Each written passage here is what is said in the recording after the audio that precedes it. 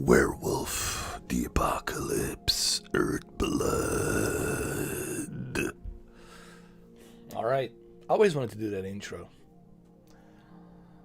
Werewolf, the Apocalypse, Earthblood.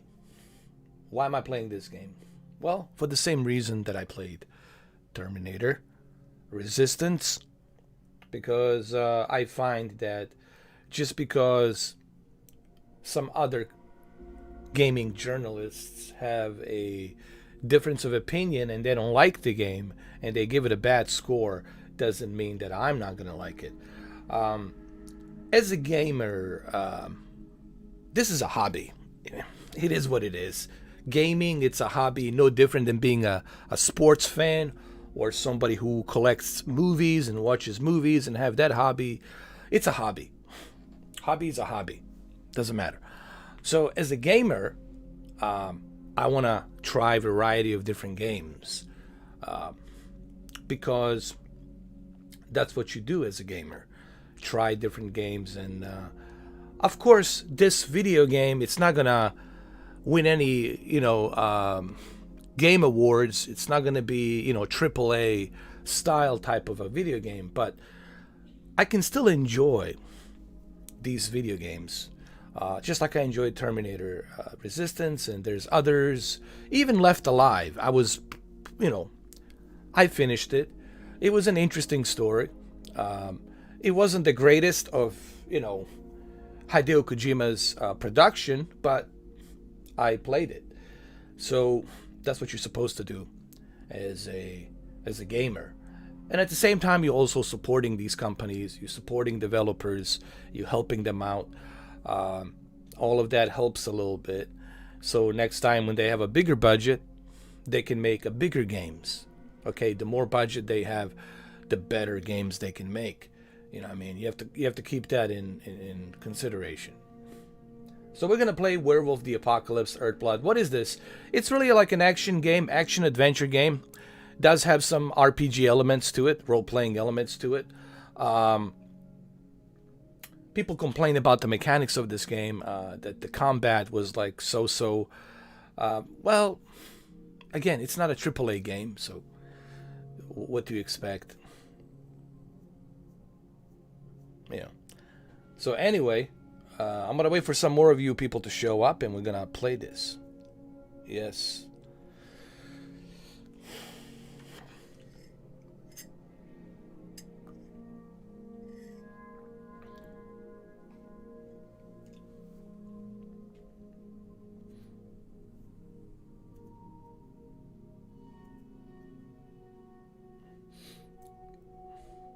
I want to wait for some more people.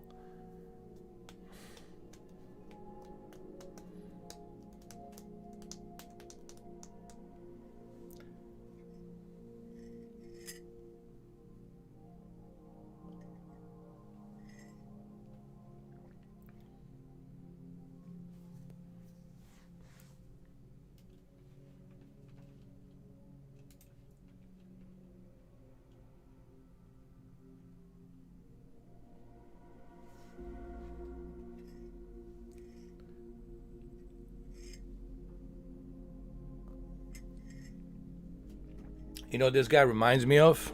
He reminds me of Max Payne in Max Payne 3 when he goes to Brazil and he goes after these cartels or whoever it was. I forgot what the story was about. It's been a long time. But he definitely looks like Max Payne. Max Payne in Max Payne 3. Has that whole shaved head, beard, the whole style. I played the Origins Wolverine. I played it.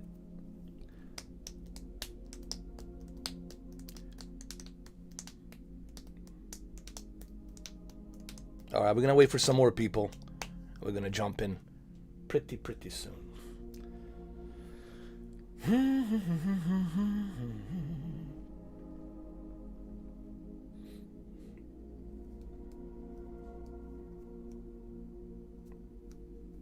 I enjoyed the Terminator Resistance. A lot of people didn't like Terminator Resistance, but I was blown away by the story, and just how well the video game story can fill in the gap between the two movies better than Hollywood could with their ridiculous installments of Terminators. They were just crap. Even the one with a Christian Bale was a crap movie. But yet the video game has proven that it can do a better story with a low budget than the big studios. And that really does showcase to you that maybe the movie directors, film directors, should look into joining in with the gaming industry to tie in a video game with a movie. I know this has been tried before with The Matrix Reloaded. Wachowski brothers tried to do this, and it kind of worked. I thought it worked. Tying in the Matrix video games with the movie. I thought it worked to a certain extent. But I think it can work if both the studio, the movie studios, and the film director and producers work with the video gaming industry. I think they can marry those two together. Same thing with the TV shows. That's possible as well. You know, something to think about. I think it's a great idea. Something that the movie studios, television studios should think about working with the video game industry. I mean, look at The Last of Us. They're making a television show on HBO. And we'll see how that works. You know, that's my opinion. Yeah. All right, so we got 15 people. Let's fire this up. We waited too long. Werewolf. Nacon. Scion Studios. Unreal Engine. Werewolf the Apocalypse, Earthblood.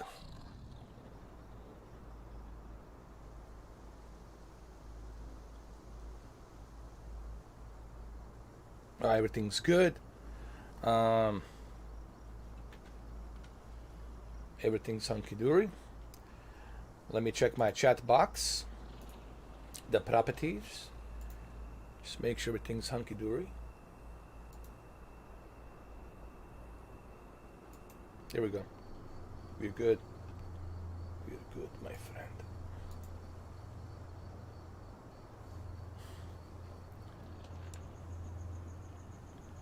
Alright, I'm going to move the brightness a little bit. A little bit higher because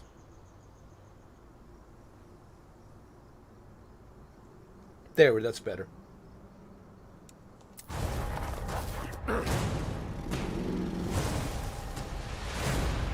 Nacon.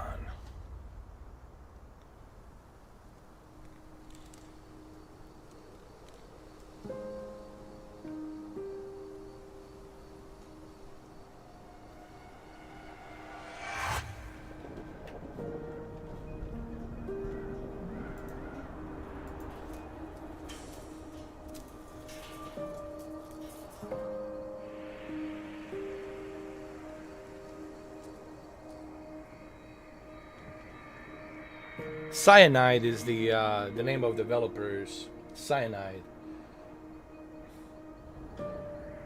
And publisher, it's Big Ben Interactive, Nacon.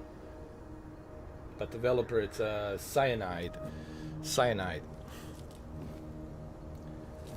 So this game has to do a lot about saving the planet Earth. You know, it's about saving the Mother Gaia. Nature. It's like the Avatar of werewolves.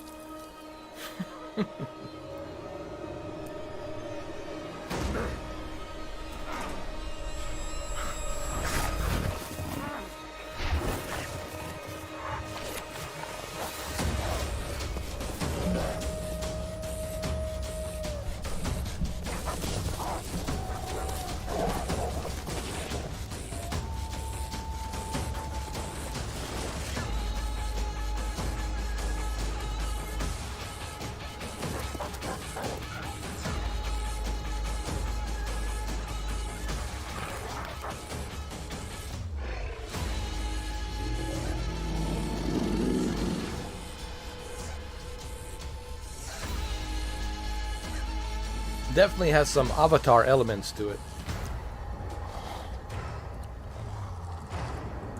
You're not on Pandora anymore, boy. You're on a werewolf Dora. No, you're not in Kansas anymore. You're not in Kansas anymore.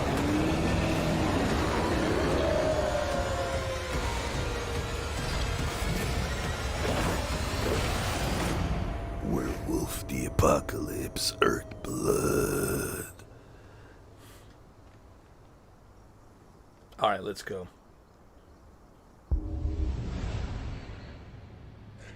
I like the graphics, man. Looks pretty good. Let's look at the settings, see what we have.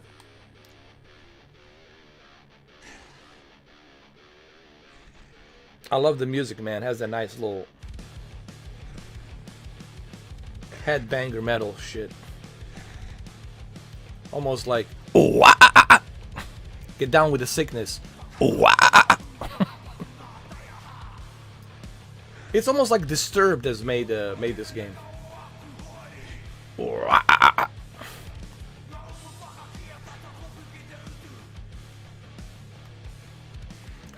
I'm gonna let the music play. I don't care, man. I'm not gonna profit any money from this. All the proceeds will go to developers. So yeah, that's what I'm doing today. Today, I'm not making any money. Today, I'm helping developers. They're gonna get all the proceeds. That's the whole idea here, to help the developers, man.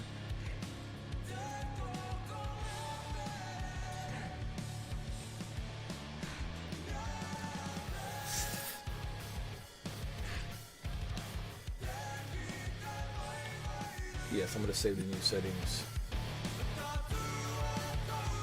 I like the music, man.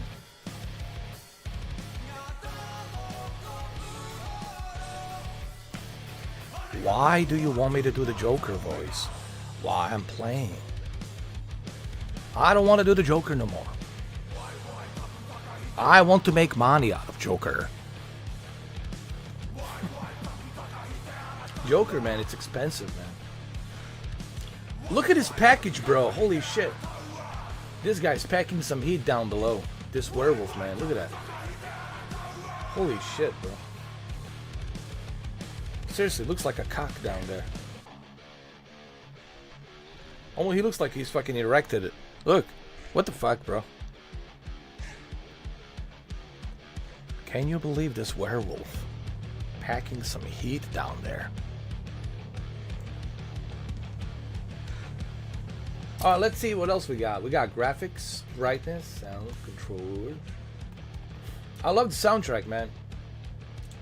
What about the subtitles? Subtitles, turn on. Not tutorials, fuck tutorials. I don't need that. I'll figure that out. Subtitles, English. We should put it in German. Subtitles are on.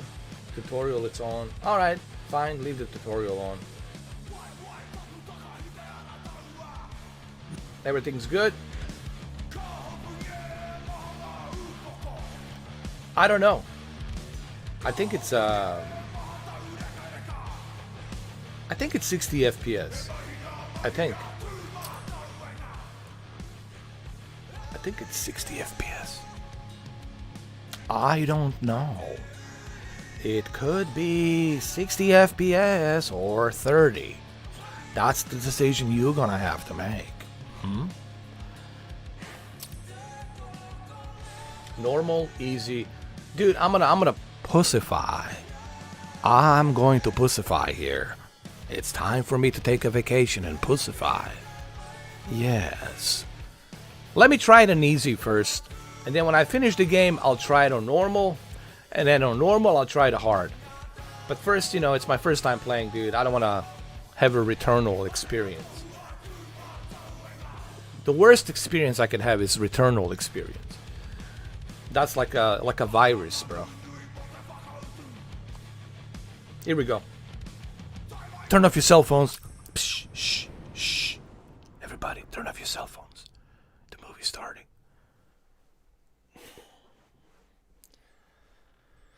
Let's bump up the volume. so you guys can hear it like in a movie theater. There we go. There we go. Perfect.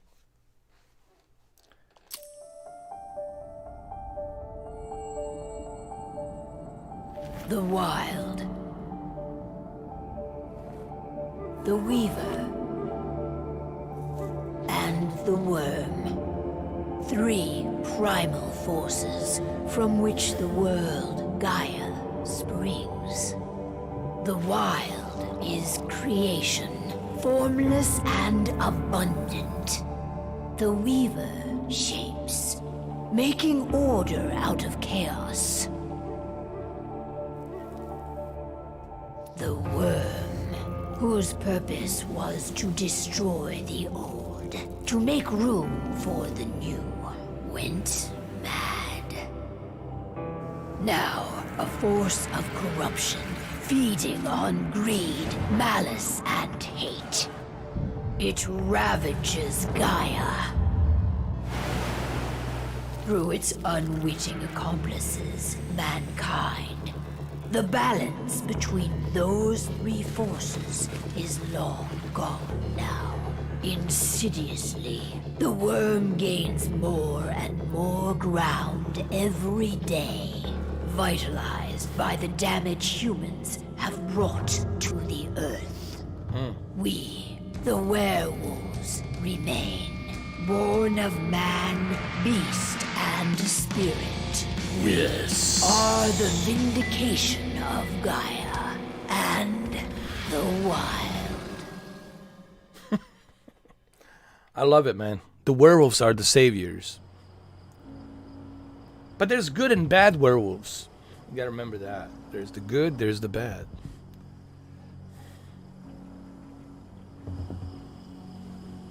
I'm Sam Fisher. They should be ready now. Third echelon, Sam Fisher. The best way to get Indran out of the region is to attack their bottom line. We have a plan to convince them there's no profit to be had here. Ludmilla, if you please. I've recently gained access to the system that controls all the on-site oil pumps. That's our target. We tamper with the pumps and send dummy data to the system to make them think their oil field has run dry. Will that really be enough? According to the internal files I got my hands on, they treat unprofitable sites like gangrenous limbs. They'll give this one the chop right away. The plan is good. Sam Fisher said the plan is good. By the way, this looks like a 60 FPS to me. So, how do we go about this, Rotko? Who does what? Ludmilla knows the location, so she will take point. She'll infiltrate the site and connect Ava to their network, giving her access to their system. Once I'm hooked up, I'll only need a few minutes. But if something goes wrong, my wife ends up on her own in enemy territory. I don't like it. I'm going to be fine, Call. We've been preparing this for weeks. We've calculated the risks. And if there's any sign of trouble, you and I go in and retrieve her. But I'd rather we stay covert. Ludmilla will have the easiest time on her own. I'm heading out. I want to be done before daybreak. Take care of Adana while I'm away. I think she's going a little crazy. So that's his wife. So that's his wife. So he has a wife and a daughter. Don't worry, I'll talk to her. You just focus on your mission. Call. I've got this. I love you. See you soon. No, don't go. You don't got this. Yeah, this looks like a 60 FPS.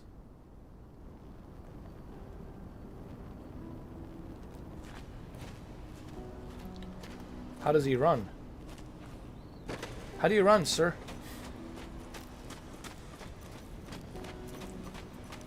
That's his daughter right there. Yeah, this is 60 FPS, bro.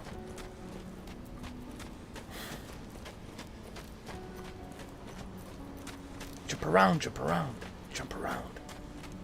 Get down with the sickness. Come on, get down with the sickness. Get down with the sickness. Get down with the sickness.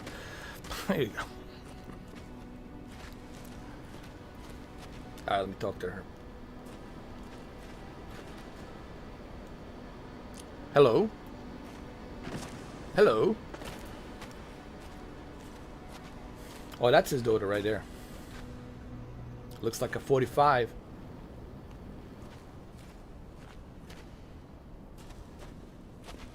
Oh, we gotta talk to this guy.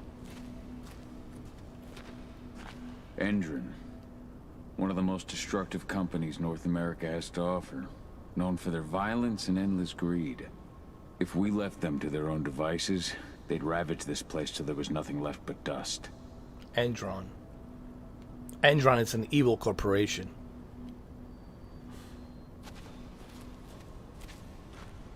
Not looking forward to packing all this up tomorrow morning.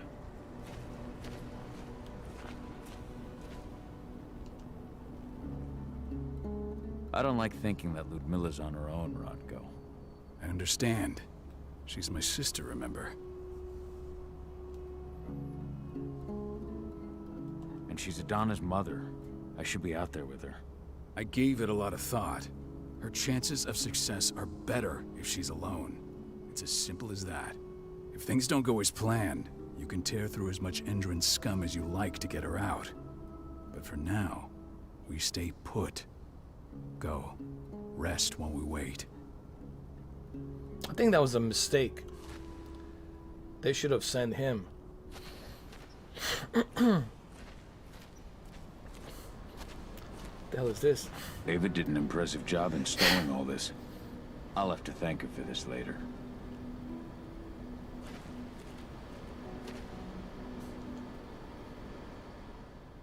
Got everything squared away? Not a lot to square away. All I'm doing is pressing a button once Ludmilla gets me hooked up. Still got a ways to go before I can do much more than that. If I tried to breach their network, they'd be on us in a second. Don't be so hard on yourself. You're 10 times better at hacking than me or Rodko with your eyes closed. Just give it time. Besides, you installed all of this on your own. Have faith in your abilities. I know, but... Thanks. A little pep talk never hurts. But how are you doing? Talk to your daughter yet? No, not yet. I'm just heading her way.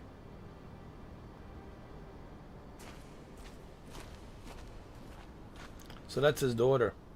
Ludmilla, it's his wife. And this guy, it's his brother-in-law, right? Because that's her brother. It's Ludmilla's brother. They're half-breeds.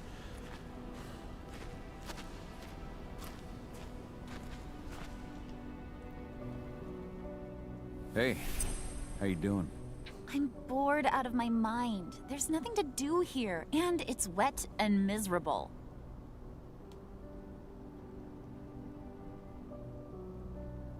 Don't worry, our work here's nearly finished.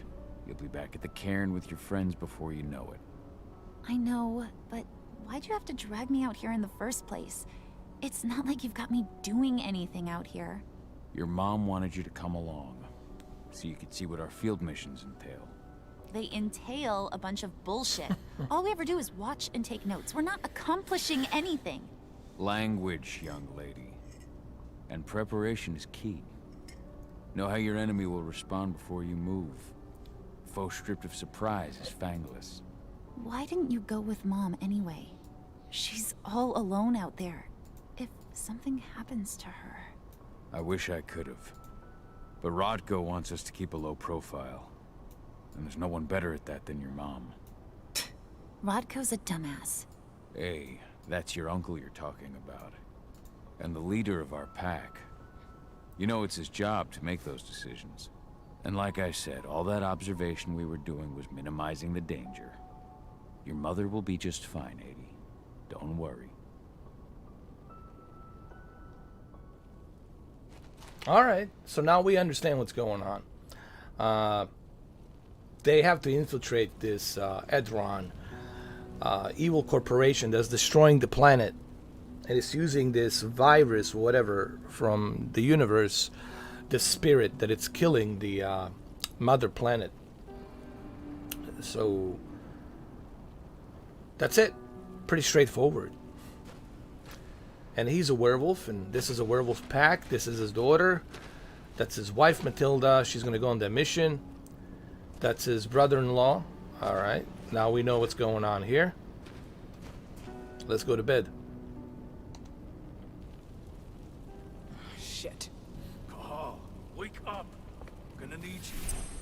What the hell happened? What the hell happened? Talk to me. A helicopter just touched down on the site's landing pad. Apparently it's some Endron exec. Their presence has shaken things up.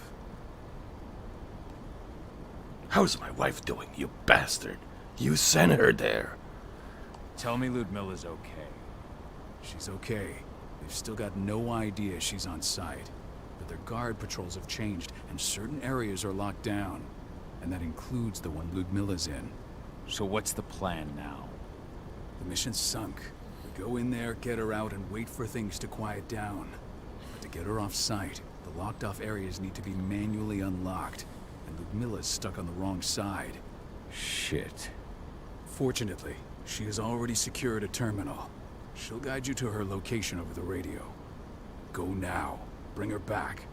There's no time to waste. Well, we shouldn't have sent her in the first place. This is Ludmilla, such I'm on BS. my way.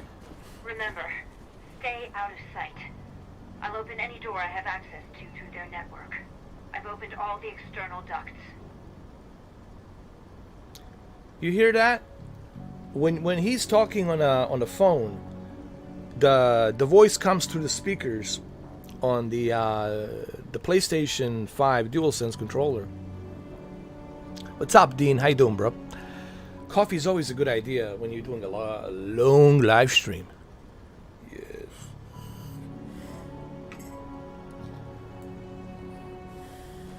Damn it. What's happening, Dad?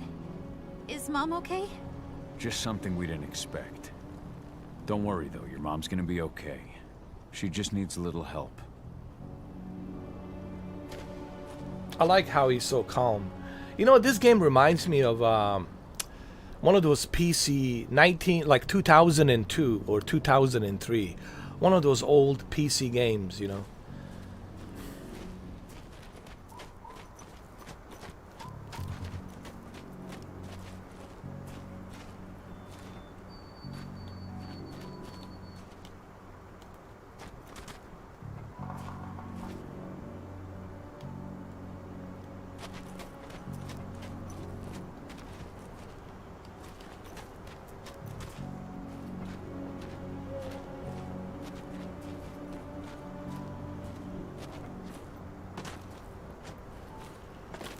Hold on.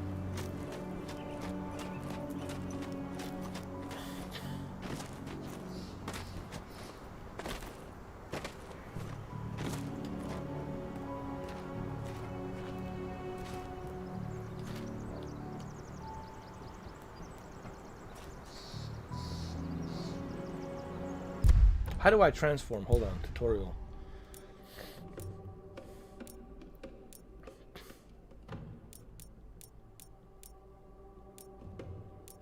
Wow, look at this. There's a lot of moves you got here.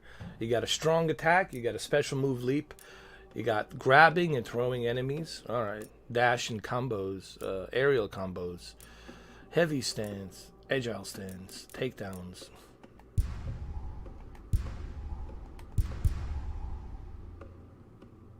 Ah, you pressed the circle. I got you.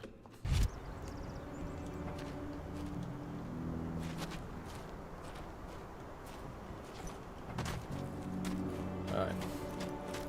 Got it.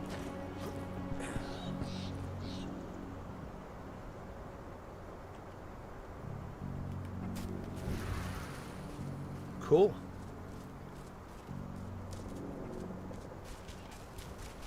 I like this, man. This is so easy. You can sneak in undetected as a wolf. Remember, he's both wolf and a werewolf, so he can switch between being a wolf and then a werewolf. Yeah, man, they got some head banging metal music. They got some Disturbed in there. It sounds like a Disturbed, which I like, you know. Oh,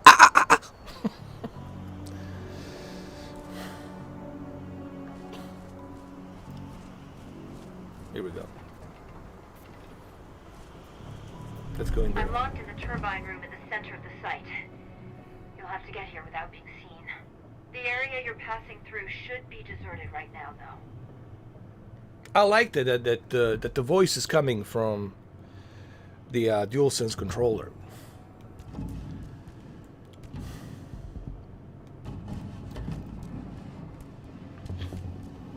This game could easily be 120 FPS. But not necessary, but it could be. It's a 60 FPS, which is perfect.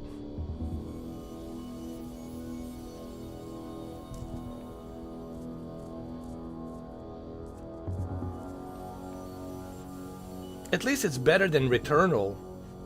Returnal is 1080p and it's $75. Door's locked. Ava? There's gotta be a terminal close by. Find it. Oh, and deactivate any cameras you see while you're at it. You know what it reminds me, man? This game reminds me of, it really has that Sam Fisher, bro. I swear to God, it has that, the whole Sam Fisher vibe. Don't you think?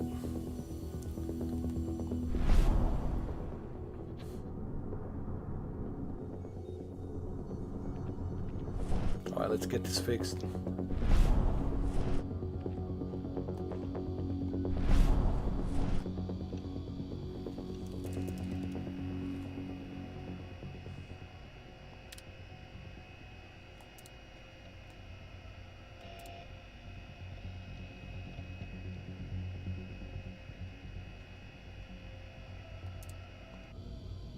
It's a security house right here, little shack.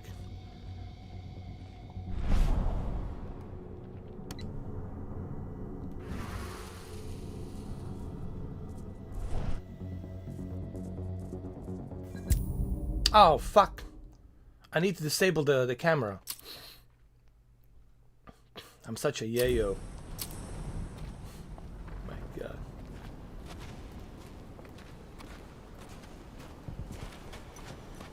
A helicopter just touched down on the site's landing pad. Apparently it's some Endron exec. Their presence has shaken things up.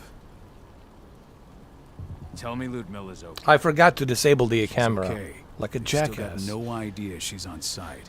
The guard patrols have changed, and certain areas are locked down. And that includes the one Ludmilla's in. So what's the plan now? The mission's sunk. We go in there, get her out, and wait for things to quiet down. But to get her off site, the locked-off areas need to be manually unlocked. And Ludmilla's stuck on the wrong side. Shit. Fortunate. Time to Alright, let's waste. go. My sister needs you. Ludmilla, I'm on my way. Remember, stay out of sight. I'll open any door I have access to through their network. I've opened all the external ducts.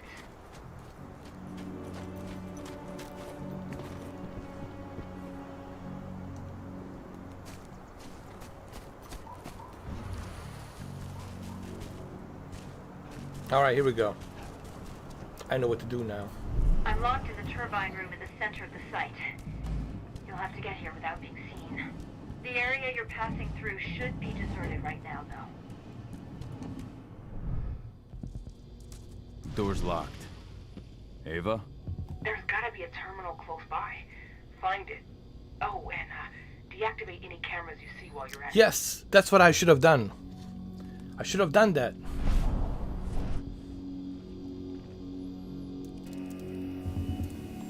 Thank you.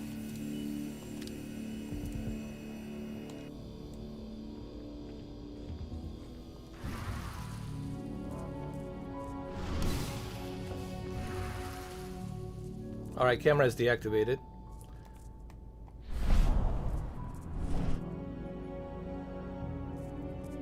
Guards. Ludmilla, we've got a lot of company. The arrival of the Endron exec has changed their setup. Tell me where you are.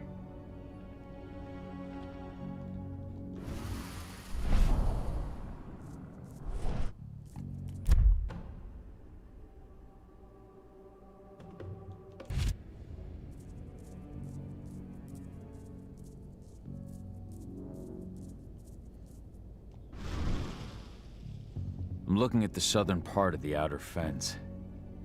And a shit ton of guards. There's no way I'll be able to make a move without being seen. Southern part of the outer fence. Got it. There. That should distract him for a few minutes. But if a guard does see you...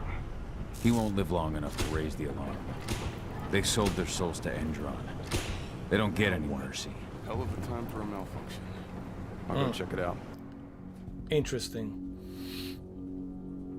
So the Andron, it's basically controlling all of the resources. It's like an evil corporation, man.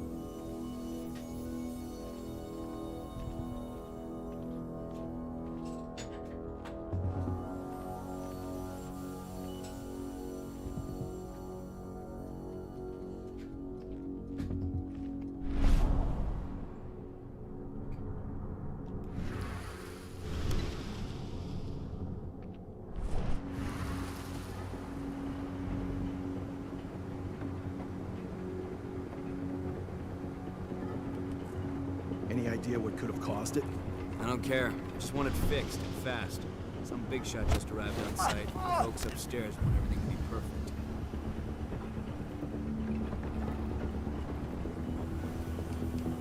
perfect. Dude, I like this. This is all accurate. Like the way he goes and goes for the knee first, kick him in the knee, and then grab his neck. That's pretty cool, man.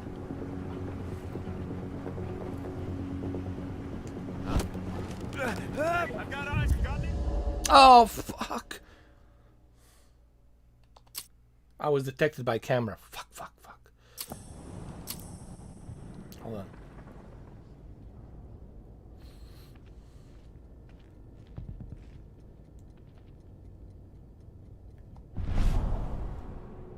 You gotta keep an eye on the camera, man.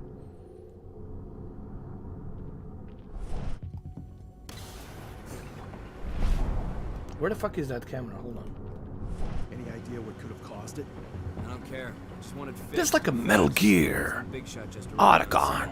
Otacon. This like a Metal Gear. Metal Gear Solid. I never thought I'd played this before. I need David Hayter right now. David Hayter, come on, my Canadian friend. We're twin snakes. We need to do this.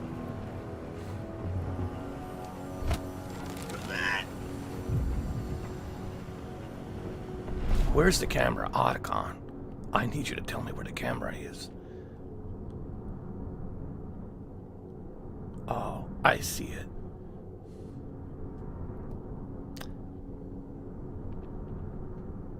Dude, I'm starting to dig this game. I like this whole Metal Gear. It's not like some... Here's what I thought. I thought when I first started this game that it's going to be some mindless hack and slash, you know, type of a game. Or slash and hack, whatever the fuck you want to call it.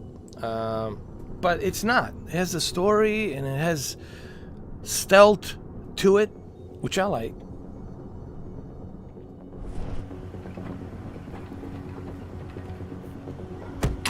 Gotcha. Go to sleep.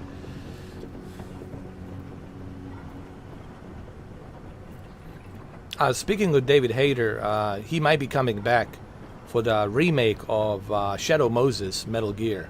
I think they're gonna call it Metal Gear Solid Shadow Moses, and it's gonna happen, guys. So yes. Thank God. Thank Universe. Yes. Good news. Good news. Alright, the fucking camera. Where is the camera?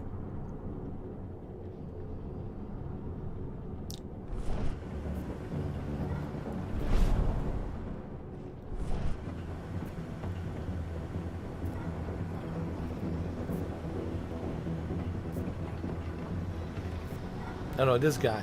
I gotta take this guy.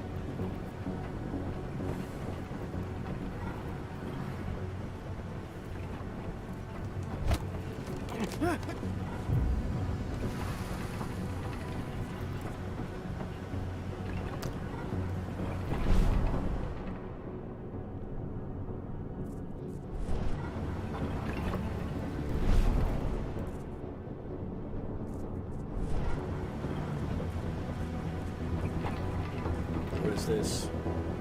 Crossbow. Cool.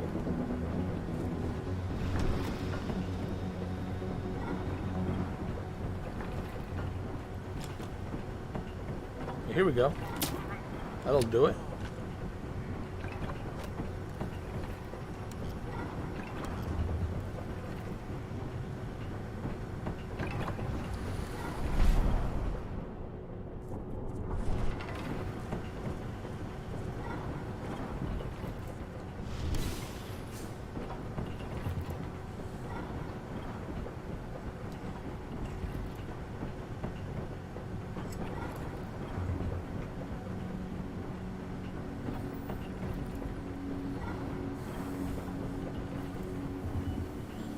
I'm in the refinery.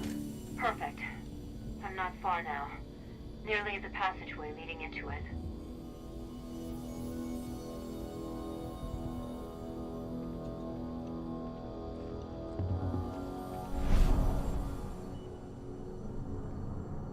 All right, Naomi. I'm almost there. Shit! Something's following me. What is it? I think it's a black spiral dancer. He's... Ludmilla, just hold on. Fuck. Rodko. I heard. No more sticking around. We fight. Now go. I'll meet you with Rafik. Hell yeah. Done fucking around.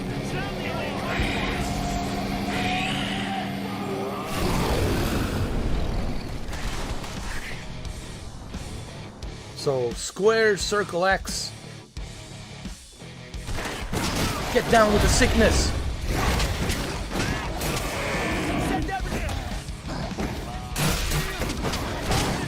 Dude, this is fun. Hell yeah, man. Grab him, grab him.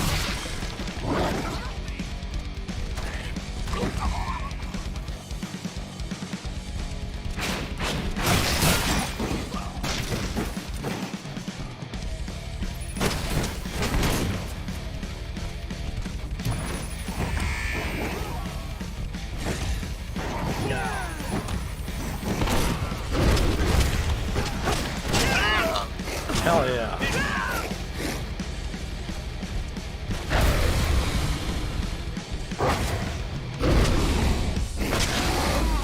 Call? I've hacked into their system. Now, stay low. I can see they've got snipers in the next room.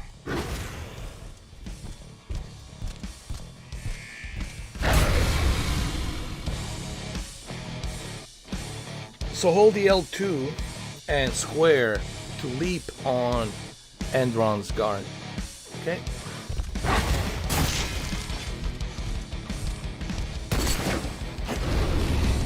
Hold on.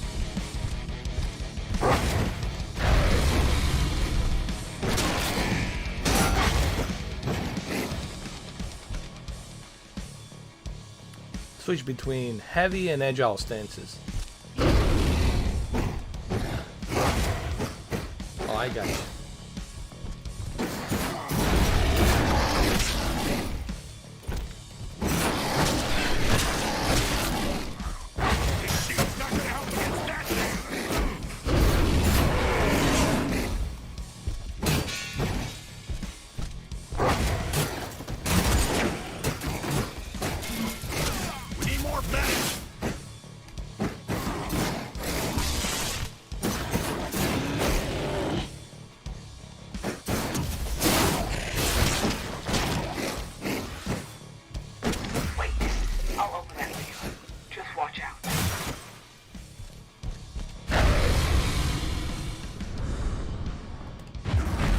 Oh, look at that slow motion. Oh my god. You can do that as well?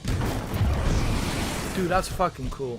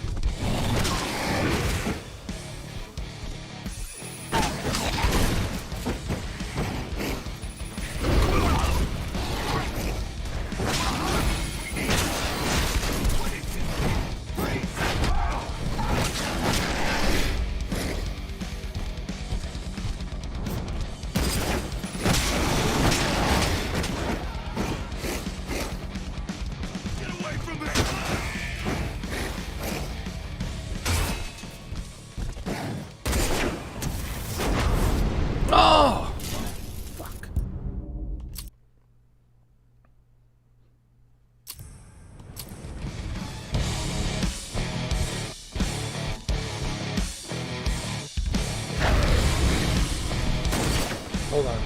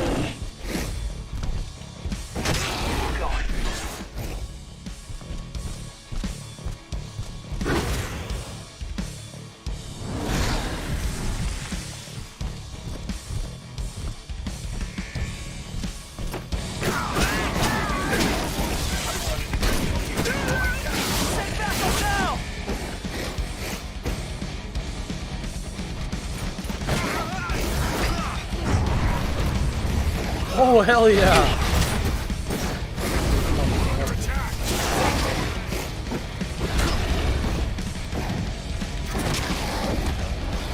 Send backup immediately! Where the fuck did this guy go?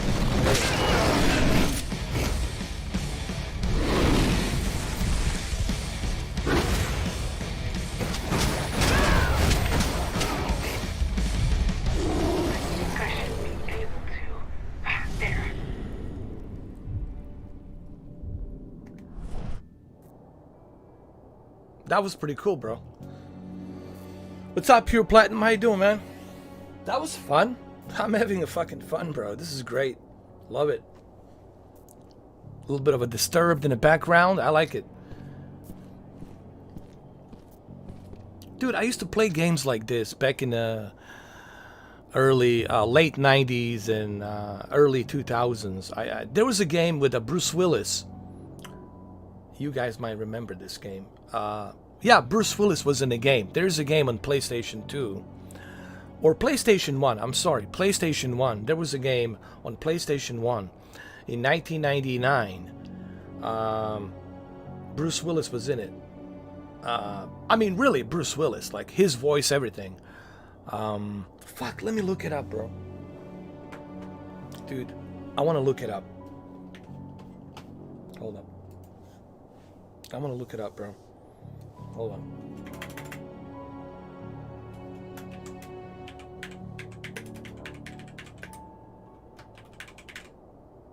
Bruce Willis video game, PlayStation 1. Here. Apocalypse! Yes, Apocalypse. And this one's also called Apocalypse, bro. Apocalypse, 97% love this game, bro. Apocalypse is a third-person shooter video game released for the PlayStation, developed by Neversoft and published by Activision. It features actor Bruce Willis, who provides the main character likeness and voice. It was 1998, not 1999, but I was close. It's 1998. Dude, I want to play this game again. It's called The Apocalypse. I have a PlayStation 3 Fat. It supports PlayStation 1, PlayStation 2, PlayStation 3 games. I really want to get this, bro. They have it on eBay for $39. Not bad. It's a pretty good deal. No. Apocalypse, not Armageddon. Apocalypse. But you close. Dean, you're pretty close. Armageddon, Apocalypse, the same shit. You're right. Cool. I'm gonna get this, bro. Anyway, but it's also a fun game, dude. It's a lot of fun. It's like a die-hard one-liners, yippee-ki-yay and shit like that. You know how Bruce Willis is. He put some comedy into all of his stuff. And it was pretty cool, man.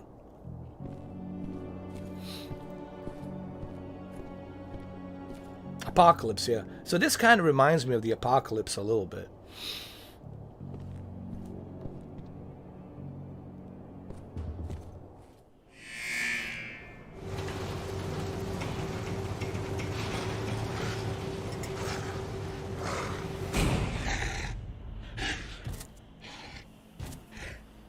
Who the hell is this? What the fuck's going on? Oh, you motherfucker. Call. Tell 80.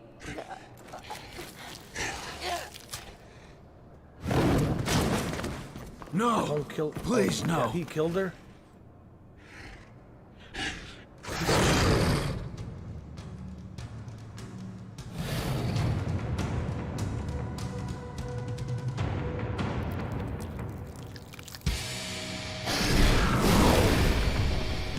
Get him!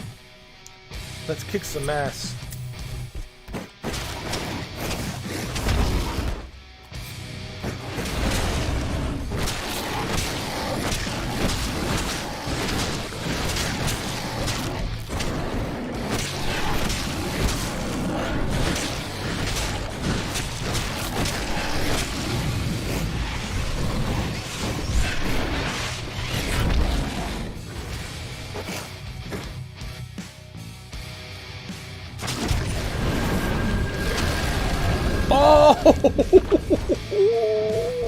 That was good, bro.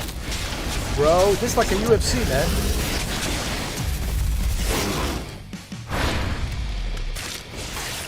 Bro, I'm loving this. I'm loving it. Cahal! No. Ludmilla. It's me, Cahal. Listen to me. Oh, damn it! No. You need to fight the rage. Oh, that's Rafik! Stop it! No!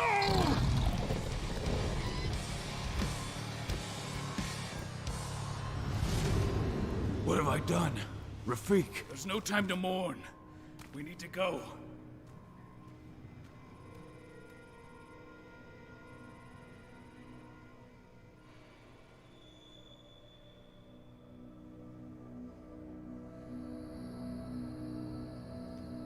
She died, man.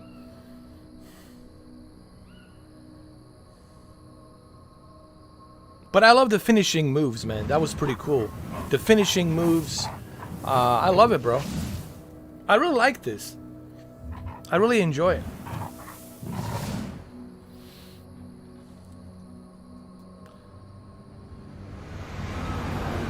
But no, Returnal's better, bro. Returnal's 9.5 out of 10. Yeah, let's give Returnal 9.5 out of 10. It's an amazing game. You have no upgrades. You have nothing. You don't have any checkpoints. You got shit. Let's give it at $75, $85, and let's put 9.5 out of 10. Get the hell out of here, man. To me, this is fun. I'm having fun. Base. Not that there's anything to report. No kidding. Though I guess we've got a special guest coming tonight. Yeah, an Endron recommends. She should be here soon. You know they're hiring, right? Think you'd ever make the move to Endron? Hey, what the? I'm back, bitches. Don't fuck with me. Or rip your spine out and shit down your throat.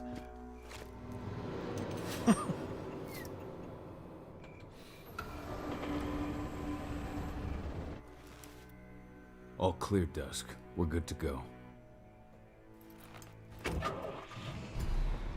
Dude, I'm digging this game, bro. I'm loving it.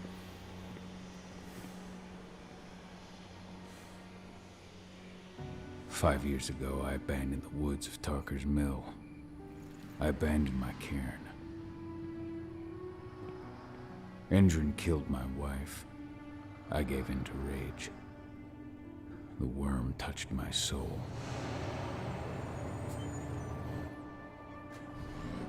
I had to leave my daughter.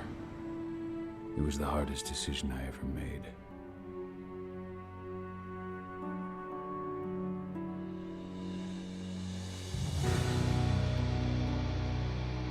Cool. And in other news, Endron is joining the fight against global warming. The energy company today announced that their new biofuel will be hitting the market soon. This revolutionary new formula will be unveiled alongside the opening of their new headquarters in... This exile was my only choice. I'd become a danger to my pack. I often wonder what's become of them. Of Rodko, of Ava, of 80. This is the closest I've been to Talker's Mill in 5 years.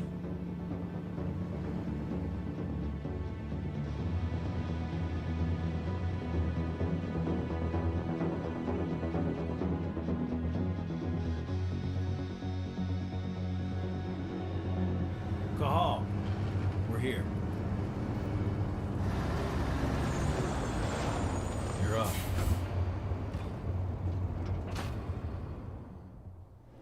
Now he's gonna infiltrate the Endron. How much time do we have before they notice the guards on the outside have gone quiet? They report in by radio every hour. That's our deadline for getting our hands on the explosives and getting out of here.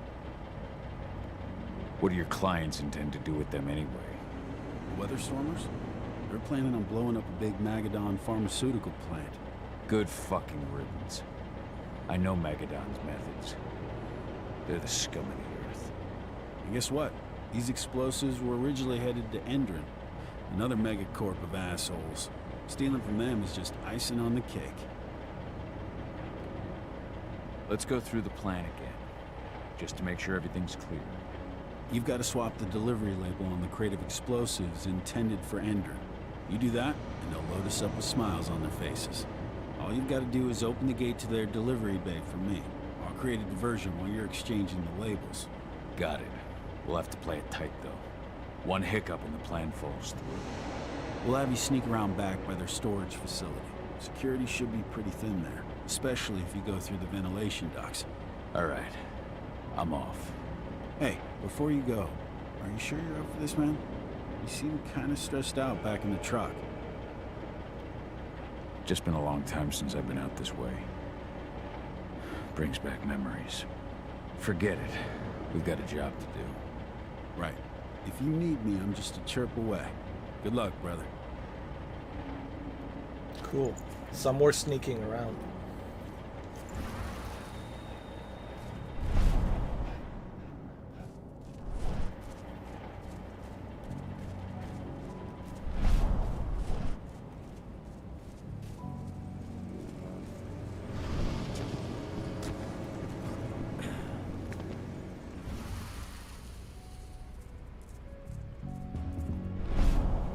Ooh, a lot of cameras, bro. A lot of cameras. That does it. This month's orders are packed in the delivery bay and ready to go. Let's do our inventory checks for next month.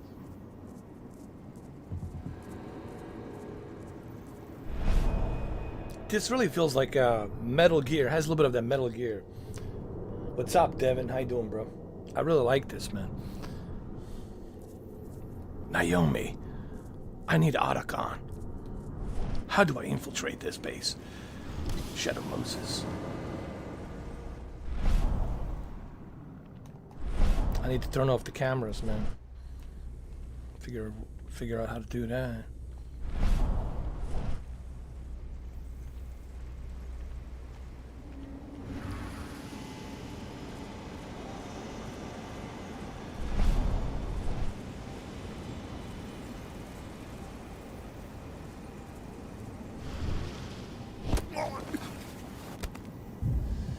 Pick up that gun, dude. Hold on.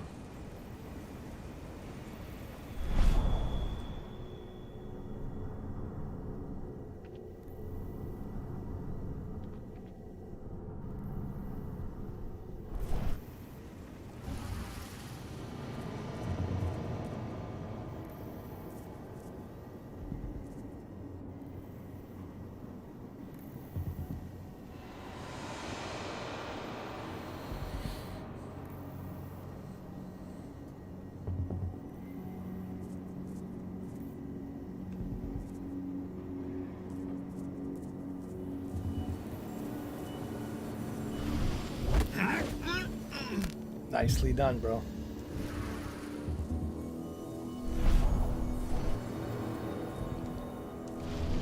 I'm inside. Good. Try to keep a low profile, would you?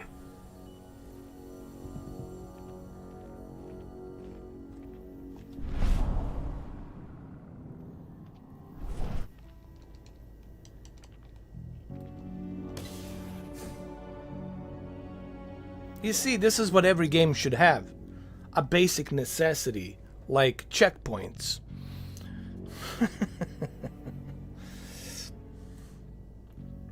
Endred reached out to me, you know. They're hiring and the pay's pretty good. I'm sure it is. They're going toe-to-toe with a group of activists right now. Lambda mankind. If I were you, I'd stay here. Keep your head down. Keep the low profile.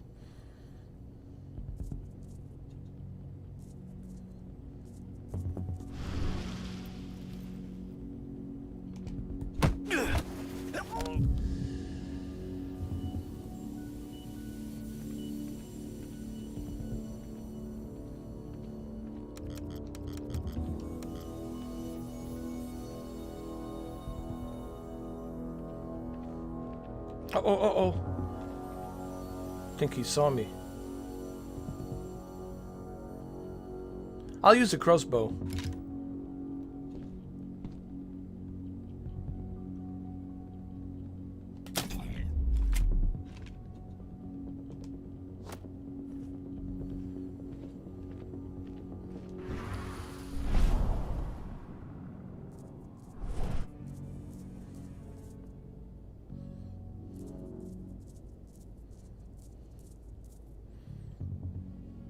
Should I take this guy out? Let me go in there. There might be some useful stuff in there.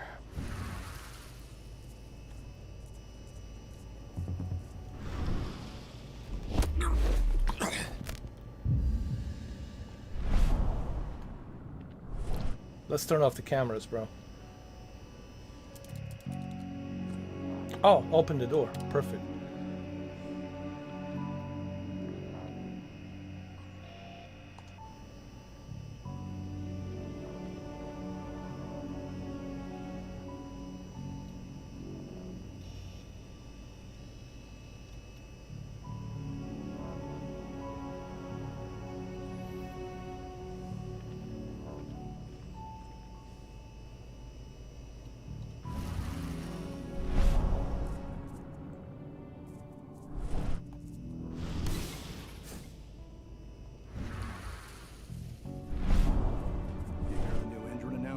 About their new biofuel. They say they're going green by the end of the year. The only thing green about that fuel's the label. It's the same shit with new branding. A marketing stunt.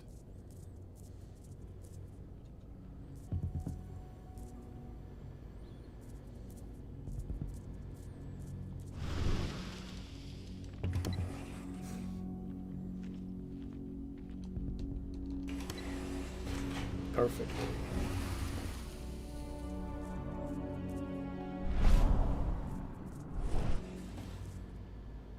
They're not running the most attractive operation here. I mean, they're pumping out weapons for Endred, not selling timeshares. Looks probably aren't their priority.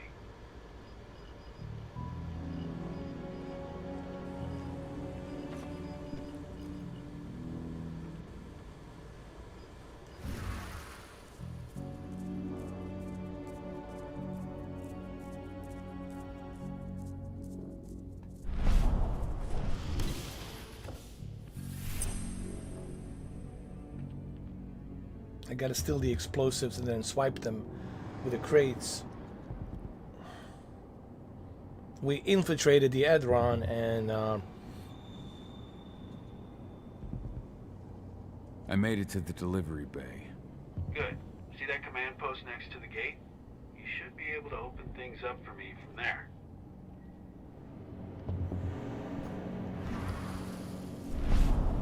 let me take these guys out.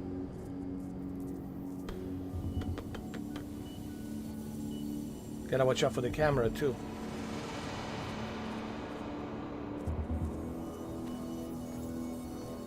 Oh, fuck. There's some more people here. Fuck, this guy saw something.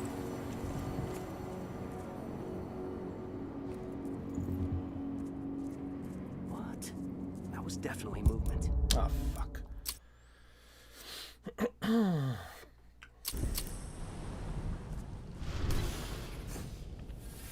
I made it to the delivery bay. Good. See that command post next to the gate? You should be able to open things up for me from there.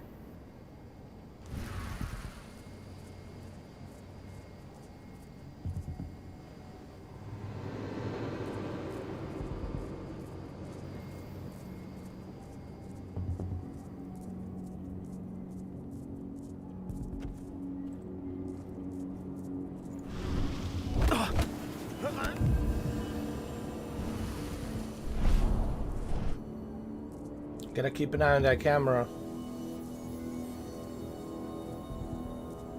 Fuck. Oh, shit. When the camera moves to the right, to the left, then I'll take my chance. Not right now. I gotta time that camera. The one right above him. You see? Now I'm gonna take my chance. What was that? Go. Go.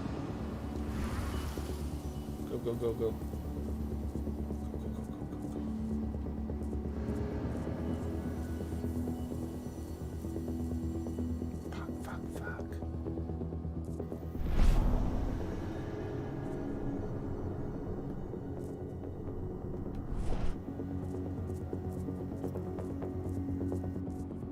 Good.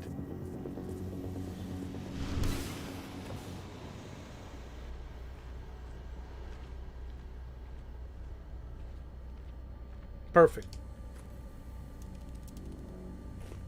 Dusk, you're up. On it. Once I've got their attention, you go find what we came for and slap on this fancy new delivery label. Got it?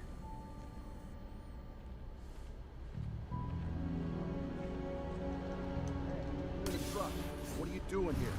I'm just here for a pickup, man. Pickup? What are you talking about? There's no pickup on the schedule. Well, check it again. I gotta be on there. You really think I'd drive all the way out to the ass end of nowhere if I didn't have a pickup? All right. But I'm gonna have to search that truck. Then we'll see about that pickup. Knock yourself out, bud.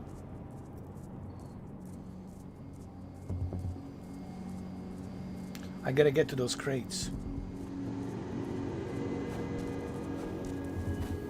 Something's up over there. Don't worry. According to the intel we received, the crates of explosives should be stored around here.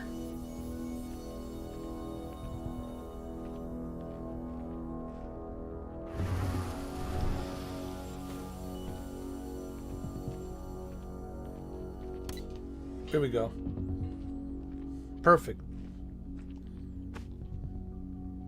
All right, Dusk. The delivery label's been switched. Then it's time for us to get the hell out of Dodge. Wait. I smell something. Give me a minute to check it out. What do you smell, my good friend? Threats and penumbra vision. Threats and penumbra vision. Oh, the silver gun. Oh shit, that's right. We have weakness too. Silver bullet.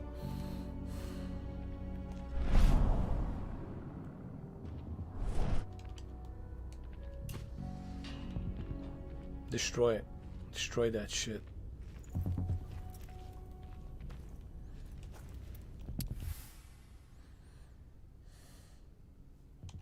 I knew I smelled it. Silver. Whoever ordered this intends to kill Garou. Dusk. They're shipping out silver bullets. You know what that means. Change of plans? Change of plans. I need to find out who's buying these bullets and why. Buy me some more time. So that's not good, man. That means there's other groups out there who want the werewolves out of the picture.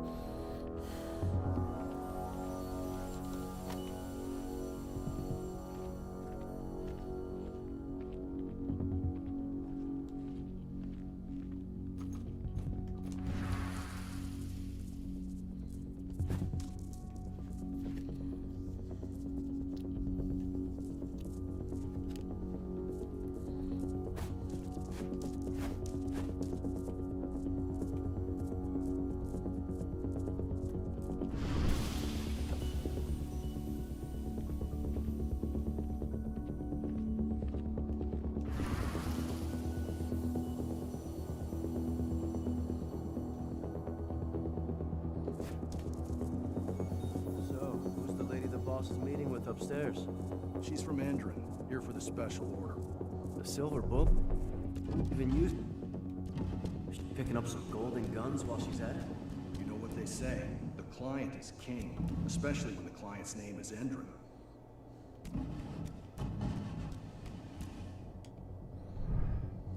So we need to find out who this client is that's buying silver bullets from Endron. Maybe vampire. Could be. I guess if you're gonna have werewolves, you might as well have vampires in there as well.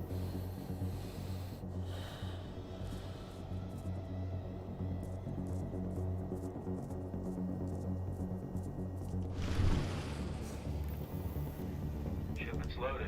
How are things on your end? Shouldn't be much longer.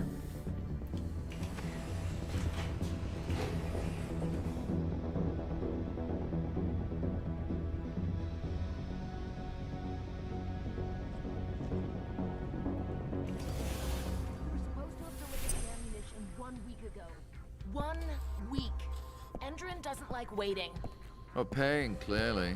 You're not getting anything until Endron is paid up. You can tell that to your President Watkins in person.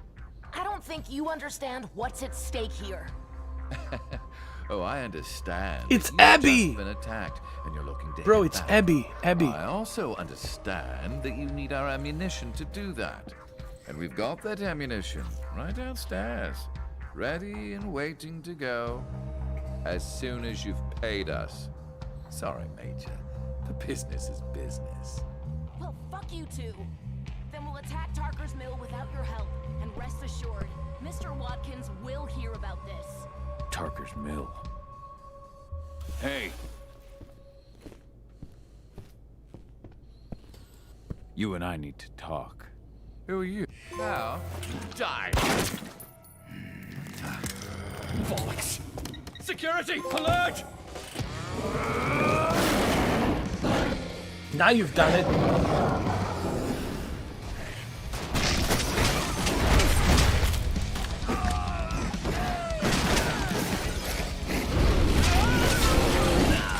Man down!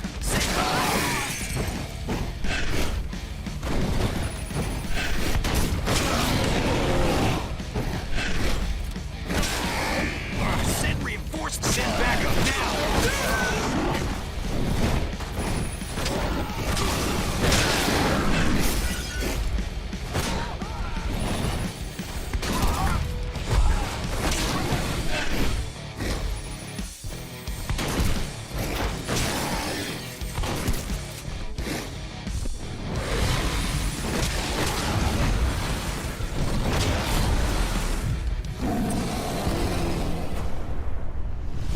Holy shit.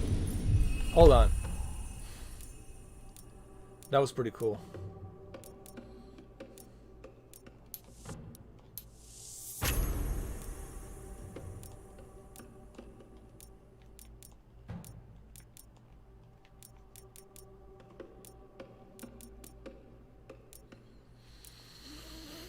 Make sure to upgrade your skills.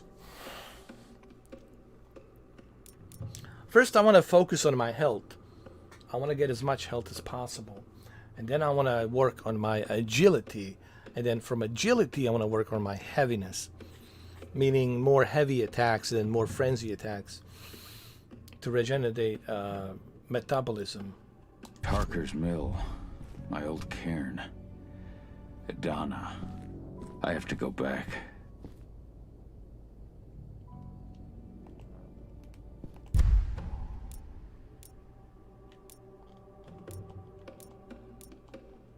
I already used it.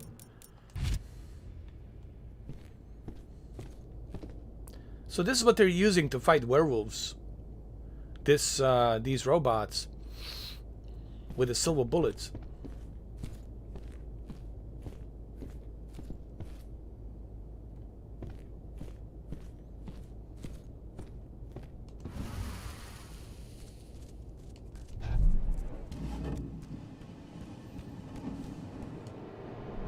Dusk. What the fuck are you doing, Go? I just had to pop a couple guards who wanted to put a bullet in my head. Get the fuck back here already. Sorry, but I didn't have a choice. Keep the engine running. We're out of here as soon as I get back.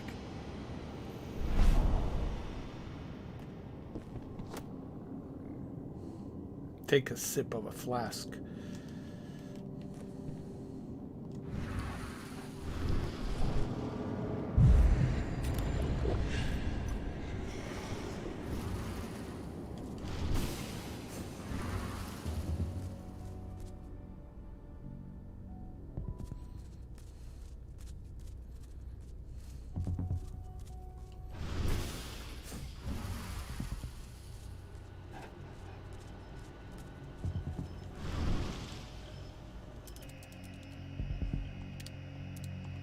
Perfect. Turn off the cameras. Good to go. Let's go. The alarm went off in the boss's office, but I'm not getting any response from that sector. Take your positions, people. Maximum alert until the situation's clear.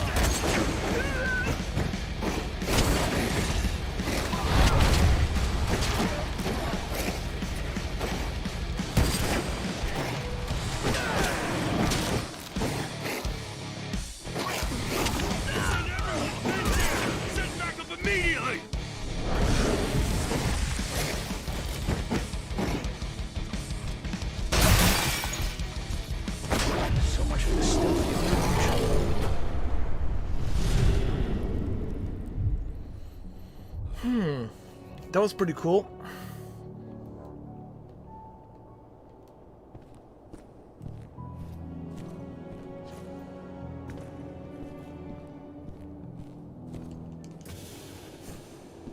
All right, let's get out of here.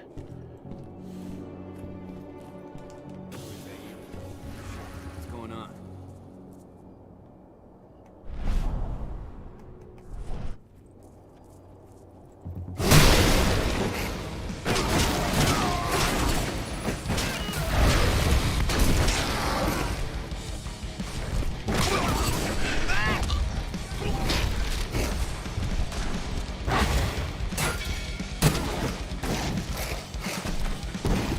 That's so fucking cool, man.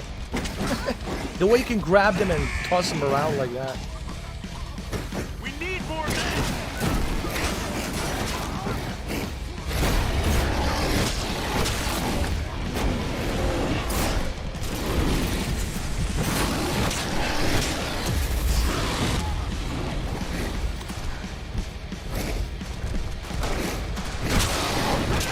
Send every reinforcements!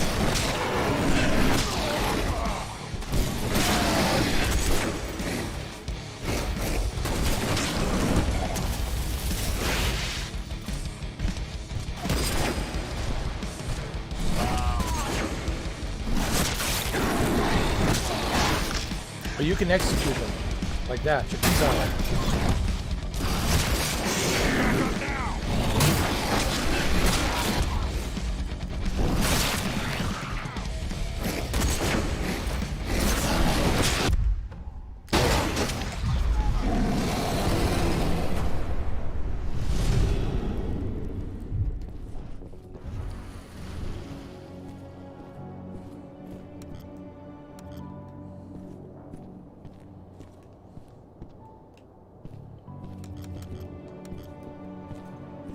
It's locked. Hold on.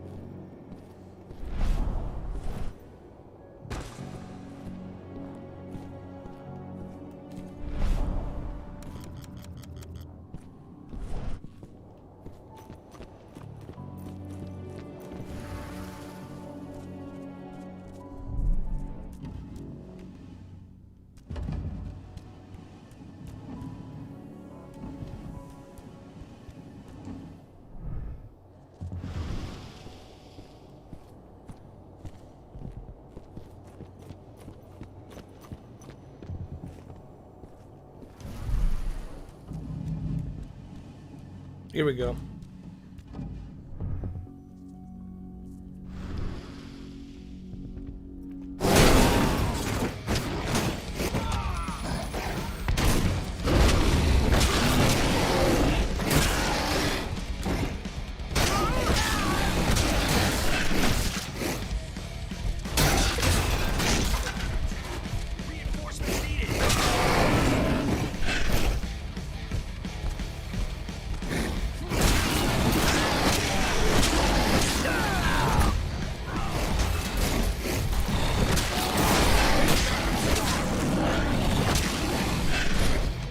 Blood.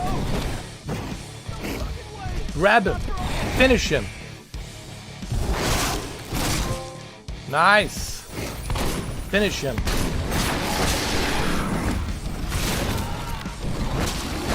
Finish him. Mortal Kombat. Finish him. Ooh, he ate his fucking head. Finish him.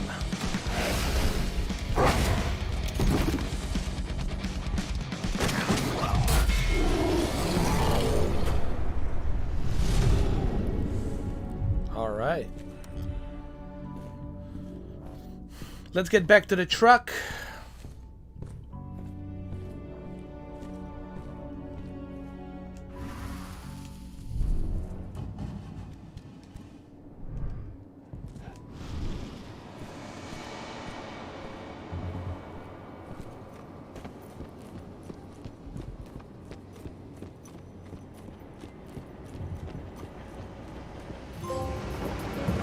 Lone Wolf, yes. Where are we headed? Tucker's Mill. Tucker's Mill. They're selling the silver bullets. This Andron is selling silver bullets to this woman, and he knows who this woman is, and so we're gonna find out more about her. You saw that she has augmented arm, so she's buying all the weaponry and equipment from Andron, and we'll learn more about them. So see, they're fighting on the two different fronts. You know, it's not just the Andron. They also got other fractions of enemies that they're fighting as well.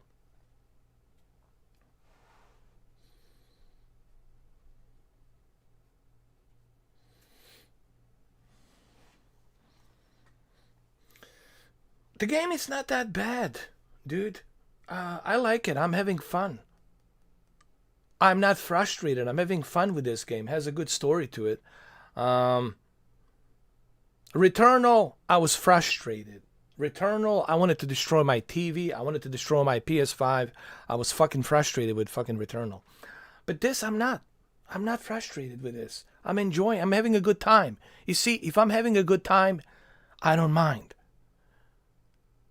So this is why I don't understand who are the people, who are the individuals who enjoy playing Returnal.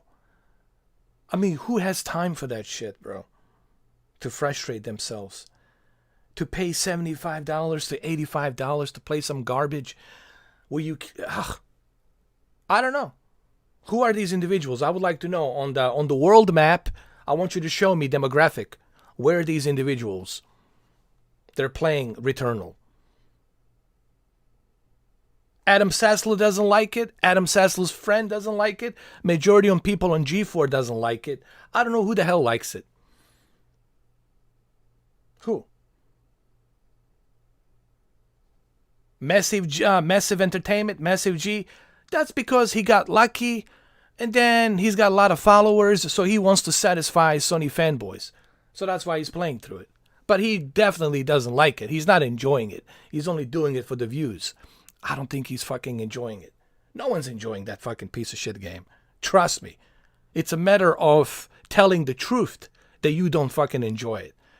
You're pretending that you enjoy it. No one enjoys that piece of shit game. That's why you can't even, no one's fucking playing it anymore. Jeffy's not playing it. Jaffe is not playing it. Because it's too goddamn hard. No one has time for that bullshit game. You know?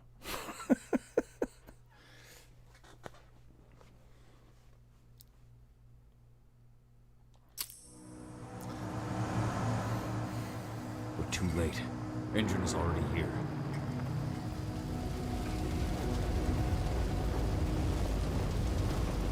Ooh, they burned the forest, man. What do we do?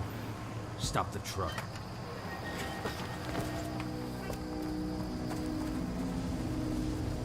What's even down there?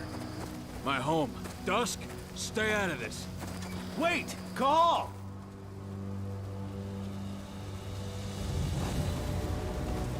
Rodko! Rodko, they've cleared our northern line. They have an exo. We'll take care of the wounded later. We have to stop them. Let's go! Move!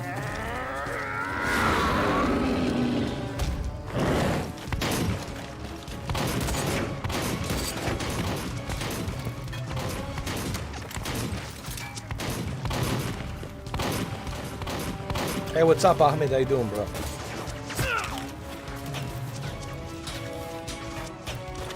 Over there!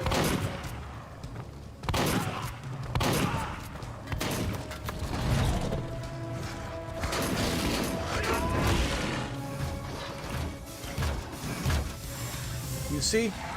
I told you. Dead bitch.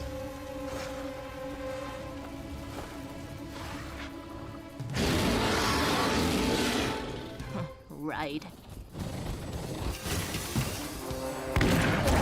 No! No! Oh my god, he's gonna die. That's his brother-in-law. Rodko. Save Rodko, bro. Let's go. Get that bitch.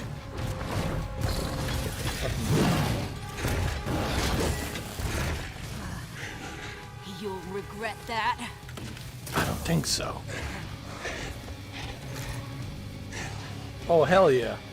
Now we talking. Clever boy. Now we talking, bitch. Ultra, fall back. Let's go. Let's fucking do it. Oh, she's backing out. Fucking Silver. Tell me, where's Adana? Don't worry, Cahal. Your daughter didn't fight this battle.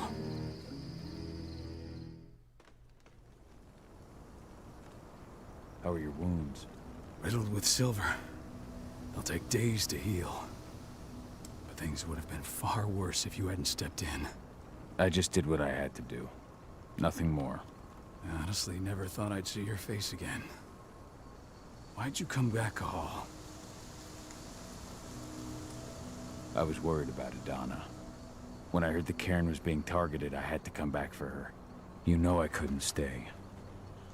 Not after what I did to Rafik. I told you that your rightful place was at my side. And what you had done could be forgiven. But no. You chose to abandon us. Me, the cairn, your daughter. Where is she, Rodko? With Ava. Working undercover at the biggest Indran site in the Pacific Northwest. Best option available to us after the failure of our last mission. Rodko, you let Adana infiltrate Indran? My fucking daughter? After what happened with her mother? Your daughter is the best undercover agent I have. We will not win our fight for Gaia without first bringing Indran down. And with your daughter on the inside, we're closer than ever. She may not fight like we do, but she's every bit as strong. You should respect that. The work she's doing inside Indran is absolutely vital. More so after what their private fucking army just did to us. I'm afraid her work won't be able to stop Indran from retaliating against us. Not after our last mission. Your last mission? What do you mean? You remember the old abandoned mine not far from here? Indran bought it and turned it into a training center for their new recruits. I launched an attack to wipe them out, but Tank Girl stopped us. The woman you saw in the exo during the attack, she drove us back. Tank Girl, you call her. I encountered her during my last mission. She was trying to buy silver bullets from an arms dealer. That's where I learned she was planning an attack on the cairn. Major Grainer. That's the name her men give her. But to us, she's Tank Girl. And she leads Endron's troops with about as much grace Their attack on the cairn was their first wave of revenge for our attack on the training center. We managed to repel them this time, but it's only a temporary victory. They might return at any moment. And Endron just keeps recruiting soldiers. Then we've got to go back to the mine and destroy their training center. It's the only way to buy the cairn any sort of safety. No matter how brief. Go back? No. Not until I'm well again. Then we can strike. What do I think about the game, Ahmed? I like it. I really do. You know, everyone's been trashing this game as a terrible, terrible, terrible game. You know, like a bunch of sheep just listening to other people's opinions, listening to GameSpot, listening to IGN. You know, if you live your life listening to others and you don't try anything for yourself, then you're not living a life. You never lived a life if you're just listening to other people. You should try it for yourself. You should. That's what I do. That's this whole point of this hobby, gaming. Gaming, it's an expensive hobby. Yes, it is. But so is every other hobby. It's very expensive. So as a gamer, you try variety. You know, that's what you're supposed to do. You don't play games because they're trending. You don't pretend to like something because it's trending. And that's what I see these days with gamers. Everyone's pretending to like something because it's trending. And they're all pretending to like it because it's trending. But deep down, they don't really like it. It's really pathetic, man. Today's gaming generation is really pathetic. I've been gaming my entire life, man. I can say this openly. I've been playing video games since Spectrum ZX Sinclair. You probably don't even know what the Spectrum ZX Sinclair is. Maybe you do, maybe you don't. I don't know. If we go back to 1980s, 1982, 1983, 1984. That's how far I go. And then Commodore 64 and Sega Genesis, Super Nintendo, and all that other jazz. Atari, all of the Ataris. I played variety, bro. I'm all about variety. I want to try variety. Now, this game, don't expect this game to be AAA, high quality, you know, God of War or, you know, The Last of Us Part 2 type of a game. It's not high quality AAA, big blockbuster game. But sometimes these small budget games bring really good story. And I've noticed that with the Terminator Resistance. I was blown away how good the story was. And how the story of the Terminator Resistance ties in with Terminator 1 movie from 1984 and then Terminator 2 Judgment Day from 1991. It was released in July 3rd, 1991. And it ties in nicely with the movie.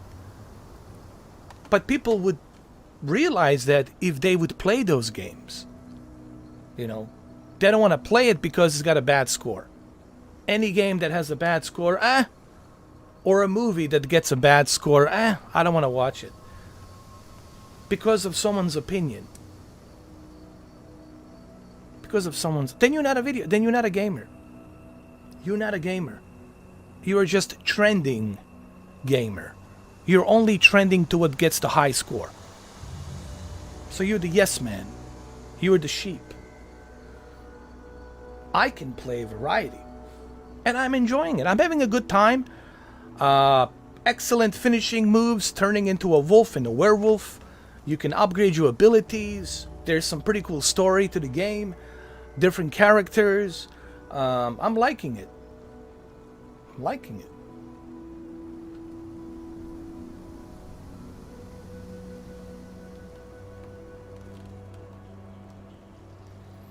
Tell me about Adana.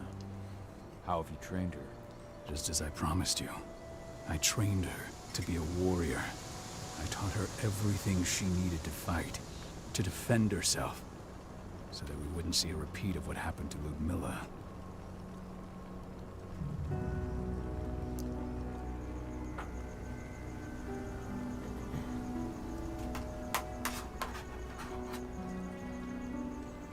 Has she gone through her first change yet? Not yet. And despite all my training, she never showed much inclination toward the wild side of things. She preferred to spend her time with Ava, studying humans, technology, and infiltration. To walk in Ludmilla's footsteps. That's right. And though it's not how I wanted to do things, it certainly paid off. She has proved to be an exceptional spy.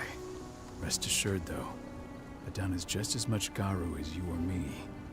Her first change will come in time, no matter what path she chooses to take. Adana, it's his daughter. And she hasn't yet learned how to turn into a werewolf. You know, it's something you have to evolve into, to turn into the beast. And you have to learn how to control that, you know. So it takes a lot of effort and time to turn into a beast, and then to tame the beast, to control the beast, and then come back to your normal human form. So he's asking her about Adana, which is his niece. That's her uncle, and that's his niece, and that's father of Adana. Tell me about Ava. How's she doing? When you went into exile, she succeeded you as my lieutenant. She was ready and willing, but it was hardly a smooth transition. I was forced to make some concessions. I can imagine. There are a lot of humans in the cairn. A lot more than when I was here. Ava's lamb to mankind.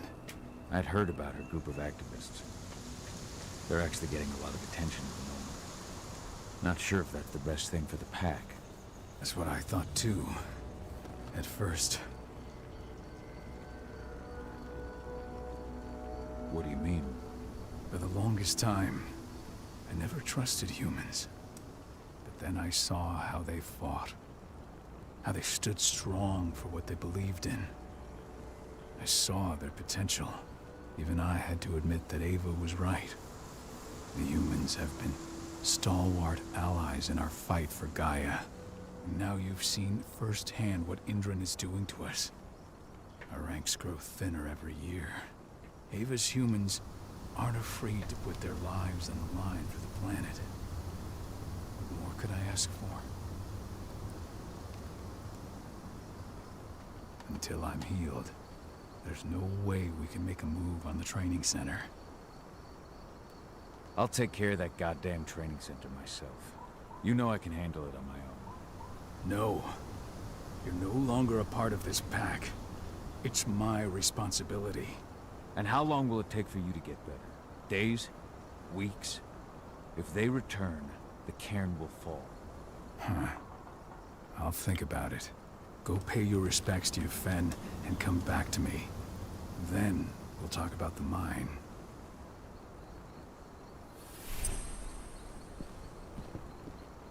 The cairn is in a bad way.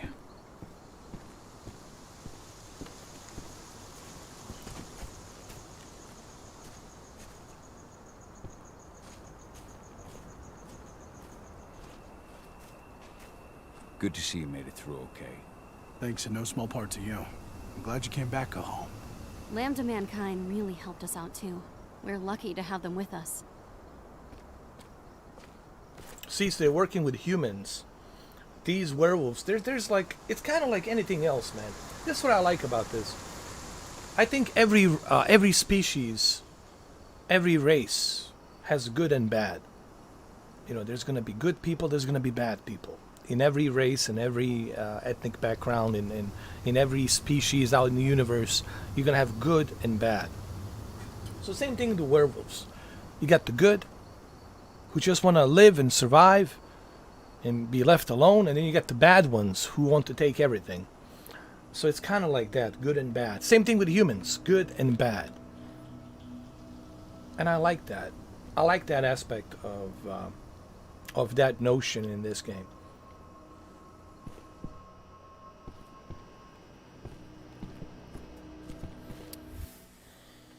Ludmilla, I got your letter. You know what, you could have come and talked to me, but I understand this sort of subject's not my specialty. Thanks for telling me about you are here. You're there for me, but you're still my sister, and I'm happy to have you in my pack. Rodko. It's true. Rodko did change when he became pack leader.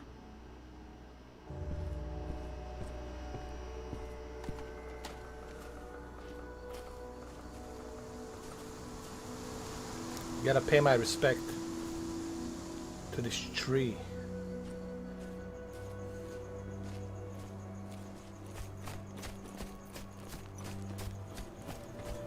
Those bastards. Kitamona.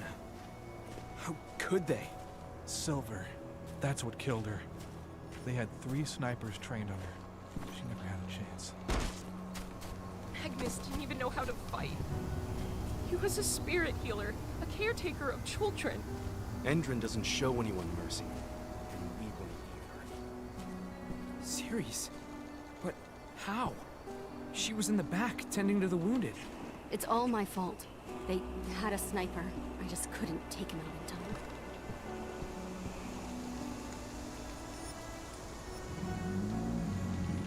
It has been many a year since I last felt your presence, warrior of Gaia. It's been nearly as long since anyone called me that. Your cairn needs you, and the wild has need of your protection. The Eater of Souls is fighting with all his might to take control of it. And he is winning. The corruption takes many forms, but the effects are always the same. You must help us fight back. And I shall do that.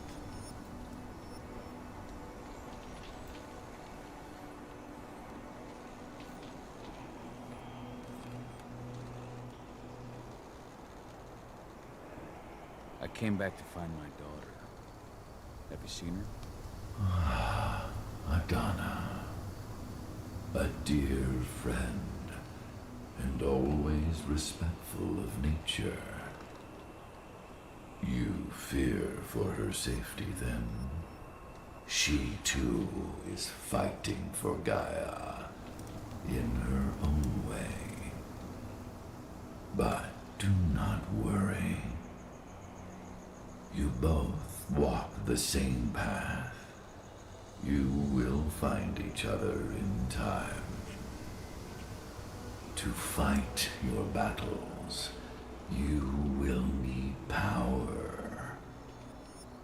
Power I can provide by helping you develop your warrior gifts. Thank you, Ethan. You may find lost spirits during your travels. Return them to me, and I will be able to strengthen your natural abilities. One last request before you depart. Many of your kin fell in combat. I would ask you to bury them. You will find their bodies both inside and around the cairn. Your penumbra vision will show you the way. Soothe their souls and send them to me, so that they may travel to the wild without being captured by the worm. I will if I can, but my priority is Endrin's training center. Weaken the forces of the worm there, but never forget your brothers and sisters. Gaia needs you.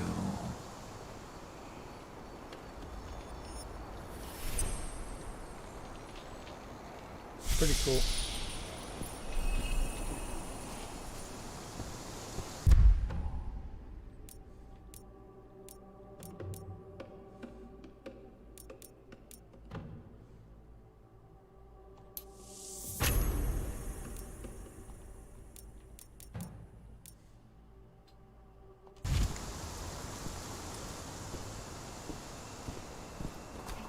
Cassandra? But she was pregnant. They knew it too. The fuckers laughed about it as they did it. Bold and heroic. I hope Rodko's changed his mind.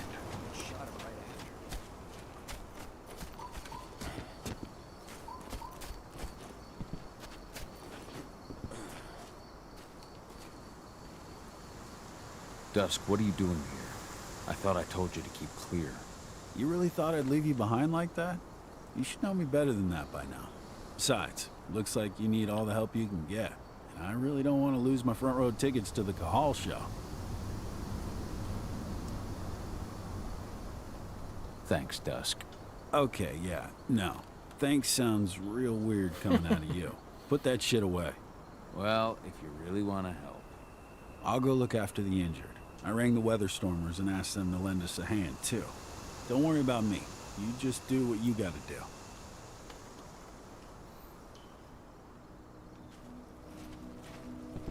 It's good to see that he's helping as well. So you see, you got humans helping the good werewolves, who are connected to the nature and the spirit of nature, while the Endron is connected to the evil ways of destruction. So it's like a battle of good versus evil in a way. Hey, Cahal. It's good to see your face again.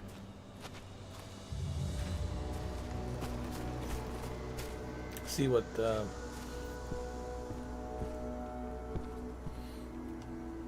went to see Fenn. He's gotten so weak. Please, Rodko, let me help you. Let me deal with this training center. Why is it that you care now, Cahal? We were so easy to ignore when we weren't right in front of you. What? You want to be part of the pack again? I want to help the pack. I want to protect Adana. But you don't intend to rejoin us. I've already given in to rage and killed one of our kin, Rodko. I can't take the risk of doing it again. You already know I disagree. Nonetheless, we are united by those we mourn. So I'll accept your help.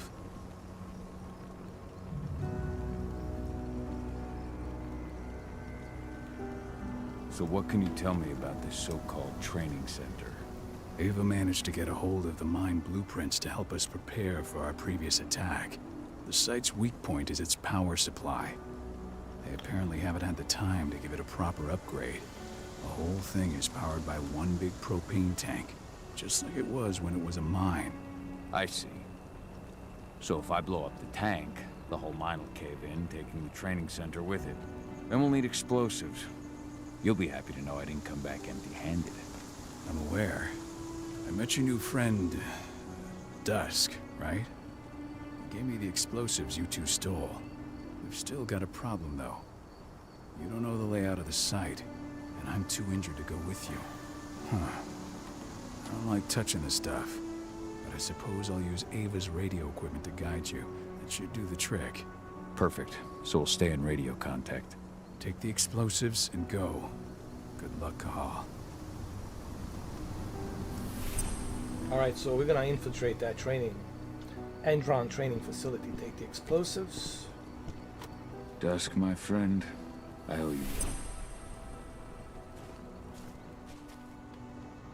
I like it, man. I mean, it's no different. You know, I don't want to compare this to Days Gone, but it's really no different than those big AAA games. You know, it has the same formula as those big AAA games. It's just obviously it's more narrowed down. It's not as epic and huge and big as those expensive games.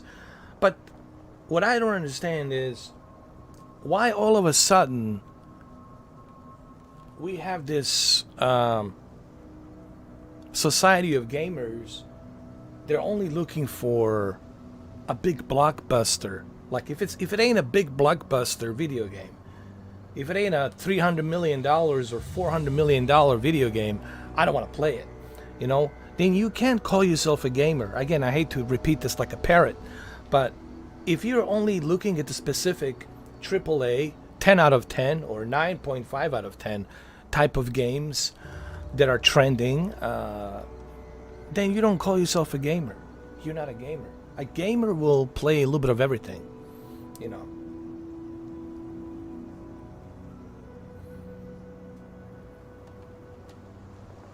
Now, I personally think this game would have definitely helped if it was part of a Game Pass. I think if they put this game on the Game Pass, it definitely would have attracted more people to try it out. It would have attracted more people to play it. And I think this is the beauty about the Game Pass, that I think these low-budget developers and publishers should think about Xbox Game Pass. You know, if you know you're making a game in today's times where everybody wants high quality budget game, if you know you're making that type of game, I think Game Pass is like a mecca, perfect solution to put your game out there for people to try. Like a Terminator Resistance should be part of Game Pass. This game should be part of Game Pass. And then people who want to buy it, they buy it, you know. I think that would really give you more spotlight and more recognition and more revenue too. The more people try it, then you got more recognition, and who knows, it might help earn that profit, you know. And I think this is the advantage of Game Pass.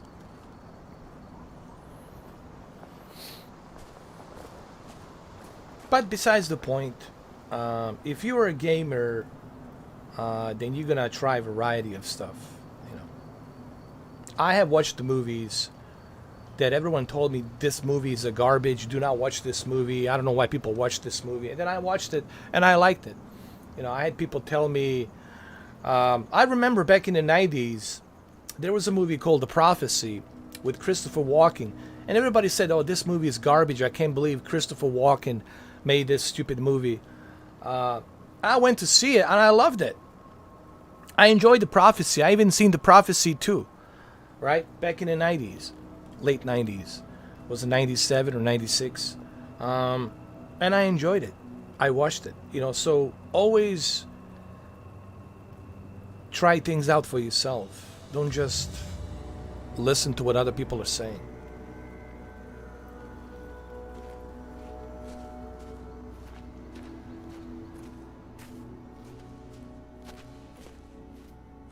My son. They killed my son. He's lost a lot of blood. I don't know if he'll make it through the night. Has anyone told his wife yet? She's gone. She bled out just before they shot him.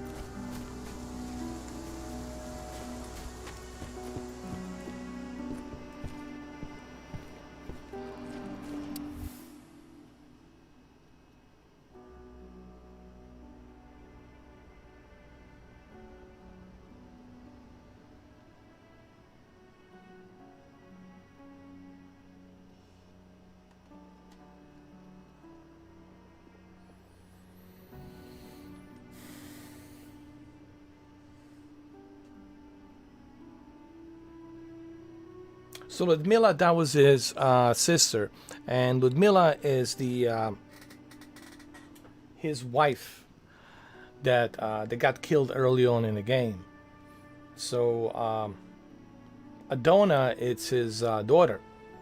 Adana, it's his daughter, and that's like the only thing he cares about right now. And of course, trying to protect the spirit. Gaia survival, which is nature.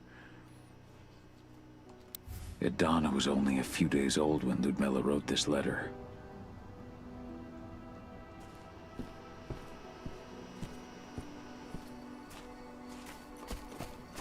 Now we're gonna go to the training facility of Endron, and we're gonna blow that place up. Go, Fianna warrior, and survive.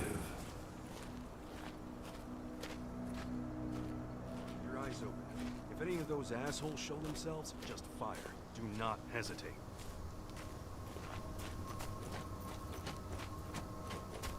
They're currently recruiting at their training center. Then, perhaps I need to enlist.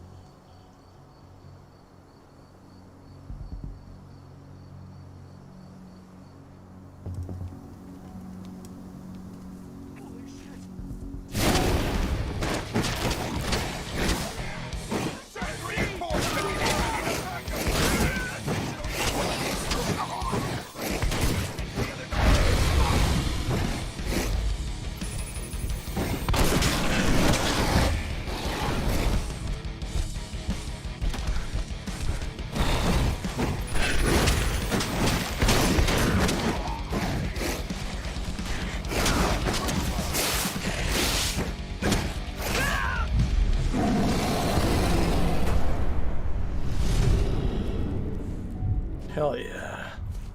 Feel good. What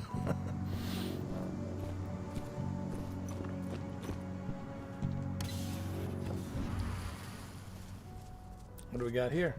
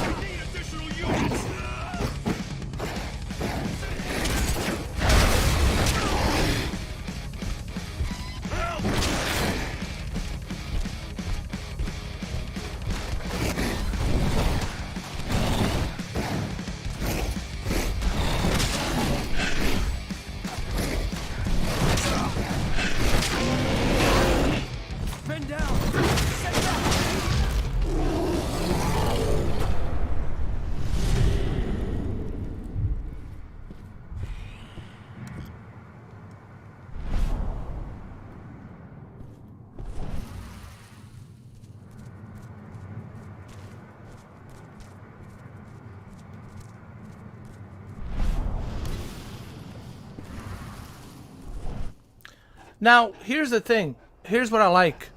You can approach this game any which way you like.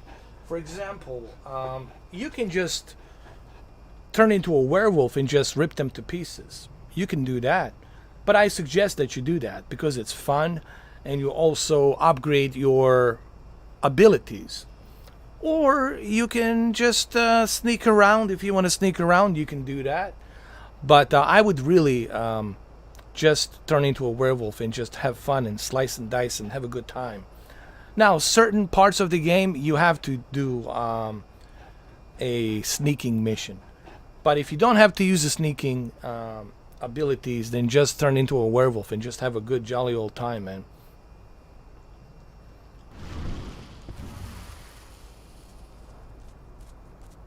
Oh, it's gonna be fun. Training facility.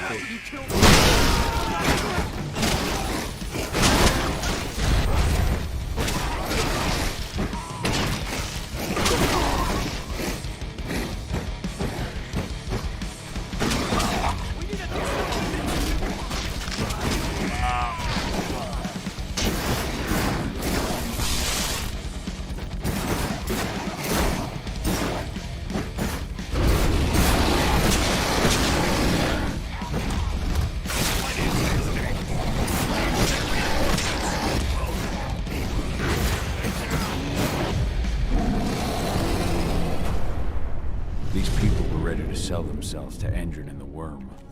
Death is a blessing. You should see a command post overlooking the waiting room.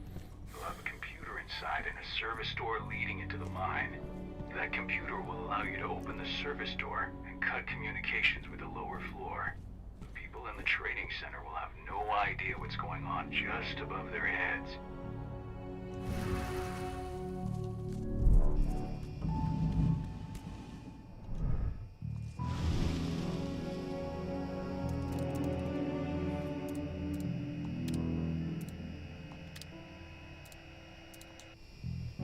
Okay, I got the door open, I got the lift. I'll make good use. Got some drinks! Oh, hell yeah.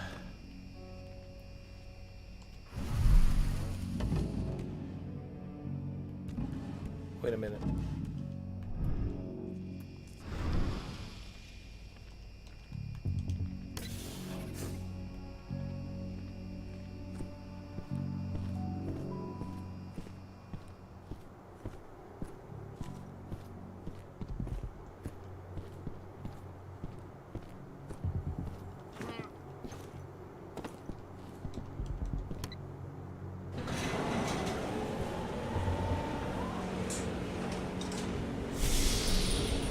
Oh, wait.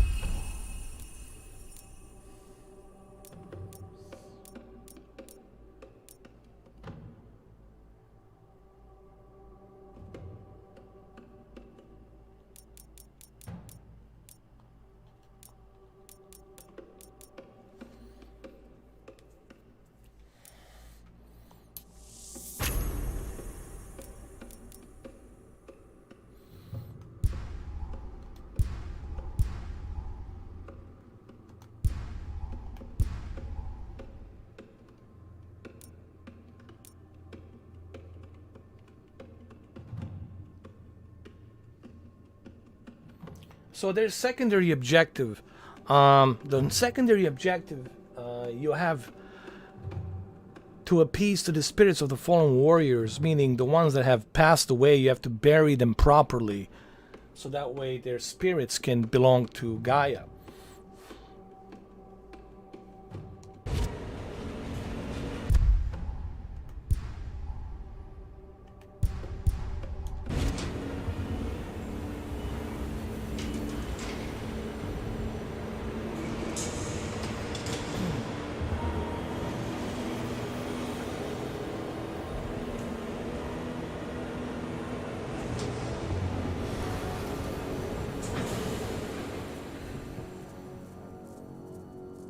I'll probably use a stealth here. No reason to turn into a werewolf.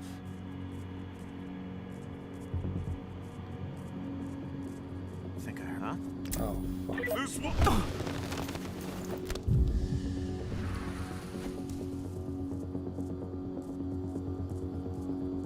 You know, they upped their on-site security. What? Dispatch.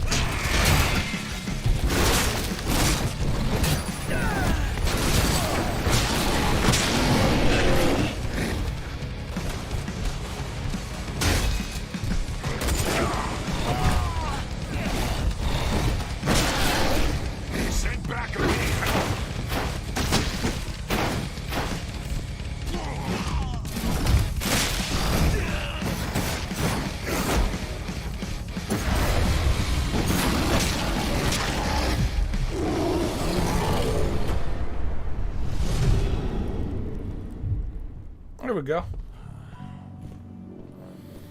It's very satisfying when you turn into a werewolf, man. There's certain satisfaction to it.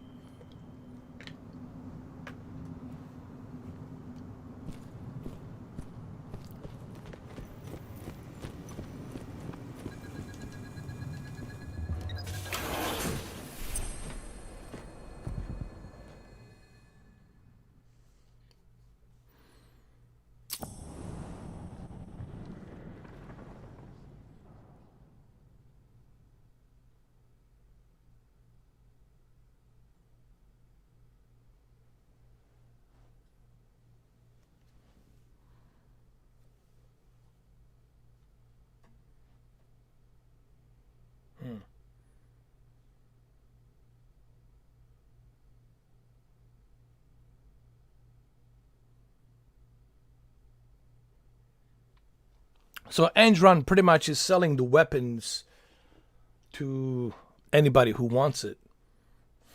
And they're also selling silver bullet weapons with the exoskeleton suit robots.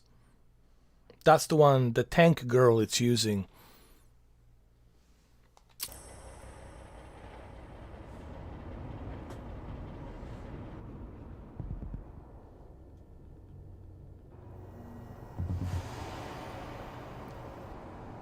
We're gonna blow this shit up. I'm in the mine. The propane tank's at the center of the site. There should be a service door that leads there.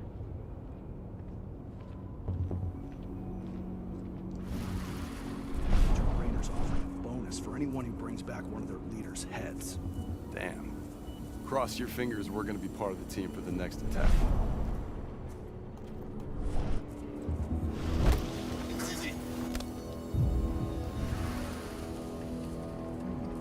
Come on out, show yourself.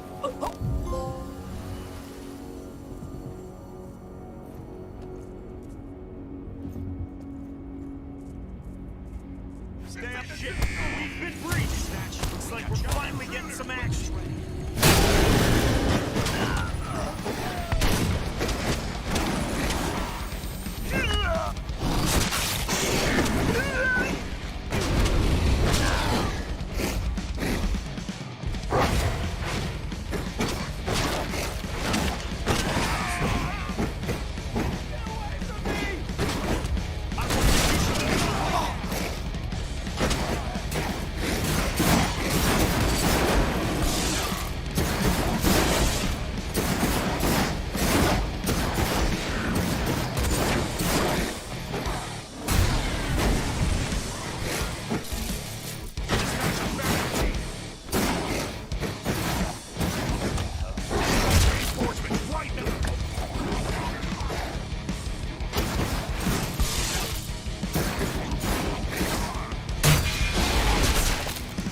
Hell yeah!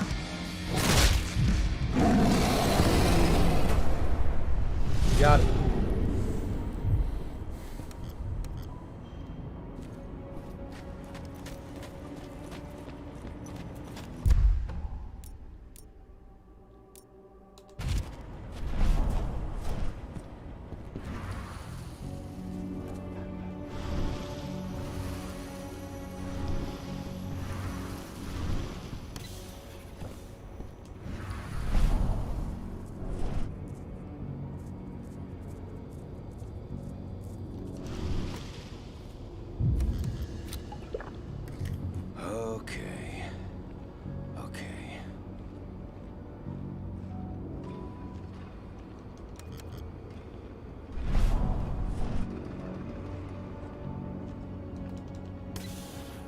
Here we go.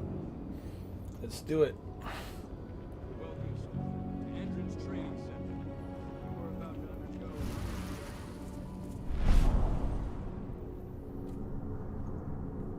You know what? Fuck them. Let's just kill them all. Like Metallica song says. Kill them all. We don't give a shit, man. We don't give a rat's ass.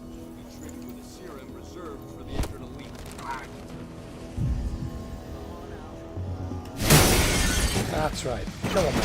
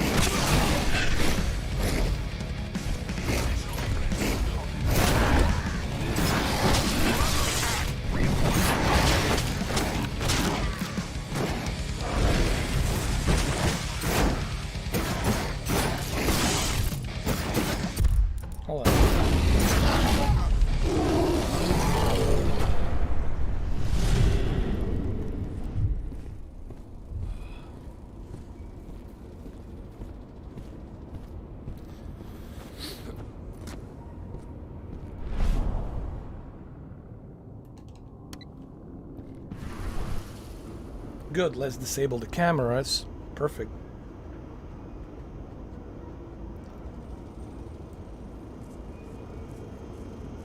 I see the tank. You're going to have to cut through the medical sector to get there. We're gonna blow the shit sky high, man. We're gonna blow it up sky high. Get my yogurt, hold on.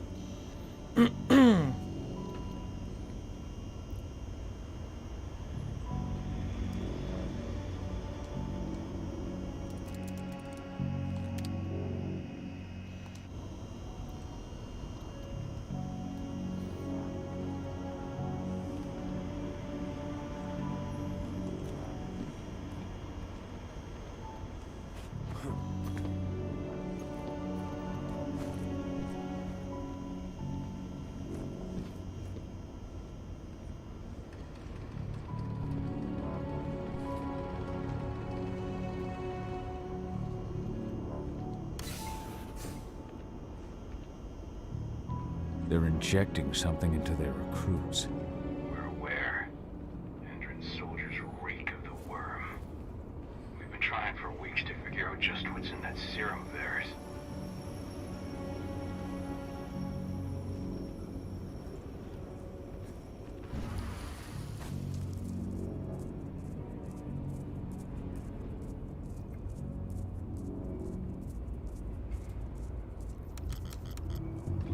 Alright, it's locked.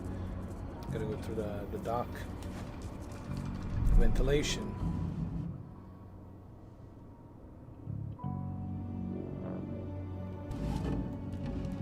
How long will it be before our latest batch of recruits is trained?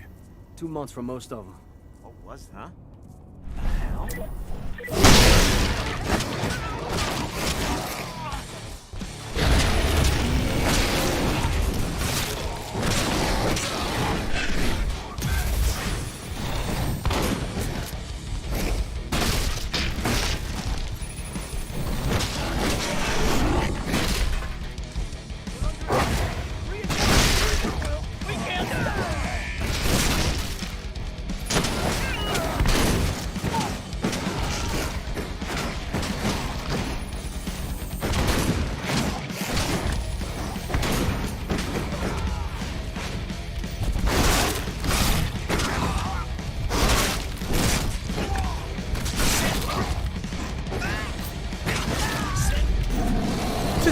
This is so cool. I just wish that there was more enemies, bro.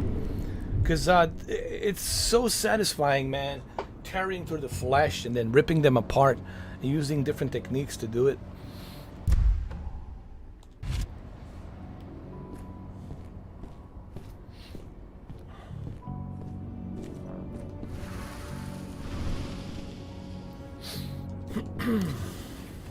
Alright, let's go downstairs.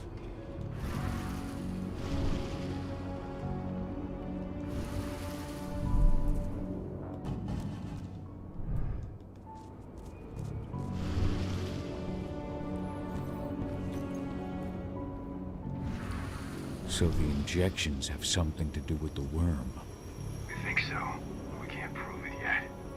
That's one of the things Ava and Adana are investigating.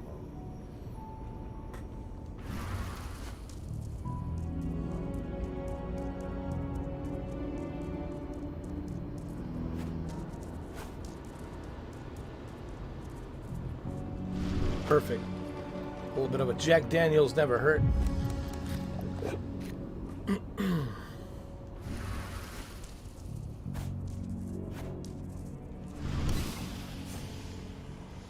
There's silver here.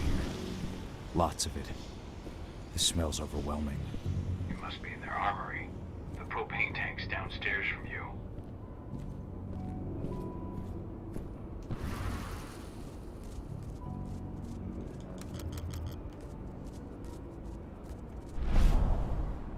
Yeah, let's shut off the power. That's a good idea. Oh shit. Oh! Oh hell no. Metal Gear. No, it can't be. Alert. All personnel. My first boss. Has been compromised. The site is under lockdown. Defenders immediately.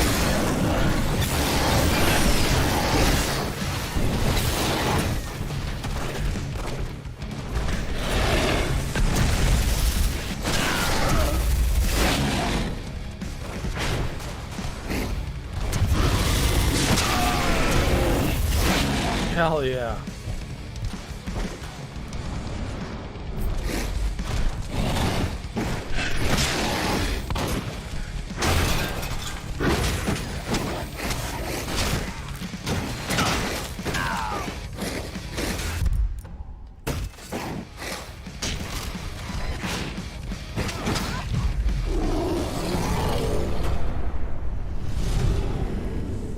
I hate exos. Hold on, I got some more points. Agile. Ooh, a roar will knock surrounding enemies down. Fucking A. Let's get that.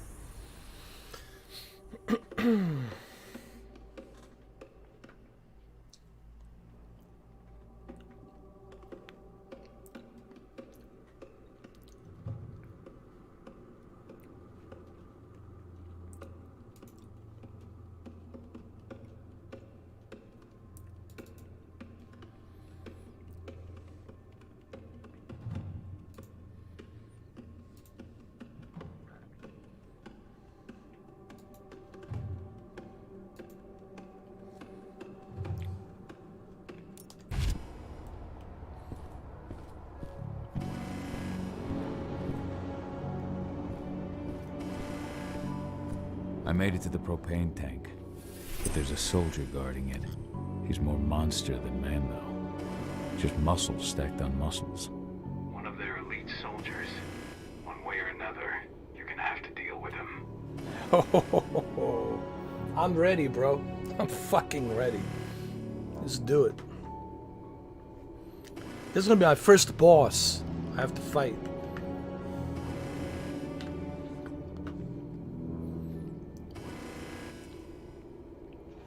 Let's get it on, bro. So I have to get through him before I can blow up this propane gas tank and stop the pipeline. Hit him hard.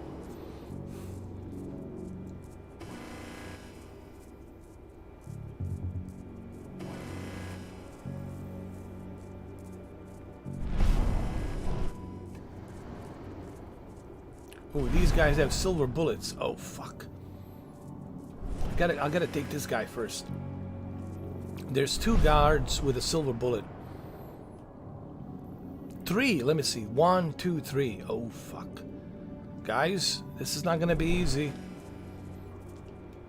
It ain't gonna be easy peasy. Security's detected an intruder. He's not going anywhere now that we've got the site locked down. Stay on your guard and put a bullet in him. I need to take out these guys with the silver bullets first. Fuck.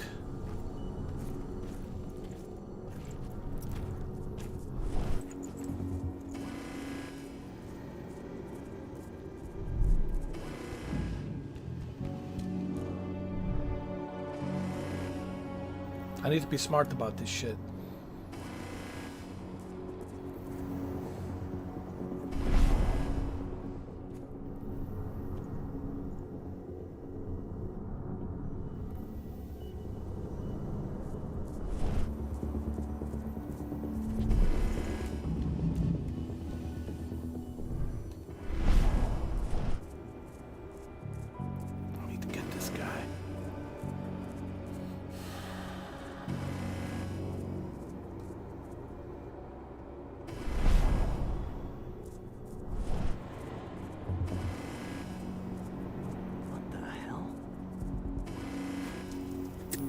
We've got company. We've got an intruder.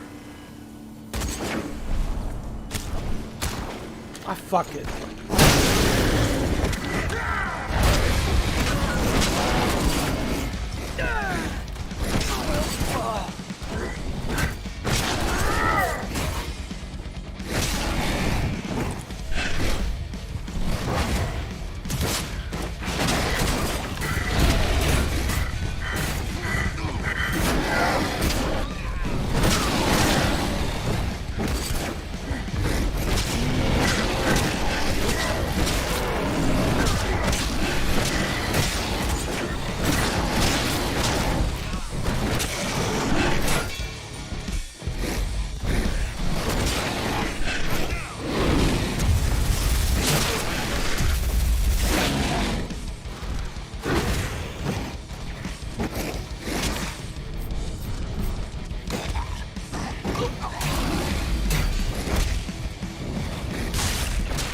Yeah. Now to set the explosives.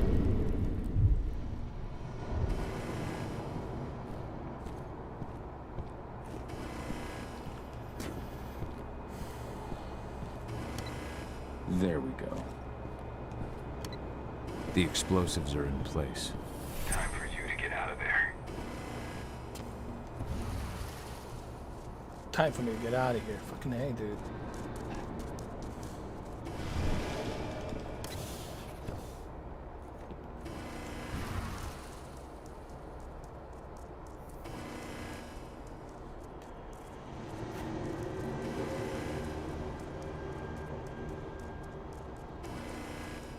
The hell is this?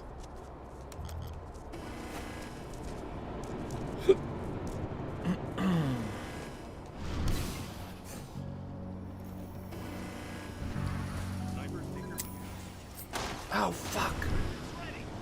Damn it!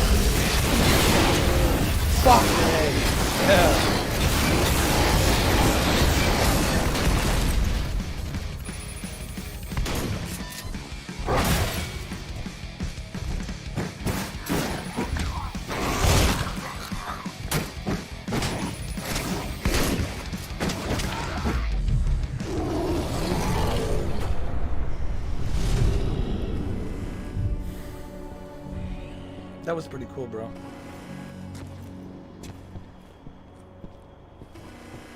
Alright, let's get out of here.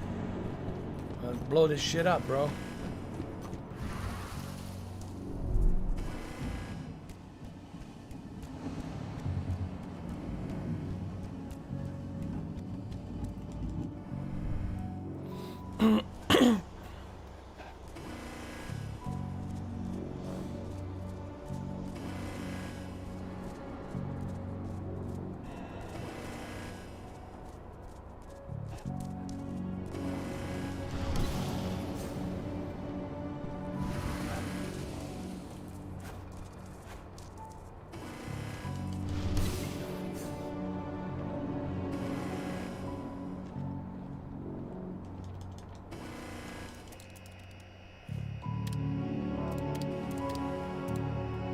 Alright, cameras are shut down. I got the door open. I'm good to go.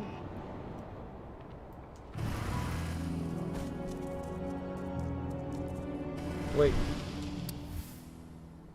Major Grenner. That's the tank girl, Major Grenner. See, she was here purchasing the silver bullets and these exoskeleton suits.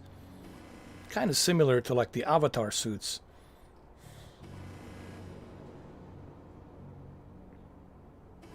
The first contingents of elite troops will finish tier training on the forecasted date. The results are positive. Their physical performance. Ooh, so they're... Holy fuck. They are actually...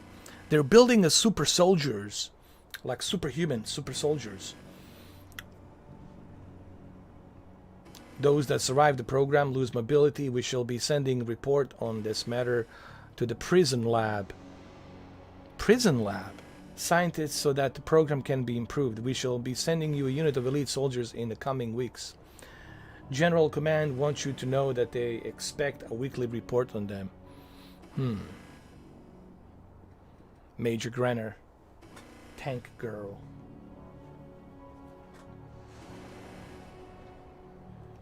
This is about those big bastards. Yeah. Alright, cameras are turned off. We're good to go. Let's get out of here, man. Blow this shit up, man. I want to see this shit fucking blow. I want to see it blow. Blow, blow, blow, blow. There we go. Blow this shit up, bro. Yippee-ki-yay, motherfucker. You should see air vents running along the top of the walls in some rooms. When the ventilation system isn't running, those ducts will lead you straight outside.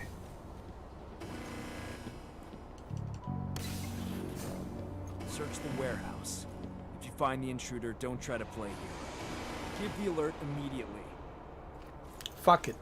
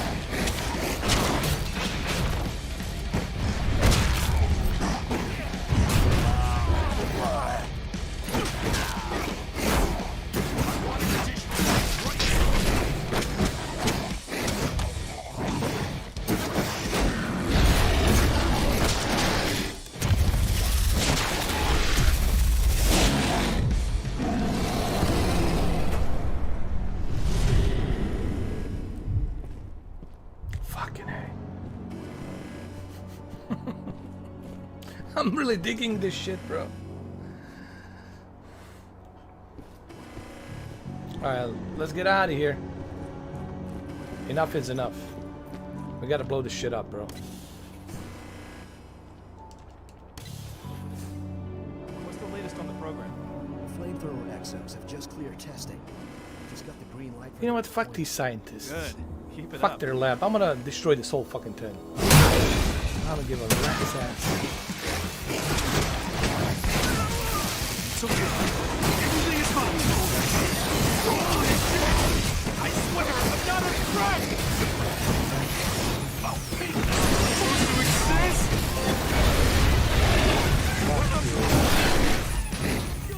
Yes, I do exist, motherfucker. Don't you see? I'm a werewolf. From London! An American werewolf in London. Came back to America.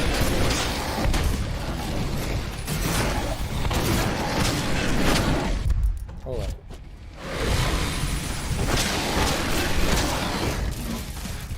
Who's next?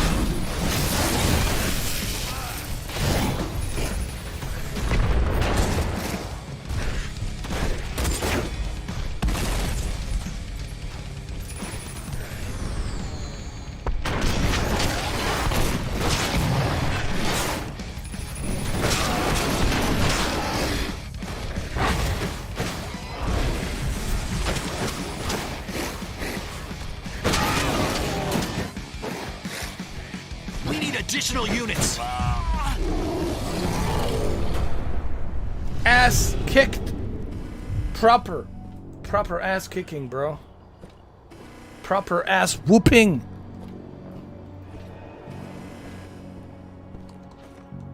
They're gonna have a sore asses tomorrow.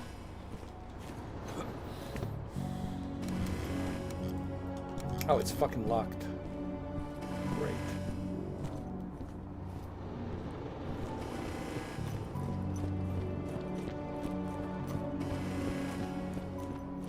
There's gotta be another way.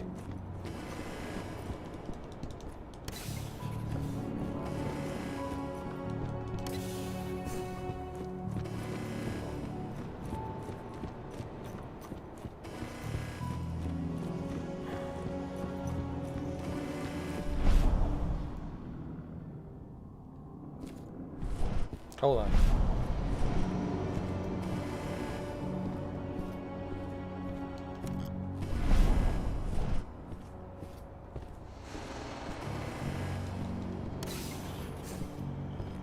We'll take care of that business.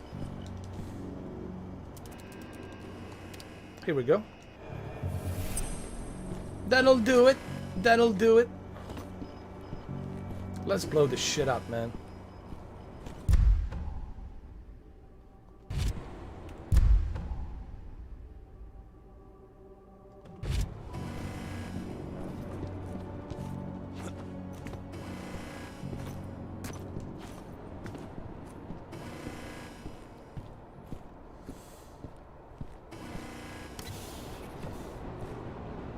I'm almost at the control room.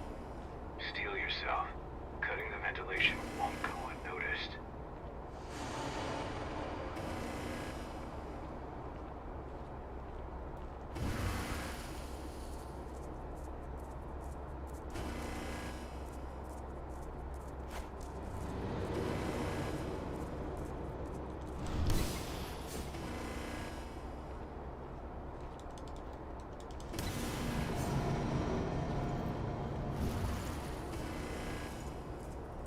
Oh, look. Holy shit.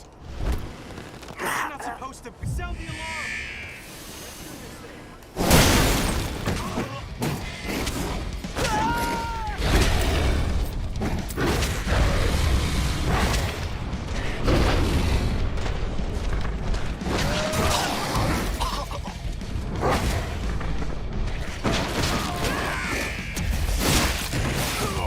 What is this thing? Please send reinforcements.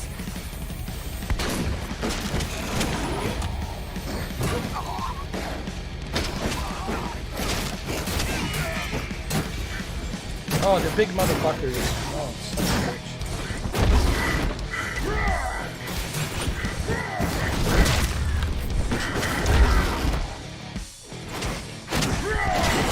These Bane motherfuckers are huge.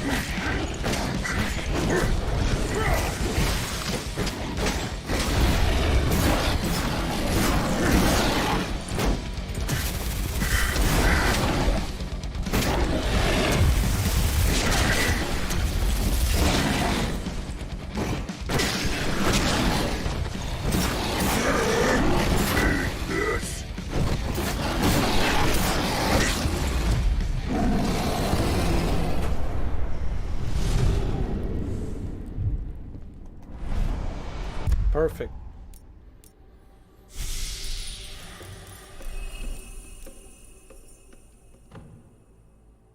Oh, I'll take this. Hold on.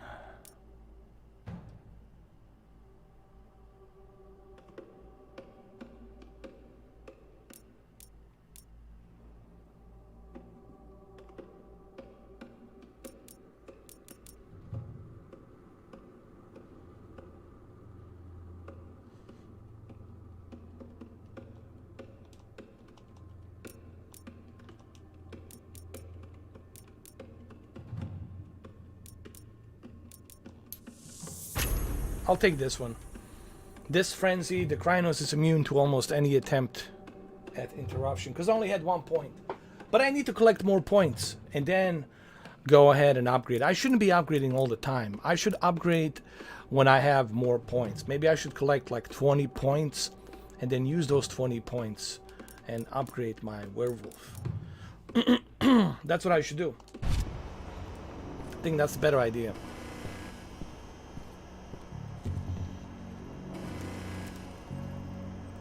The ventilation system's down.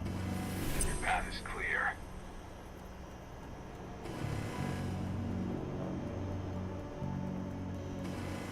Hey, what's up, Super Snake?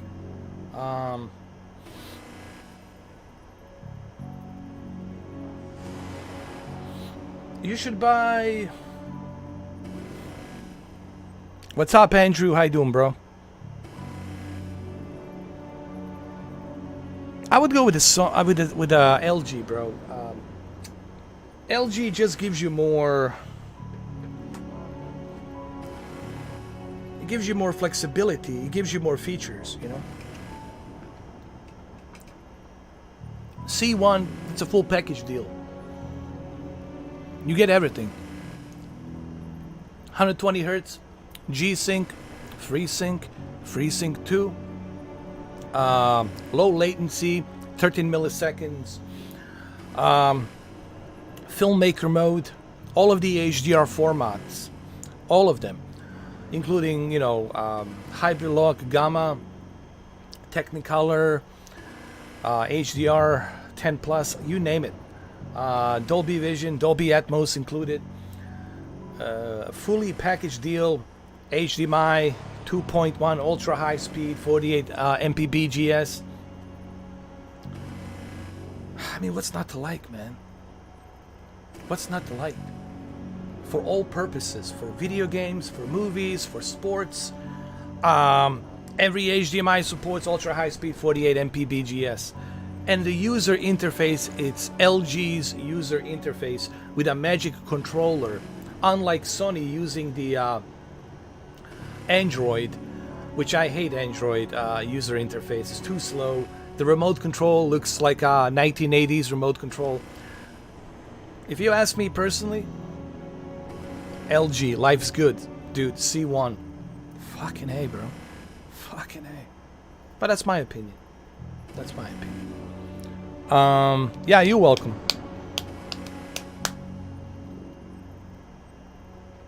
Yeah, Andrew, man, I'm really digging this game.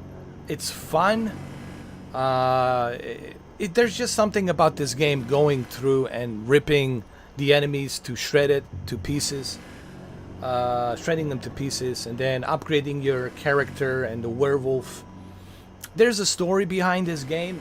It's not just some mindless walking around and, you know, slicing and dicing, even though you're gonna do that a lot. But there's a story to the game. It's a pretty interesting story. There's character development here. It's not some, you know, mindless, repetitive game as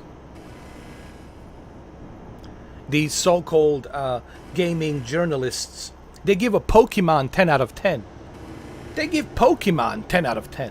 They give Returnal 9.5 out of 10. So what do you expect from these?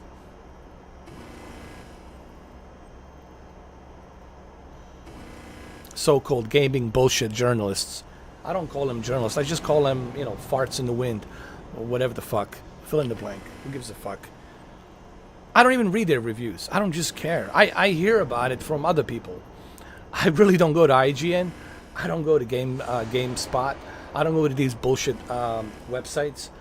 That's why they lost a lot of people. A lot of people have quit IGN. Why do you think Alana Pierce quit IGN? Why do you think Sidney Goodman quit IGN? Why do you think all of them quit IGN and GameSpot? It's a bullshit company. Oh, bullshit, man.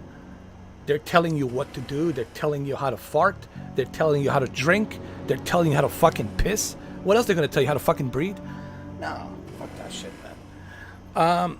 As a gamer, listen, as a gamer, you're supposed to try variety. I'm not saying that this game, it's a AAA, must-have, state-of-the-art game. But it's definitely not a horseshit. I would give it a 7. Good game. It's a good game. It's not terrible game.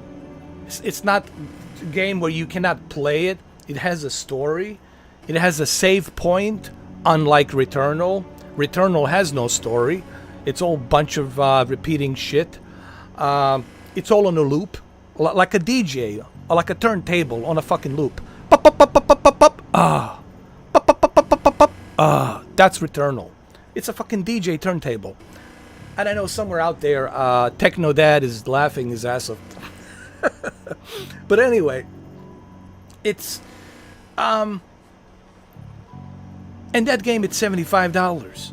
That game it's $85 deluxe edition. And this is only 50 bucks. Now, if you want to go 60, you get some extra abilities to use, you know. But it's fun. It's entertaining. It has it's fun. Just being a werewolf, being a wolf, it's fun. And it has a good story to it. I think it's a good story. You know, there's certain characters in the game that you learn more about them as you progress throughout the game. You learn more about the Andron and what this company it's all about. You learn more about the Gaia spirit. It is the greatest game of all time? No. Is it a terrible, horrible game? Is it unplayable? No. It's playable, clearly. It's 60 FPS, you can play it. You can upgrade the characters. You have many different things you can do. Many different combos. So it's a good game. It's not a horrible game. Just like Terminator Resistance, it's a good game. It's not a horrible game. It's not unplayable. But according to IGN and GameSpot, it's unplayable and it's repetitive. Okay, hold on. Let's look at your double standards, IGN. So for you, this game, it's unplayable. It's repetitive. But Returnal, it's superb. 9.5 out of 10. So Returnal, it's not repetitive. Okay. Returnal, it's not unplayable. Okay. But this, it's unplayable. This is horseshit. Yet it has a checkpoint. It has a save point. It has upgrades. And you don't lose your progress. It has many different characters. It has many different abilities. And it's cheaper than Returnal. But Returnal, it's a masterpiece. You see, this is why I'm so fed up. This is why Adam Sessler is doing his own thing. Why do you think Adam Sessler came back? He's an old geezer just like me. But why do you think Adam came back? He came back under one condition. To be able to say what he wants to say. And that's why he came back. And now he can freely say how he feels about Returnal, how he feels about many other games, how he feels about Resident Evil 8. Now he can finally say, hey, Resident Evil 8 is better than Resident Evil 4. That's what you should be able to have that opinion. You know. These IGN and GameSpot bullshit, I can't believe people go to that bullshit. I really can't. You can't call yourself a gamer, okay? I can call myself a gamer. I have evidence to back that up. I have proof, evidence to back that up. Okay, if you want the fucking evidence. Because I play variety for a long, long time. If you only play, I'm gonna say this, and I want you to listen to me very, very closely. Open your ears and take your swabs out. If you only play video games, titles that are trending with a high score, you're not a gamer. I hate to break it to you. You're not a gamer. If you only play a certain brand games that have a high score, that are trending, you're not a gamer. You're fucking not a fucking gamer. You're not. I don't know what you label yourself, but you're not a video gamer. I can tell you this in my 40 fucking plus years. I can tell you, you're not a fucking gamer. I don't know what you are, what you label yourself whatever the fuck you want to label. But you can't label yourself a video gamer or a gamer, because you're not. A gamer plays all sorts of types of different video games. Everything. Yes, I even played Returnal. I didn't like it, but I fucking played it. Bloodborne. I didn't like it, but I played it. What else I played? Everything. Flight Simulator, Train Simulator, Animal Farm. Fuck, dude, you name it.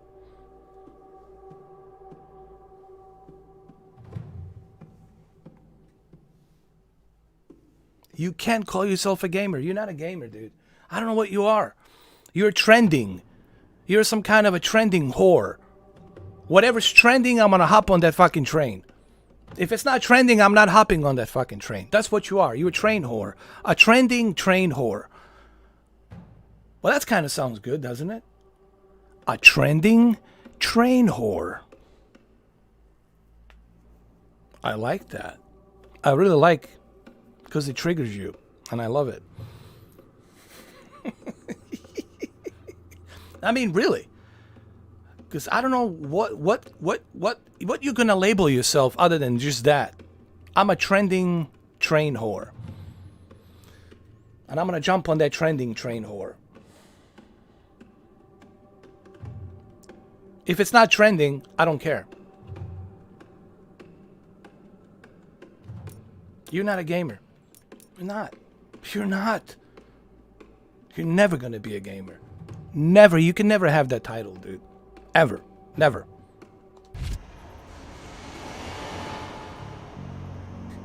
Come on, man. Fuck out of here. I'm a gamer, but I only play games that have 9.5 out of 10. If it doesn't have a 9.5 out of 10, I will not play it. It has to have at least 9.5 out of 10. The Order 1886 only got 5 out of 10. I shall not play it. I shall not play it.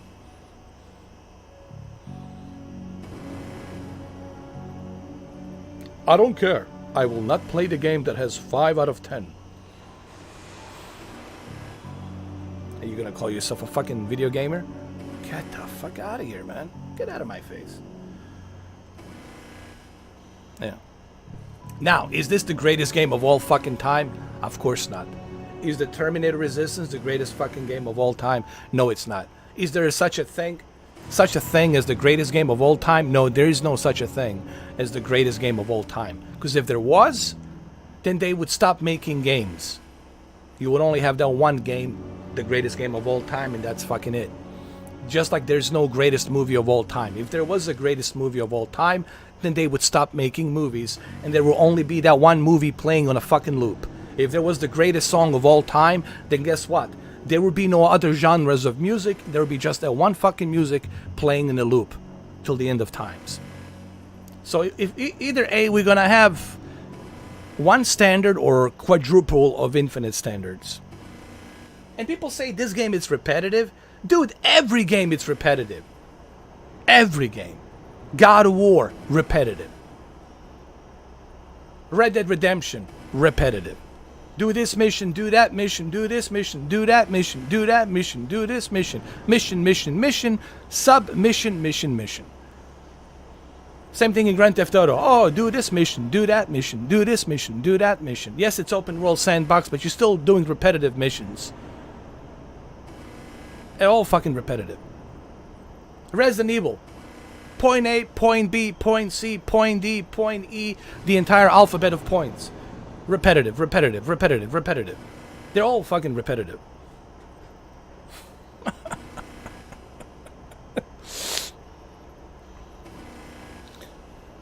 This, I got it for 50. I got this game for 50, man. And I'm having fun, dude. I'm having a blast. I really am, dude. You guys missed about 3 hours of the gameplay, and I'm really digging it, man. I'm really into it. Anyway, let's blow this place up, man. Let's blow it sky high. Let's blow it high sky.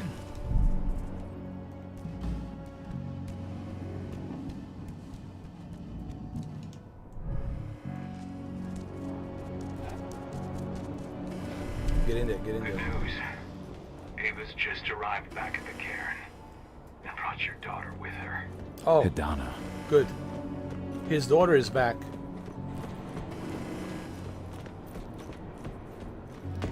Blow it up, sky high. Kaboom.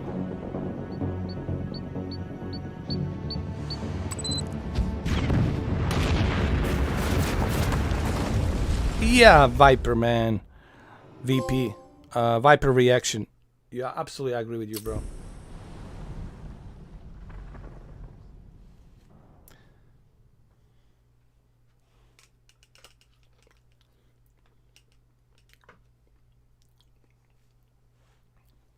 They gave Call of Duty a great, what was it? Not Call of Duty, there was another game. Look, man, like I said earlier, you can't call yourself a video gamer, just like you can't call yourself a musician. Let's say you were a musician and you love music, and you only listen to one genre. You're not a musician, bro. Because you're not appreciating all of the attributes of music. You're not appreciating all of the other genres of music. So you cannot call yourself a musician. Same thing with the movies. If you only watch certain movies, let's say you only watch action movies. Well, you're not a movie buff. You're not.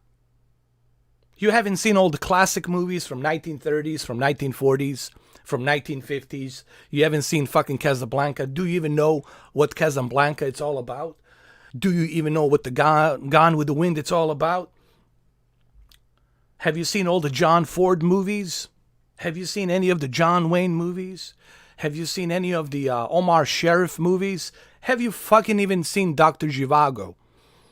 I bet you didn't see a fucking Dr. Zhivago. So you can't call yourself a movie buff.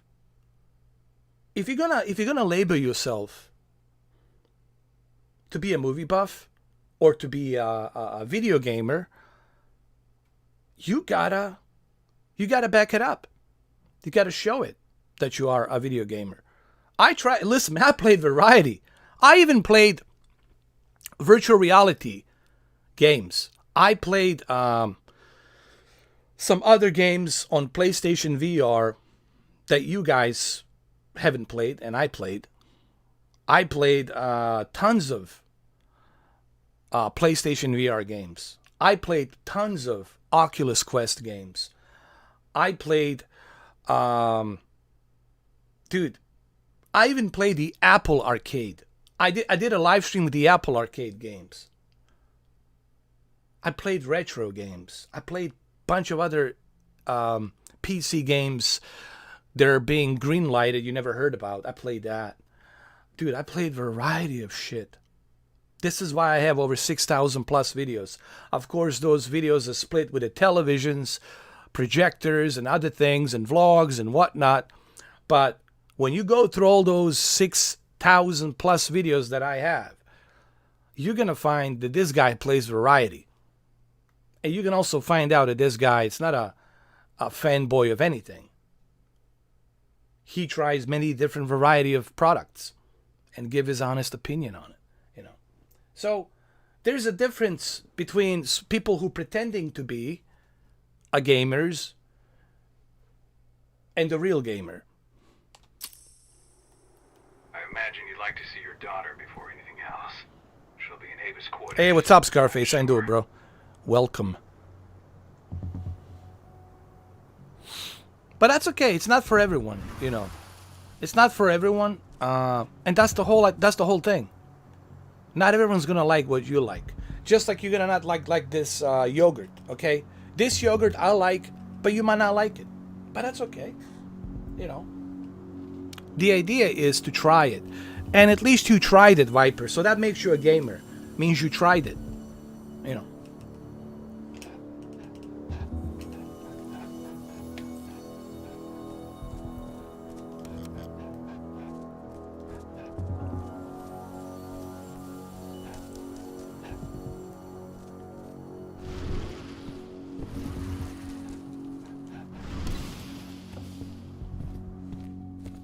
We gotta get out of here.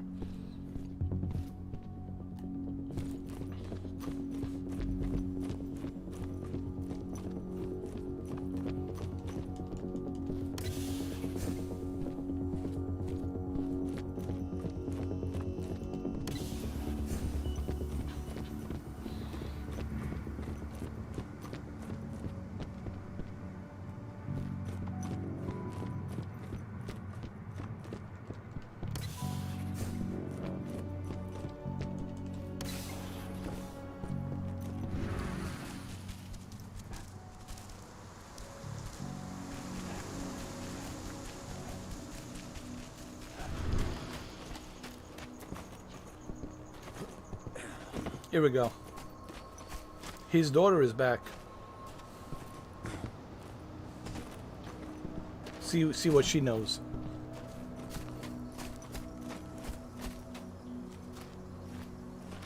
Bury the dead. What they did to Leandra, I just hope we can help smooth her passage into the world beyond.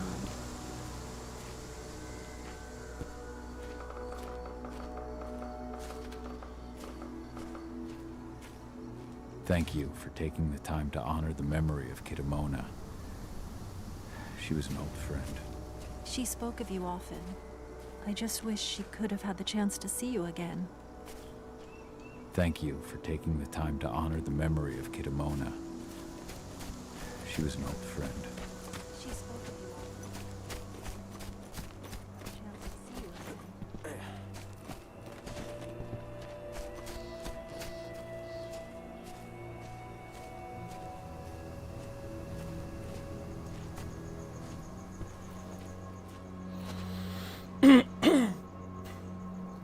I mean, it has a fun story. It has, it's definitely not a Returnal.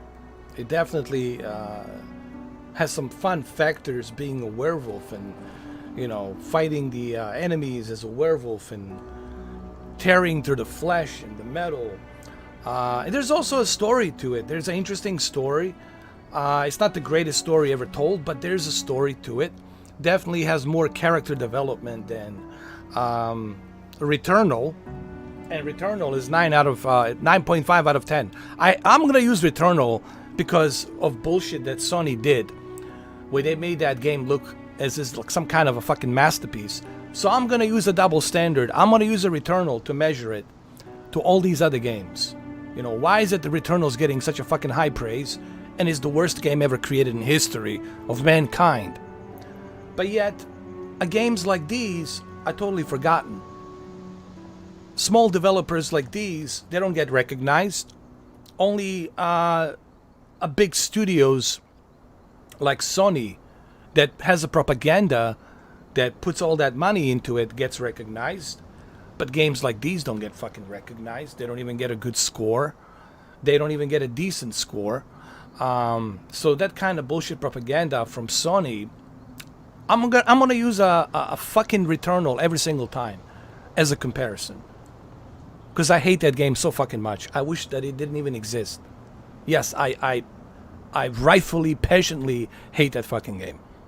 I wish that game would just fucking die and never exist and just disappear like it never was made. Yeah, I rightfully hate that fucking game. I really do. I hate fucking Returnal. I wish that it never existed.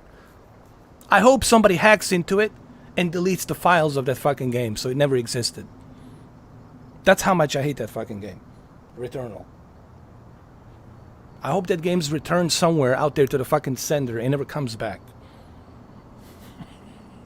I'll never get my 5 days that I wasted on that bullshit. Horseshit. $75 of that bullshit horseshit game.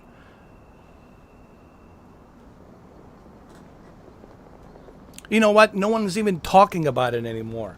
No one is even playing it. Did you notice that? No one's even playing it anymore. People have totally fucking gave up on that bullshit. Which is a good thing. That horseshit. 1080p 60. PlayStation 5 exclusive. Are you fucking kidding me, bro? PlayStation 5 exclusive. With a lousy 1080p 60. With a shitty ass mechanics. Die. You have to start from the beginning. You have to go through all these bullshit levels. Even if you pass 3 biodomes, you still have to go back from the beginning. Even if you pass all 4 biodomes, you still have to fucking go back from the beginning. And you lose everything. God, why does this piece of shit game exist? Why the fuck does this rotten diarrhea, virus piece of shit game exist? Somebody needs to flush that shit down the fucking toilet. God, I really hate this fucking game. I really hate Returnal. With passion.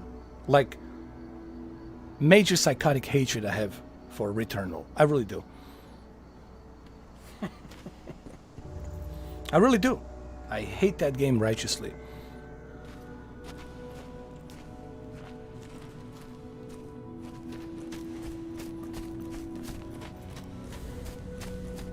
Alright, let's talk to his daughter. She's here. Nobody here, but her computer's on.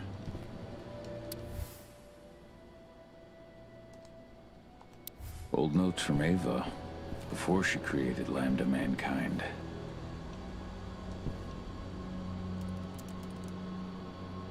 Cahal! You know I hate it when people mess with my stuff. That's an impressive amount of equipment. It's the bare minimum for leading a handful of activists against a megacorp like Endrin. Haven't changed much, have you? Aside from a couple of new lines on your face. Thanks, asshole. You know, I always knew you'd come back. It was just a matter of when. This isn't quite the reunion I had in mind. But it's a happy one. I heard about your handiwork at the mine. Adana. Cahal? That's his daughter. We She must have a grown up. lot to talk about. I'll go check on the solar panels. Catch you later. Adana, how are you doing? You've grown. It's not worth trying to rebuild that bridge now, Cahal. Not after abandoning me for 5 years. I'm sorry, Adana. Where do you think an apology is going to get you? You know, it was hard enough to get over Mom's death, but dealing with the fact that you chose to leave me behind when I needed you most, that left a scar. You were so focused on doing what you thought was right, that you never thought about what it might do to me. Maybe you're right. I didn't think about how it might hurt you. I spent those 5 years finding my way back to the man I was. Even if you were with me, I wouldn't have been me. And you'd have been just as alone. I was in no state to look after you. I couldn't have been the father you needed. I wasn't. Stop, Cahal. I'm really not in the mood to hear you rewrite our family history. Endrin just carved a bloody wound into my cairn. They killed my friends. Right now, all I care about is tearing Endrin apart. Rodko told me you and Ava were undercover at Endrin during the attack. That's right. I managed to infiltrate the fracking site. They just upped my security clearance, too. I've got access to their protected data. This is the best chance we've ever had at taking Endrin down. We sink them from the inside. She's also a werewolf, but she hasn't learned the ability to turn into a werewolf, to turn into a beast. But that Gaia spirit told him that that eventually she will learn how to control that and how to turn into a beast and how to tame the beast.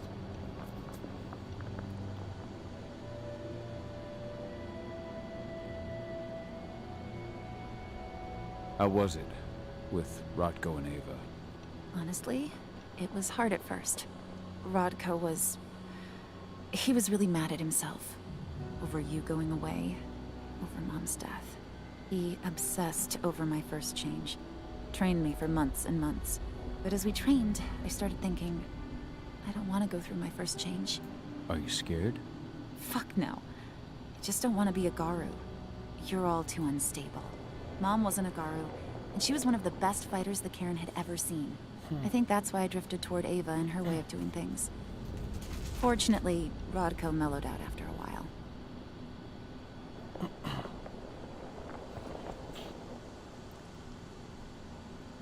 Now Rodko, it's her uncle, and Rodko has really kind of taken her under her wing, under her pack, and he showed her certain ways. And he was absent, you know, he was not part of the pack, you know. He came later on. He was absent from the pack, you know.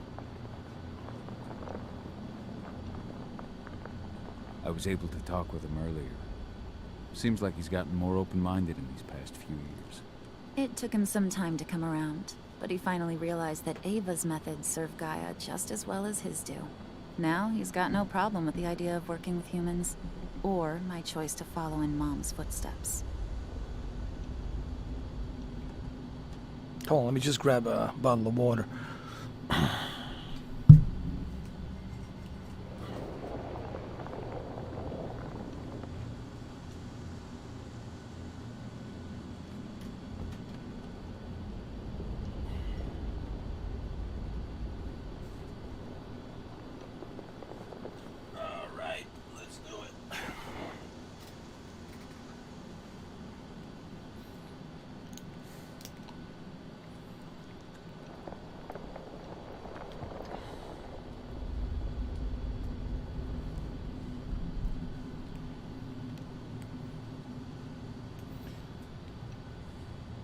You really do take after your mother.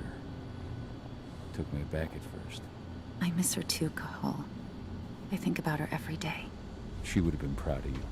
If you say so. I'm proud of you, too.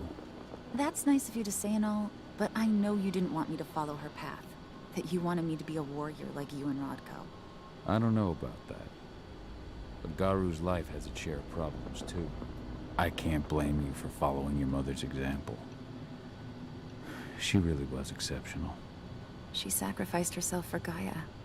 And she didn't abandon me, so you know. Anyway, Ava and I will keep working at Endron's fracking site. We're gonna take those assholes down from the inside. You've seen how bloodthirsty Endron is. Did you know they have a price on your head? They're not the first, and they're not about to scare me into stopping. We've lost too many already. And if we run, how will we honor their memory? The pack comes first. Besides, Endron doesn't suspect me at all. I'm secure over there. Secure? Endron has full confidence in me. Hell, the whole team at the fracking site looks to me for my expert chemical analyses. As long as I stay their golden girl, there's no way they'd imagine I'm connected to those scary eco-terrorists. Least of all the Cairn. Endron's built a fracking site. It was a rush job. They'd set it up and posted guards before we had any time to react. It's a danger to nature and the spirits alike. Those sites are one of the greatest threats Gaia faces today. It hurts my heart to work there. But I also know that I'm the best chance we've got of putting a stop to it. Soon. Sink Endron from the inside. And how do you plan on doing that? A while back, Ava, Rodko, and I discovered that Endron's injecting its new recruits with a special serum that makes them more... everything. Yeah, I saw it myself when I was in their training center. The injection transforms people. Makes them stink of the worm. There's more to it than that. When I first joined Endron's ranks, I was trying to figure out what was going on with their biofuel project. But while I was analyzing the formula for the biofuel, I noticed an encrypted molecule within it. No employees have access to its composition. That same molecule is in the substance they're injecting their troops with, as well as another project, the Earthblood Protocol. The Earthblood Protocol. So that's what the Endron is working on. Well, that makes sense now. The Earthblood Protocol.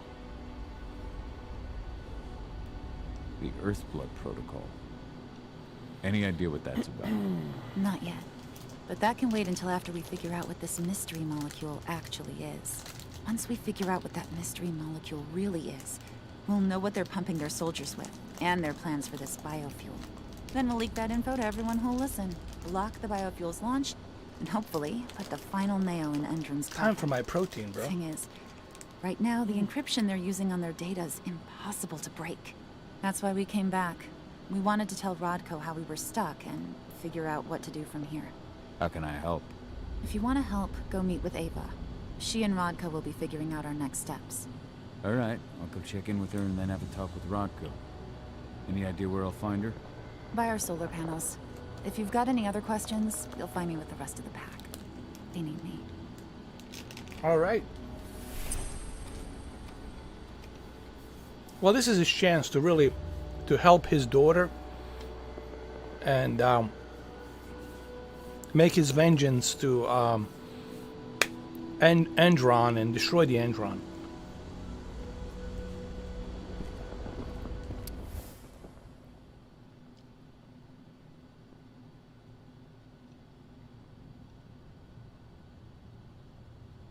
See, even humans are fighting against Androns, so you got the werewolves, the good werewolves, and humans fighting against the Androns.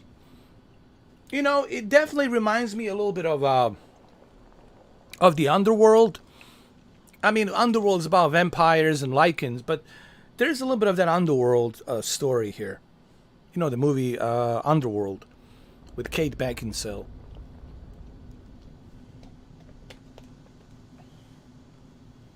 In a good way, you know.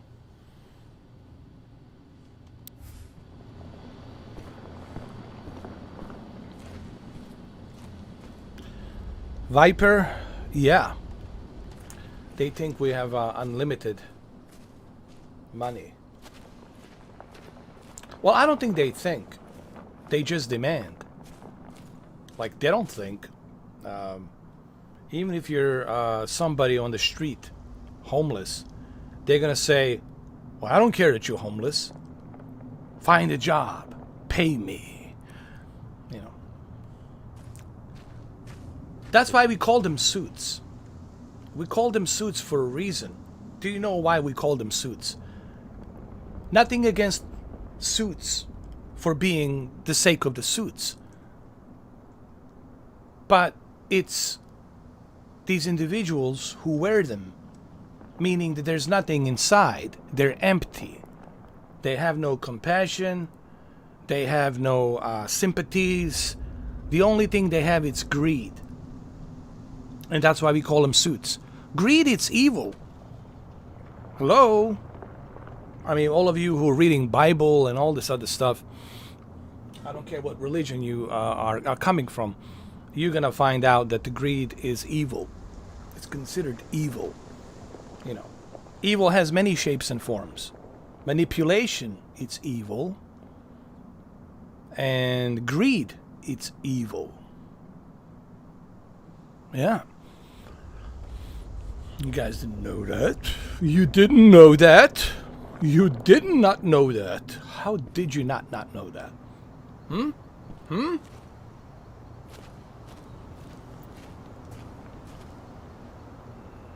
Exactly, Viper. I love Underworld, man. Kate Beckinsale, she's the best, dude.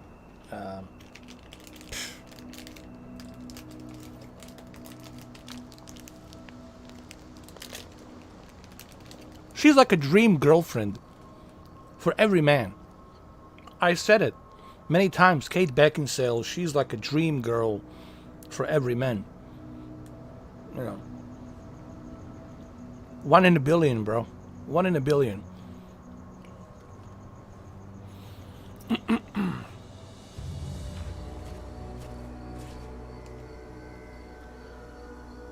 How you doing, big guy? Figured I'd get out of the way, let you catch up with 80. Though, from the look on your face, it doesn't look like it went well. Oh, Mass Effect? Are you still playing the first one, right? How far are you into the Mass Effect?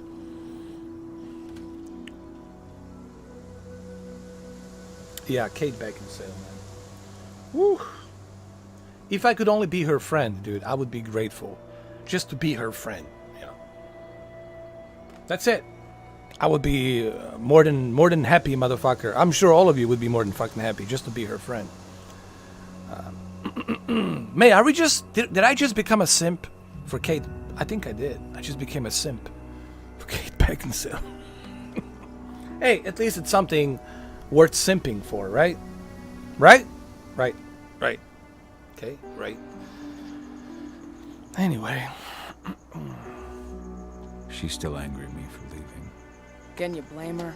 Shit, being a teenager's bad enough, but Ludmilla's death, your exile, it was all hard on her. But you did what you had to. You had to get away from us to get yourself back on track. That's what I tried to tell her. I've been telling her that for years.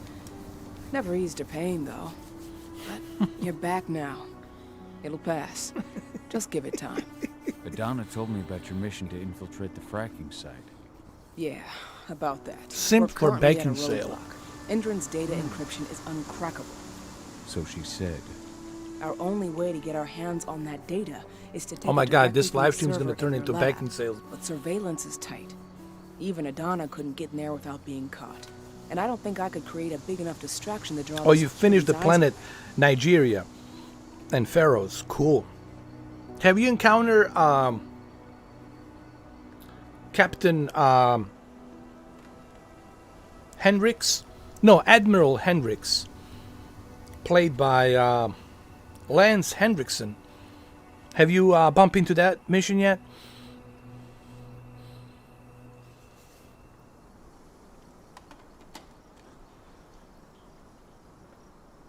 What's Rodko think about you two going undercover like this? As you might imagine, he was a little resistant at first. But once he understood what we wanted to do, he gave us the green light.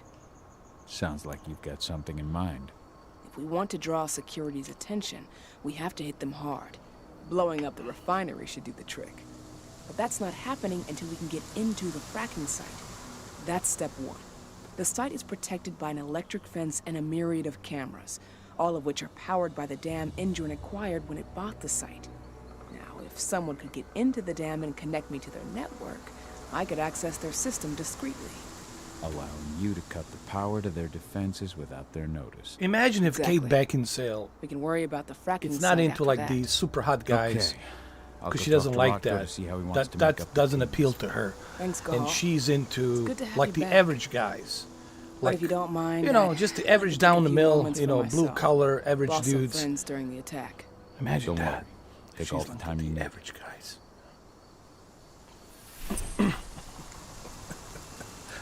Wishful thinking. Wishful thinking, man. Come on, man. I can dream. You know? The fuck. Wait a minute. The dreams will be cancelled by the cancel culture. No, Mr. 4K. You cannot dream. We will cancel your dreams. We're going to wake you up middle of the night. We're going to hack into your phone. We're going to wake you up middle of the night. You will not dream.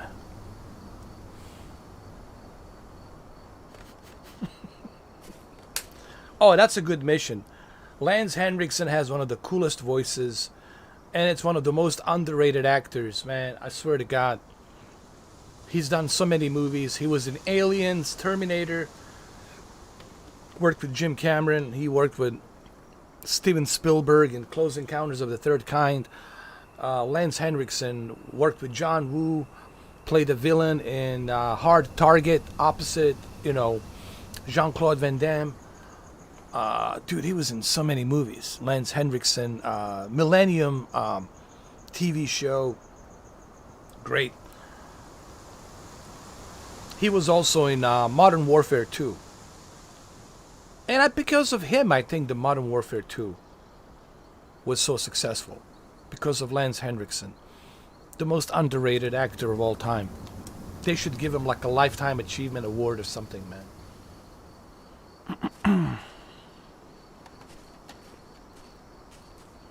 In my opinion, in my humble, honest opinion. So, any news on the group that was supposed to launch the attack on the Sunburst reactor? We're still keeping our ears open. Shouldn't be long now. As soon as you've got them. Oh, let's get back to the action. Enough of talking. Let's do this shit. Let's kick some ass, man. Magadon claims they opened a new lab to develop natural supplements. It's obviously a front, but they've got the public eating out of their hand. They just brought their supplements to market. If we don't expose them, a whole lot of unsuspecting people are going to get poisoned. So, were you able to talk with your daughter? Of course. Adana told me about her and Ava's plan to get their hands on the encrypted data inside the fracking site's laboratory. To bring Endron down from the inside, yes. I think they've got the right idea. If we manage to chase Endron from this region, they'll just continue their dirty work elsewhere. It's time for a decisive blow. So we follow Ava and Adana's plan. We'll attack the dam to bring down the defenses of the fracking site. I want you to lead the incursion. You coordinate with Ava and Adana over comms. Thank you, Ginsburg, man. I appreciate it, bro. Cheers. Ava gave me the rundown. Stay But if safe I out set there, off a guys. single alarm, You things know? will get very dangerous very quickly. I know.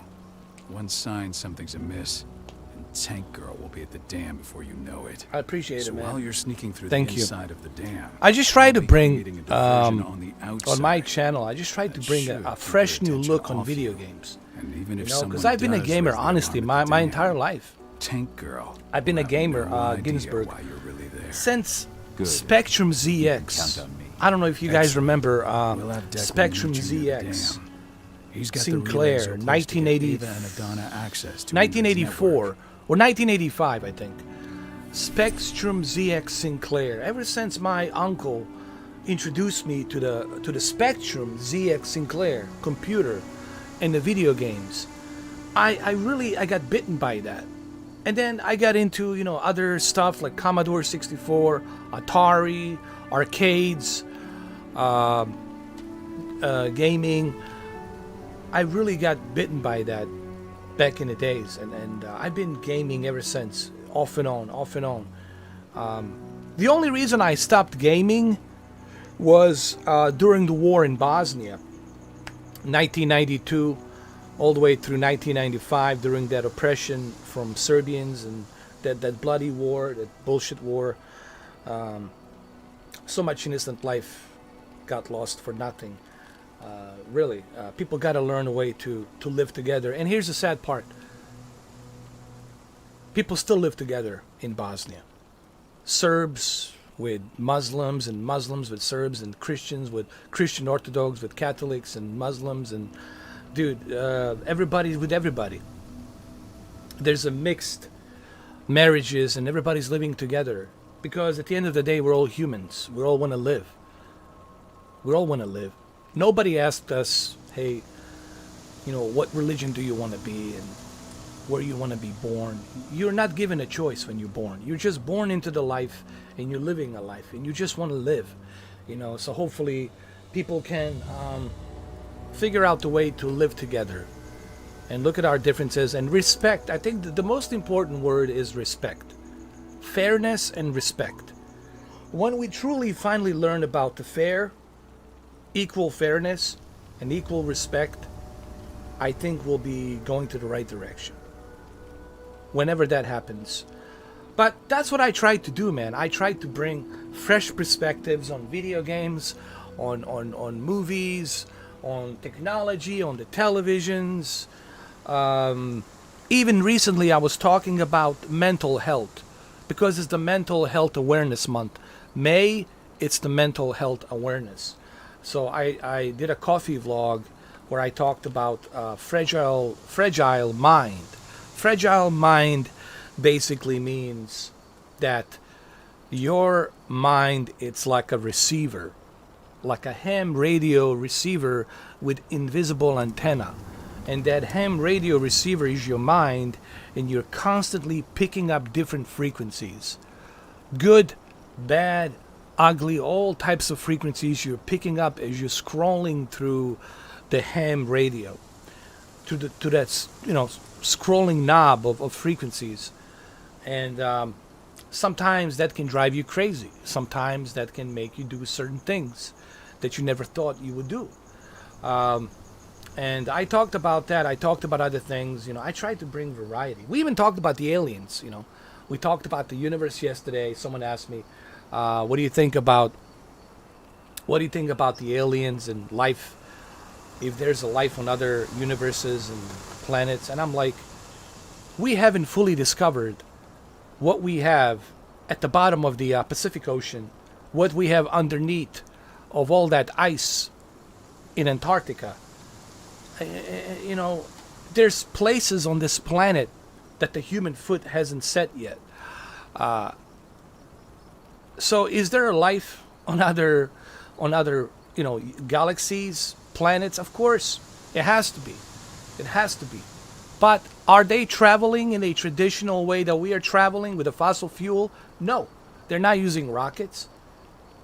They're using different methods of energy and density levels of dimensions. Okay, that's what they're doing. They're bending time and space, and Einstein has proven this. They're using shortcuts, and That's why when we encounter these UFOs, in my observation, that's why it doesn't make any sense to us, because we're thinking in our physical way of things.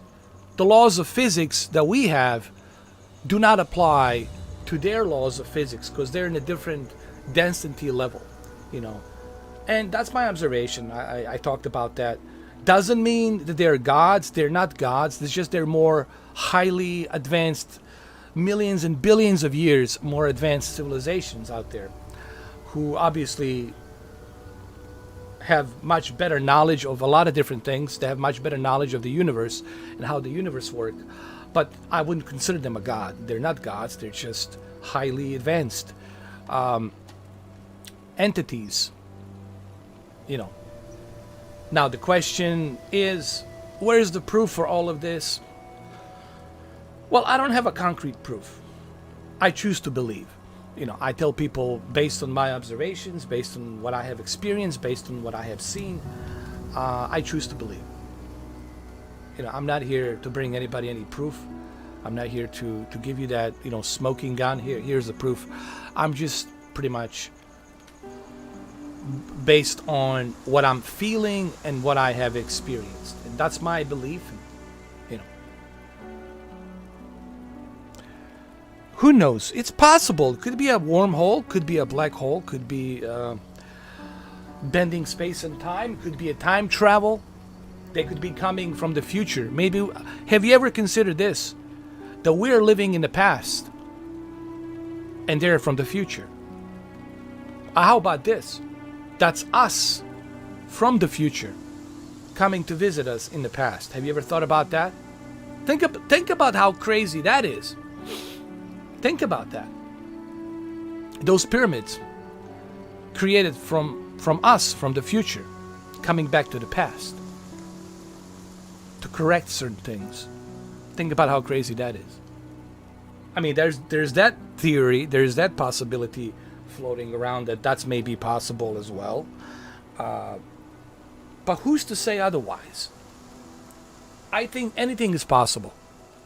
I think anything is possible. You know, I'm really living my life in a way where I'm like, I leave everything on the table. I think everything and anything is possible. You know. But I don't know, man. I mean, I think you have to be deep, Viper. You have to look at things from a different perspective. You know, I know there's a lot of people out there who look at life in a linear way. Okay, I need to go to college. I need to get married. I need to have kids. I need to provide for my kids, and then I die of old age, and then I leave my money to my kids. And then they do the same thing. They go to the college, they have a family, and then they do the same thing for their kids. That's okay. There's nothing wrong with that. I'm not against that. There's nothing wrong with that. But we can't assume in 8 billion people that we're all going to have the same view on life.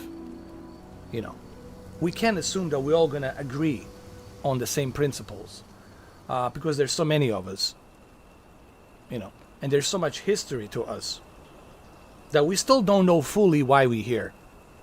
We still have amnesia where we still don't understand why we're here. And that right there, it's where you start thinking, you know. So I've always been like this, man. Honestly, I've always been thinking like this. I never spoke about it openly, like some people would. But now, since I started doing this YouTube channel, I started talking about it more openly.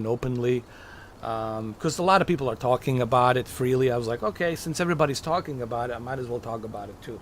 You know, might as well open up my universe can of worms and just let them all out and see what people think, you know. If I was a movie director, I would make an epic movie. I had an excellent idea for a movie, as a matter of fact, and it's always been in my head. And I don't know where I got this idea. I had this idea about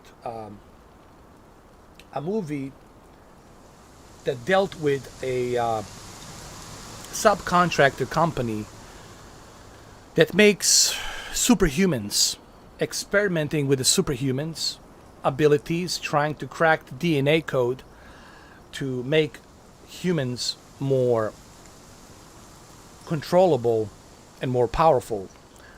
Call them hybrids of some sorts. And I had this idea for a movie where a soldier, one of the soldiers, would be taken as a candidate and would be sacrificed as a candidate purposely to be tested on, to be implemented with other extraterrestrial DNA. Like this company, I'm still kind of working this idea in my head, but there's this one company, kind of like Lockheed Martin. Let's just take Lockheed Martin, but I wouldn't call it Lockheed Martin. I would call it something else, fill in the blank, where it's experimenting extraterrestrial DNA with a human DNA. And it's combining it with many different variants. And it's trying to awaken the spirit of the extraterrestrial DNA with the human DNA of this fallen soldier to make him into a hybrid, human hybrid alien soldier with augmented mechanical hands and other stuff. And this prototype would be called a Prophet 79. And the title would be called the Prophet 79. And I had this idea, man, about like how the movie would look and why this would trigger, this prototype would trigger other aliens to show up to planet Earth because of what we have created. It's a really deep story. I've been thinking about this, man. This is like very ambitious. It's something that maybe Steven Spielberg would be able to pull off, or James Cameron, or even Christopher Nolan would be able to pull off. Because, dude, I really have this idea in my, like, vividly. I know how this prototype would look. If I could, like, draw it, I would draw it, man, on the piece of paper. And I don't know why I'm telling you this, but I really had this idea, bro. This interesting idea that this code, this company basically found this ancient craft, and they were able to collect the DNA, or whatever was left, whoever was controlling that craft, to the touch of the three fingers. And that DNA belongs to the extraterrestrial race, billions of years ago, way before dinosaurs. And they're trying to use that code, that DNA code of that extraterrestrial being, into the human code of DNA. And they're trying to merge it together. But at the same time, they're trying to use the human spirit to be merged with extraterrestrial spirit, to awaken, to use the human spirit to awaken that old, ancient extraterrestrial spirit. It's really, really deep. And I know I'm kind of butchering it. It would be a huge script, but it's a very interesting, it would be like a very interesting sci-fi, fuck, man. It would be definitely out there. I think this would interest Steven Spielberg, easily. If I could sit down with Steven Spielberg, and this would definitely would interest him, 100%.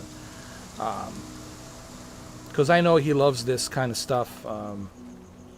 Even James Cameron, I can see. Ridley Scott, well, is another good example. Ridley Scott, you know, I'm sure he would be interested in this. 100%. I could see easily them being producers, you know, having Ridley Scott, having Jim Cameron or Steven Spielberg, definitely would be a possibility, you know. And believe me, it's so weird, man. I have the entire movie playing out in my head. It is so strange. And I don't know where I got this idea, dude. But I got the entire thing playing, dude. And the way this prototype looks, guys, the way it's envisioned in my head, It is something that would really, I think it would blow you away. It's something that you have never seen, and it's something that you definitely would feel attracted to, that you would feel something toward it. Yeah, I got all of this playing in my head, bro.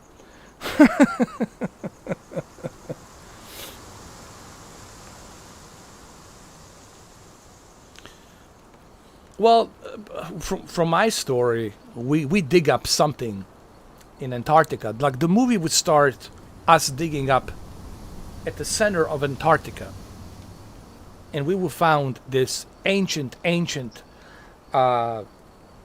dated craft from like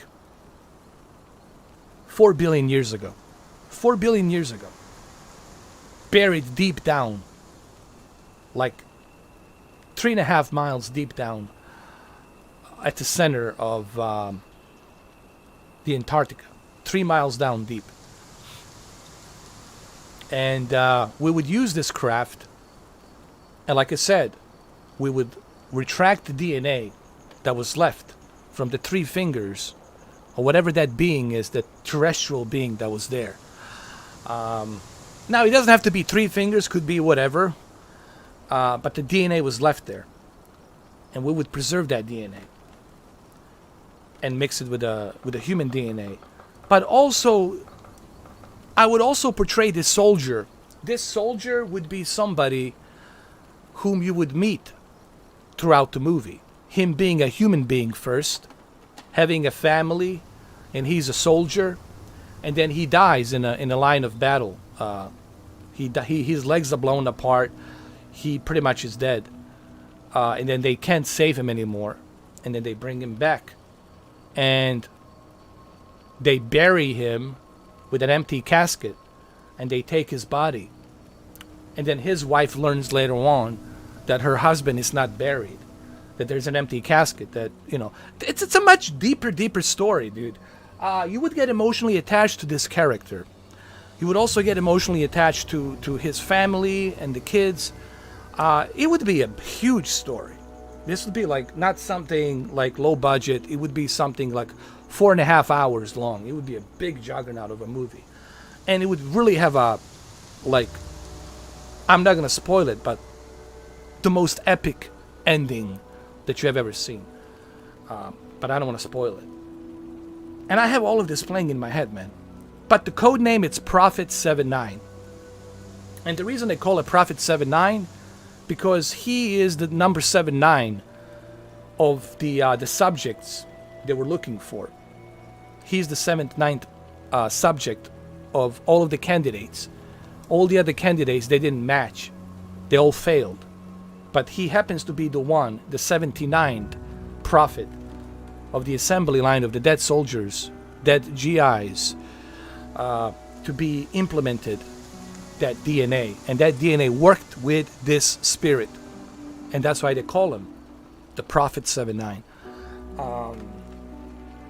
I know it's deep. Fuck, I know it's deep. But on the script, all of this would make more sense to you.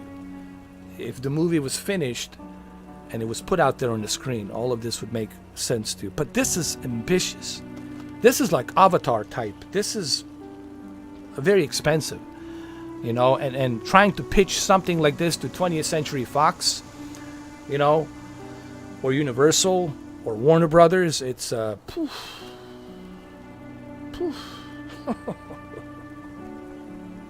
Hitman 47. Hey, what's up, Brendan? But anyway, it's just this idea I have in my head. I don't know why I have this in my head. I don't know where I got this idea, honestly. But it's there. It's there. I can't explain it, man. It doesn't have to be a movie. A video game could easily do this. A video game could turn into a video game. It doesn't have to be a movie. I mean, hey, a video game could easily do it. You know. Hitman 47. But anyway, that's just my fantasy. I thought you were ready for the dam.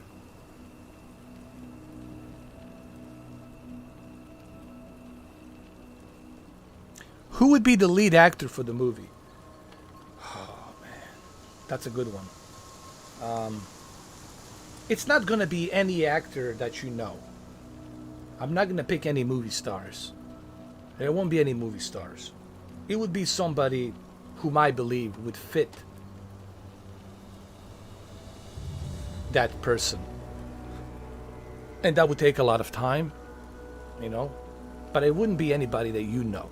I'm not going to take any movie stars, you know, because no. I don't like that. Not that I have anything against those movie stars. I know they sell tickets, but this has to be, it really has to fit. You know, the person whom I want this to play this character, it really has to fit. His behavior, the way he talks, the look on his eyes, his emotions, everything has to fit perfectly to fit this character. Same thing with his wife. Cannot be some super movie star, actress. It has to be somebody that really fits. Same thing with the daughter that he has. That daughter has to fit perfectly that character. This would be a very ambitious project. This would not be like run down the mill. This would take 10 years, maybe 15 years to make. It would be a long ass project. But I think when it's finished, definitely would have that. I think it would work. I don't know.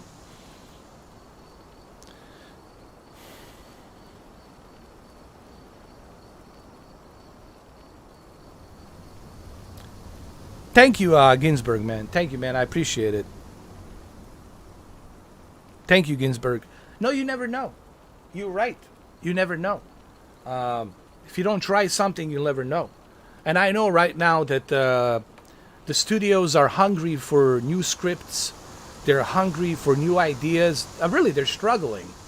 I think I would be like a breath of fresh air for them. Because right now, they're really struggling. And I think this could be probably the best time to pitch this idea, you know, and see what happens. I agree. Brendan, there you go. Brendan, I would put you in the movie, man. You could be a scientist. You fit perfectly with the coat and everything, but you will have to wear a lollipop in the mouth just because you love lollipop. Just the character loves the lollipop, but you would fit perfectly. Dude, I got everything. It's all there.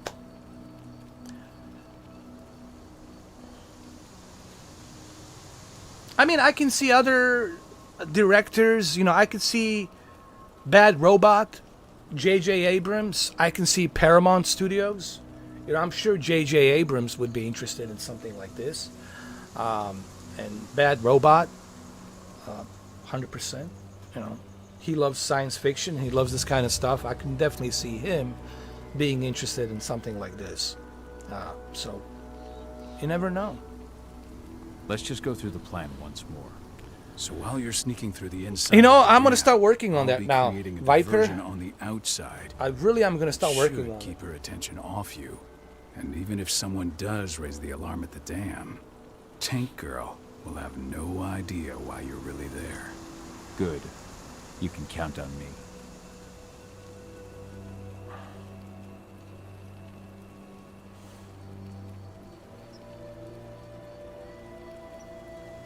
But remember, in that movie, his existence would be top secret. This Project Prophet would be in a top secret, you know, facilities. And, well, yeah, should I spoil it for you? Basically, what happens is his spirits move on. He's dead. This character is dead. But his spirit moves on onto this prototype that they have made, half human, half machine, half hybrid alien. And his spirit has awakened, and his spirit has also awakened this extraterrestrial entity spirit. And he's learning about the past, how we became, what happened to this planet, how did our religion start. This goes really deep. And now he goes rogue because he learned what has happened. And now they're trying to kill him. They're trying to destroy him because he's going rogue. He wants the truth to be put out there about who we are as humans. Dude, it's really deep. It's really, really deep. But there's more to it. I don't want to spoil the whole thing. There's more to this story, which is the epic ending. And that epic ending would have...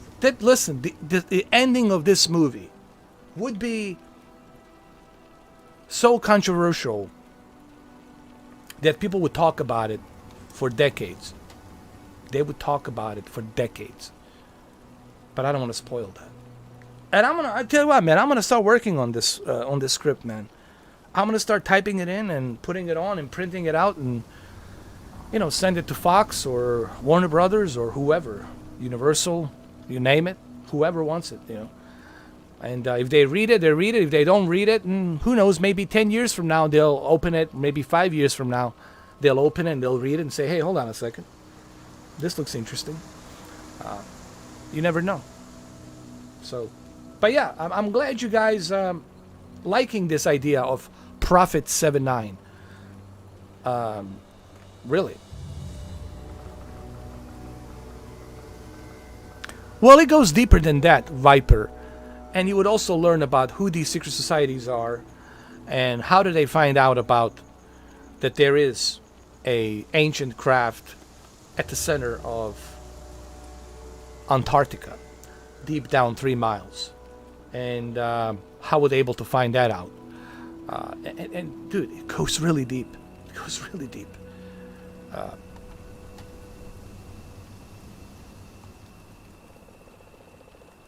But I'm glad you guys approve of it, man. I was very nervous, but I'm glad that you guys approve of this idea. I had a chance to talk to Fen for a while. It's hard to believe the state the spirits are in. What do you mean by that? Are you here to tell me I let them down? No, that's not it at all. I just want to know what happened. Fen will tell you that I turned away from the spirits to focus on the pack, on Adana. It's true in part. I needed to keep the pack unified, but I never abandoned the spirits. I did everything I could for them, but I never had the sort of connection with them that Rafik had. And the worm? His influence is spreading here. It's spreading everywhere. But we're all fighting against it as best we can. But as long as Endron stays here, the worm will remain strong. It will try to corrupt our minds, to weaken Fen and the spirits. And I also have this idea on how the movie would be filmed. Everything would be shot on 75mm IMAX cameras. The entire movie would be in IMAX. Be very expensive. But also, I would use practical effects combined with composite shots. And the CGI would be only used where necessary. But it would be done really, really well. It would be composite really, really well. It would be timed perfectly. The scenes would be edited perfectly. They would have to be timed perfectly. The sound and everything would have to be timed perfectly. With all the composite shots. And I have all of this, man. It would be expensive. I'm not going to lie. You know, if I was to sit down with 20th Century Fox, or let's say I would sit down with Steven Spielberg, I would tell him this would really be, you will need like 3 more studios to join in just to help with the budget. It would be a very ambitious project. It would be freaking huge. And I would really push the envelope of how I want this to be. Like, I really want this to... I would want the movie to feel unlike anything you have ever seen. Unlike anything you have ever experienced. It has to feel that way. You know, it cannot be something that you can kind of compare to previous movie style or previous movies. It really has to feel like this is next level that we haven't seen before. And I think maybe Hollywood is ready for that. I think we're in 2021. I think Hollywood is ready for that. I think they're hungry for that, for their new evolution of cinema. I don't know. I guess maybe they are.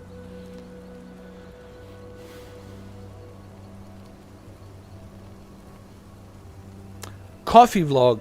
Ginsberg, coffee vlog. There you go, coffee vlog. This is something I could do on a coffee vlog. I could talk about it. Titled, Prophet 79. I could do like a 30-minute or maybe 35 minutes coffee vlog, and I could explain this idea that I have for this movie. And of course, work on the script. You have to have it on the paper. The studio wants to see it on the paper. Okay, and then if the agent calls you from the studio and says, okay, we read your script, we're interested, come to Los Angeles, let's have a meeting, let's talk about this, and then see how it goes from there. But I definitely want to do it with the coffee vlog.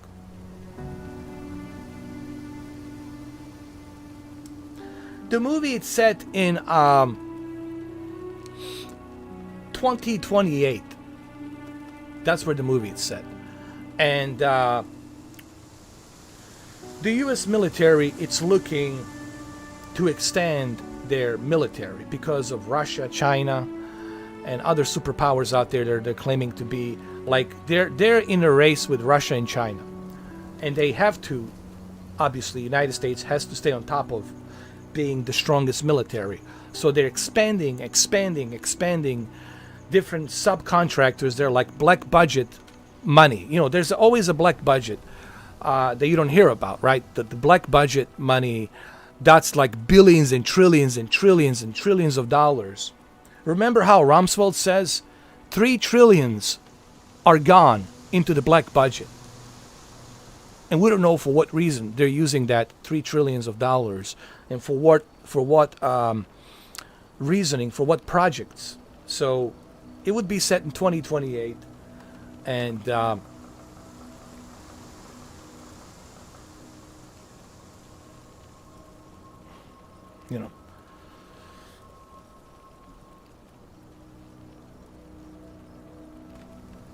I had a chance to talk to Yfen for a while. It's hard to believe the state the spirits are in. What do you mean by that? But this, let me tell you, this this prototype looks so good, man. I just want to know what happened. I would make him look very there would be so much emotion to this prototype, from his eyes, like from his movement, to the way he's looking and thinking. He wouldn't talk too much. Only would say a few lines where it was needed, but you would feel what he's feeling. Sort of connection with them. He wouldn't be like some talking nanny, blah blah blah blah blah. It would be really like a. It's spreading everywhere. I really want this movie to be connected.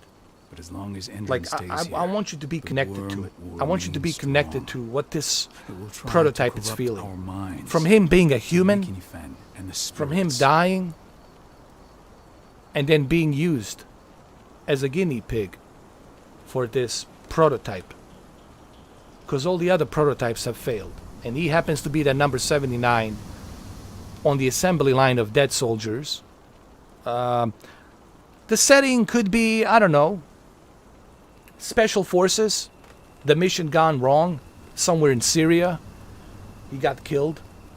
And then they will pick and choose location, Could be somewhere in Africa too, It would be a special forces unit that he's part of. And then you would also learn about him. You would learn about his family, his wife, his daughter, more about him as a person. And then, obviously, where he gets sacrificed, where he dies. But his spirit lives on. So, I would put all of these elements. And I know some people are going to say, but Mr. 4K, it has a little bit of resemblance to Paul Verhoeven, RoboCop. I'm not gonna lie, there is a little bit of that, because in RoboCop, it's about Alex Murphy dying, right? And he's dead, but his spirit survives inside the machine. Of course, he could never be a human the way he used to be. He could never make love. He could never be capable of loving, but his spirit, it's still there. The conscious, the memory, it's still there in that machine. It's kind of the same thing here. The only difference is this is much, much deeper. We're talking about merging with a 4.5 billion year old extraterrestrial DNA merging with a human DNA, and a human spirit surviving, being combined in that alien DNA merged with a human DNA. That also triggers the old ancient aliens. It's almost like a beacon. It's almost like the aliens wanted us. See, that's another tricky thing. It's almost like that's also in the story too, which I don't know why I'm spoiling this, where they wanted us to find that craft and to see how smart we are, to awaken that DNA with a human DNA. I mean, it's really deep, and I want to put this, man, I really want to put this in the script, because it will blow your mind, you know.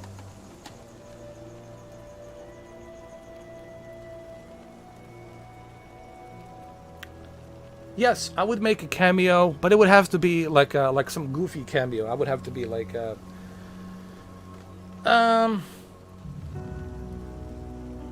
oh yeah, a cameo. Yes, a cameo. I would be the guy that comes in and delivers the mail to this character. This soldier delivers the mail, something that he needs to read, that he's got from the special forces, and I would be the U.S. mail guy, just coming in, knocking on the door, giving the mail, and then I go on my way. It'd be like a short little cameo. I thought about that, you know. And then they tell him on that letter, tells him that he needs to go on this mission, you know. And then he tells his wife, you know, he needs to go away. It's top secret. He needs to go and go to the base. He can't tell her much detail, but he's on a very important mission that he needs to go on because he's part of Special Forces, Green Beret Special Forces, and he needs to go on this mission. And that's where, you know, final goodbye to his family and to his daughter. But I would make the little cameo coming in from the, you know, U.S. mail, you know, whatever, U.S. post guy, post office guy. I have all of this in my head, man, the whole thing. I even know how these spaceships gonna look. I have it in my head when they finally arrive at the very end of the movie. When they finally arrive around the planet, but it would be super epic, man. Just forget the Independence Day. This would be like beyond epic, and what they gonna do when they arrive. And I have that in my head, but I'm not gonna spoil it. What they gonna do when they arrive and how they gonna do it. They're not gonna destroy us. But the way they're going to handle us when they arrive, it's going to blow your mind. It's going to blow your mind. But they're not going to destroy us. They'll keep us alive. But the way they're going to handle us, it's going to blow your fucking mind. Dude, I'm getting goosebumps just thinking. I don't know where I got to. Listen, guys. I'm not that smart. I'm not that, you know. I mean, I'm you know, mediocre, basic level intelligence. But I don't know where I got this idea. I don't know where this is coming from. Dude, I can't tell you where I'm getting all these images and all these ideas. I can't explain it. I really can't. I really can't explain it. I swear to God. I swear to the universe. I can't explain it.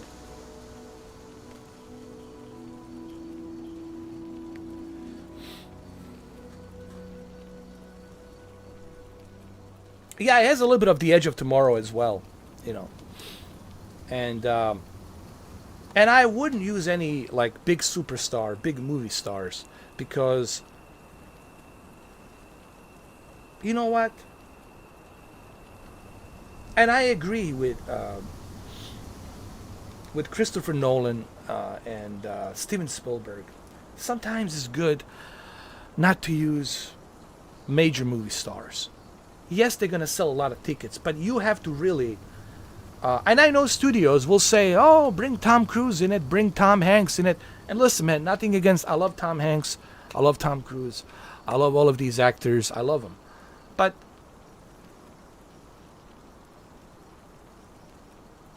to me, the only way this would work, the only way that this movie and a script into a movie would work is if I'm able to have the full freedom to choose who I want to choose to be part of that movie, to fit that character. And that would take a long time. Casting, one of the biggest problems I would have with this script and the movie would be finding the cast. Like, everyone would have to fit perfectly. You know what I mean? And that would take a long time to find that actor that would really fit. It would be thousands of auditions from all around the world, from all around the continents. Everyone would be able to apply from all around the world. And I would look for that specific actor, actress, or a child playing his daughter in that movie. It would all has to fit in perfectly. The soundtrack, the music, that's easy. That's easy. Hans Zimmer, you know, that's not that difficult. That would be easy, Hans Zimmer. But I would tell Hans Zimmer, this will not be a traditional synthesizer orchestra. This would be a different type of a soundtrack, where we would experiment with different things. Because I love music, man. I'm really into music, and the music has to feel that emotion. What you are seeing on the screen, the music has to blend in with what you are seeing on the screen. If what you are seeing on the screen doesn't match, if the music doesn't match what you are seeing on the screen, it's not going to work. Then you're not going to be emotionally captured. Like, your soul, your emotion, your heart has to grab you. And if what you are seeing on the screen doesn't match the music, it's not going to work. So that has to work. This, guys, I don't know, man. I think I would scare a lot of studios. 20th Century Fox would say, Jesus, man, you know, can you get Spielberg, James Cameron, Bob Zemeckis, Peter Jackson, Ridley Scott, can you get them to sign to say, hey, we support? I would probably need like Steven Spielberg, J.J. Abrams, Ridley Scott, Peter Jackson, James Cameron, all of them to like say, hey, we support, let's make this movie. Like, it would really has to be a huge support. Multiple of studios. This would be a juggernaut, man. This would be like a top secret juggernaut of a movie. And I know it'd be a lot of problems with distribution. Who's going to take the credit? I think all of the studios should have the same credit for distribution, you know. I don't know, man. This is really beyond, dude. This is fucking crazy. But anyway, Jesus Christ. What I got myself into. What I got myself into now, man. But hey, I'm going to work on the script, man. I'm going to make a coffee vlog on it on Monday. And I'll talk more about it on the coffee vlog. And I'll work on the script little by little. I'll keep typing it, printing it. And when I'm finally finished, I'm going to send it. I'll send the copies. I'll put it on my printing machine. I'll fax it. You know, just ship it. Send it. You know, FedEx Express, whatever, to Burbank Studios out in California. One of the studios out there, you know, Universal, Fox, you know. They call it 20th Century Studios, not a Fox anymore. They're not part of News Corporation because Disney bought 20th Century Studios. So it has to go through Disney. You guys know that, right? The merger with 20th Century Studios and Disney. Warner Brothers, Time Warner's, Paramount, Universal. Universal's still big. Universal's pretty big. Yeah. Why not? Why not? You only live once. You only live once. Why not? What do I got to lose? At least I tried, right? At least I can say I tried. Yeah.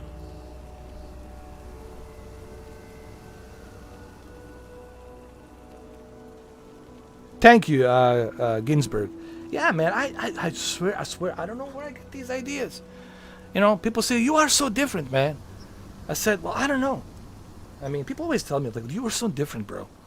Like, I met a lot of human beings, but you are just, you are you. Like, it's something about you I can, you know. People tell me this all the time, like, you know, I met a lot of people. A lot of people always tell me, I met a lot of people in my life. But something about you I can't pinpoint. It's like an enigma. Like, like a big, like a orb of enigma. Like vibrating around. I was like, I cannot crack this code. There's something about you. People tell me this shit all the time.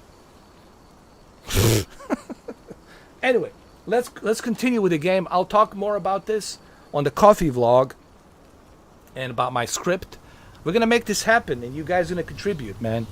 The birth happened on this video game. The birth of my script happened with Werewolf the Apocalypse, you see? The most underrated game where the good ideas came from. I had a chance to talk to Fen for a while. It's hard to believe the state the Hey, Andy, how you doing, bro? What do you mean by that? Are you here to tell me I let them down? No, that's not it at all. I just want to know what happened. Fen will tell you that I turned away from the spirits to focus on the pack, on Adana. It's true in part. I needed to keep the pack unified. I'm glad you guys agree with me, man. The spirits. I did everything. And this thing's been in my head, man. I never had this sort of connection. Dude, it's like, not all the time does it play in my head, but my God, it does definitely plays a lot in my head, man. Spreading everywhere. It's like a movie that once in a while somebody press play and just like playing in my head, like, oh my God. And like vividly, it's like a holographic imagery. I see it. Like the tone of color, the way the movie looks, the way the prototype Prophet 7-9 looks, the way the spaceships look, everything. It's just, you know, pre-visualization. You know what? Ridley Scott talked about this all the time. Pre-viz. Steven Spielberg talks about this. Pre-viz. Pre-visualization. When he was working on the War of the Worlds with Tom Cruise, like having the pre-viz really helps. Like you meet with pre-viz unit on CGI. To put everything on a CGI first to pre-visualize, to visualization. Like you have to have the vision of what the movie's gonna look. It's almost like how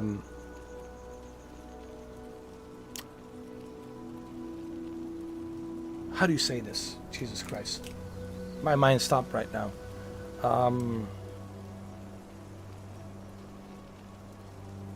It's like reading like a comic book, and there's scenes in the comic book, right? And you shuffling through a comic book, right? Like sketch art, everything. Pre-visualization, and pre-viz. I can implement all of these ideas that are in my head through pre-viz, and then when they see it on the CGI pre-viz, it will give the designers and the production will give some idea on, oh, we understand how this prototype looks. We understand how this spaceship looks. We understand now the visuals of the movie. We understand now the visuals of the movie. Spielberg does this, Ridley Scott does this, and it seems to work, man. The pre-viz is definitely the best way. Whatever's in your head to put out there on the silver screen, it's the pre-viz.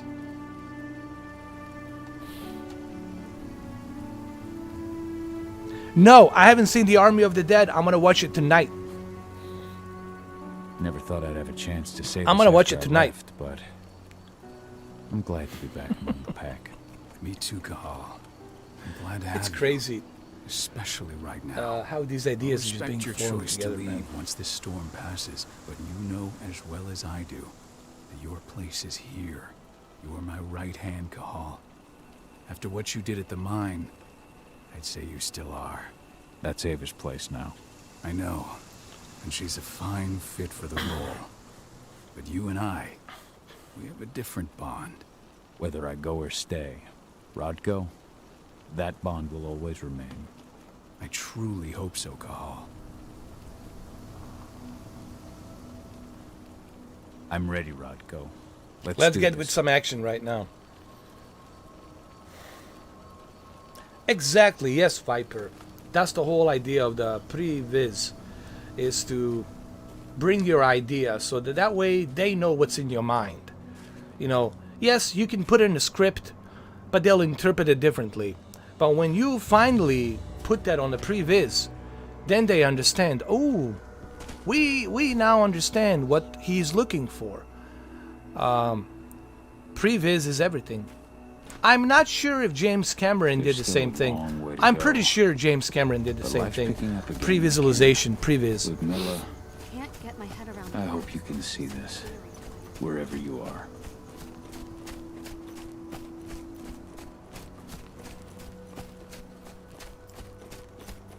Fuck, man, we're getting so excited now. We gotta make this movie, bro. Did you hear about those activists hiding out in the woods? Inchun attacked their camp yesterday. Activists my ass. They're goddamn terrorists. I'm glad Endron's putting them in their place.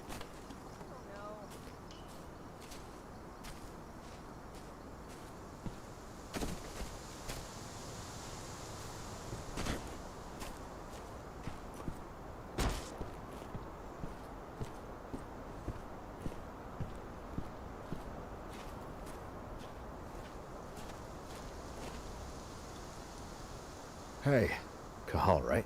You must be Declan. You with Lambda Mankind? That's right. Abel's told me all about you. It's an honor, really. I don't know about that. I hear you've got the... Zack Snyder, man, I'm so glad, man.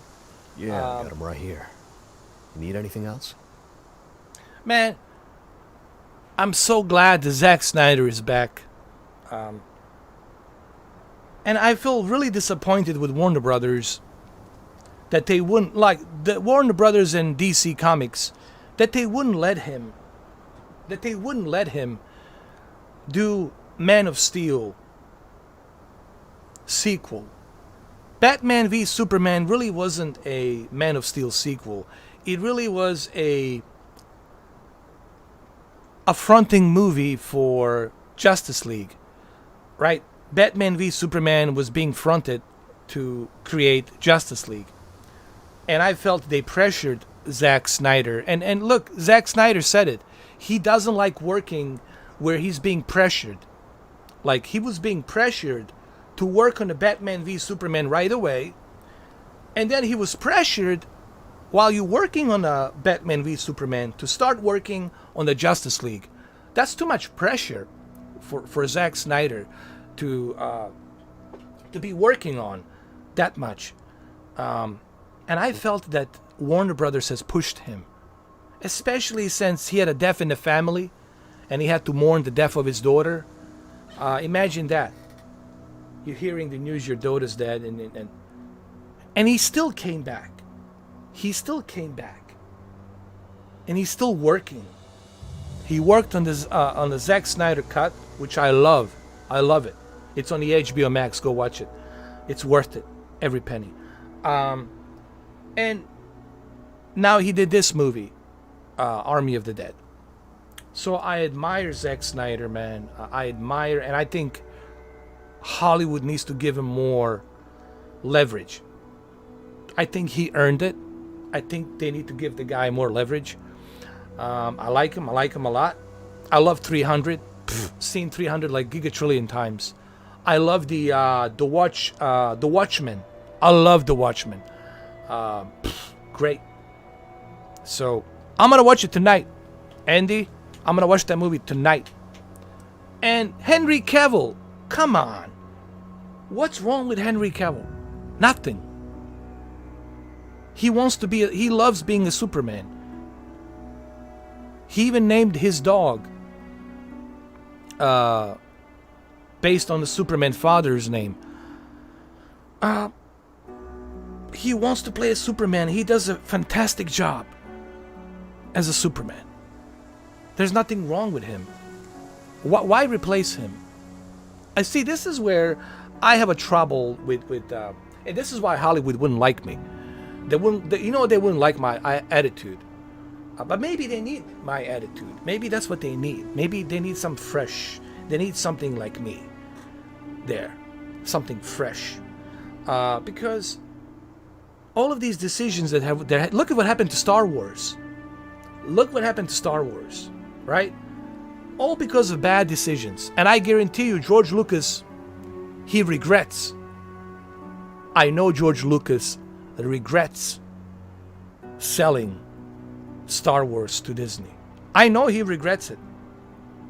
I know he made a lot of money off of it by selling it, but I guarantee you that he regrets every single day, even right now.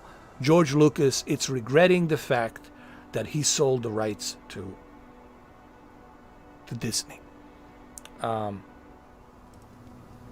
You can really destroy and damage a franchise by making stupid decisions, unnecessary stupid decisions. And these executive producers should be held responsible for making ridiculous choices, stupid choices. Well, one example is the Man of Steel. Why are we looking for new Superman? What's wrong with this one? Why are we looking for a new Blade? Wesley Snipes, it's in great shape. He's in great shape. He looks better than ever. He's ready. Wesley Snipes is ready to play Blade. Put him in the Blade. Bring him back. I want to sign the petition. I want Wesley Snipes back. I want him back. He's the Blade. He deserves another Blade. Like these decisions, man, it can really damage a franchise. And all it takes is one stupid decision,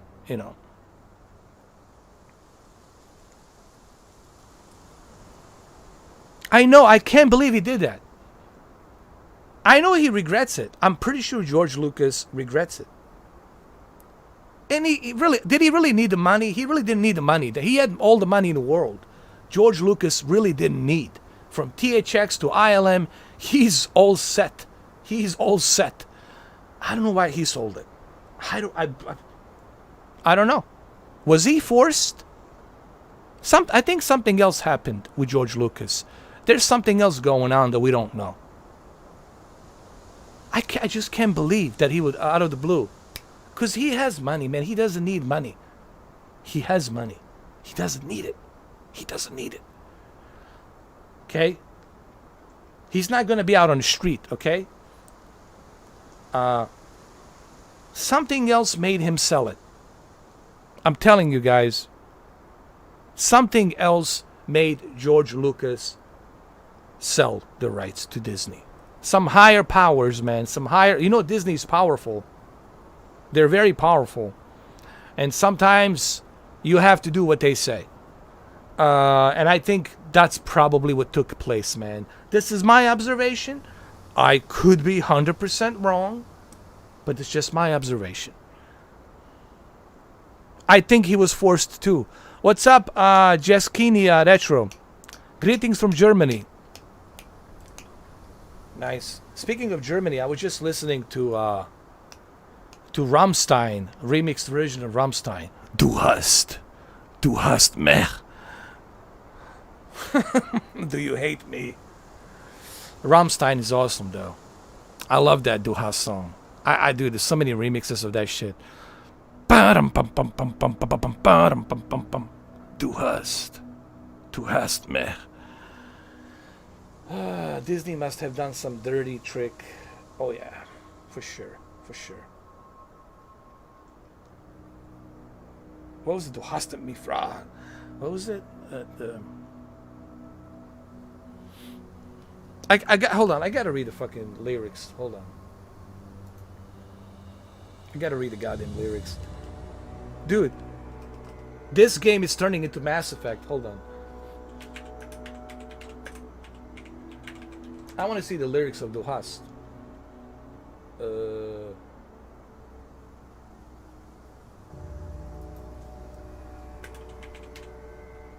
Deutsch. Du hast lyrics in Deutsch. Hold on. Du hast mich. Du hast mich. Du hast mich. Du hast mich. Du hast mich gefragt. Hell yeah, Game of... Fuck yeah, bro.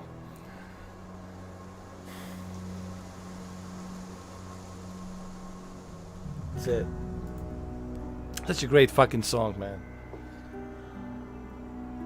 Such a fucking badass song. That's classic, right? Rammstein. There's certain songs like that one. That shit is forever. Like Du hast. That's gonna be for billions of years. Certain songs are forever. Like John Denver, Country Roads, Western Virginia. Like, right? That shit is forever. Sweet Home Alabama, that's forever. Fortunate Son, I'm sorry. Fortunate Son. Clearwater, Reviver. No, Clearance, whatever. I forgot the name of these bands. I'm sorry. Credence something. There's certain songs, they're forever, right? Certain songs, they're just poof, right? They're like Enter Sandman from Metallica. Enter Sandman, right? That shit is forever. You Could Be Mine from Guns N' Roses. That shit is forever. There's certain songs. Spoon Man, Soundgarden. You know, Black Hole Sun. Like this shit is forever. Rolling Stones and their songs, you know, Paint in Black. That shit is forever. There's certain classics. They're just forever. Even Neil Diamond, Coming to America. Neil Diamond songs, like it's forever. Some songs are just forever. Thank you, Hydrogate. Appreciate it, man. Matrix soundtrack? Yeah.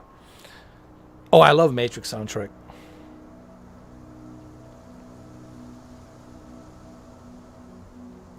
He's only 3 years younger than Wesley Snipes. And I know who that actor is. And let me tell you, I've seen that actor. He's a great actor. He's a great actor. I like him.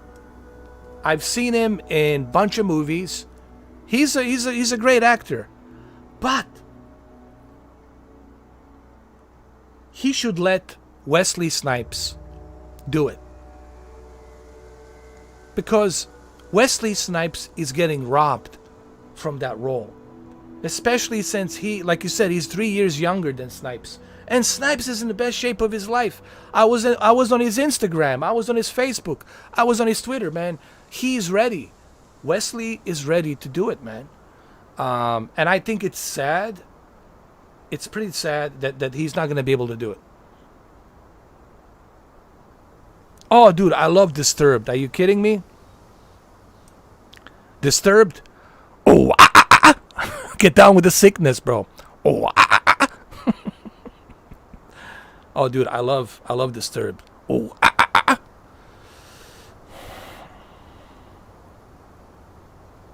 I love Disturbed. No, he goes like this. Hold on. He goes like this.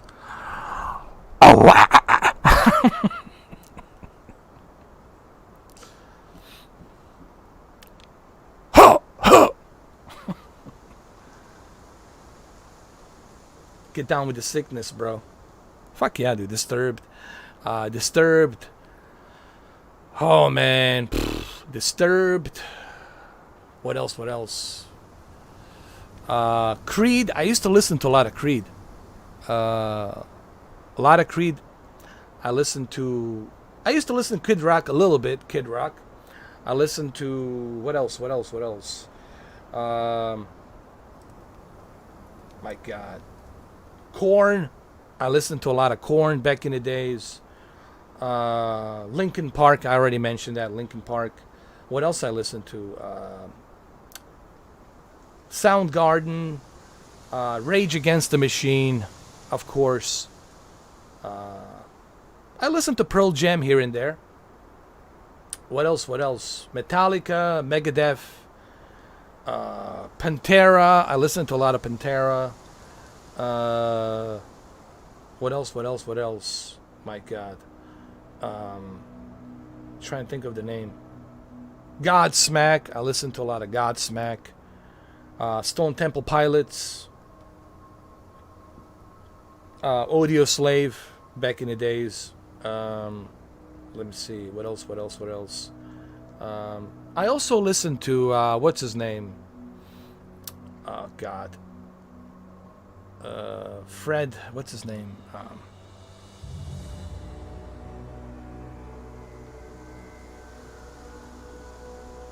Pink Floyd. Fuck yeah, dude. Pink Floyd, all of that. All the good jazz. Guns N' Roses, Motley Crue. There's so many of them, man. There's so many of them. It's crazy, you know.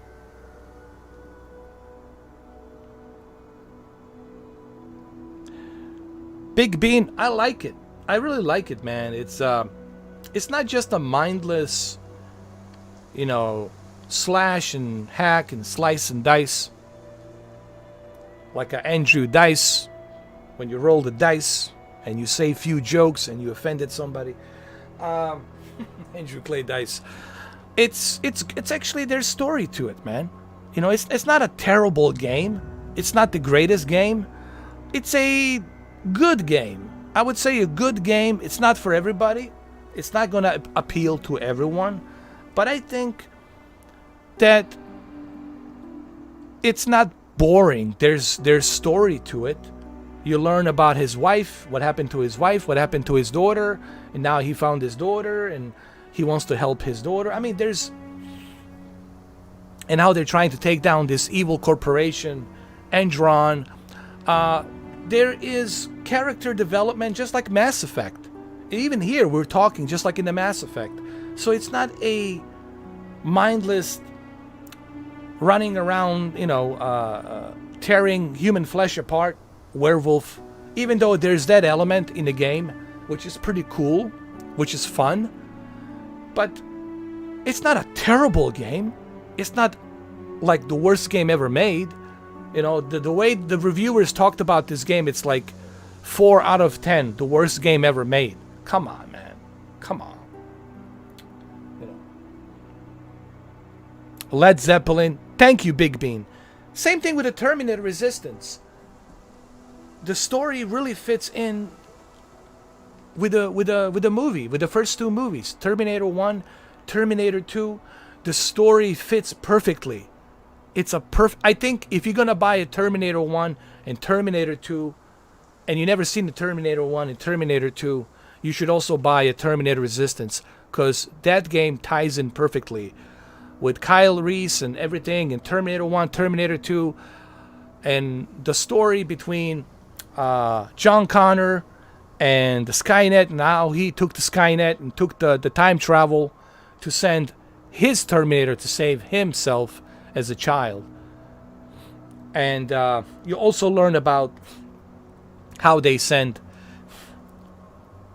the Resistance, Kyle Reese, how John Connor sent Resistance soldier Kyle Reese to protect his mother, so that way John Connor can be born in 1984 in the first Terminator. You know, and it really shows how a video game can be a great tool to fill in the gap in the story between the first Terminator and a Terminator 2 Judgment Day. So I liked it, but people gave it a bad score. There's no multiplayer. I'm not gonna play Terminator Resistance. Where's the multiplayer? This game has no multiplayer. There's no battle royale. I will not play it. We gotta bring back single player game experience. All of this Fortnite, PUBG, Call of Duty crap has really poisoned gaming industry. You know, if it's not a Call of Duty, if it's not a Battlefield, nobody wants to play it. We gotta bring those single player experience back. You know, in my opinion. Thank you, Andy. Yeah, man.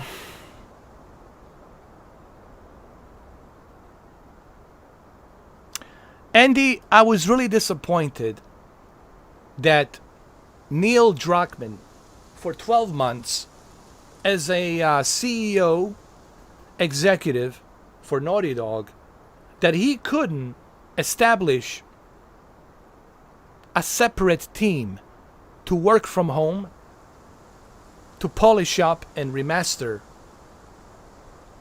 The Last of Us Part 2. And 12 months, I believe, 12 months is more than enough. They could have easily done that and released the game during the summer, in July, August, whenever. I think they could have easily done that 1 year anniversary. Game of the Year, The Last of Us Remastered, they could have easily done that. The Last of Us Part 2 Remastered. And I'm just really heartbroken, bro. I'm heartbroken. Such a beautiful game, masterpiece, like The Last of Us Part 2, didn't get the treatment that it deserves.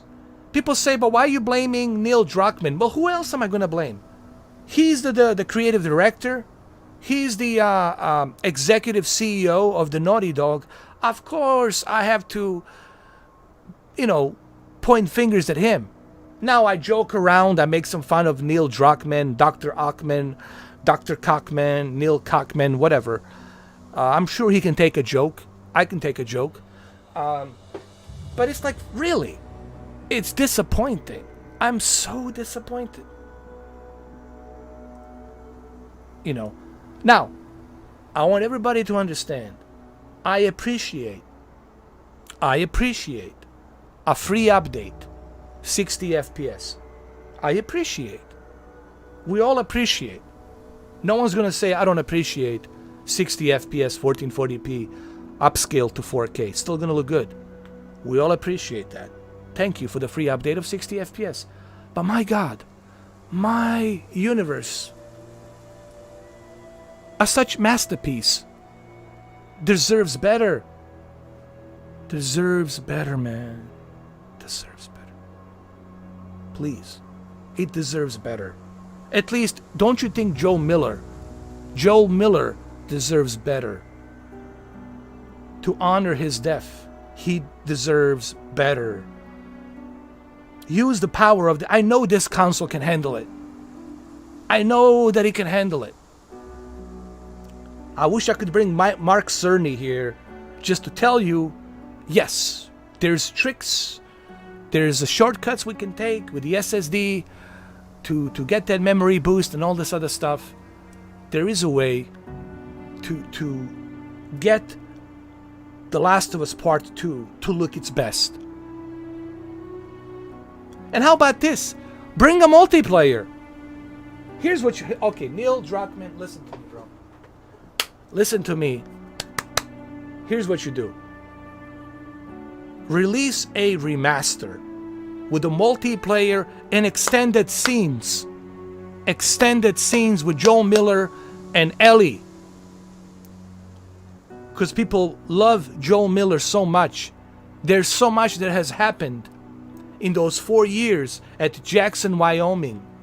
You can put 8 hours, 10 hours of extra DLC. Joel Miller and Ellie as they're growing up, as she's growing up. She's growing up with Joel Miller, learning about dinosaurs, learning about space travel, learning about other things. 10 hours. Director's cut. Get Troy Baker. Get that girl Joanna. Bring them back. Start shooting these scenes. Start working on it. Extra 10-hour DLC on the remastered version, only on PS5.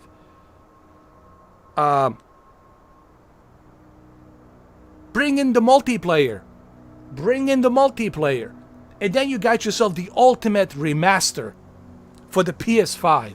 It's gonna sell shitload of consoles. You think the scalpers? Dude, the scalpers won't be able to restock how many people are gonna be buying it just because of that.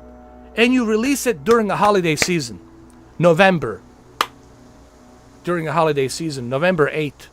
Or something like that. Or October 28th. Whatever. October 28th, right before Halloween or something like that. just in time for holiday season. Dude, why do I have to tell you this? Why is it that Mr. Forke has to say this? You as a CEO, you should be doing this instead of tweeting. Everybody's on a freaking Twitter. Instead of being on the social media, you should be working on this. I hope you're doing that, Neil. I really hope that you're doing that. That's what I would do if you put me as a CEO of the Naughty Dog. That's the first thing I do. I'm calling Troy Baker. I'm calling all the actors. We're going to start working. Extra 10 hours. Extra DLC. 10 hours with Joel Miller and Ellie. And learn more about what happened when they arrived at that town. And of course the multiplayer. New multiplayer. Native 4K, 60 FPS with the ray tracing. All of that. 3D audio. Haptic feedback. Adaptive triggers. All of that. I would make the best The Last of Us Part 2 Ultimate Edition ever. Even the haters would pay money to play it. Just for the multiplayer and 10 hours of Joel Miller DLC. All of this, you should be working on, brother. And I really hope that you're working on it. From my mouth to your ears, I hope. That's what we want. That's what we want to see. That's what we want to see, man. And it could easily happen. You know? If I could sit down with just give me 10 minutes. Give me 10 minutes with Neil Druckmann in Seattle. Give me 10 minutes with him, dude. I'm telling you, I'll change his mind. I'll pitch this idea. I'll pitch it so good. I'm telling you. The next day, he's calling Troy Baker. Let's do this. Come to the studio. Did you get vaccinated? Good.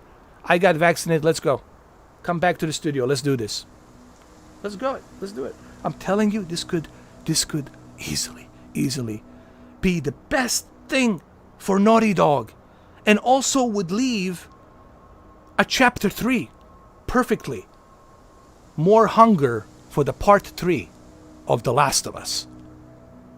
And what a good way to honor Joel Miller with the 10 hours of extra DLC.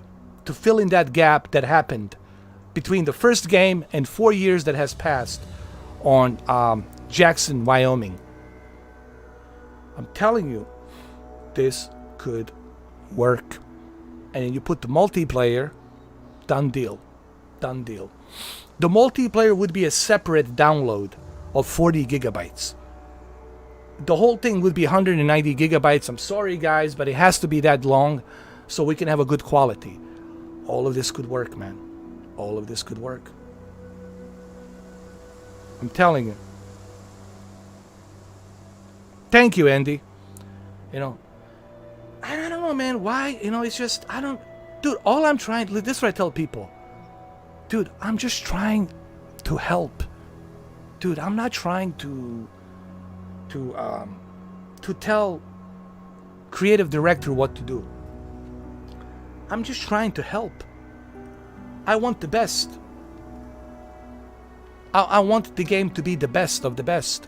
I want the studio to be the best of... I just want the best. What's wrong with wanting the best? There's nothing wrong that you wish the best. We all want the best.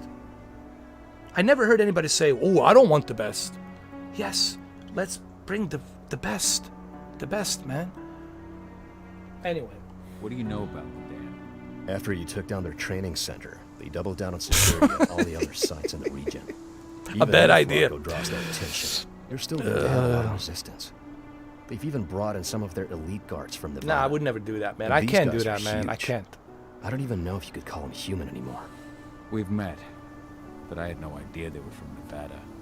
Well, the training center you took out wasn't the only card Endron had in its hand. That figures. You know, certain franchises I love so much. I love the Last of Us franchise, and I love the Metal Gear franchise, and I cannot do that. I cannot give bad ideas. It's just like with Resident Evil, I would never give a bad idea because it's just... I want the franchise to be the best. Just like Star Wars. I want Star Wars to be the best. You know? I want Star Trek to be the best. To continue to evolve. I want the Terminator to evolve to be better, you know. That's all I want, man. I'm just looking for the best. I'm not trying to, you know, destroy a project or you know, to see project fail. How'd you meet Ava anyway? By investigating her, really. I know, Andy. This is tasked with putting her honestly, guys. And I tried, but Ava runs a clean operation. That didn't make the bosses happy, though. Jim Ryan. They told me to falsify He evidence just, to bring he's it a down. suit, man. He That's just. when I realized they were in Endred's pocket. Guys, I tried Jim calling Ryan them is just out, a but the suit. whole I've been precinct saying came this down on me with a ton of bricks. for almost I a had year no now. choice but to run. And I He's ran a to suit. Ava. He I really pledged my doesn't have a life to fight passion Endred. for You gaming. ain't. You know what he's doing? You know who it is you're working with, I'll right? tell you what Jim Ryan is This doing. isn't just ideology for us. Yeah, I know. He's on a Sky Sports right now, Ava told us betting everything. the money Trust on me, which Kyle. club's going to win. We're all on the same Whether side it be here. boxing, We're whether it fighting be for the survival of the Liverpool planet, or Manchester whatever it United costs. or whatever, he's betting right now on that. He's a gambler. Dude, he always cares about is the money. He's not a gamer. I guarantee you he's not a gamer. He is a suit. He's all about the money, dude. We need somebody who is a gamer. Somebody who truly appreciates the passion of gaming. You can't be good at something if you don't love it.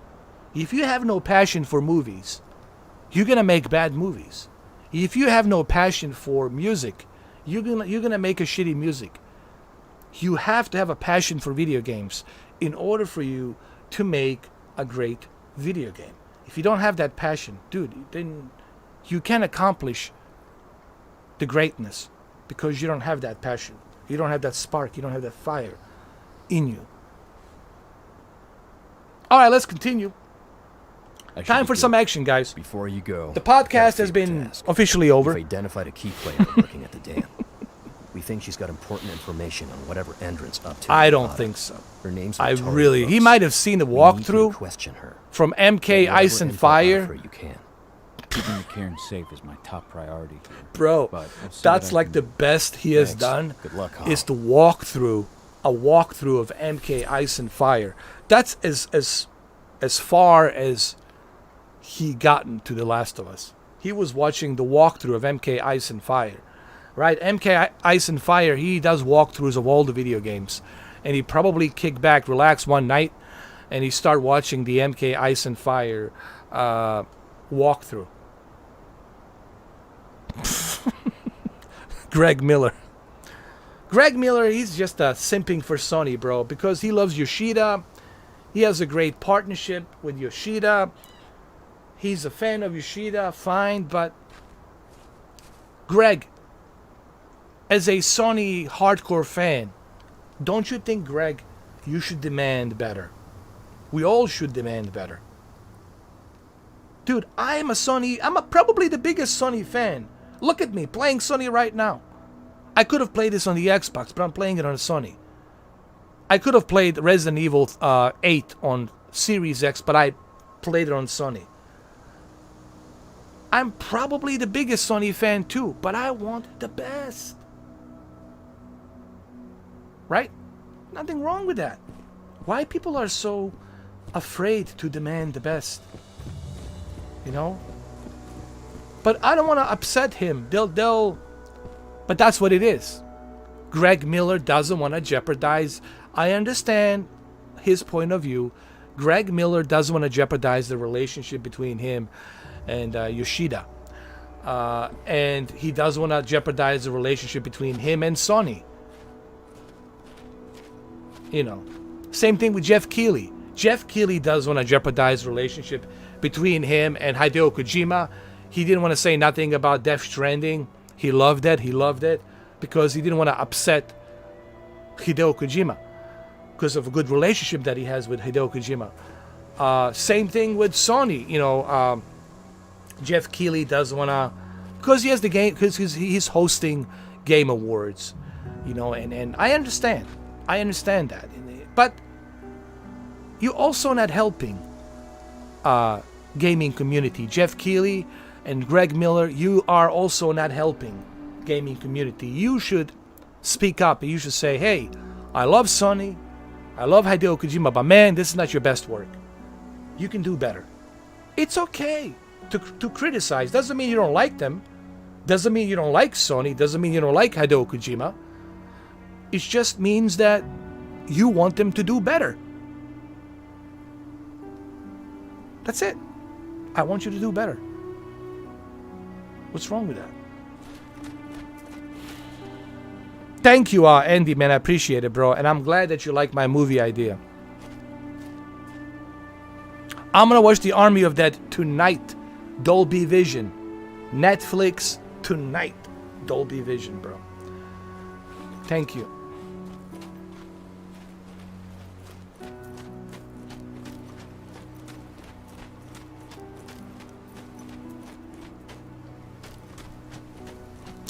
Yeah, Viper, they don't have any backbone to say.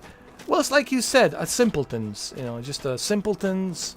Simpletons. That's what the simp means. A simpleton. A simp is somebody who doesn't want to upset its master, right? Or whatever. It's really like that. No, really, it's like a mistress or dominatrix and a sissy. A simpleton, it's a sissy.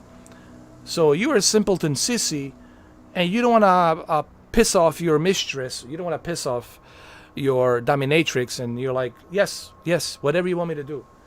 Right? So you don't have a backbone to say anything, you know, to voice your opinion on anything because you can't. It's really like that, man. It's...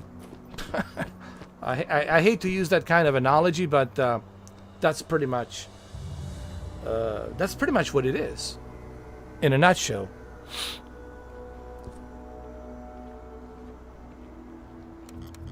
All right, let's get back to the game.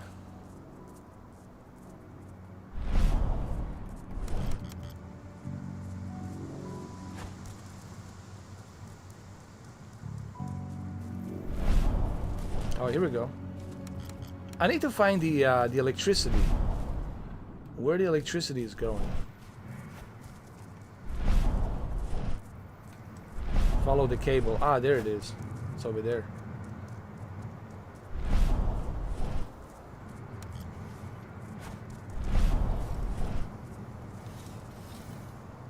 It's over here.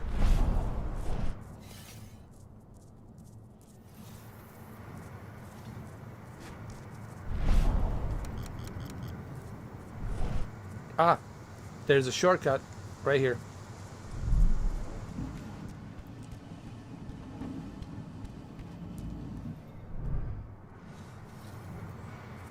I've ID'd the civilians taking readings on the nearby riverbank. Should I warn the commander? Let's do this.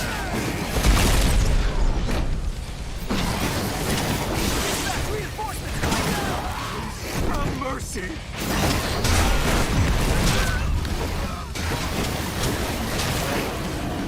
Hell yeah. Get down with the sickness. Get down with the damn sickness, man. Let's go. I wanted a dish. We need help.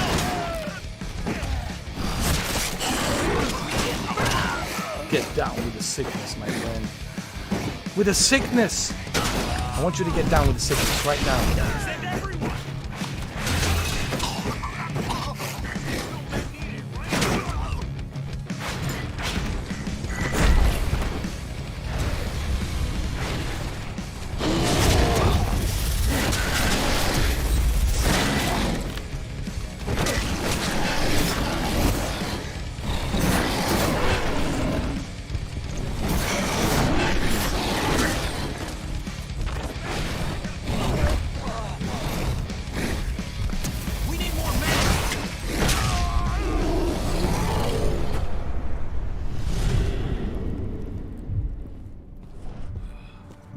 The carnage has been accomplished.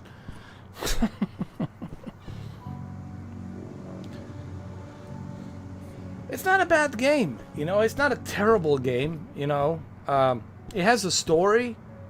It has a checkpoint. Can you believe that? This game has a checkpoint, unlike Returnal. Returnal has no checkpoint. Returnal, you have to start from the beginning. Even if you get to the 6th biodome, and you're so close to finishing the game, if you die, you lose everything and you have to go back You have to go through all the 5 biodomes. Come on, man. And then they want you to pay $75 to $85 for Returnal. But they give it 9.5 out of 10. 9.5 out of 10 for Returnal, right? 9.5 out of 10. It's ridiculous. Come on.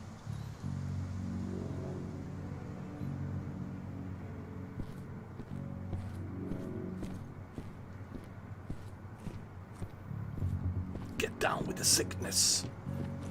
Ooh, ah, ah, ah. Ooh, ah, ah, ah. Ah, ah.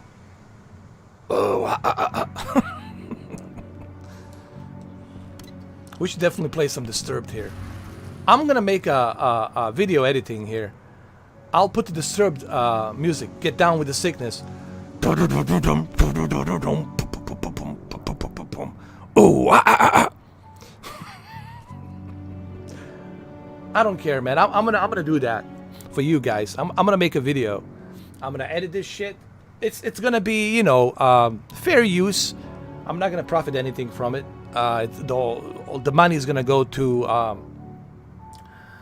the Disturbed and this game. All the proceeds will go to them. But it will be a fun little montage of Get Down with the Sickness. For real. Yo, Anthony!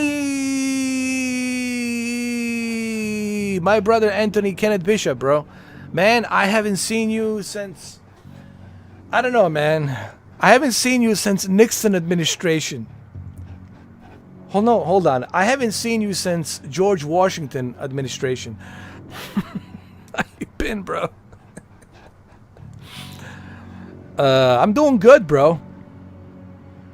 What's my thoughts on the Panasonic TX58H 800Bs? Yeah, I just purchased for 700 pounds. I really don't know much about Panasonic TVs. To be honest with you, Anthony, I don't know much about Panasonic. Just recently, I find out about a TCL 85-inch television. TCL 85-inch. Caleb, what's his name? Caleb, what's his name? Caleb from Digital, not Digital Foundry, from Digital Trends in Los Angeles. Caleb, he just showcased a 85-inch TCL, the most, the cheapest 85-inch TCL television. 85-inch, bro. I think you will enjoy the 4K resolution on that 85-inch, and I think your movies will look so much better on a bigger screen. 85-inch, bro. For real. They just released that here in North America, not in Europe. But honestly, Anthony, I know that the European market and Asian market and European market and Australian market, when it comes to television, it's a bit different.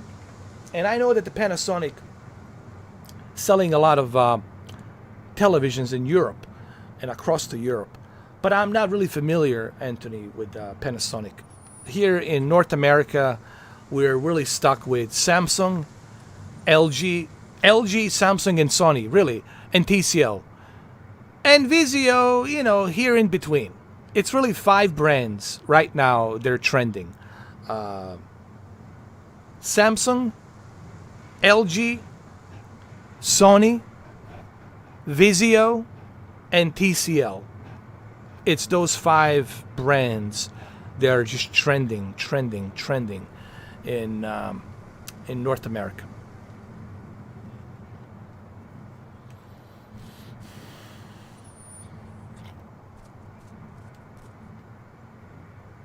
Guys, I'll be right back. I'm just gonna make some coffee really quick. I'll be right back.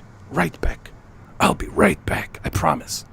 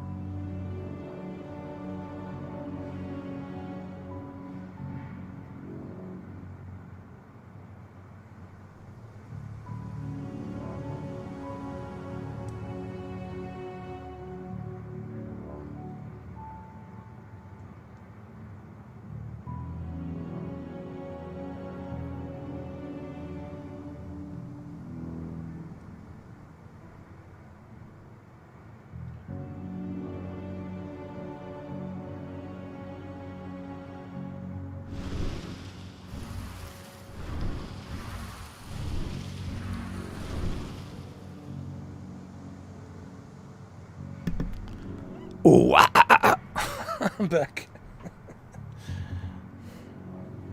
The coffee pot, man, wasn't working properly. But I got it. I got it. I fixed it. I'm back. Wolfie.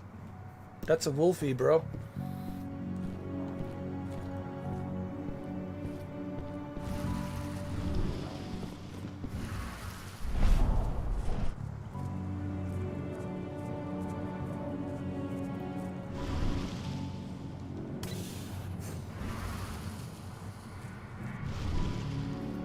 Drink. Get that drink, bro.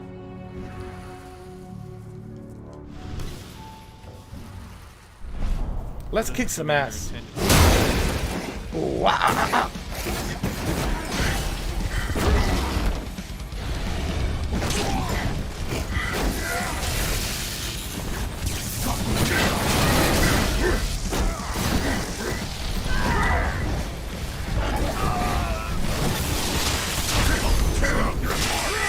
Oh, fuck, I died.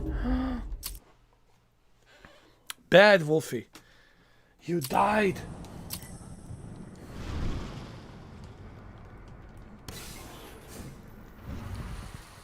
What does the commander intend to do about these activists? You'll know as soon as I do. For now, sit tight. Dismissed. I saw that.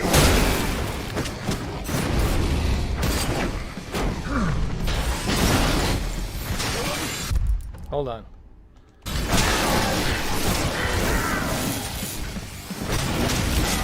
Straight through your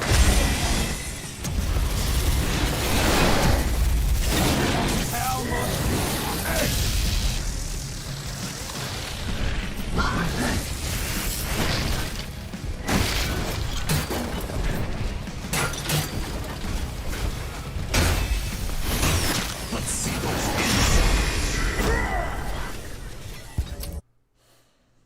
Fuck.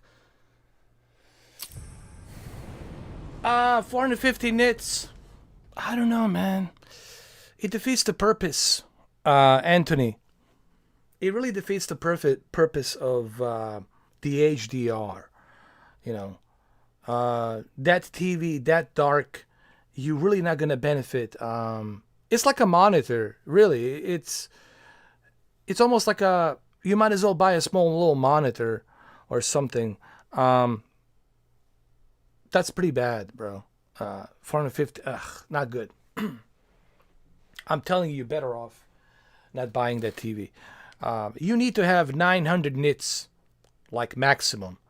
900 nits, that right there will give you what HDR needs, you know.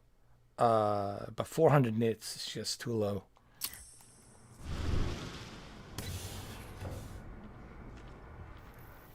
What does the commander intend to do about these activists? You'll know as soon as I Gamefly sends you this Xbox version. Actually, this is a PS5 version. It's a PS5 version. Here we go.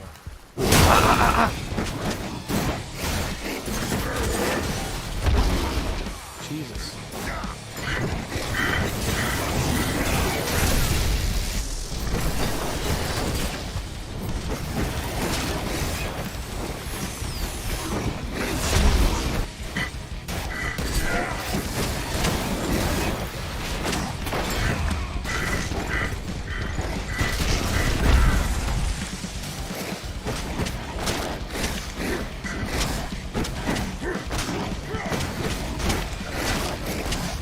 Alright, who's next? I'm here.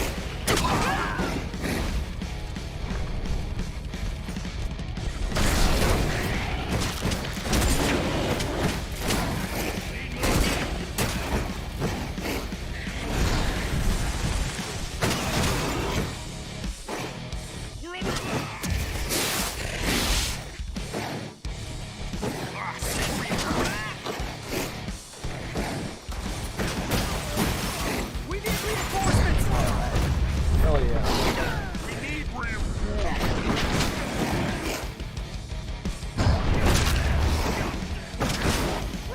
Come here. Come here.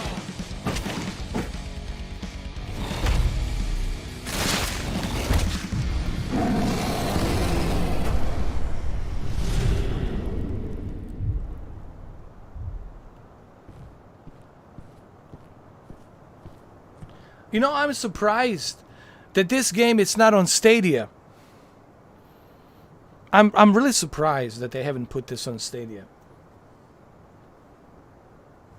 Like, hello?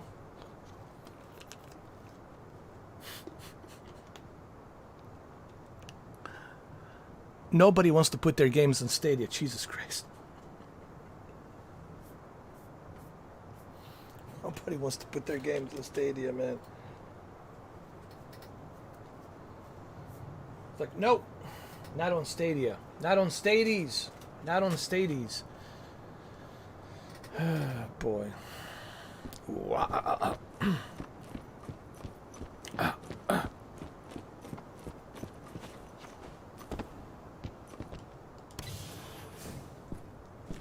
This game is created by Disturbed. Get down with the sickness. Just get down with the sickness. Get down with the sickness.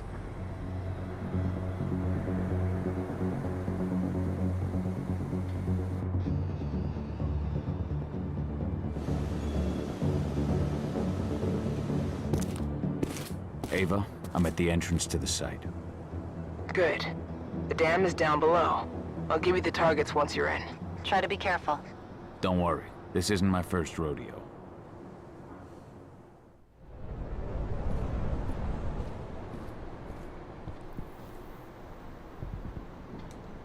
It's not your first rodeo.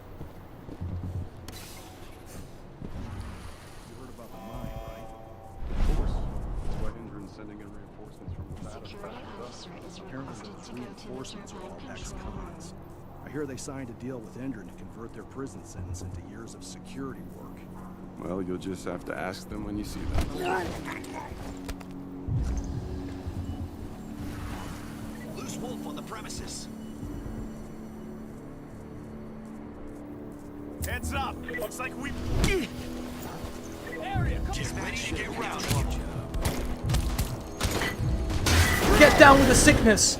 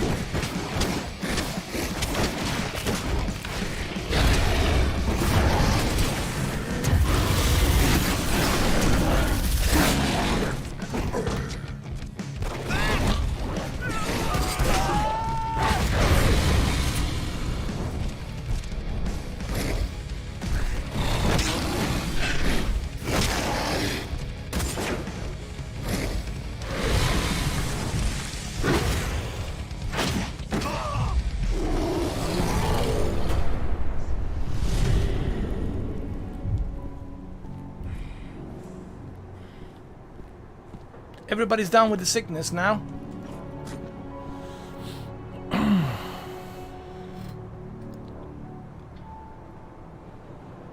Anthony, they all, let me tell you something, man. That's a gimmick, bro. They all use a gimmick for people who don't understand how things work on the television. It's a gimmick. They all use a gimmick, man, to get you to believe that it's something better than what premium quality. Listen, when it comes to television, you have to look at it this way. You get what you pay for. You can't expect to have a good quality on something that's a low quality build. Right? You can't expect low quality, low performance car to outperform high performance car. It's all like that, you know, pretty much. You get what you pay for. OLED is your best bet, man. For 1,500 euros, if you can get a C10 LG OLED, I'm telling you, man, you're gonna be in heaven. In terms of video games, in terms of movies, in terms of sports, in terms of everything, you're gonna be in television heaven. Burn-in, bro. I never experienced a burn-in my 5.5 years It almost has become like a laughable joke at this point to me. I'm not saying that it cannot happen, but so can a dead pixel on the LCD television.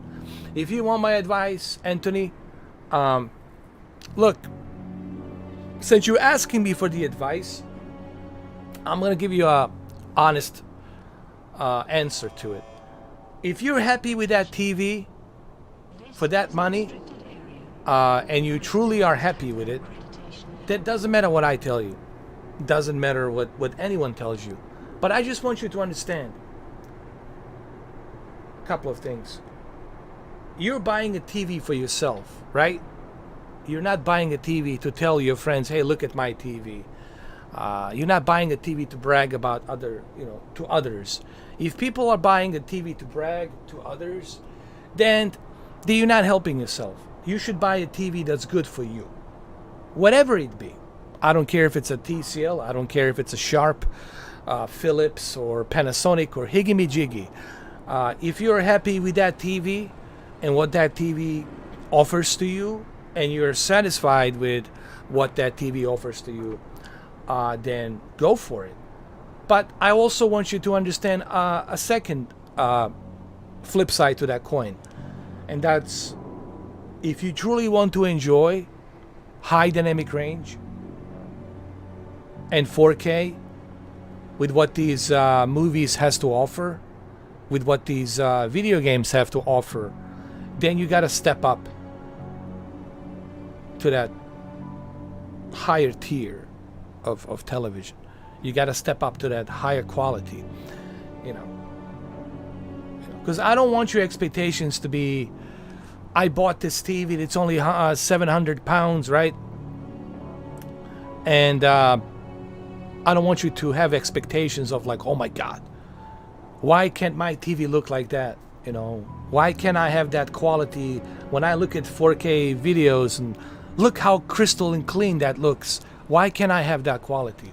Or when you look at somebody else with a TV that's, let's say, C1 or G1 or the latest Sony OLED TV, I don't want you to look at those TVs and say, my God, why can't my TV look like that?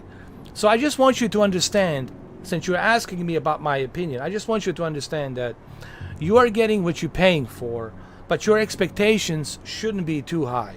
Your expectations should be exactly what you're paying. You're paying for low nits, peak brightness of a TV.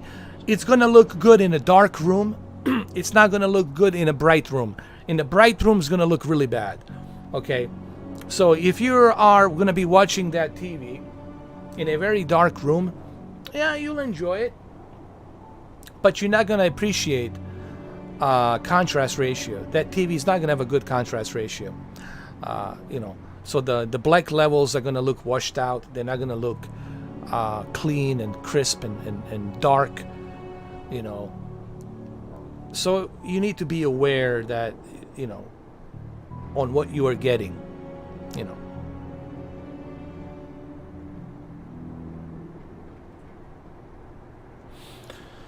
But if you're happy, like I said, Anthony, if you're happy with that TV, that's all that matters, man. But you gotta be honest. See, I cannot answer that question for you, brother. You have to be honest with yourself. You gotta be honest and say, what kind of TV do I want? Do I want a TV that will bring that quality where I can enjoy watching, on a Sky Sports, a Manchester United versus Liverpool or whoever, right? Where I can enjoy that 4K HDR clarity. Or if I'm watching something on the telly, right? I want to have that best possible experience, right? Or the best possible visuals, or the best possible HDR. So you really have to be, I just want you to be honest with yourself, that's all. But if it doesn't bother you, dude, I used to watch my very first 4K TV. And this is back in 2015. No, 2015. Yeah, 2015. My very first TV was a Vizio M55C2. It didn't have HDR. It didn't have the greatest peak brightness. It had decent contrast ratio. It wasn't even a full array of local dimming TV. But it worked for me. It gave me the 4K resolution, and I was very happy with it. I still have that TV, by the way. It's right next to my Sony X900E, 900E, X900E, right over here. It's wrapped up and it's sitting right over here next to M5C, M55C2 next to Sony X900E, right over here. There's nothing wrong with it. I enjoyed it. I made over 500,000 to 1 million views on that TV. I liked it. It was a Vizio. I enjoyed it, even though I remember Joe, 1316 Killer, used to make fun of me. He says, come on, man. Your TV, it's a small TV, 55-inch. You don't have full array local dimming. Go get a Samsung. You don't have HDR, blah, blah, blah, blah. But it didn't bother me. I was happy. I know I was missing out on high dynamic range. I know I was missing out on some other features. But I was happy. And I didn't care what other people said to me about that. I was happy with that TV. I paid a $750 for it. It was on a Black Friday sale. And I was very happy with it. And I still have it. So what I'm trying to say to you is this, Anthony, because you're my friend. If you are happy with the TV, dude, it don't matter what anybody thinks. As long as you are happy, bro. Who gives a shit what people think? As long as you're happy with that TV. But I just also want you to understand, there's better TVs out there, but they cost more money. And your expectations shouldn't be held to that higher standard. Meaning that you're not going to be able to experience watching Tenet, Christopher Nolan movie in IMAX to look as crystal clear, as good as it's going to look on C10 or C1 or G1 or Q90R Samsung TV, right? So your expectations should be limited. I hope that helps you, bro. I really hope that helps you, man. Yeah.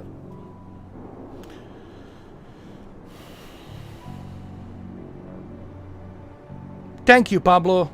How you doing, Pablo Martinez from Chile? Cheers, brother. All right, if it's in a dark area, that's fine. If it's in a dark area, dude, you really don't need that much of a. But you should turn off HDR. Listen, Anthony, I'll be honest with you, because you know I have a lot of experience, and you wouldn't be asking me this if I didn't have a lot of experience. And I'll be honest with you, because you're my friend. I don't want you to I don't want to bullshit you. Do not turn the HDR. Do not turn HDR on. The 480 nits, it's only going to make it much darker and dimmer. So turn off UHD color. Do not use HDR on that TV. Just turn off UHD color totally.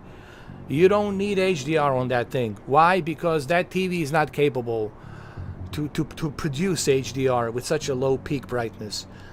It's just going to make it look worse. Really. You're going to think something's wrong with your TV. So don't use HDR. The 400 nits, I swear to God, man, you got to turn off HDR. It would be useless to use high dynamic range, HDR metadata, UHD color with such a low peak brightness. So turn off HDR totally. Go to UHD color, go to settings, turn it off completely. You don't need HDR on that thing. And just watch it without HDR. You can still enjoy 4K resolution, obviously, but turn off HDR. You're welcome. Hey, what's up, Roberto? How you doing? You got a 70-inch Samsung. Ooh, that's a good size, bro. Roberto, yes. Yes, Roberto. Buy it. I would buy it. 70-inch Samsung 4K TV, bro. You will enjoy every ounce of the pixels. 8.3 million pixels will look beautiful on that 4K resolution. 70-inch. The bigger the size, the better it is for the 4K resolution. You will enjoy the detail much better at 70-inch. 70-inch is pretty darn good. So yes, Roberto, for $1,000, buy it. I would buy it. 70-inch. I mean, yeah. And Samsung is a Samsung. It's a good company. It's not like a... And also for you, Anthony, Panasonic is a good company. They're not a terrible company, but that's like their entry-level 4K TV. You know, it's not like their it's not their premium quality 4K TV. It's a entry-level, just good for 4K resolution.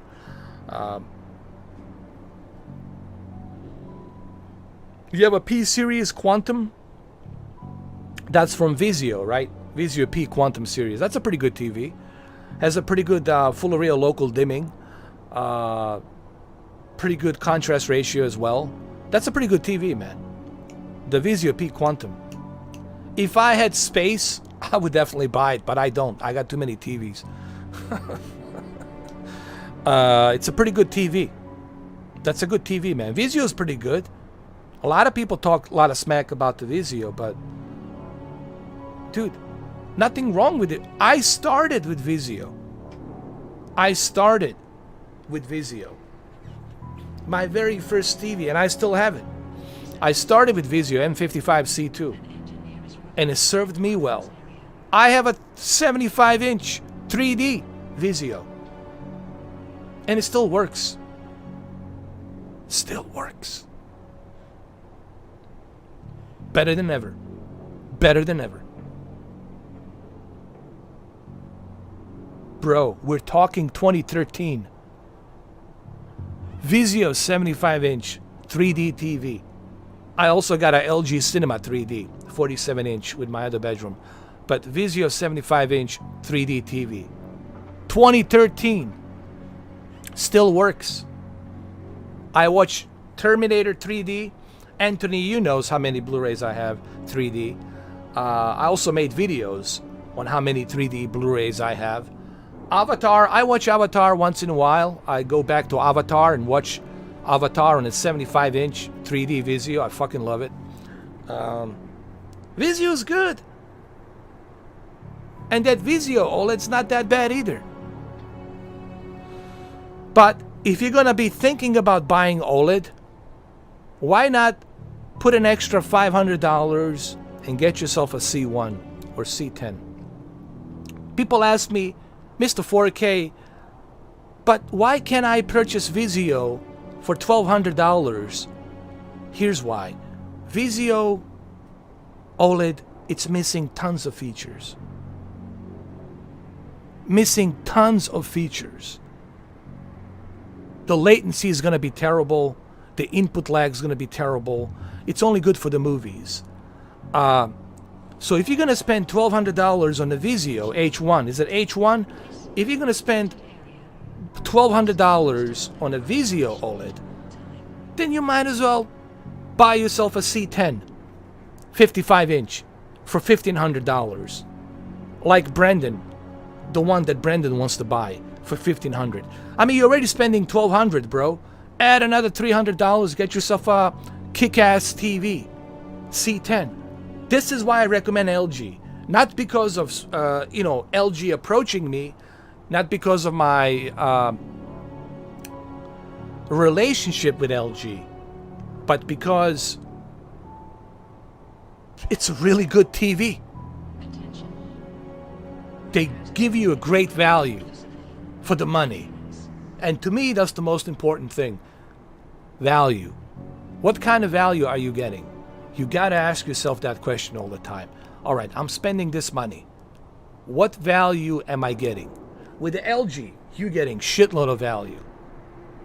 Fully loaded with all of the HDR formats. Fully loaded with low latency, G-Sync, FreeSync 2, 13 millisecond response time, 120 Hertz refresh rate, 48 mbps, ultra high speed HDMI on all 4 HDMIs, Dolby Atmos included, even hybrid log gamma and Technicolor HDR format, it's included. Everything it's included on top of filmmaker mode. It's a full package deal What's not to like? So that's why I recommend LG. Not because of LG having this relationship with me, but because they really give you a full package deal. And it's not just me who thinks like this. You can talk to Caleb from Digital Trends. He'll tell you the same thing. You can talk to Artings. They'll tell you the same thing. Ask Vincentio. Vincentio will tell you the same thing. A lot of people. The other guy, Darko from Croatia, will tell you the same thing. Dude, there's the guy from Germany will tell you the same thing. Dude, there's so many of them. It's not just me saying it. There's a lot of people saying it. This is why I recommend it. Yeah. You're welcome. Yeah, this is the honest. And Roberto, Pablo. Pablo knows exactly what I'm talking about. Pablo, right? You have it? Yes, Pablo. You know what, Pablo? I'm so glad you asked this question. I'm so glad you asked this question. Bro, yesterday, I leveled up. I was playing Call of Duty Cold War on my PlayStation, which is right over here. Right here. And, dude, I was playing the Capture the Zone. Capture the Hard Zone. And, man, I leveled up to General 2. 4-star. Level 56. Ranking at 56. Do you know why? Because of the 120 hertz refresh rate. Because of the 13 millisecond respawn time. Because that TV, C10, gave me that performance. I kicked back, put on my 3D headphones, I kicked back on my lazy boy chair, bro, and I was having a fucking blast. I was having a blast. Yes, I could easily, and I used it, Pablo. I used it as a monitor, remember? I did those videos, I don't know if you remember, it was a long time ago. Last year, during a pandemic. I used it as a monitor. It worked. I put a mouse and keyboard, dude. I adjusted the OLED light, I moved the OLED light down, I used a warm color so it's not blasting that blue UV light into my eyes. I adjusted everything, I calibrated everything. Bro, I use my Belkin ultra high speed cable. Perfect. Perfect. The pixel refresh rates that it has on that TV, really, I don't worry about the burn-in. And I used it. I used it as a monitor for about a couple of months. I played Flight Simulator. I played Call of Duty. I played, what else did I play on there? World of Warcraft. I played World of Warcraft on it. Some other games as well on the Steam. Perfectly. Perfectly worked. I was watching YouTube on it. No burn-in, no retention, nothing. Nothing on the screen. That would make me say, oh my God, look at my screen, it has a burn-in. I even used the test, the white sheet test, to see if there's any burn-in or any retention. Couldn't find any retention, nothing. Guys, LG has perfected the C10 and the C1, and especially God, G1. I've been begging. I'm still waiting for them to contact me. I've been begging LG South Korea to send me a G1, bro. I've been begging them for G1. But if they send me a C1, it's all good. I'm happy with the C1. I'm happy with whatever they send me. I take that back. I am happy with whatever they sent to me. Whatever they sent me, I'm a happy guy. I'm not complaining. Even if it's a laser projector, LG, I don't care. I'm happy with whatever they give me. But my God, the G1 with that high peak brightness, the high peak brightness on G1, oh, heaven.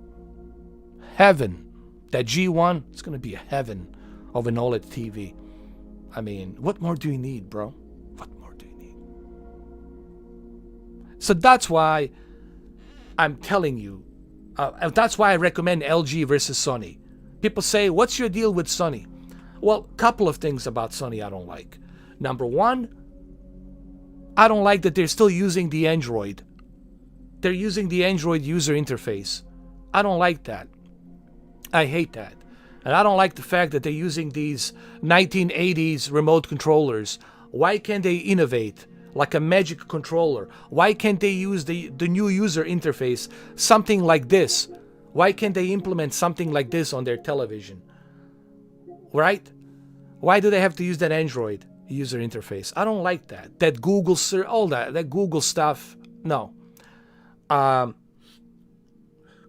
That's my problem with Sony. I want them to innovate. I want them to innovate new user interface, their own features within the user interface, and I want them to make a better controller. Something that's similar to the LG Magic controller. Come on. With the money that they're asking, the price tag that they're putting on that TV, they should give you high quality shit with a user interface, much faster user interface. Did you see how fast the user interface is on the LG? Versus Sony? I'm just saying. That's my biggest issue with Sony right there.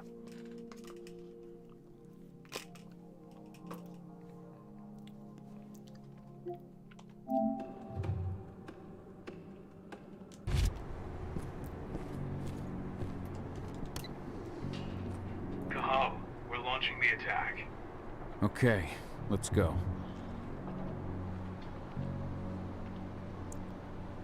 You're welcome, Pablo.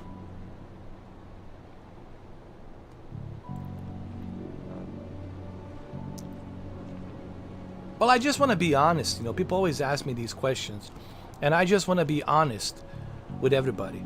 You know, again, if you are happy with what you got, I always tell people, I'm not saying, I'm not some kind of advocate for LG. I'm not going around telling people, go rush out and buy all LG OLED. I'm simply saying, if you want the best, then that's what I recommend. If you want the best of the best at the moment, that's what I recommend. But if you are happy with that Vizio H1, if you are happy with that Sony H8N, whatever, if you're happy with not having 120 Hertz, if you are happy without having the HDMI 2.1 on a Sony OLED, and you paying double the price because of Sony, because of the Bravia icon, extreme chip, whatever. If you're happy with that, who am I to tell you otherwise? If you're happy with a Samsung Q90R and above, who am I to tell you different? If you don't care about Dolby Vision, and to you Dolby Vision doesn't mean that much, who am I to tell you otherwise? Right? But I always tell people, if you're gonna ask me, I gotta give you the honest answer. You know. But if you're happy with what you have, then you're happy. It doesn't matter what I say. It doesn't matter what Vincent Tio says. It doesn't matter what the Darko says, what the other guy from Germany says. As long as you're happy with it, that's all that matters, man.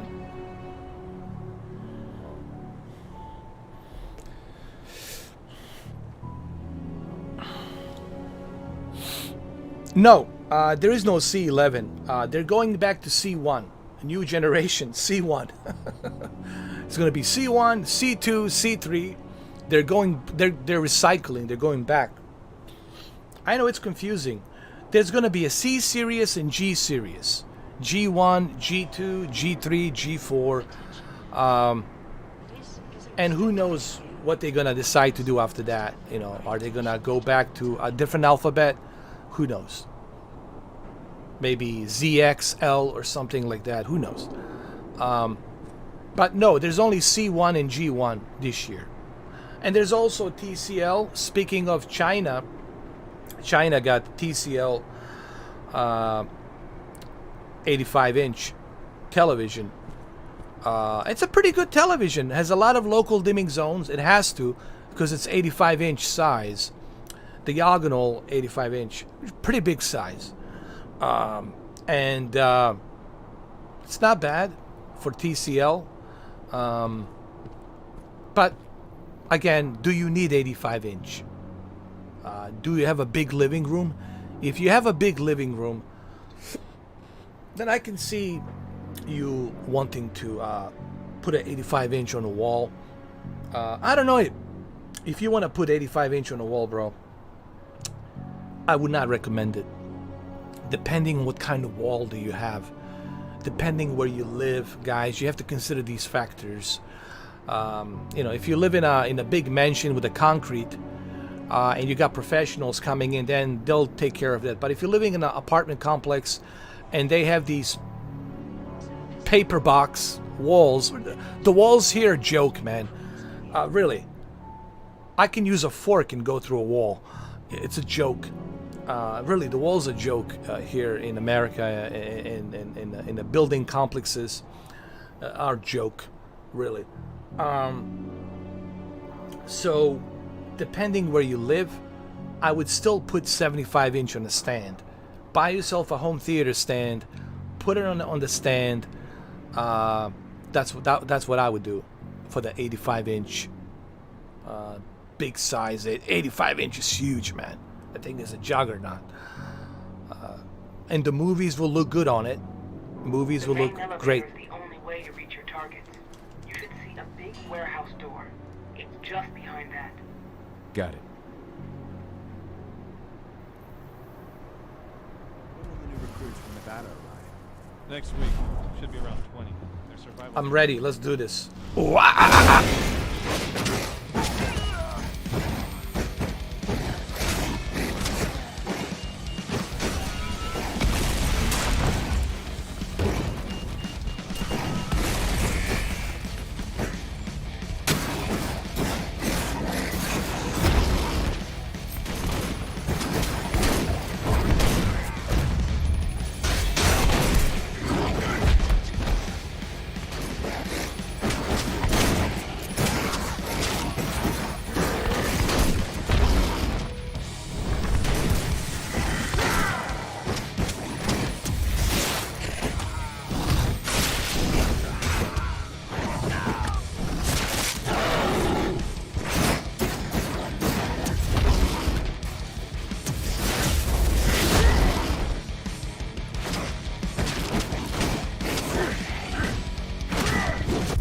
Hold on.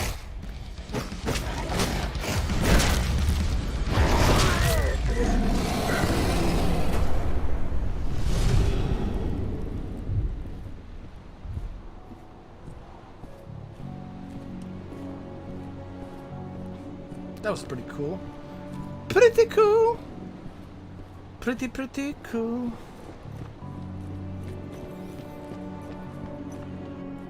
There's the elevator. Get down with the sickness.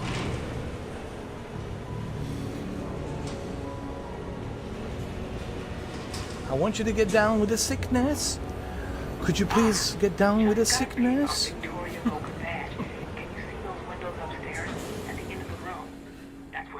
Get down with the sickness. Perhaps I'll pay her a visit. Get down with the sickness.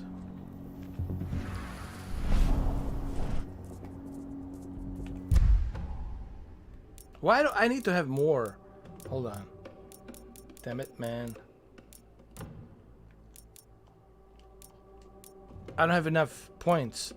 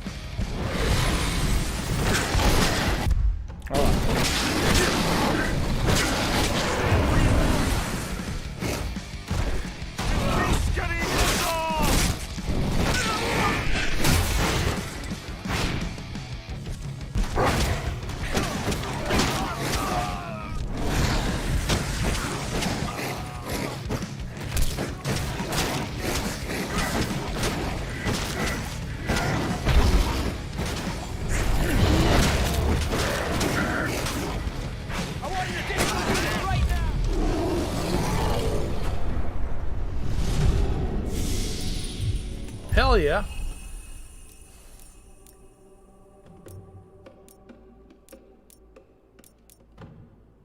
I need more spirit points.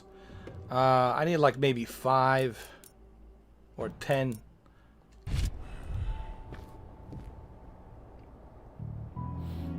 Oh, you welcome, Brendan. You welcome, Brendan. What's for dinner? I'm glad you asked. Big Show. I'm glad you asked. This is what's for dinner. This is what's for dinner. This is what's for dinner. Right here, bro. Right here, bro. Right here, bro. Right here, bro. Right here. Mm. Mm. Mm. Mm.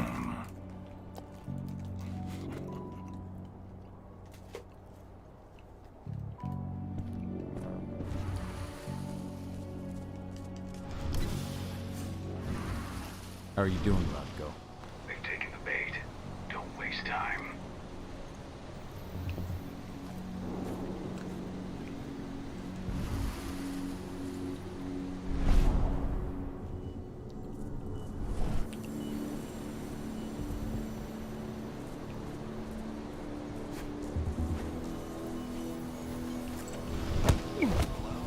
Dispatch. Smoke that thing. The hell? Send more men in.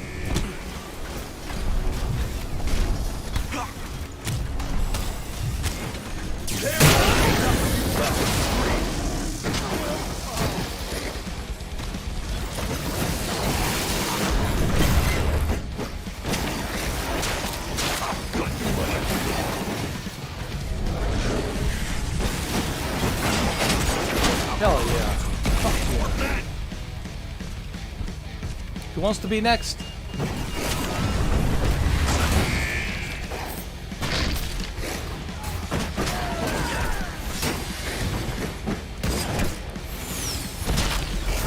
Son of a bitch!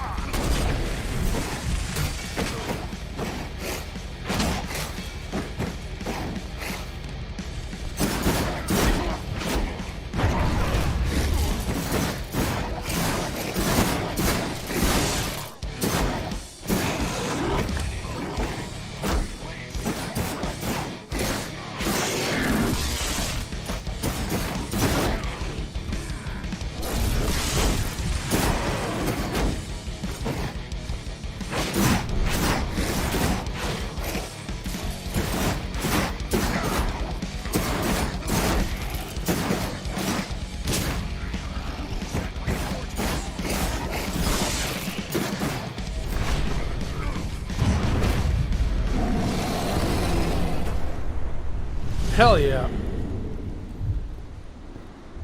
That's how you get down with the sickness. Spider-Man 2 to be a masterpiece. You mean you want, oh yeah, yeah.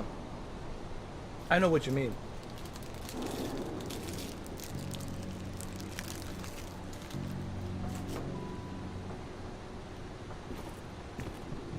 Down with the sickness, Dan. We're getting down with the sickness. Oh, I want to make a Disturbed song. I'm going to use a Disturbed song, Get Down with the Sickness. I'm going to record some of the shit.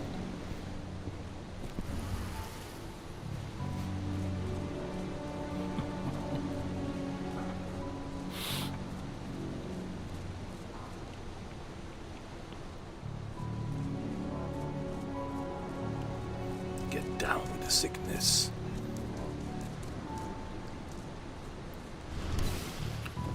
I'm in inside. Okay. I'll mark the terminals where you need to plug me in. And once you're finished, I'll guide you to the extraction point.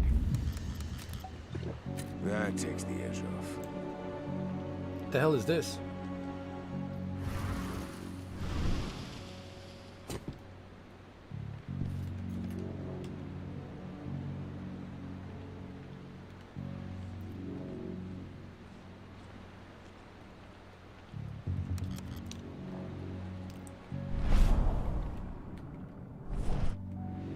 Alright, I'm gonna get down with the sickness right now.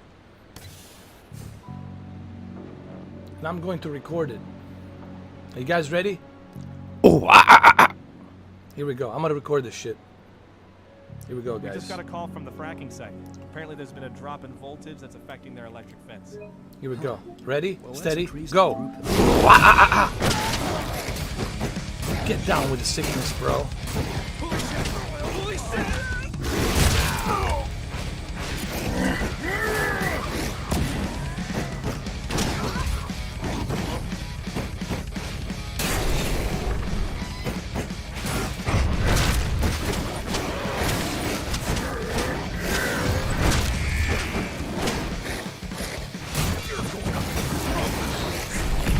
Down with the sickness.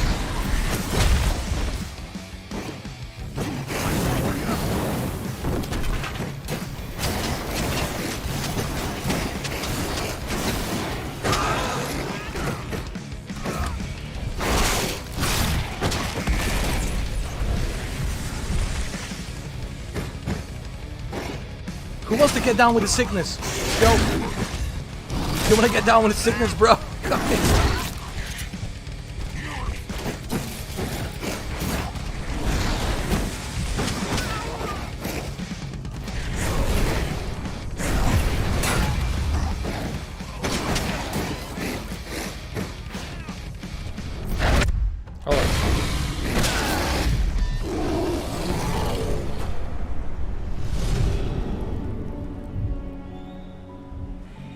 There we go.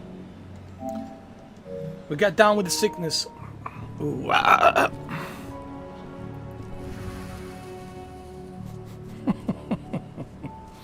It's fun, bro. The game is fun. It's not terrible. All you have to do is play this game with the Disturbed. Alright, guys, if you want to play this game, do yourself a favor. You need to listen to Disturbed. Go to Spotify and listen to Disturbed. Get down with the sickness. Can we do that now? I don't know.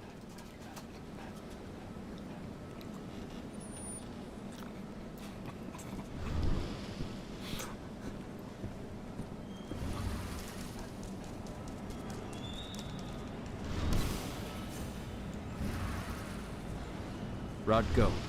How are you I'm holding gonna get up? down with the sickness, bro. All right for now, but we'll be falling back soon. Ooh,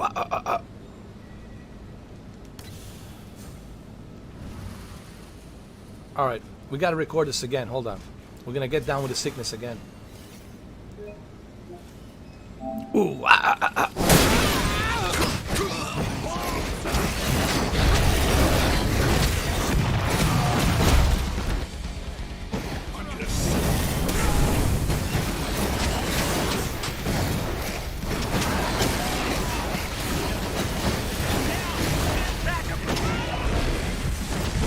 Everybody get down with the sickness, man.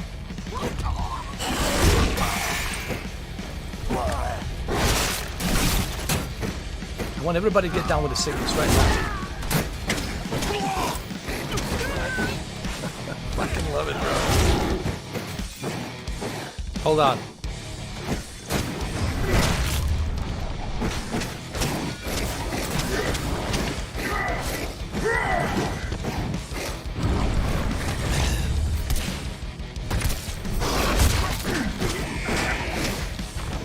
Who wants to be the next guy with the sickness?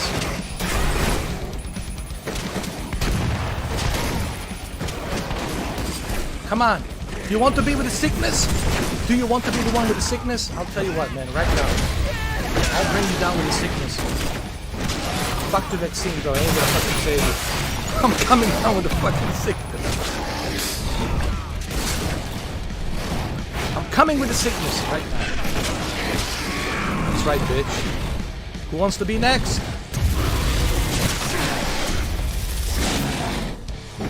That's right.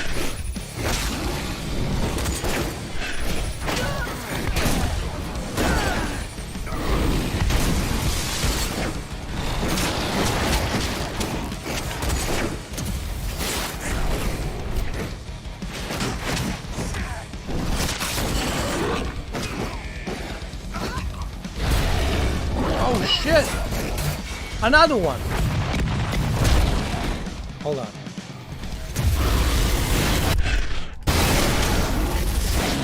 Dodge this! There's no one!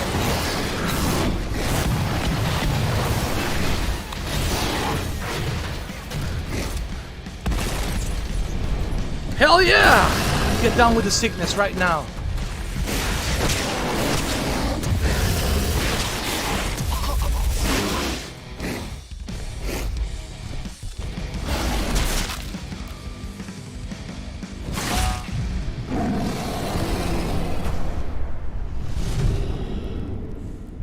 That's how you get down with the fucking sickness, bro.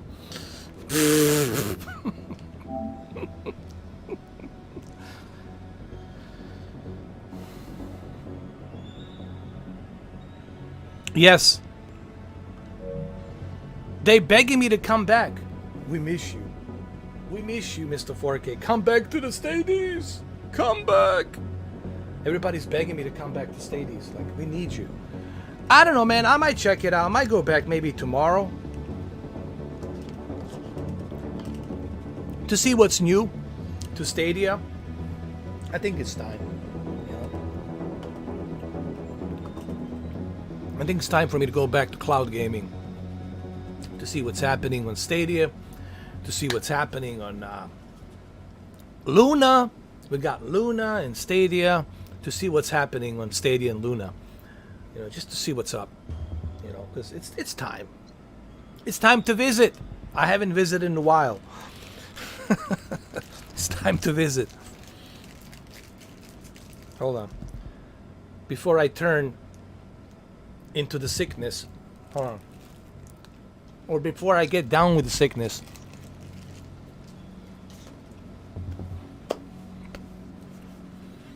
All right. Holy shit, 6 hours. 6 hours already. Live stream.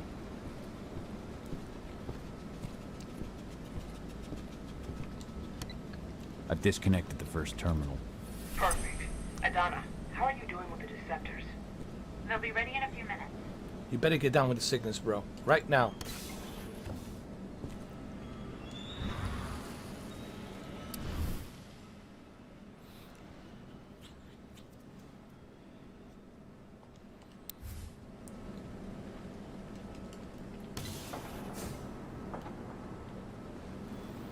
I've secured the turbine's perimeter. All clear.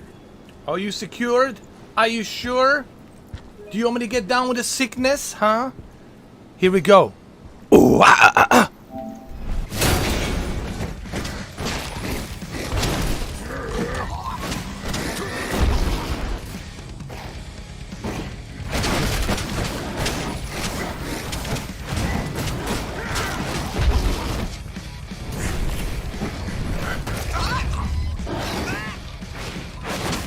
You want me to get down with the sickness, bro? Just tell me right now. How often do you want me to get down with the sickness? Fuck your drone, dude. I'm gonna get down with the sickness right now.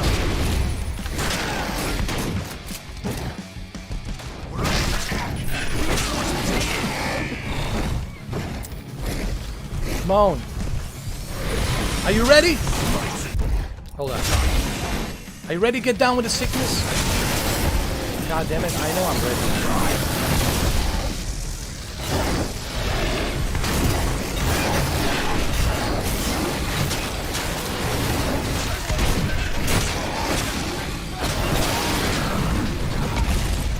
That's right, get down with the sickness, motherfucker.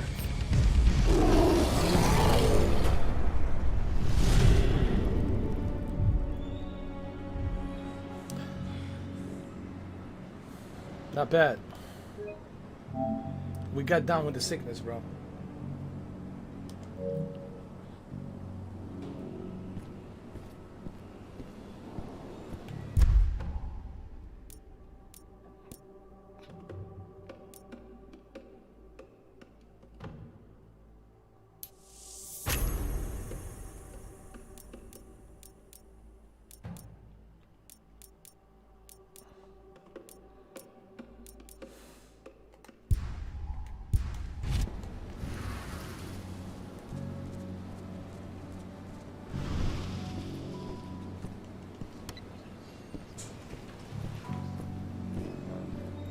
You better get down with the sickness, bro.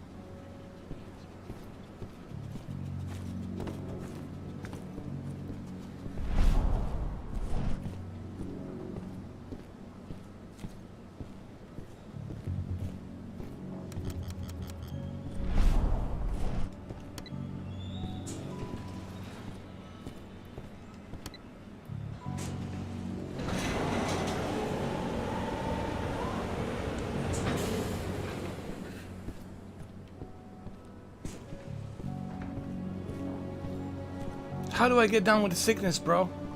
How do I get in? Wait.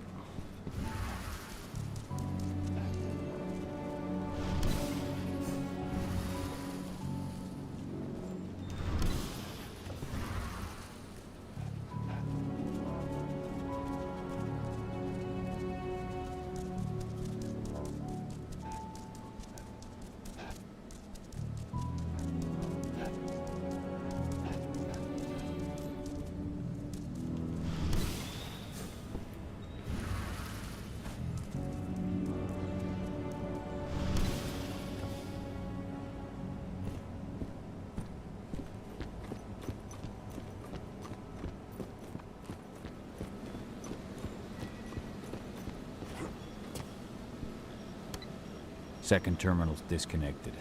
Great. The deceptors are just about ready. They'll make it look like everything's still up and running. Androids won't notice a thing.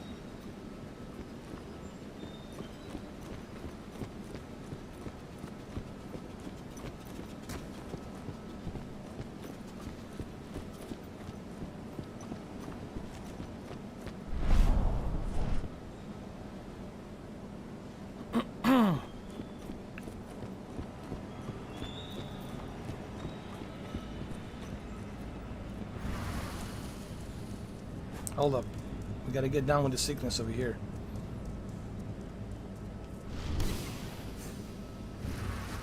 Wait, what is this?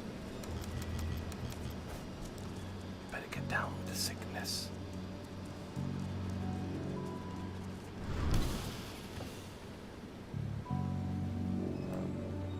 I'm gonna get down with the sickness right over here, bro. Check this out. I need some of your men to help transport replacement parts to one of the turbines. Check this out. And my men are staying right here. Major.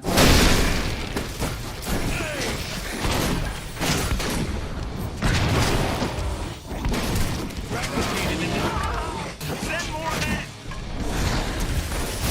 We're dead!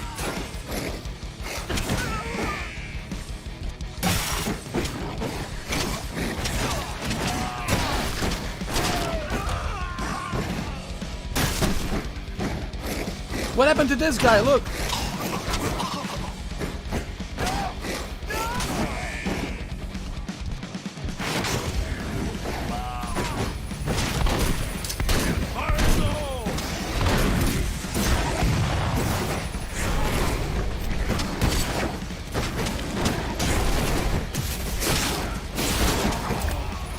Come on, everybody get down with the sickness, bro.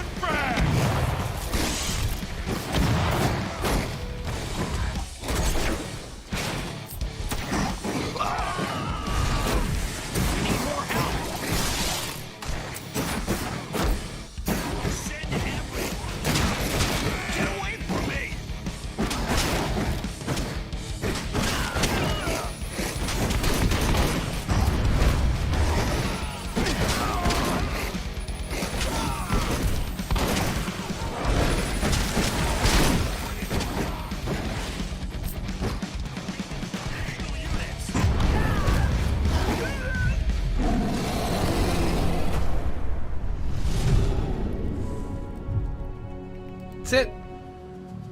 Sickness achieved. I'm gonna put a little like disturbed, get down with the sickness video for like 3 minutes. It's gonna be good. This game should be included with PlayStation Plus. This game should be included with Game Pass. You know, I don't know what the deal is, bro. Everybody's money hungry, bro. Everybody's hungry for money. For the damn tree. You know? Everybody wants the fucking money. You know? Give me money, money, money, money, money.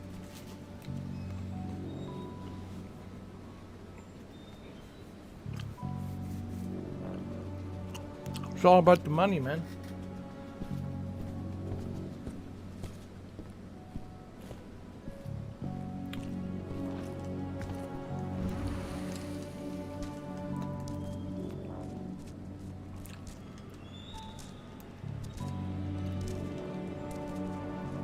How do I get up there?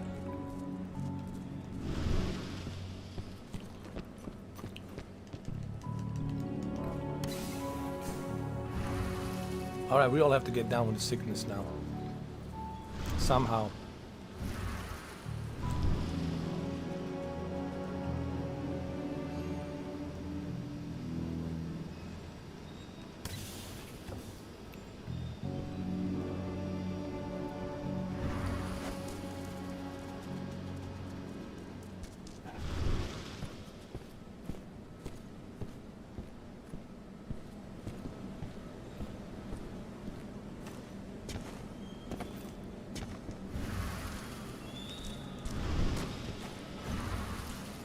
Dude, I want to get down with the sickness. Here we go. The fuck? Dude. What the fuck happened here? What the fuck's going on?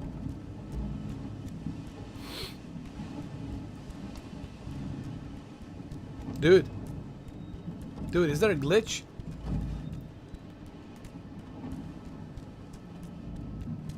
Dude, we got a glitch.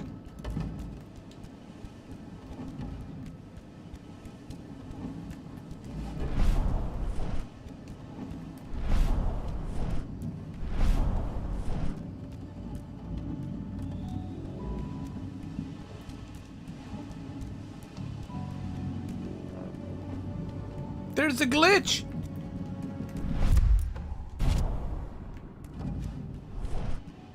Get out of there! Oh my god.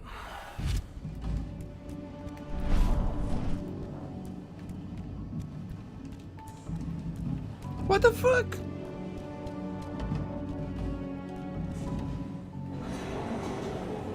Dude, there's a fucking glitch, look. That's the last terminal sorted. The receptors are ready, Ava. I'm on it. Okay, I'm in the dam's control system now. Good to go. Gahal, it's time to withdraw. I'll tell Rodko. I've identified a vehicle exit. I'll open it for you. Look, I turned this game into a first person, dude. The game has turned into a first person. Holy shit. So I just received the medical files on the troops coming in from Nevada, and... And? Is something wrong? I don't know.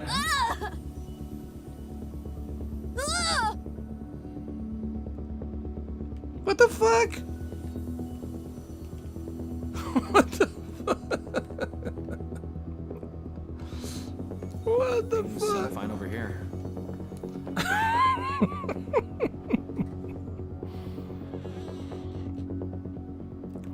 This is crazy, bro.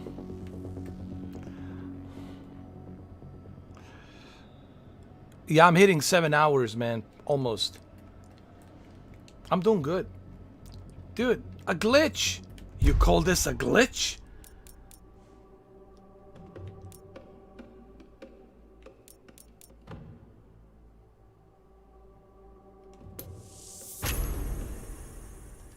Bro, you call this a glitch? What the fuck?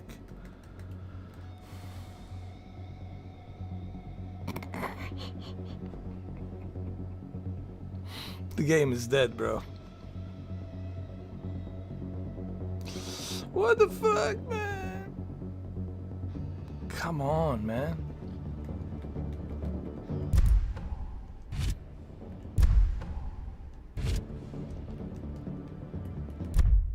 Oh, God.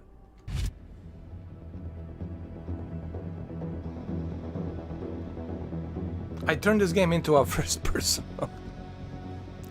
What the fuck? Oh my God. Oh my God. How could this happen? How?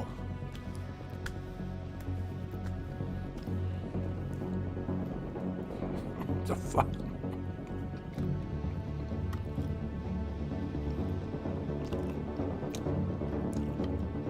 What the fuck, dude?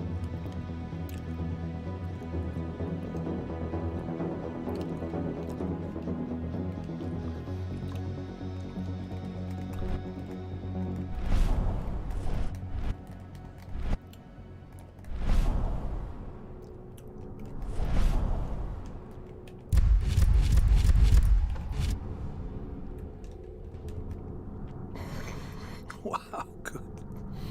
Come on, man. Lazy developers. Lazy developers. All part of Neil Cockman's squad.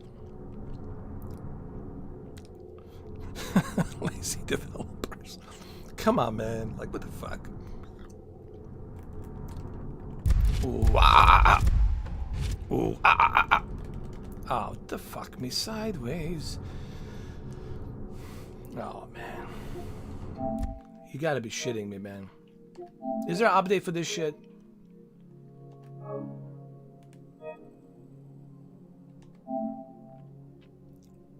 What the fuck, man?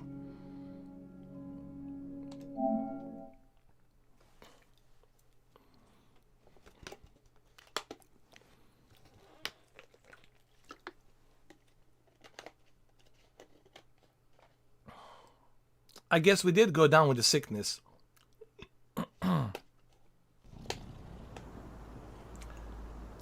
We did go down with the sickness. We did go down with the sickness.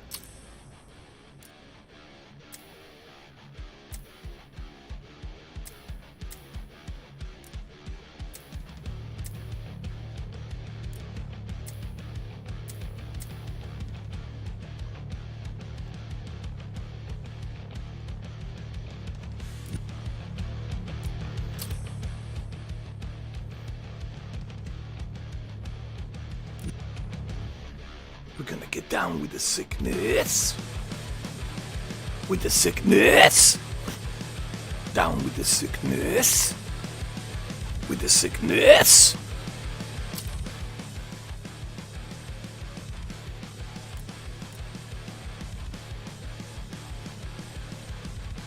$8 hours and 27 minutes. Dude, I've been playing this game for 8 hours. Holy shit.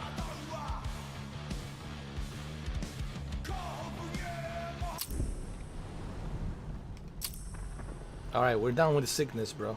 I got a new fur coat. Look, I look better now. I look more sexier. Look at that. Hell yeah, baby. I'm getting down with the sickness, man.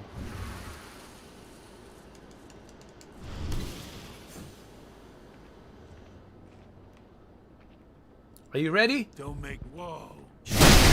Are you ready to get down with the sickness?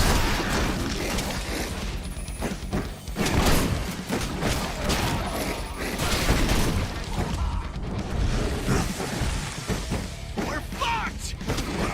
Oh, you beyond fucked, bro. You're getting down with the sickness, man. You ain't seen nothing yet. You ain't seen nothing. Once we get down with the sickness, then you're gonna see. This is just the beginning, bro.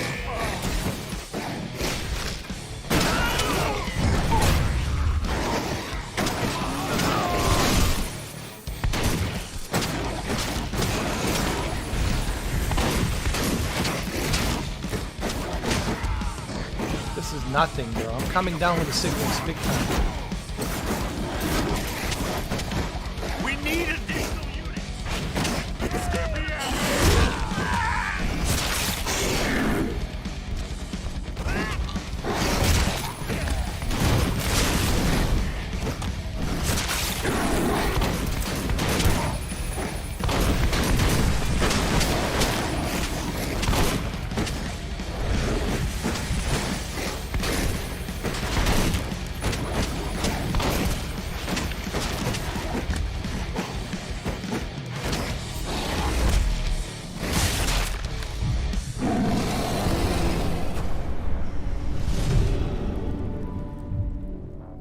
He looks like Sam Fisher, dude. Big time like Sam Fisher here. Get down with the sickness. Hey, what's up, Pete? Bro, Pete, man, you missed so much, man. We were talking all kinds of stuff. Oh, but that's okay.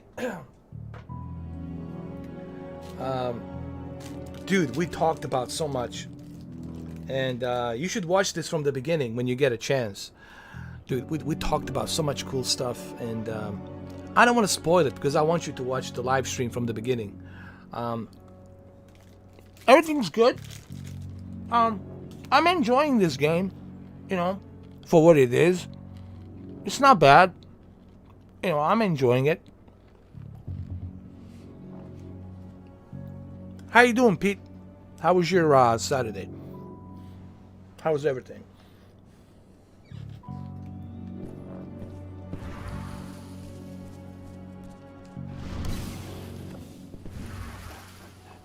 Wait.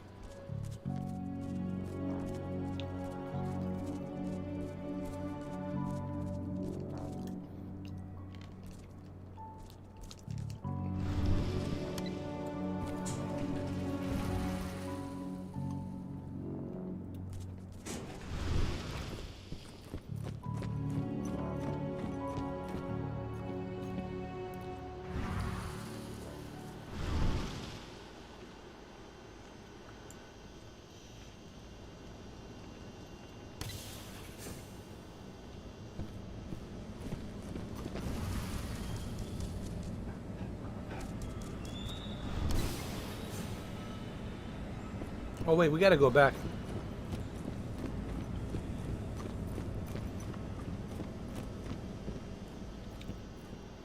It's a good game. I mean, it has some story to it. You know, it's nothing groundbreaking, but it's not a terrible game. See, that's the whole point here. It's not a terrible. I mean, I'm still having fun. You know, playing as a werewolf and just tearing that flesh, and it's still, you know, it's fun.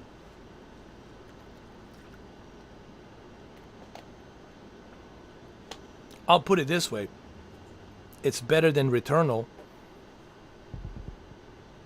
It's better than Returnal. I'm having more fun with this than I did with Returnal. I had more fun with the Terminator Resistance than I did with the Returnal.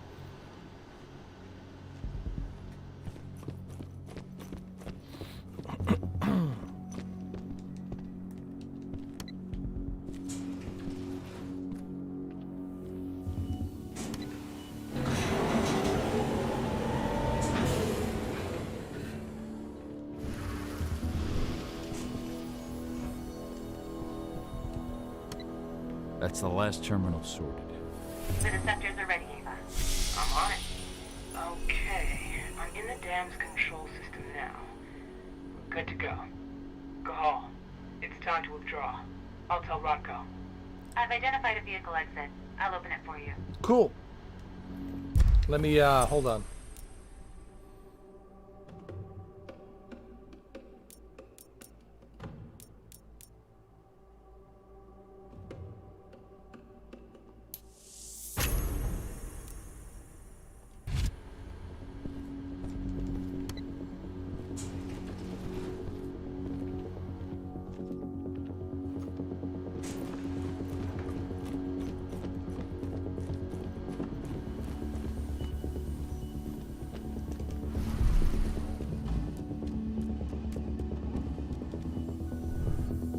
So I just received the medical files on the troops coming in from Nevada. And something wrong? I don't know. They're ex-cons, so their blood test came back positive for some of the psychoactive drugs you might expect. But there's something else. Something strange. I'll have to look into it. What was... Oh, God! Get down with the sickness!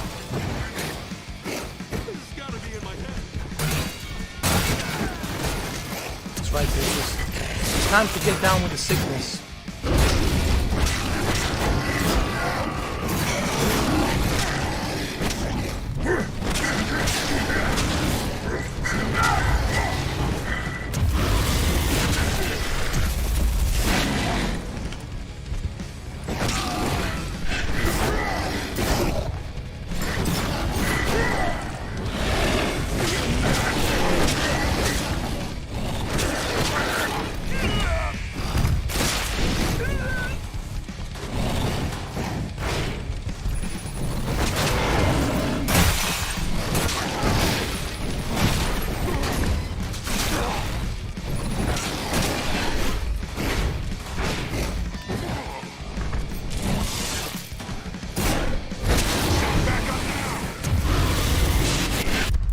Hold on.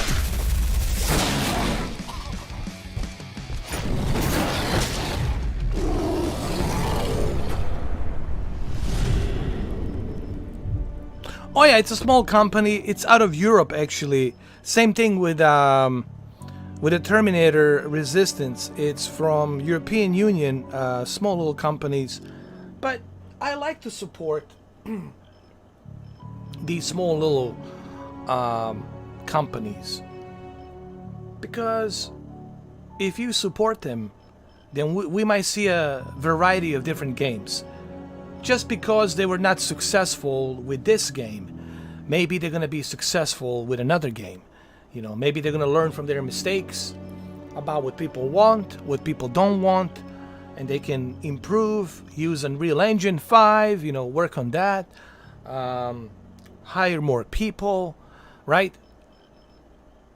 And that's how you start, from small little games to mediocre, and then bigger and bigger and bigger, right? So, but that happens if you support them. If you don't support them, and the only thing you support, it's games like Fortnite and Call of Duty, that's all you're gonna see. It's a Fortnite, PUBG, Call of Duty, and Minecraft. And you'll see a shitload of that. So it's important that we support these small little companies, small little developers. That's the main reason why I'm doing this, honestly. And that's what I said on the community forums. I said it's important that we support. Oh, I'm glad it's got 46 likes. I'm so glad, man. Exactly. Hold on. True. Exactly. Hold on. 100%. I just gotta reply something. Thank you. Thank you, Nemesis. Yeah, I'm glad you guys agree. Thank you. I'll say this guy too. Thank you. Thank you.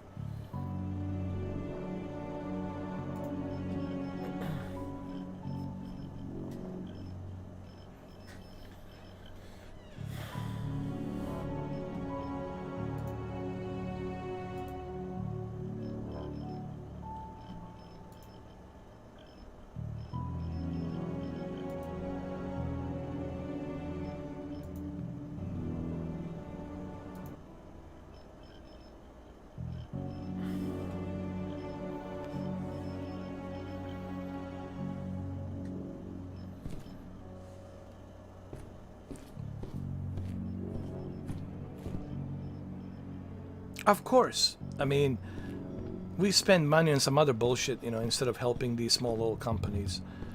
And it's not a bad game, dude. It has a story.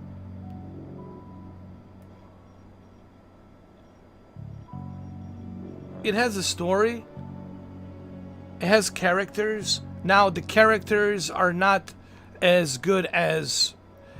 They're not motion capture, alright? Motion capture costs a lot of money.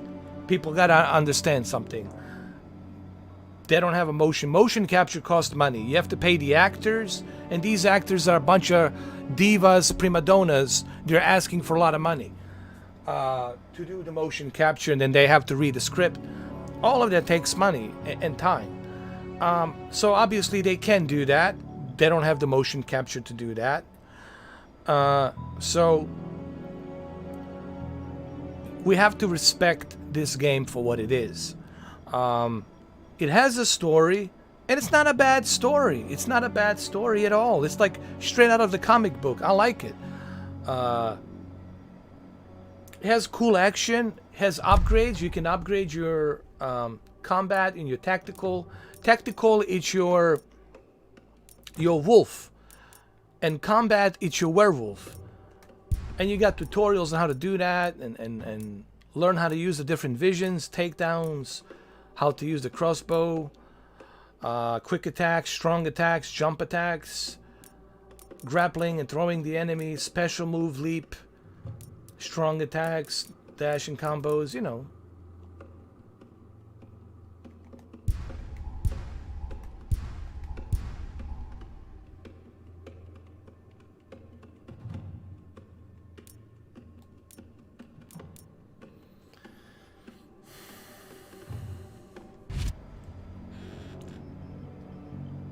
Well, look at the Order 1886. Everybody bitched and moaned that the game is too short. And I just finished it, what was it, a month ago. I finished the game. Played it again. I finished in about 9.5 hours. Because I did speed run through it a little bit. But I still enjoyed it. Second time around, I still had a great time. Sometimes you go back to these games. Even this game. You might not touch it after a year or two. But you might want to come back after 2 years or 5 years, and you're like, man, I haven't played this in a long time. I totally forgot about the story. Let's go through this again, right? You forget, and you go back and you start playing it.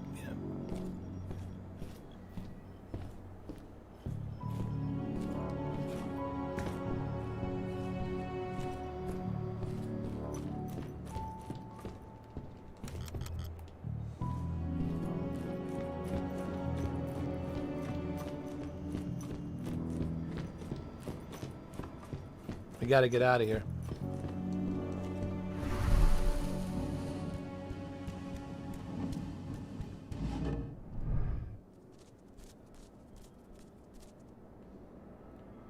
Rod, go. How are you holding up? All right for now, but we'll be falling back soon. You know what? There's something else I gotta do here. I just realized.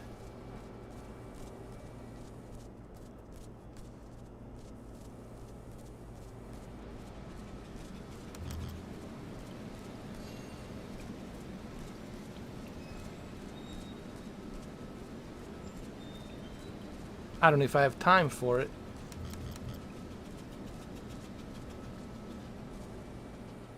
Oh, the secondary mission. Hold on. Well, that's right. Oh, dude, I totally forgot. There's a secondary mission, man. I want to do it.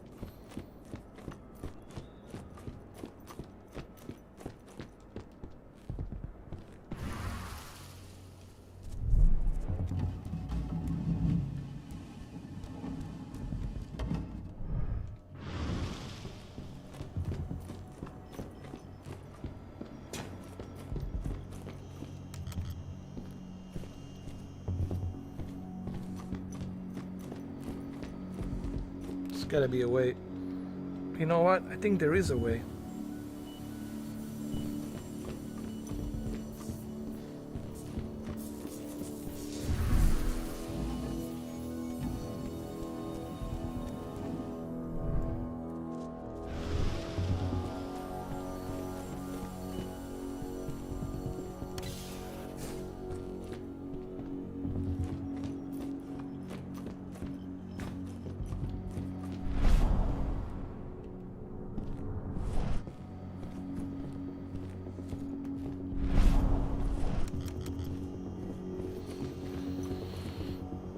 I liked it. I finished the Vampire. That was a great story, man.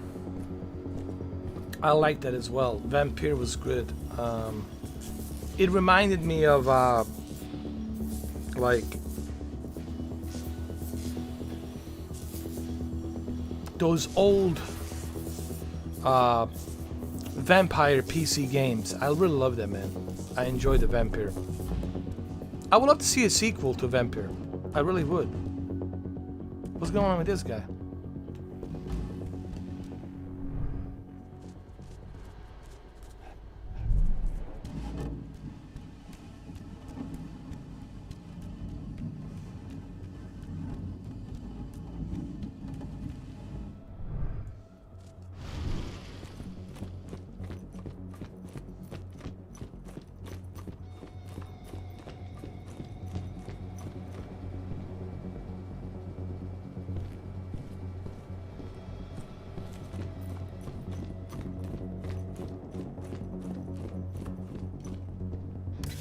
Perfect.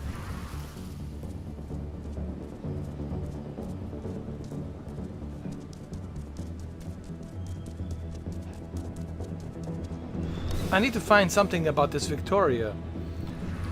This chick Victoria. You see how I changed my skin and fur? See, the fur is now brown, reddish, white, black, gray. See, that's what you're supposed to do. Listen. We were just talking about this. As someone who loves video games, right? Or if someone who loves movies, we appreciate all of it, right? You want to try everything, variety. I watch variety of movies because I love movies, so I don't care, dude. Even foreign movies, I watch foreign movies. And I find them very interesting. Sometimes I find them way better than the Hollywood crap that Hollywood puts up. You know, so that's the same thing with video games. But the problem is majority of gamers these days, they look up to what's trending. And I call them trending gamers. No, I don't think I call them trending gamers. I call them trending train whores, because they jump on the trending bandwagon. So I call them trending train whores, because every time there's a game that has 9.5 or 10 out of 10 or 9.8 out of 10, they always go for that. Ooh, this game's got the high score. I gotta pay it. I gotta play it. I gotta play it. I gotta play it. But maybe they won't like it. Maybe they won't like it, right? Returnal got 9.5 out of 10, but they all have to pretend to like it. Yeah, it's a challenge game. It's a challenging game. You know, that's what it's meant to be. I don't like it, but yeah, it deserves 9.5 out of 10. Come on, man. And that's all they do. They play these trending games. If it's not trending, if it's not getting a high score, they're not going to play these other games. But in fact, these other games, they got the low score.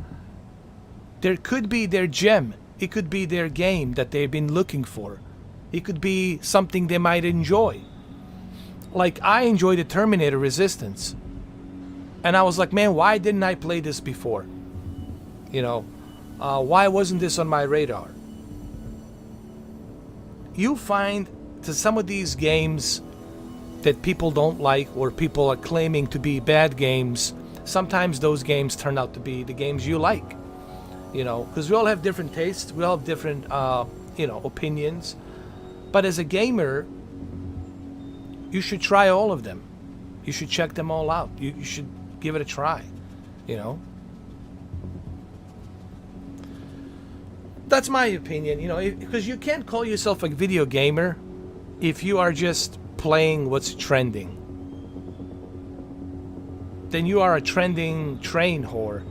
Means you're just jumping on that bandwagon. If it's not trending, you're not gonna go on that train. The train has to be trending. So you're a trending train whore. You just want to jump on that trending train. You know, there's tons of games I could talk about right now that you never heard about, and you probably would like them on Steam that have been green-lighted, you know, by the community, but they're not getting enough recognition because they're not trending. But the community has green-lighted them, but because they're not trending, nobody cares.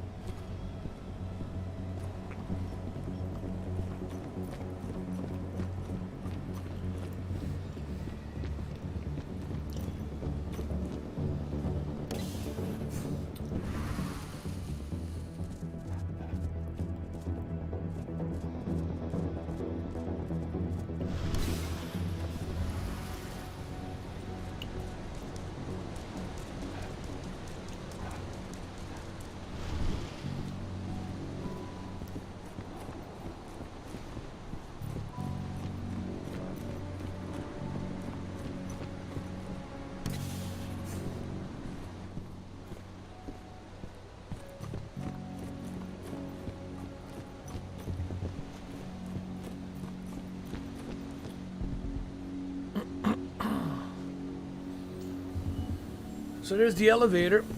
This elevator will take us where we need to go.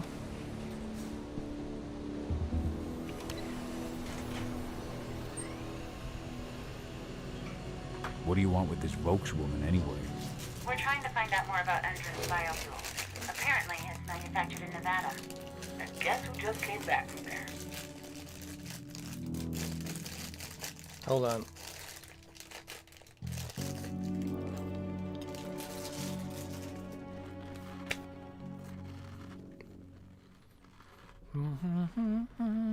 I want the report on my desk first thing tomorrow morning. Will do, Mrs. Volks. Or Victoria Volks.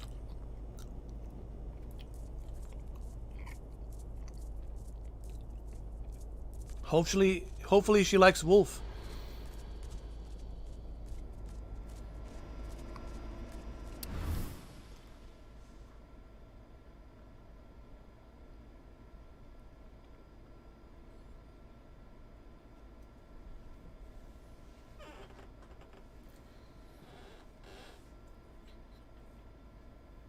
Wow. Major Grenner, the pack that was threatening the CNC 677, CN67 site in Nevada has been defeated. Your tactics have produced positive results. The pack leader has turned herself into the U.S. We shall be transferring her to the prison laboratories. Okay. So Tarker's Mill isn't their only target.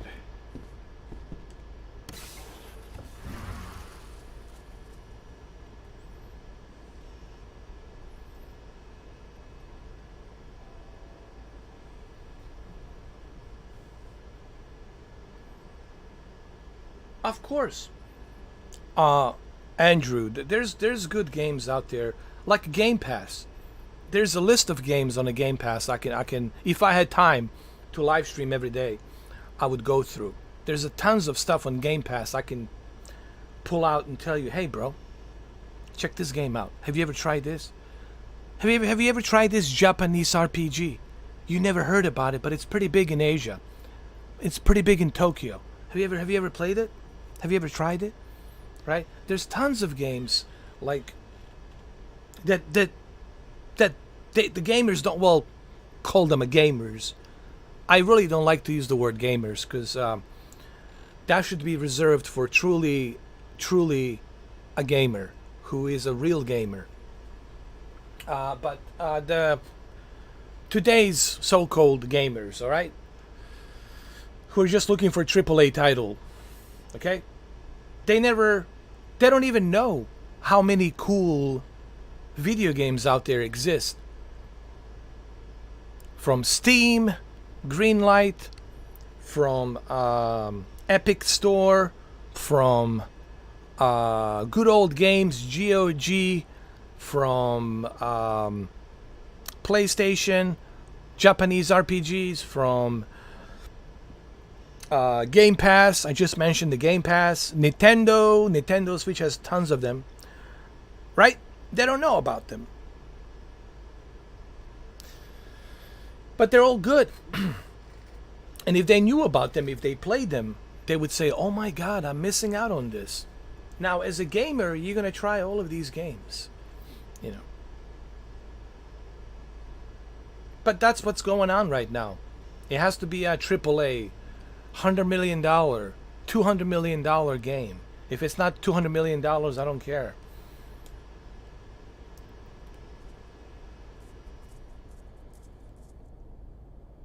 I gotta talk to her.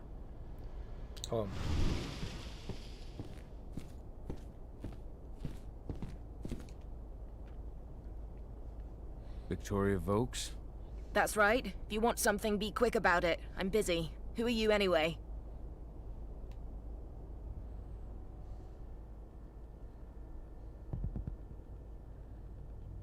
Should I tell the truth? I'm not going to tell her the truth. I'm going to tell her something that I'm somebody else. She looks like Abby. Oh my god. Bro, she looks like Abby. Look. I'm with Endron's intelligence division. We believe that you're the target of a local activist group. Me? But why? That's what we're trying to figure out. Perhaps you could answer a few questions for us.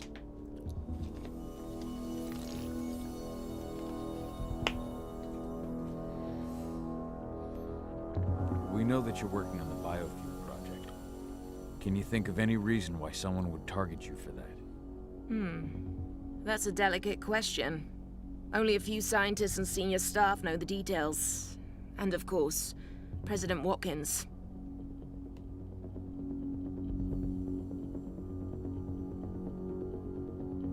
The intelligence division answers directly to President Watkins.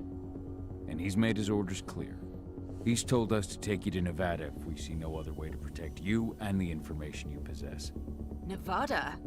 Out of the question. Work in direct contact with the degenerates Endron tests on. Not on your life. Especially with the tests making them even more unstable. What do you mean? You know, those prisoners, they'll do anything for a commuted sentence and a few years on our payroll. Anyone who agrees has to undergo a series of... No, I can't share that information with anyone. I understand. Just tell me what you can without violating the non-disclosure agreement. Okay. All I can tell you is that when we first tested our biofuel in the wild, we discovered something very... peculiar. Some animals exposed to the exhaust fumes changed. They became more resistant, more aggressive. Once we discovered that, we came up with a plan to test the effects on humans.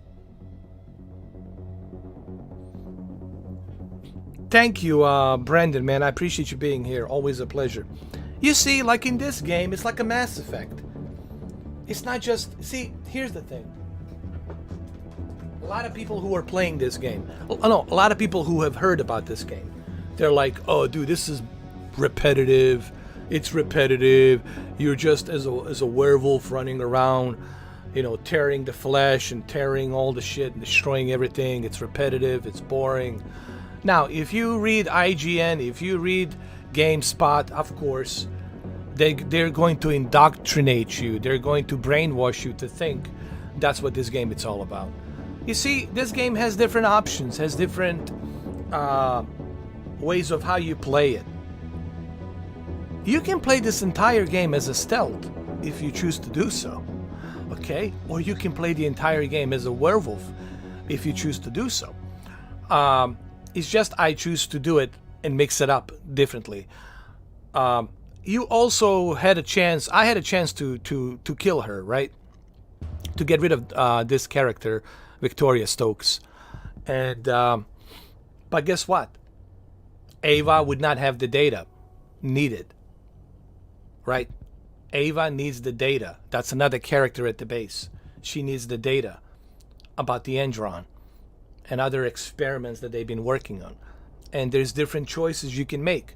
how you get that intel, how you get that information. There's many different sub-missions you can take on in this game, right? But if you would try the game like I did for 9 hours, how many hours I've been playing this? If you had tried this game for as many hours as I did, if you had played Terminator's Resistance as much as I did and finished it, then you would understand, hey, wait a minute. It's not that bad. It's not bad. It's not as bad as they're making it out to be. They're exaggerating. These so-called gaming journalists, they like to exaggerate. Everything's exaggeration. It's repetitive. Okay. The Last of Us, it's repetitive as well. Okay, there's a cutscene, blah, blah, blah, blah, blah. Cutscene, and then you go and kill some zombies. God of War, there's a cutscene, you talk, blah, blah, blah, blah. And then you go and do the same combat, repetitive shit all over again. Till you finally get to reach the boss and fight the boss. If we're going to talk about repetitive, then every game should fall into that same classification. Then every game should get bad score. Yes, Death Stranding should get a bad score. Every game should get a bad score. It's repetitive. But see, that's the kind of standard bullshit standard, double standard that these so-called gaming journalists are holding. That's why everybody's leaving IGN. That's why everybody's leaving GameSpot. Nobody wants to work for these companies. Because all they do is they're fronting the highest bidder. The highest investor. Who is their highest investor? Sony? Microsoft? Which developer gives them more money? They'll talk good things about it. This is why Adam Sessler left the Revision. This is why Alana Pierce left IGN. This is why, what's her name? Cindy Goodman left IGN. Why do you think she left IGN? She doesn't want to talk about it, but we all know why she left. Right? Everybody knows why she left. There's too much of do as I say. You can't think for yourself. Do as I say. And people don't want to work under those environments. That's why the journalism doesn't exist anymore. Independent journalism, it's where it exists. What do I mean by independent? Independent journalism is the journalism that's on the internet, where you can be independent. You make your own website and you put a blog, vlog, whatever, video, or just some thesis of something. You give your opinions on it. And that's how you can have your independent journalism voice be heard. You know. So that's like the only true journalism right now that we have is the independent journalism on the internet.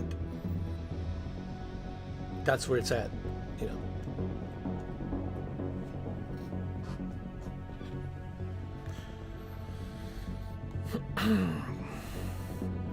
You've tested on humans. I see. What does it have to do with me? Why am I being targeted by terrorists? Calm down, Mrs. Vokes. The Intelligence Division will take care of this situation. You have my word. You promise? Just in case, could you get me some protection or bodyguards or something? Please, Mrs. Vokes, focus. We believe you have data on the biofuel project somewhere on site. Is that correct? Yes, that's right. My office is at the dam. I should have one of those files open on my computer right now, in fact. Give me your badge, Mrs. Vokes. We'll need to completely wipe your hard drive. Can't take any risks with that sort of thing. You understand. Yes, I suppose I do. Here. Oh, God. This is a nightmare. I'll stand by for your instructions or anyone you send. I'll send some men to protect you as soon as I can. In the meantime, do not speak about this to anyone. Thank you for your cooperation, Mrs. Vokes. Oh, thank you. I appreciate it. You see? Ava, did you get all that? You bet I did. Nice work. All that's left is to find her computer.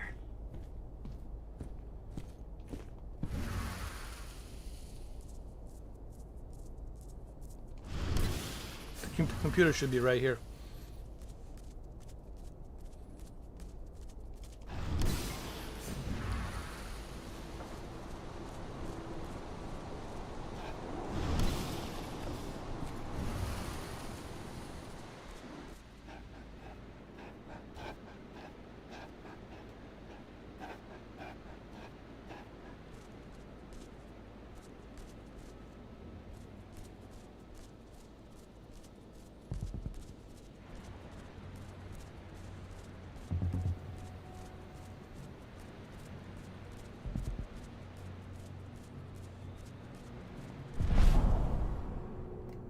There we go.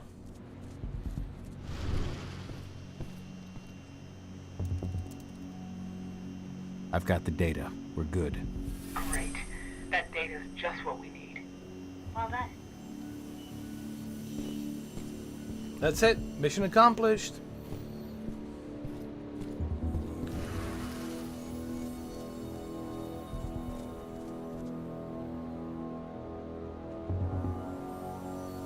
Exactly. That's right. But it's a bit tricky on a YouTube platform. You know, they can block your video, they can remove it, they can give you a strike. There's many different things they can do.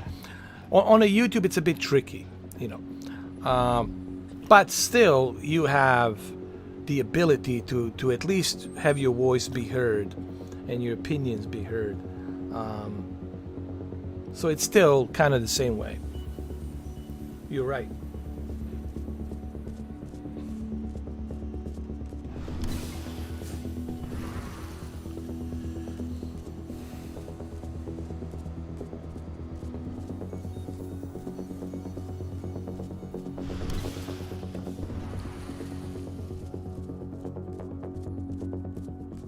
Oh, what is this?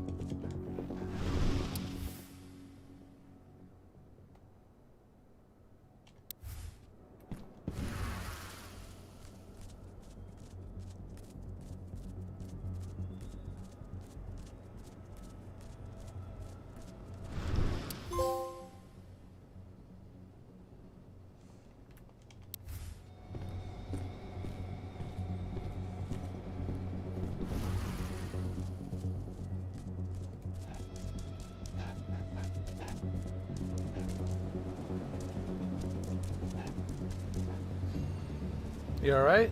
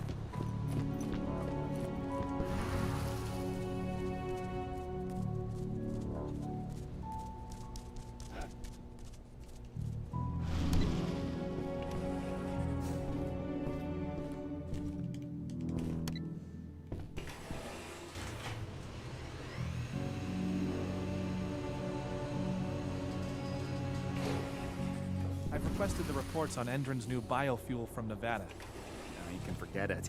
Only Victoria Vokes knows anything about it. And if you ask her, she'll tell you the same thing she tells everyone else. That's classified and well above your pay grade, right? That's right. Still, I can't blame you for being curious. What? That's...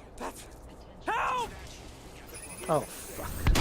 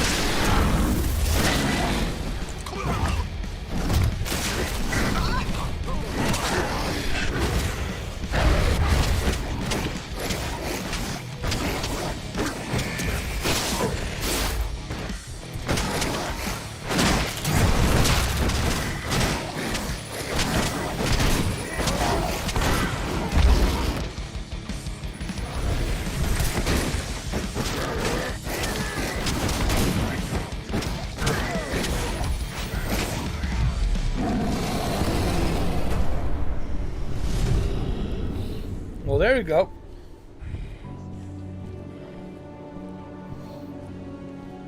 You know, someone said, why don't they have guns in this game? Why don't he use like a machine gun or something like that?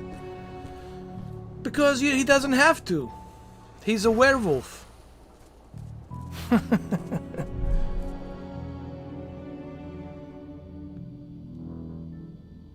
Yeah, he does have that Hitman feel to it.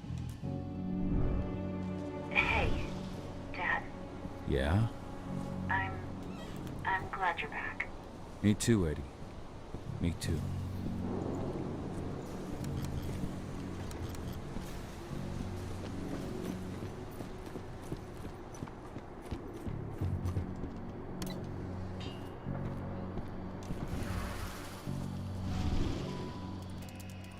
Turn the camera off.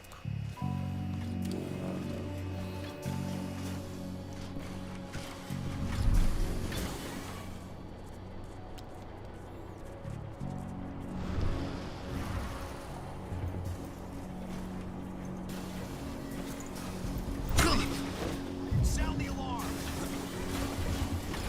Got an intruder. Hostile confirmed. Optics limiter unleashed.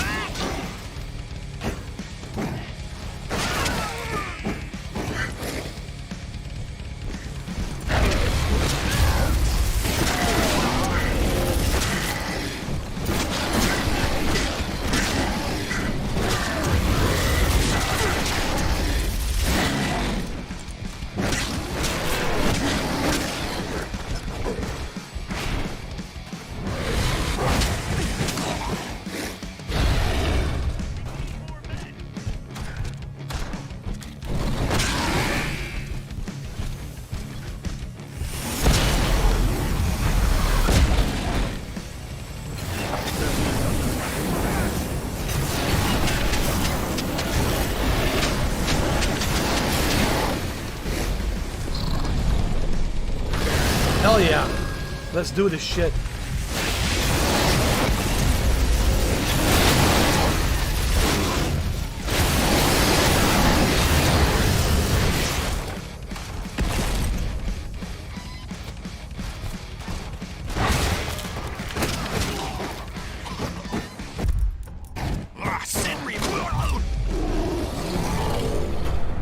That was good.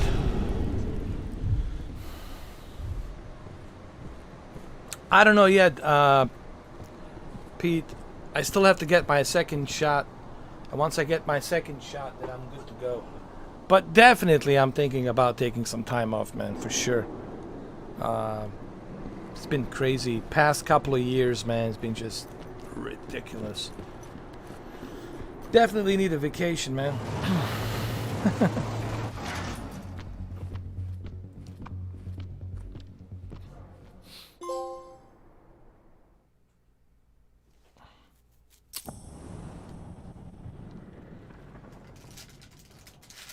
Thank you, Pete.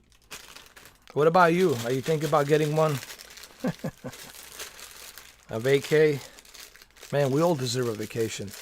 After last year and this year, it's been pretty crazy, man.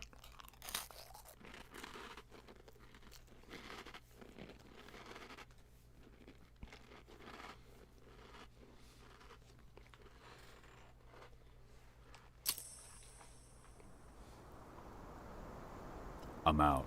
Nice job. Bring me Volk's data as soon as you can. Definitely vocational.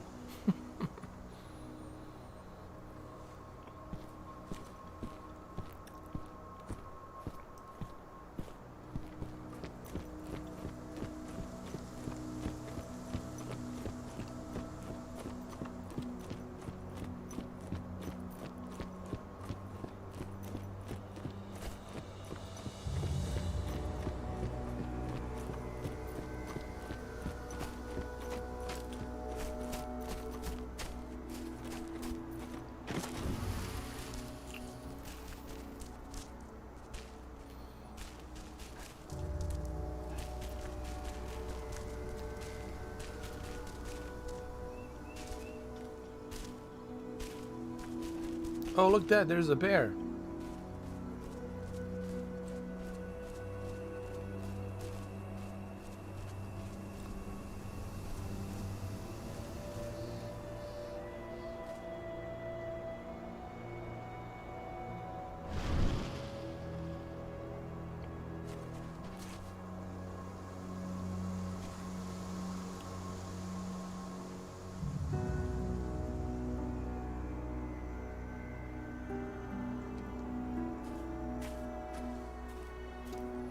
Why Bear doesn't attack him? Because he's connected to Gaia.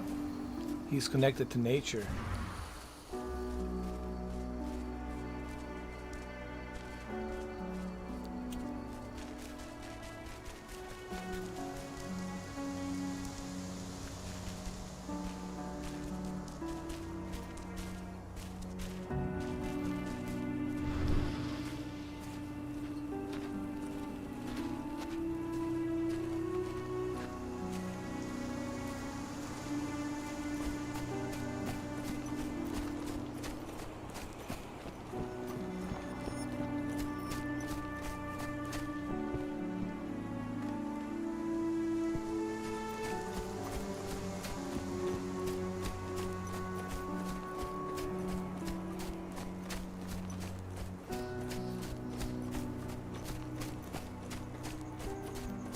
Hi.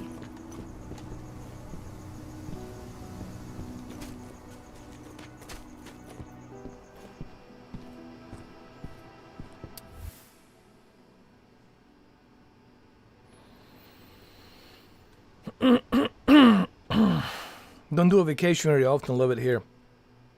Well, if you're happy where you're at, man, I don't think you need a vacation. It's true. Rotko did change when he became pack leader. That's true. If you're happy where you're at, you are already in vacation.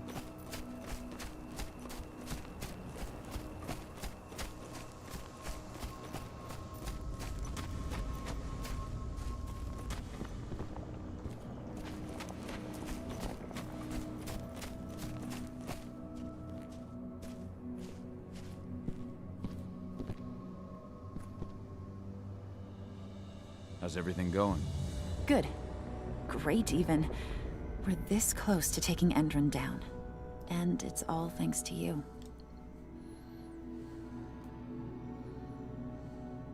Not just me. All of us. True, but everything's changed since you came back. The whole pack is doing better. Why did you go away, Dad? Really? You know why. After the death of your mother, something snapped inside me.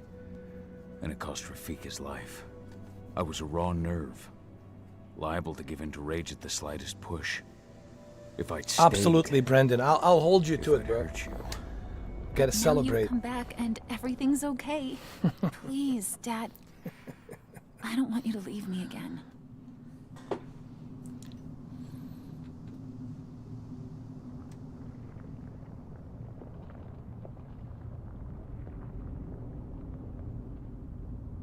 Me neither. I never wanted to go. But I'm still a danger to you. I know, but if I lost you again, I just want you to think about it. I will, Lady. I promise. Let's talk about it again when all this is finished.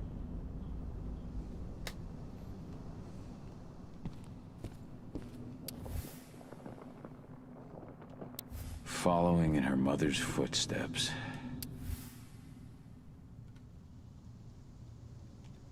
Millie used to say the same thing.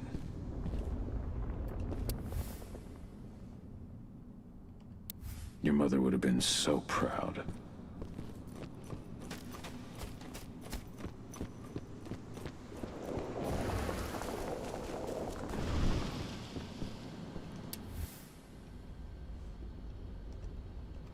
Old notes from Ava, before she created Lambda Mankind.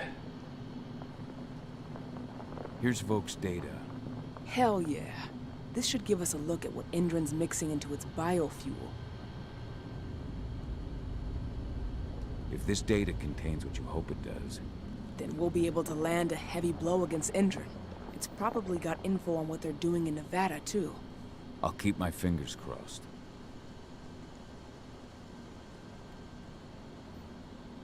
If this data contains what you hope it does, Then we'll be able to land a heavy blow against Endron. It's probably got info on what they're doing in Nevada, too. I'll keep my fingers crossed. How are things at the dam? Did they find out what we did? Doesn't look like it. The plan worked perfectly. They must think they scared you off before you managed to do anything. They'll figure it out in due time. We need to move. I'll go see Rodko. Pop by to see Adana, too, if you've got the time. She'd appreciate it.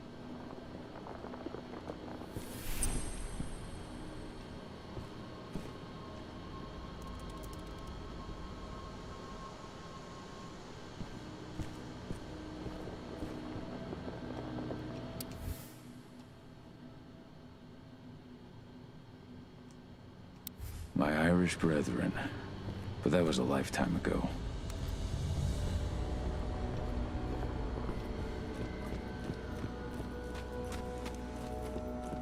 Let's go talk to Rodko.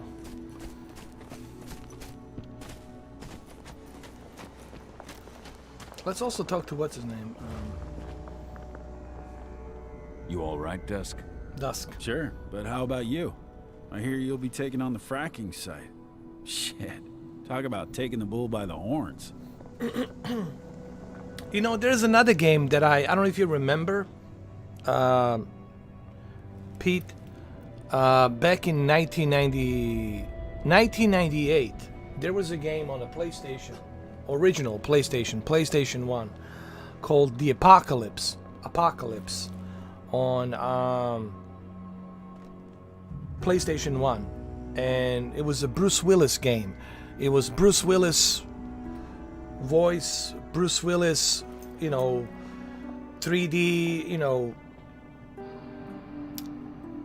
representation of him. It was a third-person shoot-'em-up type of a game, like Duke Nukem, and it was a lot of fun, dude. I had so much fun playing. It was like the Fifth Element, bro. It was so cool. Called The Apocalypse. I don't know if you remember that game, The Apocalypse. They have it on eBay for $39. Man, I thought about maybe getting it because I have a PlayStation 3 Fat, and PlayStation 3 Fat can do PlayStation 1, PlayStation 2, and PlayStation 3 games. It's backward compatible. That's the trick about why you want the PS3 PHAT Fat. PHAT Fat. You want it up. I got the original 2007 PlayStation 3. That's the original one. The launch edition with Talladega Nights Blu-ray, and it supports PlayStation 1 backward, meaning you can use a PlayStation 1 disc and you can play PlayStation 1 games. You can also obviously play PlayStation 2 games with PlayStation 3. So having the PlayStation 3 Fat console, you're pretty much all set. You got everything. You got PlayStation 1, PlayStation 2, PlayStation 3, PlayStation 4 Pro, if you have a PlayStation 4 Pro, and then PS5, you're good to go.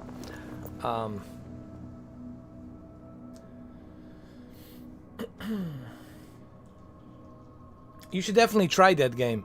The Apocalypse. It was so much fun, dude.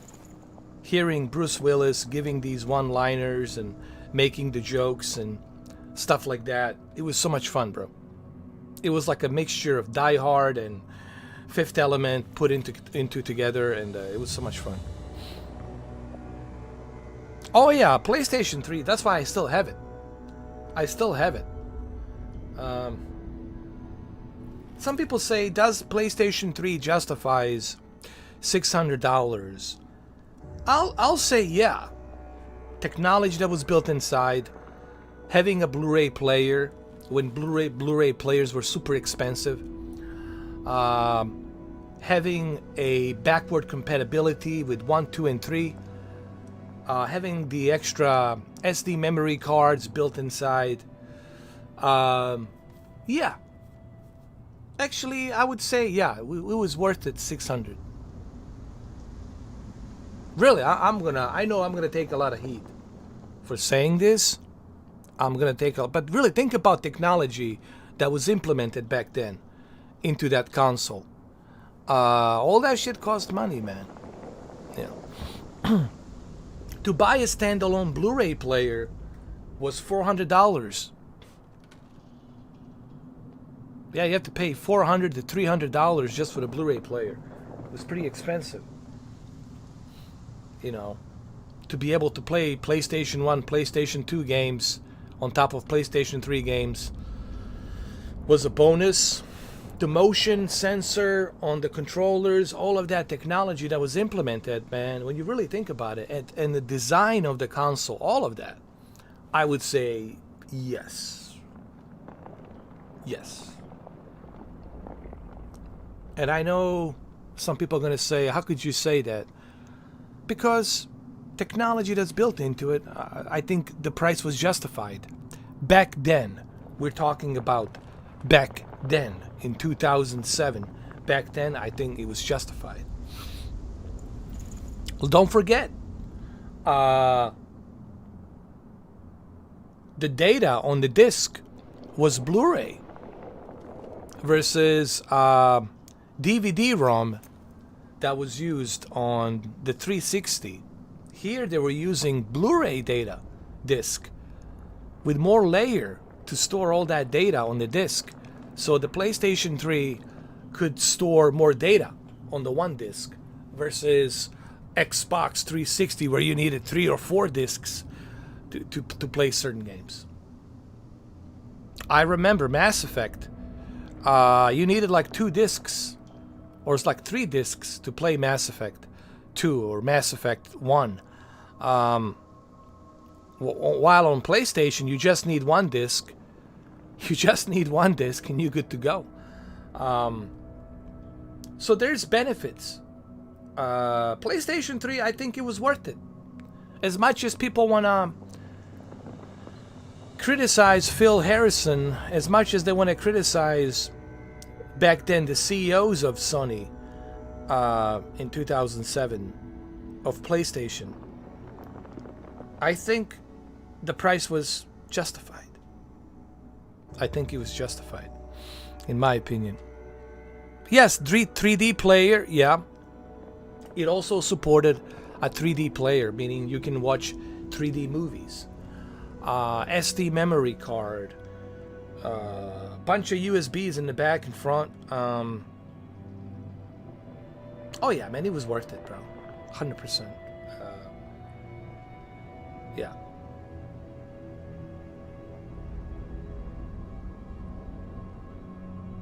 Yes, Santos Lara, absolutely, every penny, bro.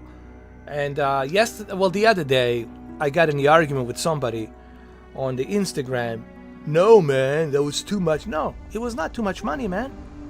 See, Santos, we have to look at the value. You know, when you are purchasing something, right?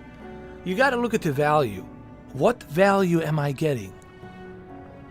And that's the most important thing when you are purchasing something, whether it be a new television or a new gadget or whatever it is. You got to ask yourself, let's look inside. What's inside this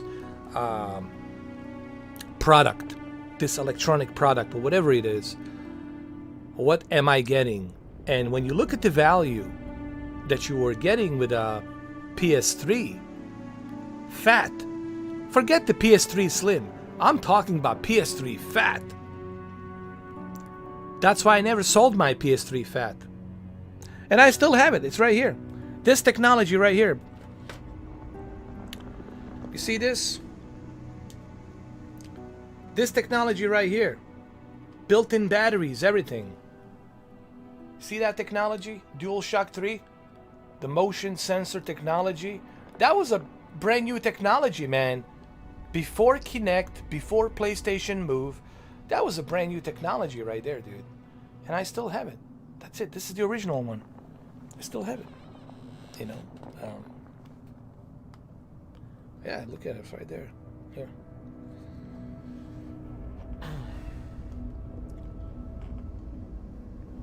There it is right there.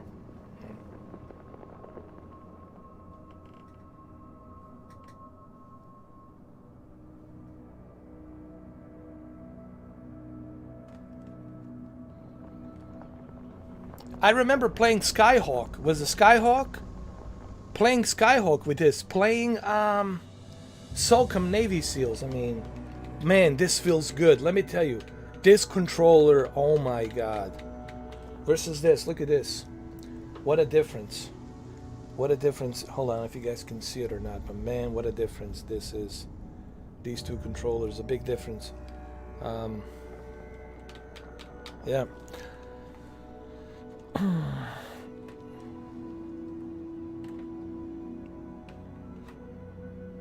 And then I have people tell me, you hate Sony. Dude. I don't even reply anymore. I don't even waste my fucking oxygen on people like that. When people tell me, dude, you hate Sony. I don't waste my oxygen anymore on people like that because that person obviously doesn't know me. That person doesn't know anything about me. So why the fuck should I waste my oxygen explaining myself to some yayo coming in trying to tell me I hate Sony? Dude, I'm probably the biggest hardcore Sony fanboy that there is. If you only knew, maybe I should do a video to show you how many PlayStation Sony stuff I have. And then people are going to say, oh my god, oh, we did not know this about Mr. 4K.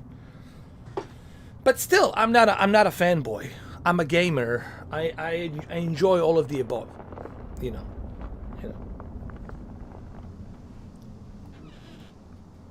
We'll be taking it by the tail. It's too risky for a frontal attack. By the way, Ava asked me to give Declan a hand tonight.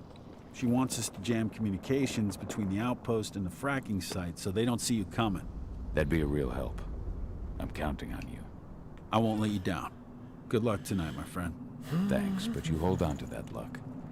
You need it more than I do.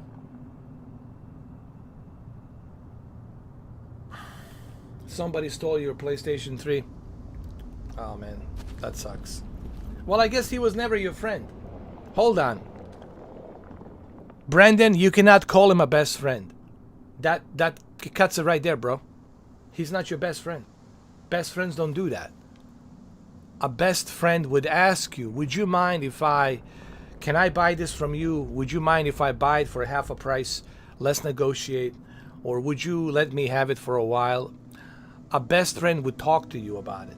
Best friend would ask you. A best friend would not steal it from you.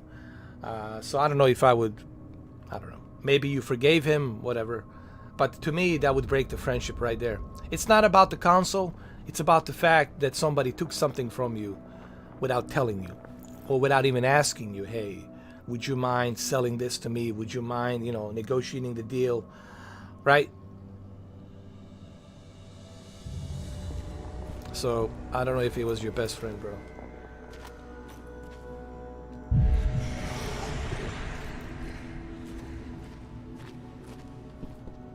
Yeah, man. Friends don't do that, bro. Maybe, I don't know. I'm not here to judge, but I wouldn't consider somebody a best friend. If they're willing to steal something from me, then what else they gonna do? Right? Then there's no limits to what they're gonna do next. They're gonna do everything and anything. That means that there's no friendship there. That means that it's over. Well, thank you, Brendan. Thank you.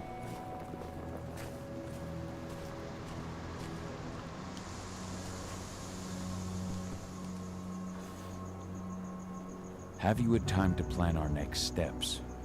We've got to act before they realize what we did at the dam. I know, and I'm ready.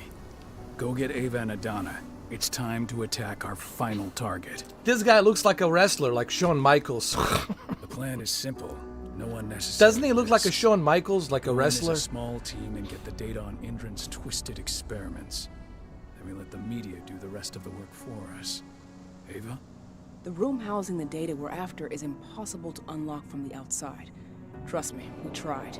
Which is why I need you, Cahal, to connect me to the server in their central control room so I can open the way for Adana. The problem is, even if we manage to open the door, that room is under high surveillance. I'd be detected before I manage to recover anything. So Ava's sad. We need security to keep its eyes off the screens for a few minutes so you'll have room to work. Blowing up the refinery should do it. I'll handle that. That would put the site out of action and get their whole security team's attention. 2 birds with 1 stone. But that still won't buy you too much time, 80. You'll have to be quick. 3 minutes is all I need. And then our problems are solved. Ava, you'll be in charge of coordination. I'm counting on you. Cahal, we'll meet in the area that links their outpost to the fracking site. Okay, we'll draw less attention that way. But if the outpost raises an alarm... Declan and I will jam their communications, just in case. Adana, you go about your normal workday until you get the signal. Everyone else, we attack this evening. I wish you all the best of luck. That's it. This is it. We're gonna attack tonight.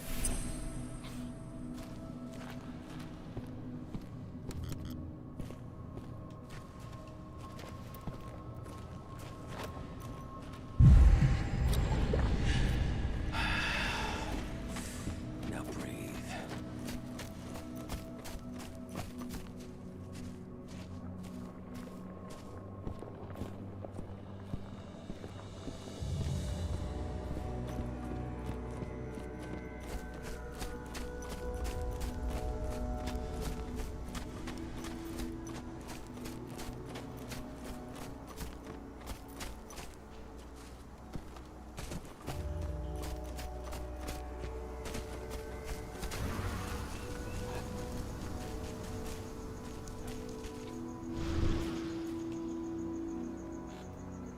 Declan, are you ready for this evening? Hey, Kyle. Yeah. I spent a fair bit of time watching Endron's sites. There won't be any problem on our side. Why they hate you so much? I don't understand. Like, what did you do to them? Like, I mean, you have Xbox. You know, I don't know why they hate you. That doesn't make no sense. Why? Brendan.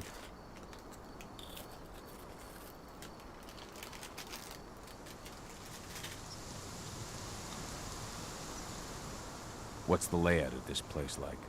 The fracking site is built in the shape of a cross. The labs where Adana works are to the north, and the refinery to the south. The flare stacks lie to the east and west. And in the middle is the central control room. The central control room. That's where I install Ava's relay. It's Did you fairly troll them close or to the something? entrance after the outpost. You shouldn't run into too many problems on your way there. Though they recently received some new kit from Nevada. No one's Large a better caliber troll than defense me, man. turrets. And I'm sure The way I they're troll loaded up with people on silver. Twitter. I'll be careful. Thanks for the info. Even the Neil Cockman wasn't able to handle me. Even yours truly, Neil Cockman, was not able to handle me. I can be the probably the best troll on the planet. But you know, it gets old. You know, it's fun for a little while. I tried it. I'll be honest. I tried it. It's fun for a little while, but then it gets kind of stupid. It gets kind of like, oh, this is stupid. You know, it's like a broken record, you know, like on the loop. Oh, they want you to do Xbox podcast and talk nice about the Xbox always. You know what I would tell them? Here's what I would tell them. This is what I would tell them. And you can maybe tell them this too. But this is how this is me reacting to those individuals who tell me to make an Xbox podcast and to say nice things about the Xbox. Okay, here's my reply. I want you to kiss my hairy ass while I fart and have diarrhea come out of it. That's it. That's pretty much how would I reply to somebody when says something like that to me. I go to the next level. I go straight up to like the maximum level. Like I just cut it right there. Poof. Nope. Who the fuck are you? Who the fuck do you think you are to tell somebody what to do?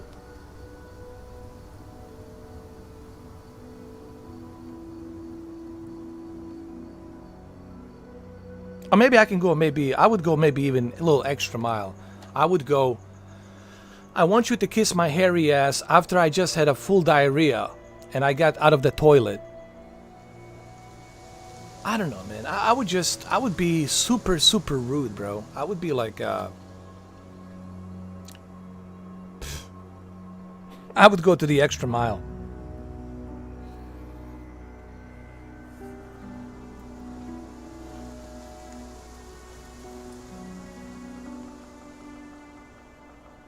What's the layout of this place like? The fracking site is built in the shape of a cross. The labs where Adana works are to the north, and the refinery to the south. The flare stacks lie to the east and west, and in the middle is the central control room. The central control room. That's where I install Ava's relay. It's fairly close to the entrance after the outpost. You shouldn't run into too many problems on your way there, though they recently received some new kit from Nevada. Large caliber defense turrets. And I'm sure they're loaded up with silver. I'll be careful. Thanks for the info. Good luck this evening. Right back at you, thanks. Why don't you tell them to say nice things about your ass when they lick it? Tell them, I want you to lick my ass, and I want you to say nice things about it. I don't know, dude. I would be so fucking terrible. I would go straight for the jugular, dude. I would just fucking put them in their fucking seats. If somebody says shit like that to me. This is why I blocked all these assholes. A person who told me what to do. I put him in his fucking seat immediately. Right away. I put his fucking sorry ass on his fucking seat. No one fucking tells you. No one should tell you what the fuck to do. With your life, or with your channel, with whatever it is that you're doing. No one fucking should tell you what to do. I would be super extra rude, man. Beyond rude. I would be super extra disgusting. I would be like beyond extreme disgusting. The way I would fucking reply.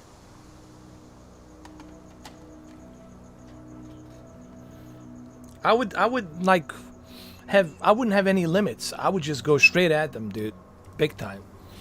No one should fucking tell you what to do, man. Fuck those people, man. Tell them to lick their own vomit. Tell them to put their fucking heads in the toilet while it's clogged up with shit. I'll let them taste their own fucking shit because it stinks. Fuck these people, man. Telling you what to do.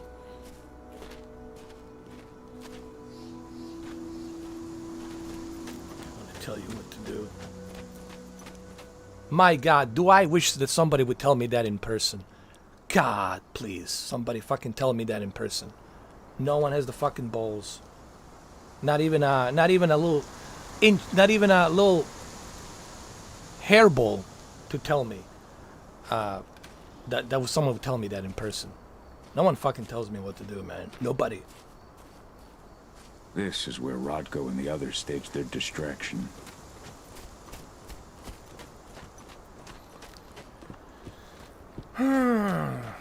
Fucking people, man.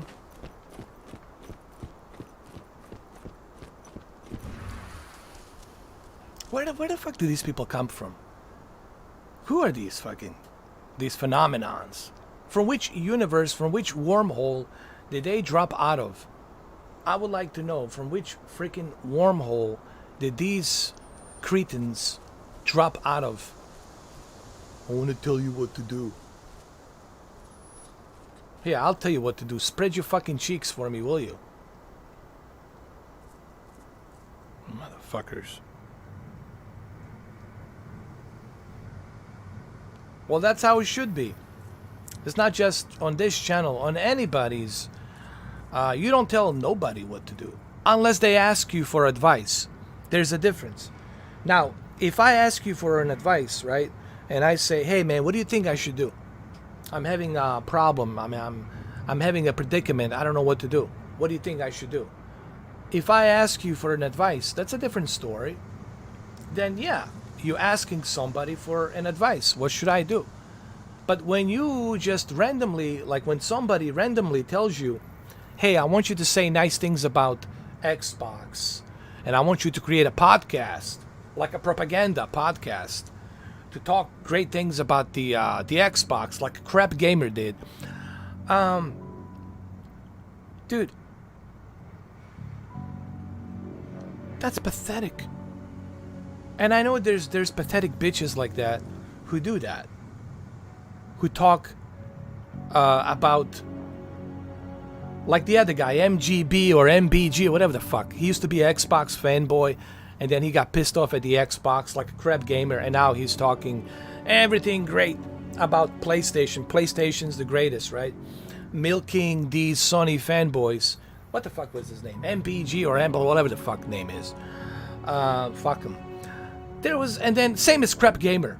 Crap Gamer, same shit as fucking Crap Gamer. You know? Talking about the Xbox, this Xbox, that is the greatest. And then when Phil Spencer told him to fuck off, then it's like, oh, the hell with the Xbox. Let's talk great about PlayStation. These guys are pathetic, bro. And that's what you have on YouTube. That's the kind of losers, pathetic vomits you have running around the YouTube gaming community. It's pathetic, man. I've seen these guys. Fucking pathetic. It's beyond pathetic, man. I don't know where the fuck these cretins come from. I don't know. They need to go back to whatever universe they came out of, bro. Seriously. Go back to whatever wormhole you fucking drop out of.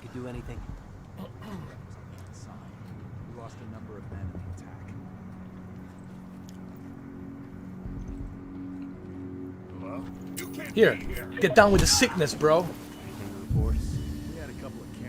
Get down with the sickness now, right now.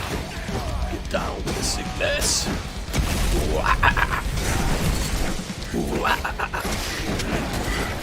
Down with the sickness, bro.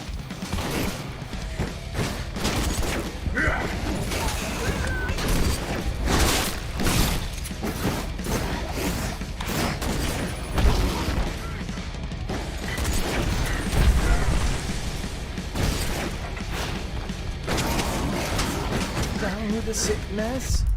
Hold on. I want to get down with the sickness, bro. What is this? Don't make me go down with the sickness.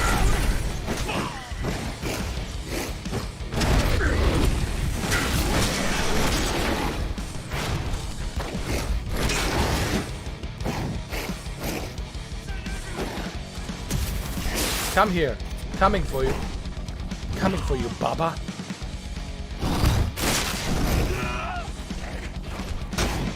Come here.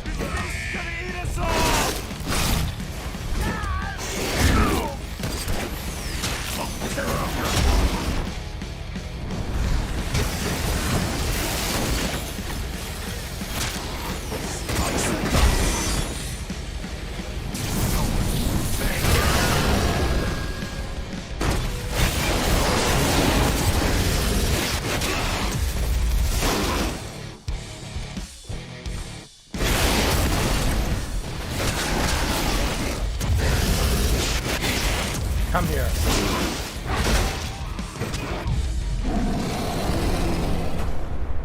Hell yeah. Get down with the sickness.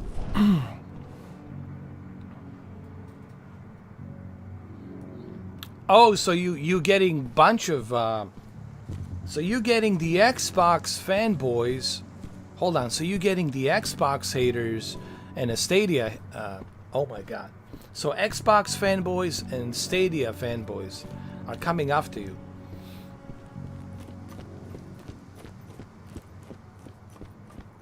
God, what a pathetic community, bro. These people are so pathetic, bro. That's so goddamn pathetic, man. God damn.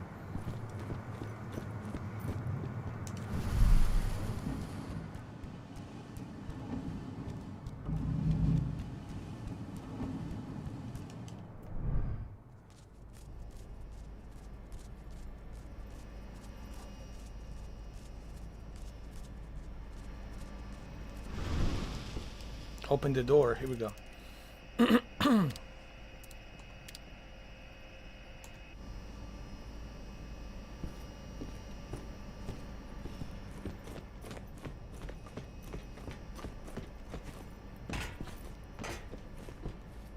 You know, people ask me, what is it that I don't like about the fanboys?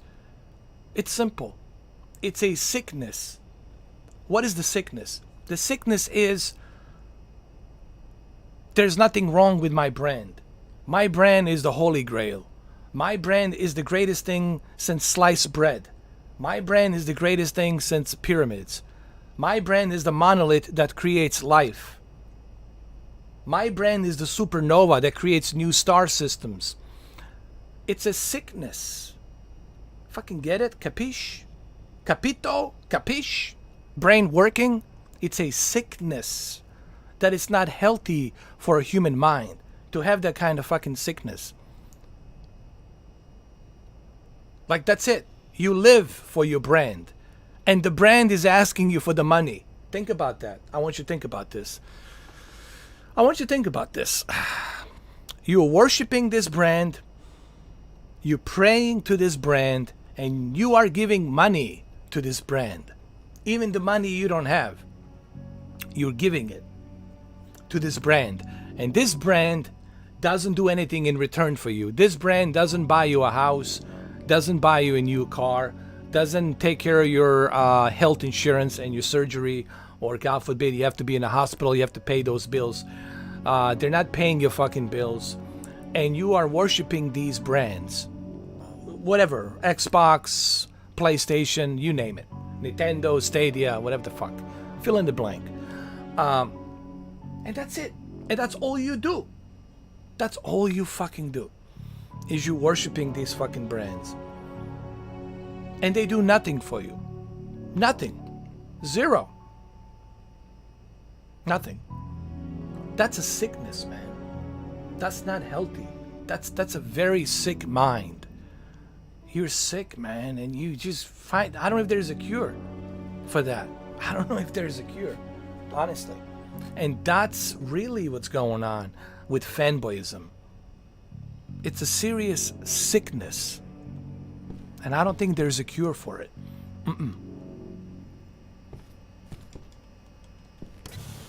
So that's my problem with fanboys. You can't have a rational talk. You can't have a normal talk with these individuals. You pretty much have to repeat what they're saying. Hearsay, hearsay. Repeat after me. Hold the hands and repeat after me. PlayStation is glorious. Oh, heavenly Jim Ryan Father. Oh, heavenly PlayStation Yoshida. We pray to you today for this heavenly returnal that you gave us. Oh, Naughty Dog. Oh, heavenly prophet Neil Cockman, Dr. Ackman. Thank you for giving us a free update of 60 FPS. Today we pray to you for more great things to come. Greatness awaits. That's pretty much where it's at. Same thing with the Xbox. Oh, heavenly Phil Spencer. Game Pass has really changed my life. That's where we at, bro. With this sickness of fanboyism. That's where we at. And that's my problem with fanboys. It's a sickness, and there is no cure. Cure doesn't exist, unfortunately. And that's all there is to it. Just be a gamer, Brandon. Just cover everything. Cover everything. Cover PC, cover everything. You know, be a gamer. Don't like search for something to worship. Don't look for a brand or icon to worship. These people are insecure. They're sick. They probably never lived a life. I know I'm gonna take a lot of heat for saying this, but they never lived a life, because they're constantly looking for something to worship, to give them some kind of hope in life, right? And I'm being honest about this, and I know some of you are gonna feel a certain way, but I'm being fucking honest about this, you know, because it's a sickness that it's stopping you from having a good life, because you're constantly just looking for something to worship, whether it's the new TV, whether it's the new gadget, new equipment, whether it's the new phone or a new PC GPU, or you gotta have something, a reason to live. I'll give you a reason to live. Life. Enjoy the life experience.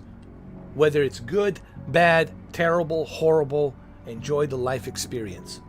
Whatever it is, enjoy it. Because life is short. Don't waste your time on trying to find something to worship.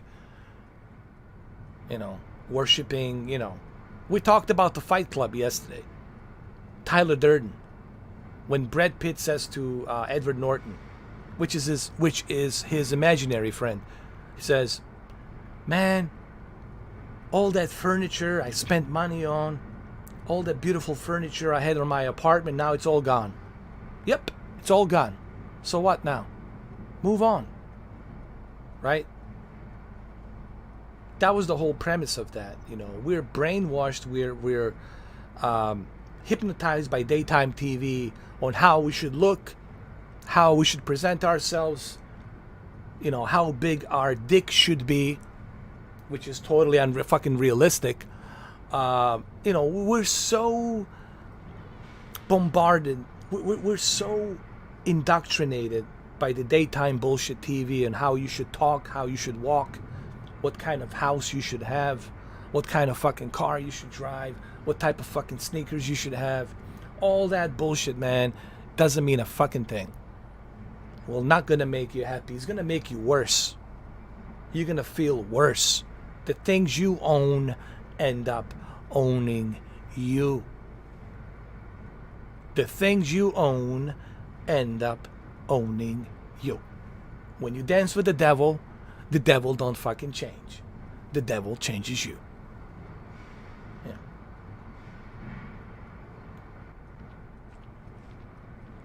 But anyway, as I like to say, what do I know? What do I know? I just cut my umbilical cord. I was born like 10 minutes ago.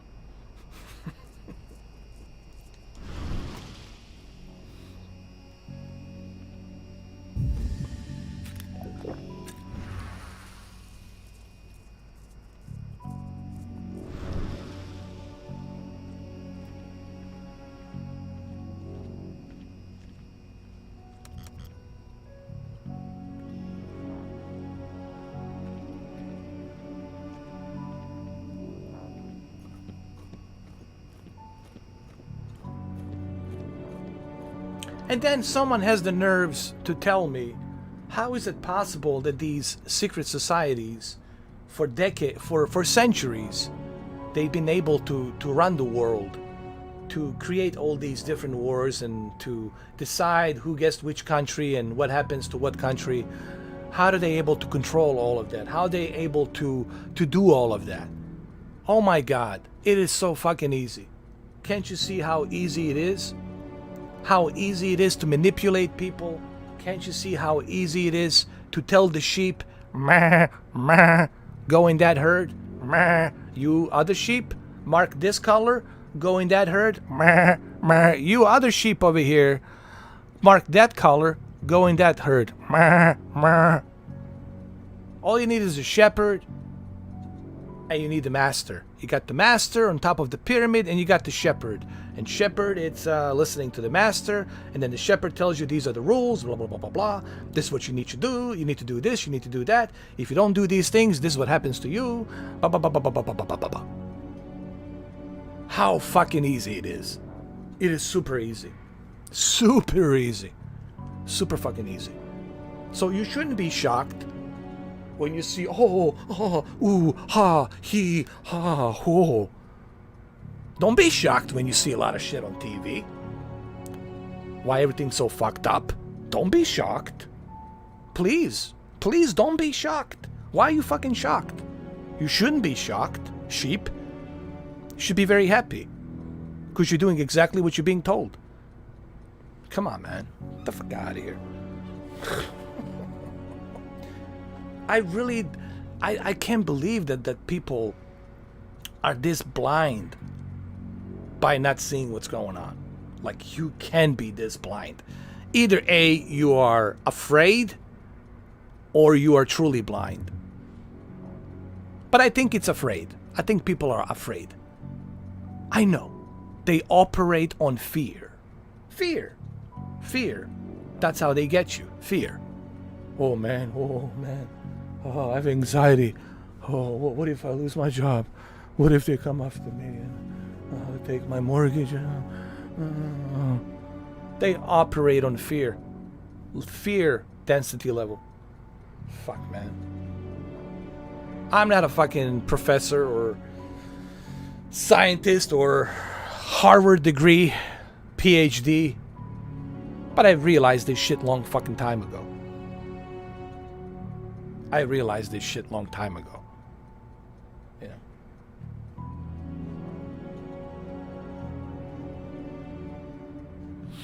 You know.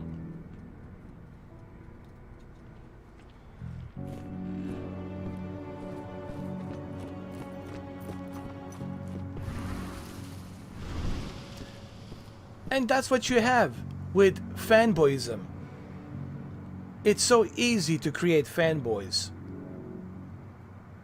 All Sony has to do is telemarket and put some bullshit marketing out there, and you're gonna see a very gorgeous double, triple D, quadruple D, big titty woman, and she's gonna hold the PlayStation 6, and they're gonna show you some magic coming out of the PlayStation 6, and you're gonna have an erection, and that's it. They fucking got you. That's it. They're gonna exploit your weaknesses. They know your goddamn weaknesses. They know your DNA. They know what makes you weak, and they know what makes you strong. They got you by the balls, man. They got you in their fucking pockets. Everywhere. George Carlin talked about this. Fucking George Carlin, comedian, talked about this all the time. You're all diseased. Have you ever seen the special George Carlin talked about in 1999 in the Beacon Theater in New York? He talked about this. They got you by the balls. You're all diseased. You're all diseased. They got you. He talked about it. It's on that special. You can look it up. You can watch it on. I think it's on. I'll look it up on YouTube. It's called "You're All Diseased." George Carlin. I highly suggest you guys watch that.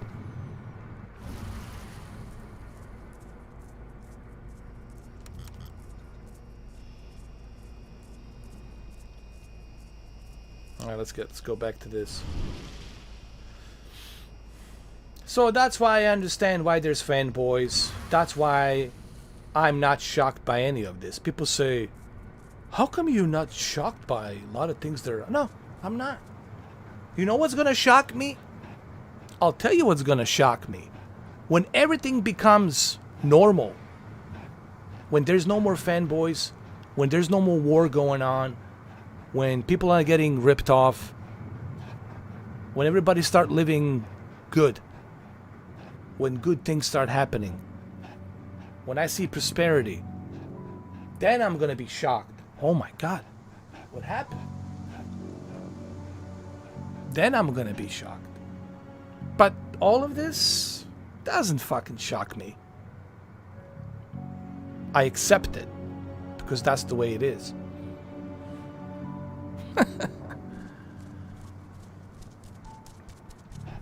Alright, let's go. I think it's on the second floor.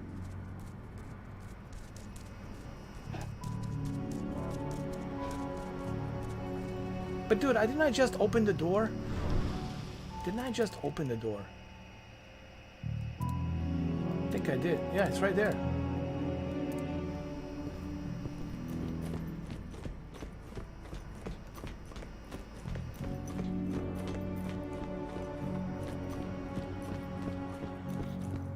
I opened the door, my friend. It's right here. What about this door? Why can't I open this door? Oh.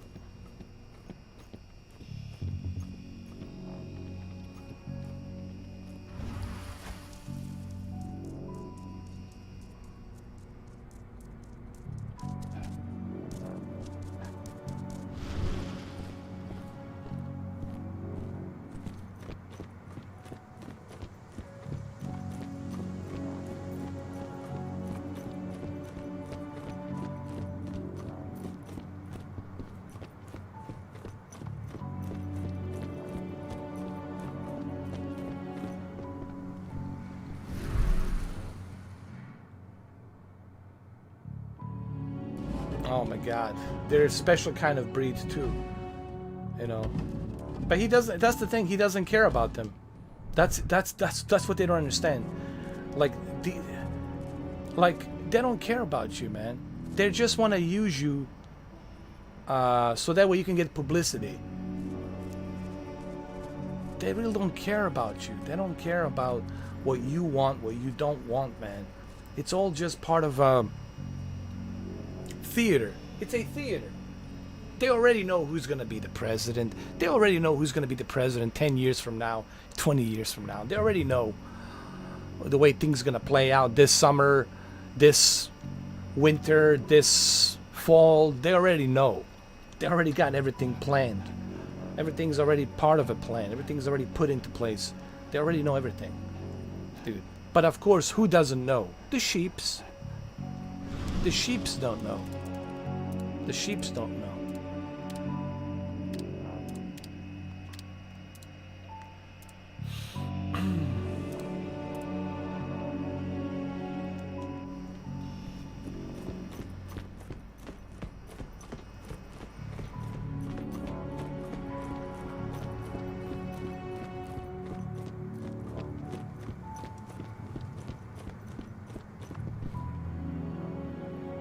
Hold on a second. There we go. Got it.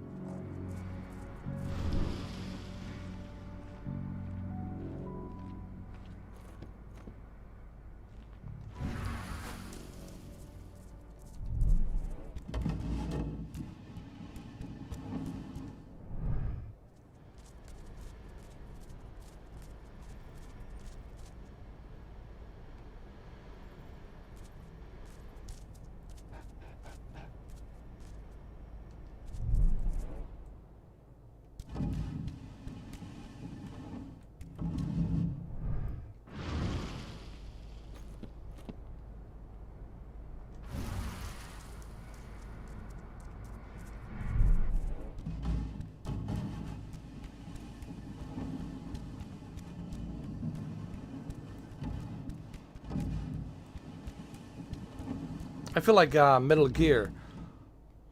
Otacon. Naomi. I'm at the Shadow Moses. I really feel like an Otacon. Naomi. Dude, that's crazy. Oh my fucking god. I've been streaming that long? Oh my goodness. Oh my lord. Can't you see? The hours are getting thicker and bigger. Can't you see?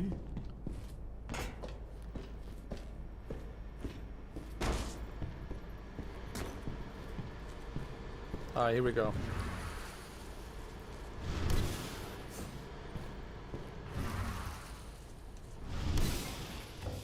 The Nevada HQ sent us men and weaponry to make up for the losses at the training center. Yeah.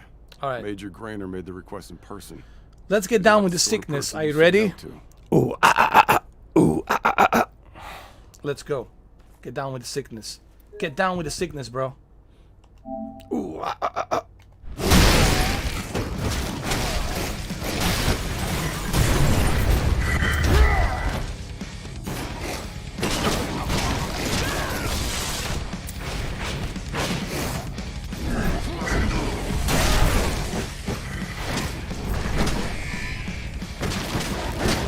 Get down with the sickness, bro.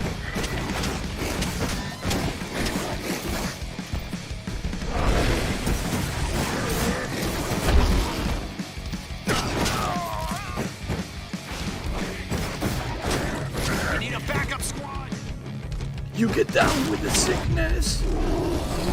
Get down with the sickness. There we go. That's good enough. I'm gonna create a little video Get down with the sickness. Am I getting WWE 2K22?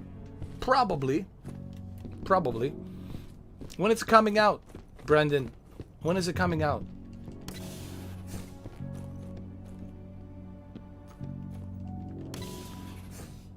Are we gonna get down with the sickness again? Your biopsies will be sent to... Are we gonna get down with the sickness?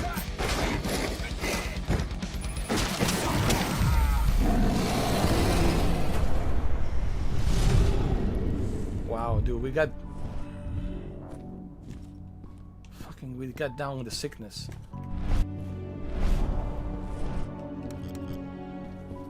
We get down with the sickness. Who wants to get down with the sickness? Let me know. Who wants to get down with the sickness? You need the sickness to survive.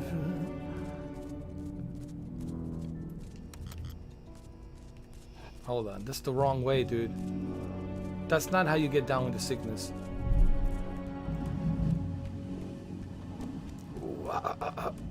I'm gonna start listening to this to Disturbed right now, dude. Who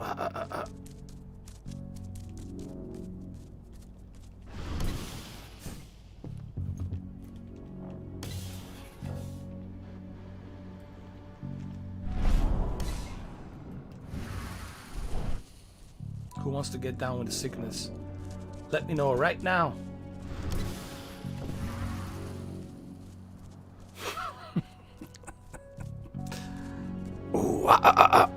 Holy shit, how many hours? How many hours we've been playing? This game is pretty long, dude. It's not a short game. That's because it's get down with sickness. It says October. Well, yeah, it's October. Yep. That's the first next generation, right? WWE for PlayStation Series X. Man, man, where's that? Get down with the fucking sickness. Hold on. Get down with the sickness, Relix. Get down with the sickness.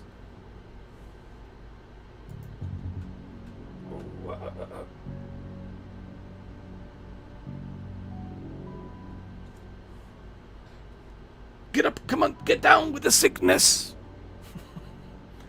You mother, get up, come down with the sickness. 11 hours. And we got Du Hast.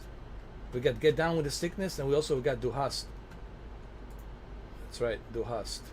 Du hast mich. Du hast es mich. What was it? Hold on. Du hast es mich gefragt. Du hast es mich gefragt. Willst du bist da die Schüsse steht da. Willst du bist Toder Scheide. Sie lieben ouch in Schlenteigen. Nein. Nein. Du hast. Oh, shit, man. But let's get down with the sickness.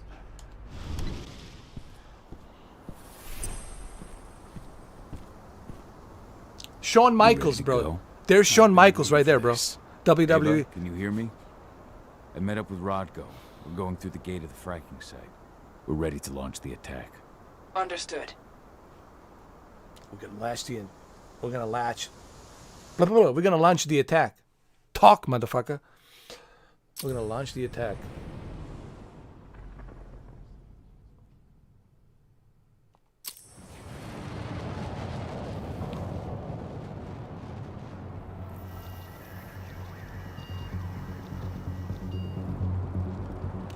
Endron. Here we go.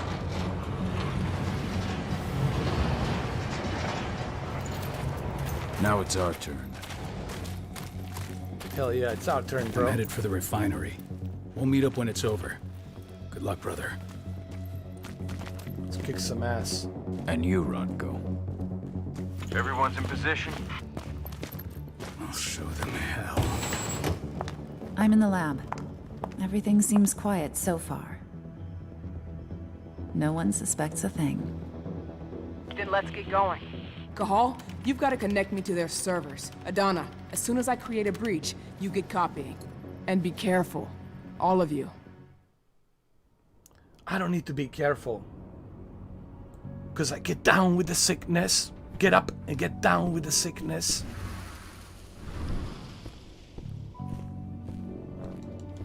I just get up and get down with the sickness, bro. I don't need to be careful. You see? I get up and get down with the sickness.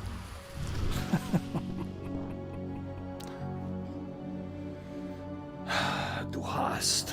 Du hast. Du hast mich gefragt.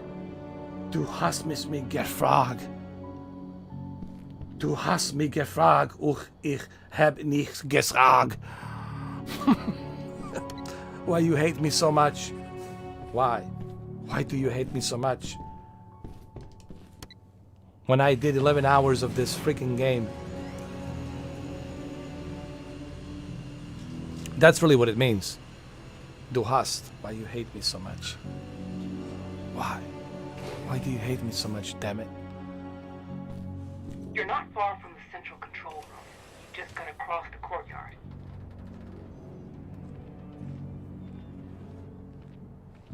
Oh, we're gonna get down with the sickness right now.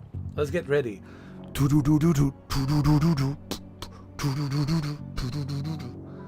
Oh, here we go.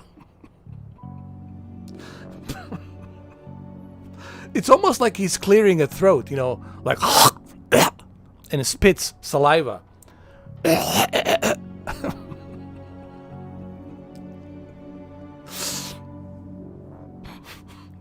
That shit never gets fucking old. That fucking song never gets old, bro. Du hast and Disturbed never gets old. To get down with the sickness. Alright, here we go, guys. This is it. I'm gonna record this. No one's getting down without me with the sickness. Ready. Steady. Go.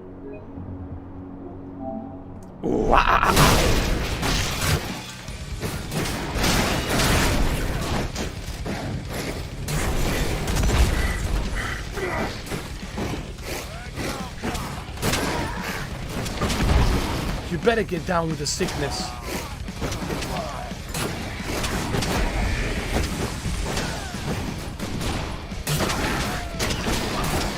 You better get down with the sickness. Oh! Fuck, they fucked me up with the sickness. Oh shit, bro. Oh. Oh. Dude. We gotta delete this shit. Oh, bro. Hell no, man. Hell fucking no. Dude.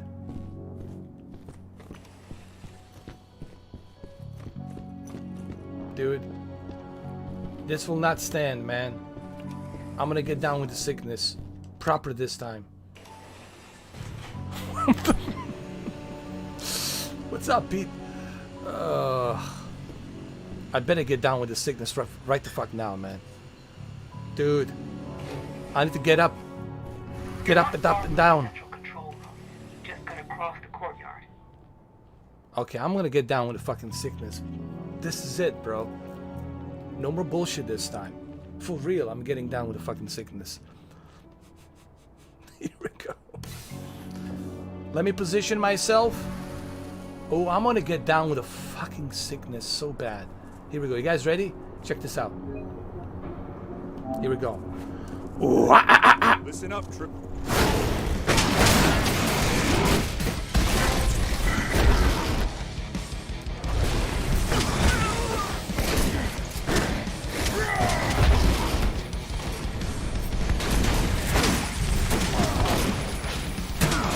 Get down with the fucking sickness so bad. It's not even funny, bro. Come here.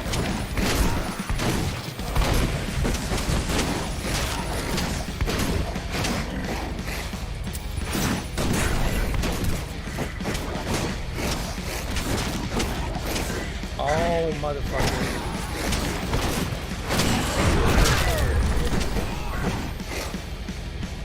Who's next?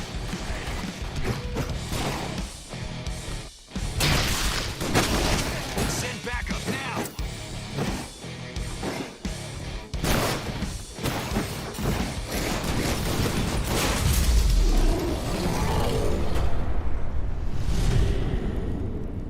That's how you get down with the fucking sickness.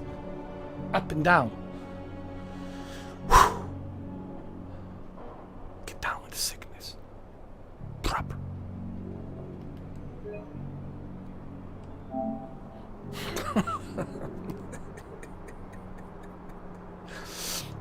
Get down with the sickness. Let your sickness be your guide. I think Disturbed needs to pay us money. We promoted the, well, that song promotes itself. Fuck, dude.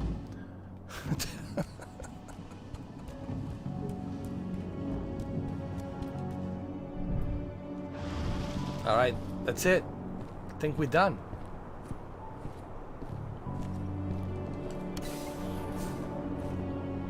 We're officially done with the sickness. I see the terminal. Connect me. Connect me down with the sickness. Up and down with the sickness. Your mother, up and down to the sickness. Connects me to the sickness. There we go. Oh, what the fuck? Oh, they want some more sickness. Oh my god. Dude, they want to get down with the sickness again. Fuck, I'm gonna get down with the fucking sickness right now. Right fucking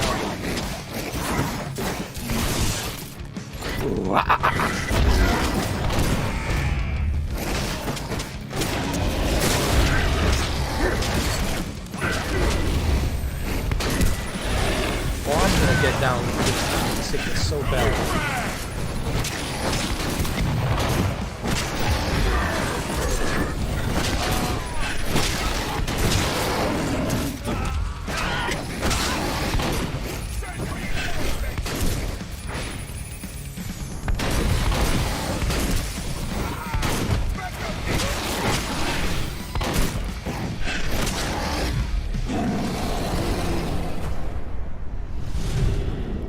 They wanted the sickness, I gave them a sickness. They wanted the sickness, I gave them the sickness.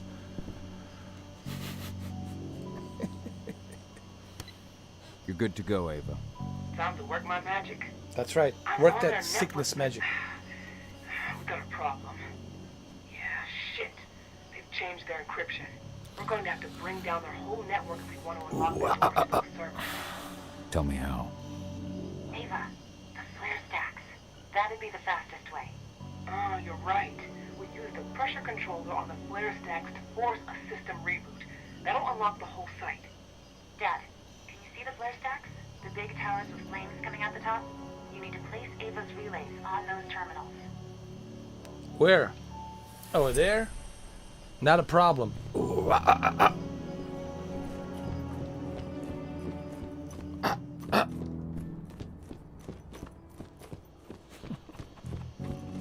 How the fuck do we get up there?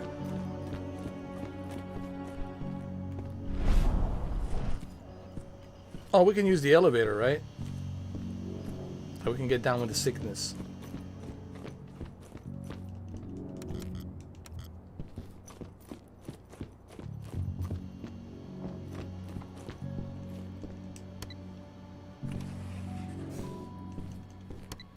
Get down with the sickness.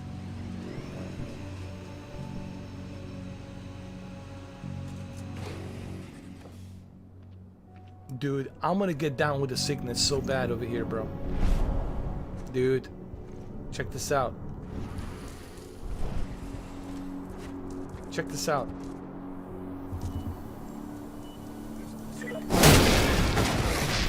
Look.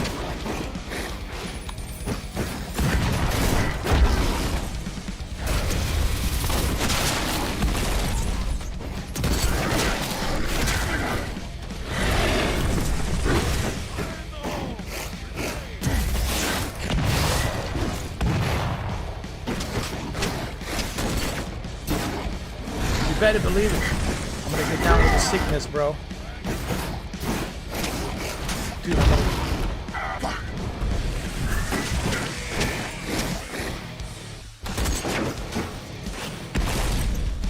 Told you.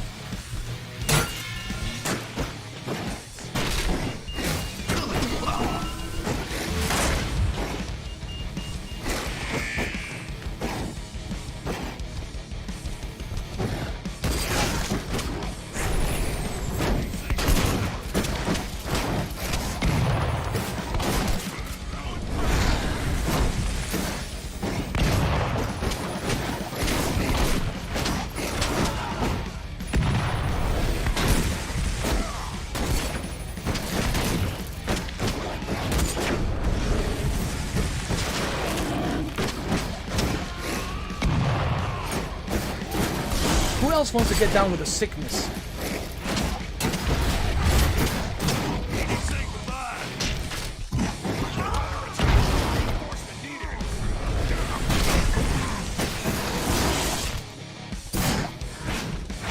Who needs more sickness? I'm gonna fucking deliver. Fuck the vaccines, bro. I'm the vaccine. I'm bringing the sickness.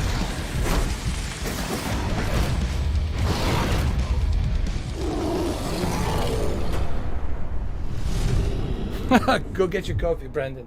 Holy shit, 11 hours, bro. We're getting down with the sickness for 11 hours. This is not a short game, bro. This is a pretty hefty game. It's a pretty good game. And we're not getting down without the sickness. We're not getting down without the sickness. We don't get up and down without the sickness. Sickness. We do not get down without the sickness. We don't go up and down without the sickness. Because we need the sickness.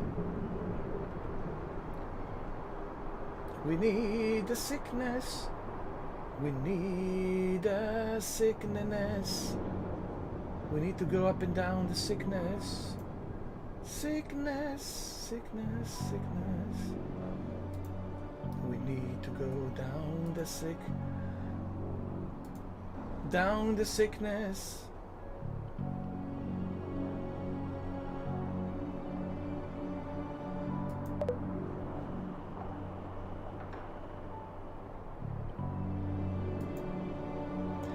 We need to get down with the sickness.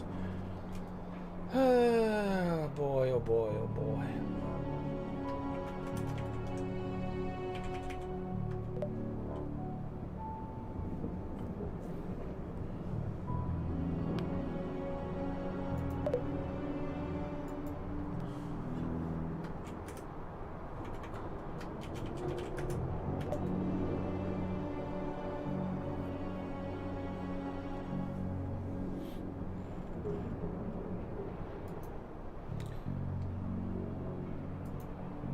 To get down with the sickness.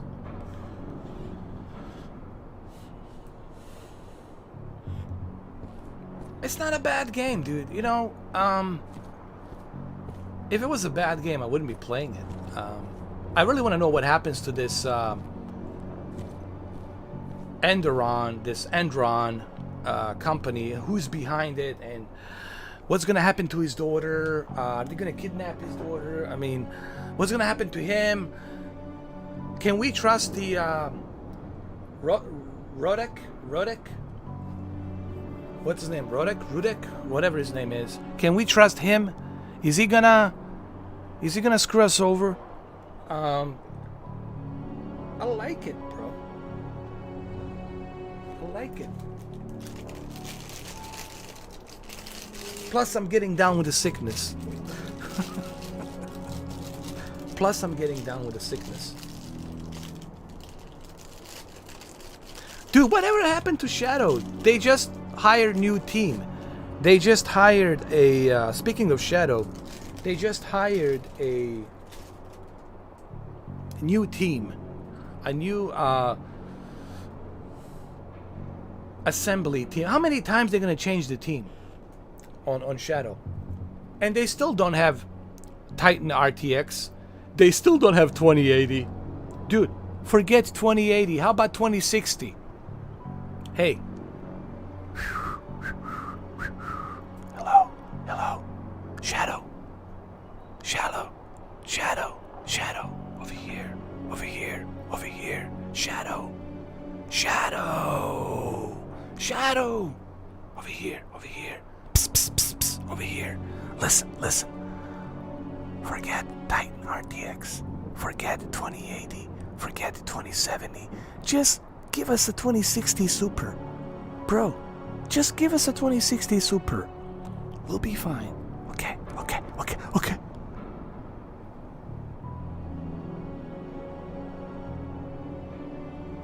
Just give us a 2060. You can't even deliver 2060 Super. Do you realize how pathetic that is, Shadow? And then people come after me. Mr. 4K, I thought you loved Shadow. I did for about a couple of years. And after 2 years, I was like, dude, these guys are not moving anywhere. These guys are status quo, 1080. GTX 1080 does the best you can do. And 8 gigabytes of memory RAM. No SSD drive, just a mechanical drive. Are you kidding me? In 2021? That's all you've got? Come on, man. Dude, they're terrible. Dude, isn't it hilarious? Isn't it hilarious? This guy right here. This guy right here. The one you hate. Told you the truth. Isn't that hilarious? I find it hilarious. I find it fucking amazingly hilarious. This guy told you so. Just like this guy told you about the maximum performance. Or maximum settings, whatever. Maximum settings. Right? Who's this guy? Who's this guy right here? Who told you so? Wow. Wow, man. I hate to be always right. I hate to be always right. You know? I just hate to be always right.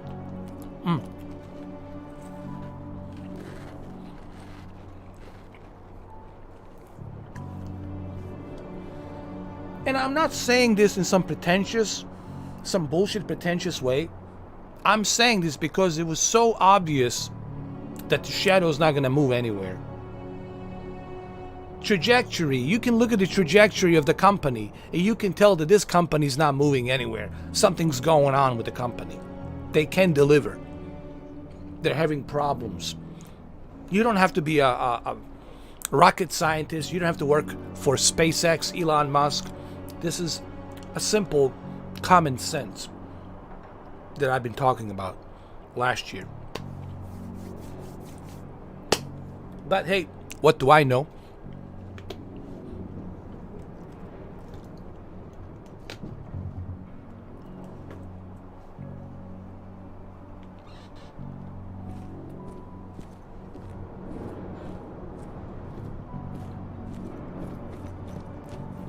Alright, let's get down with the sickness.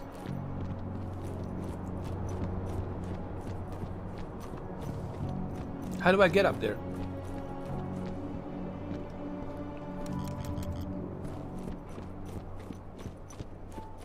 Oh, that's how. Dude, I want to get down with the sickness.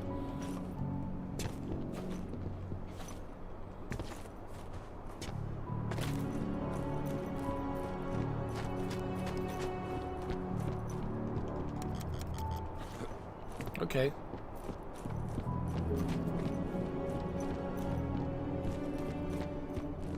I need to figure out the way to enter. Up and down without the sickness. There's the elevator. Okay. Okay. Will this elevator take me up there? No, this elevator one will fucking take me there.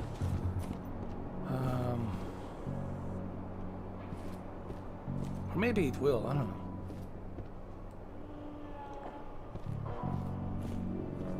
Maybe it will. Let's go try. Maybe it will take me down with the sickness. Up and down to the sickness.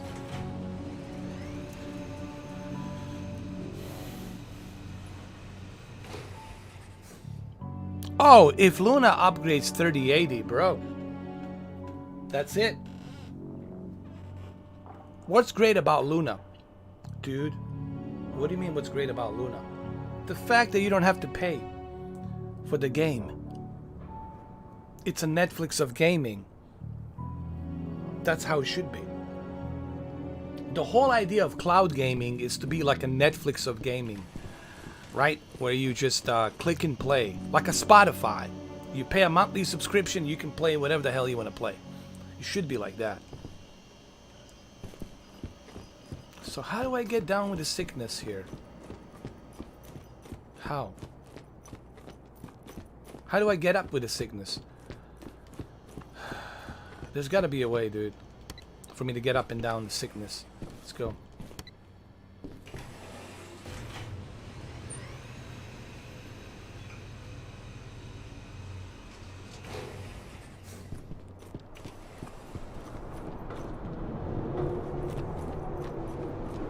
There has to be a way. There we go. This could be it. For me to get up and down the sickness. Hold up. But here we go. That'll do it.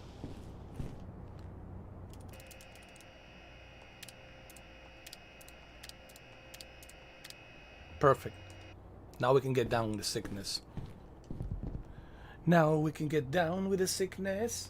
We can get down with the sickness.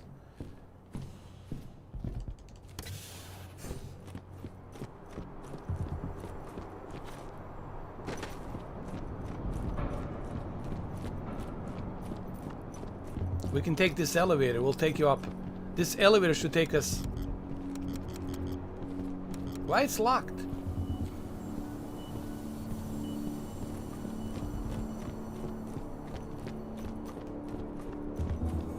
Hold on. There we Bronco, go. I'm showing 3 detachments heading towards you. Not for long.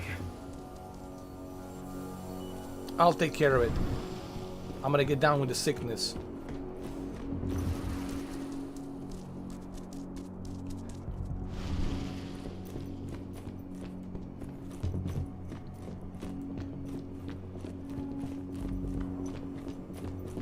Don't worry, I'll take care of it.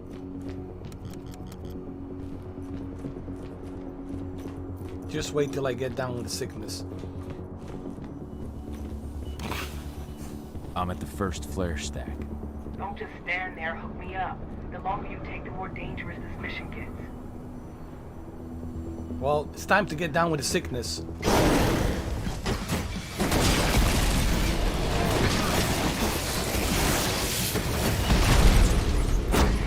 Oh, I fucking died. I didn't properly get down with the sickness.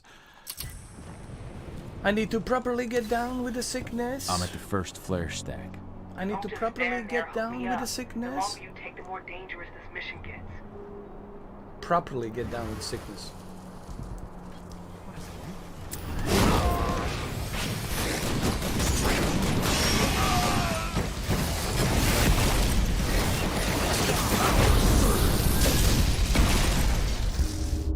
Hold on a second, man.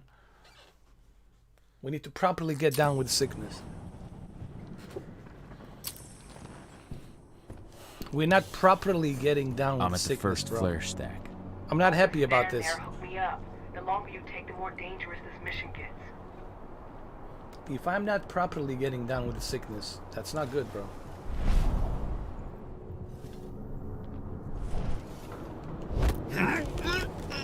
Oh, I'm looking forward to this.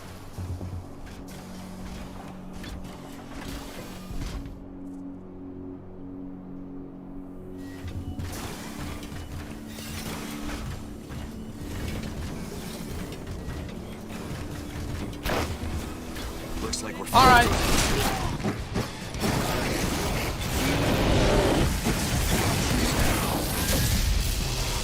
Motherfucker, get down with the sickness.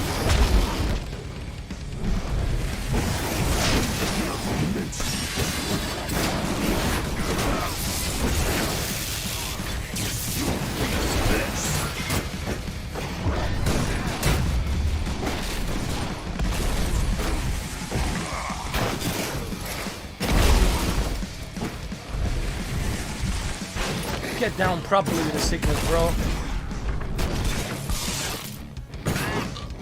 Send everyone!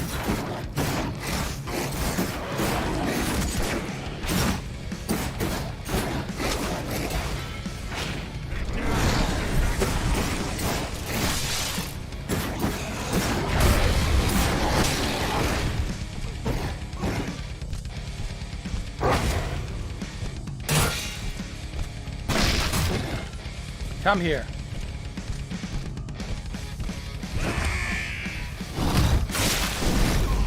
Who wants to be next?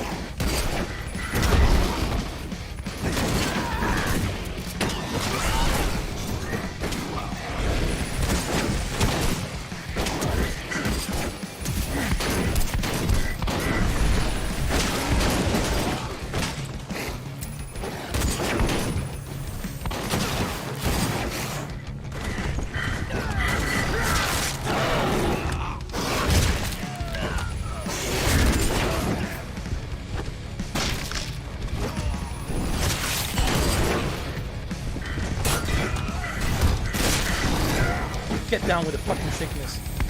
Right now.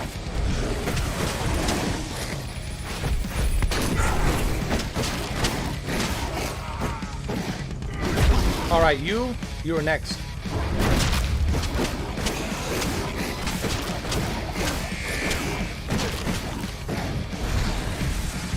Are you kidding me? How many of them are gonna be coming down with the sickness?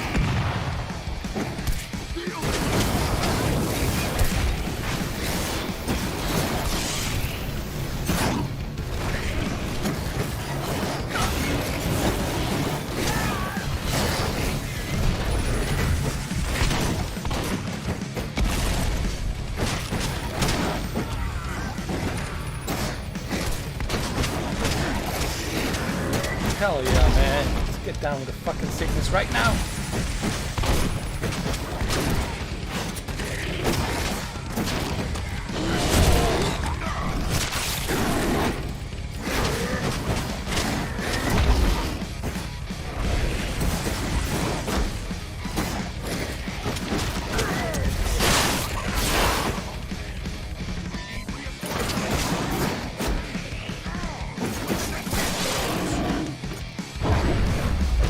Here. Woo! Down with the Phil Harrison daughter. I never seen her. Is she hot?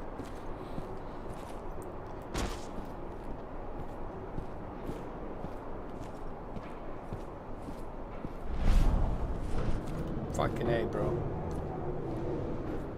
Down with the sickness.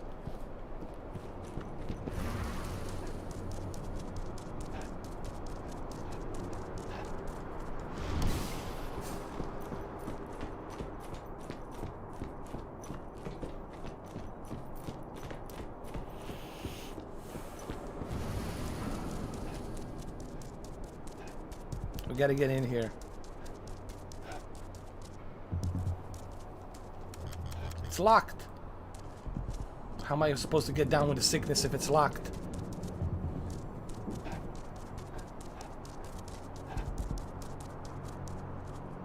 You tell me, how am I supposed to get down with the sickness? Oh, that's how. This is how we get down with the sickness.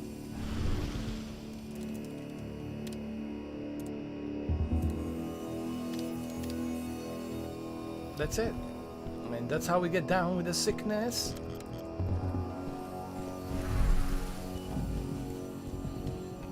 Everybody, listen, you're gonna be listening to Disturbed.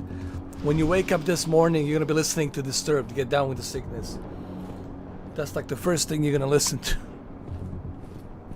Oh. Oh. Uh-oh. She's an ugly one. Oh, Lord.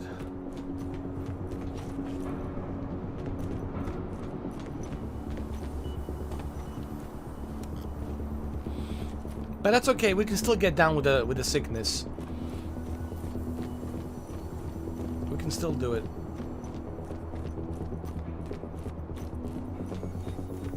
All right. Wait, what am I missing here? Didn't I just, What am I missing? Hold on. Didn't I just... Ah! Ava, I've connected you to the first flare stack. Good. Keep it up. We've got this.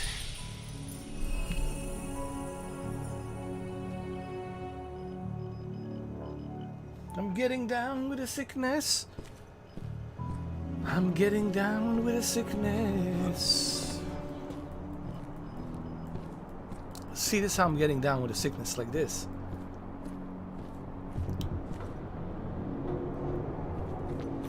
Alright, I opened the door, but still, how do I get in there? How do I climb up there? How? I would like to know still, how do I get up there? With the sickness.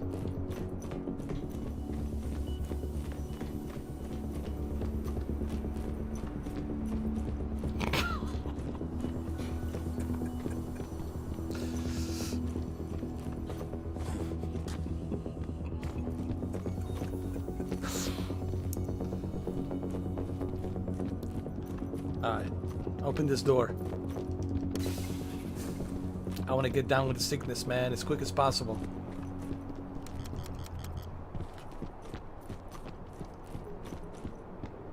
I don't understand. How am I supposed to get down with the sickness, man? What is this guy doing? Dude, how do you expect me to get down with the sickness? Shit! They detected my first attempt to connect. They're trying to find me. Block them. That's what I'm doing, but you need to move. I can't jam them forever. I need to move. Stop being such a diva. And I'm gonna move. Jesus. Here we go. Oh, come on, jump, dude. There you go. Jump and get down with sickness.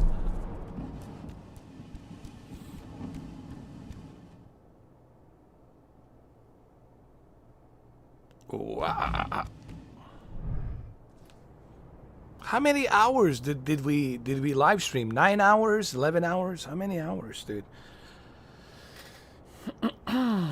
50 hours? Flare stack. Be careful. It seems like they realized something happened to the first one.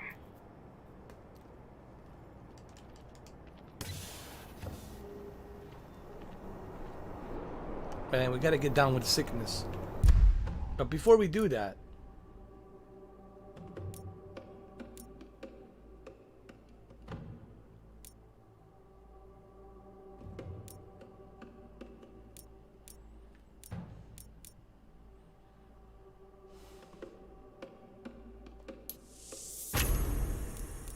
now we can properly get down with the sickness. We can get down properly with the sickness. Hold up. I got a better idea. How to get down with the sickness.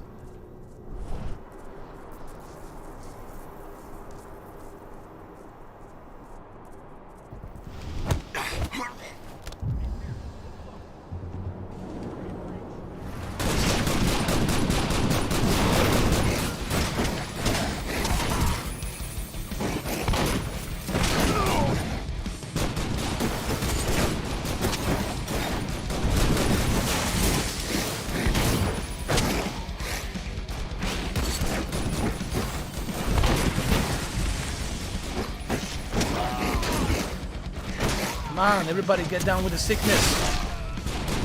Get down with the fucking sickness.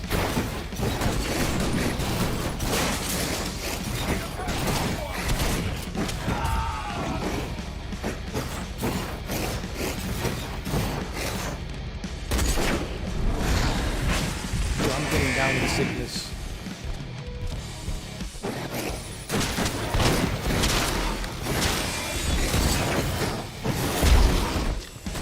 Dude, don't make me get down with the sickness.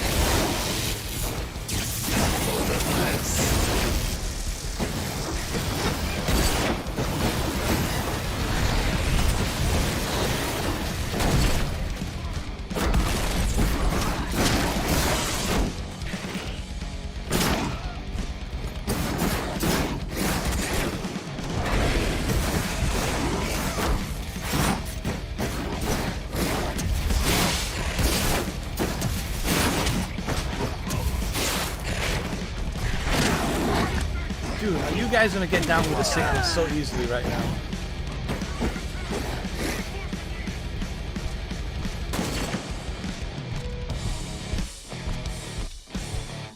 Ooh, ah, ah, ah. Ooh, ah, ah, ah. Here we go. Ooh, ah, ah, ah.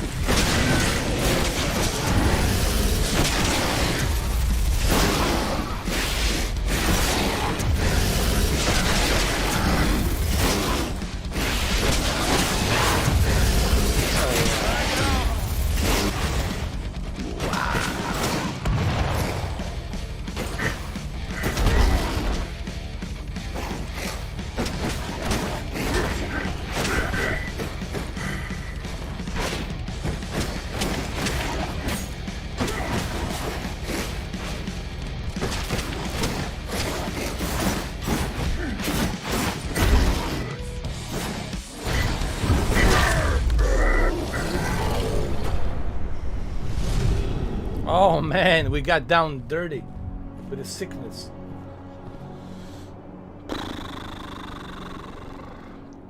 $13 hours. That's insane. That's insane that we're playing this long. Alright, let's get up there. Let's get down with sickness.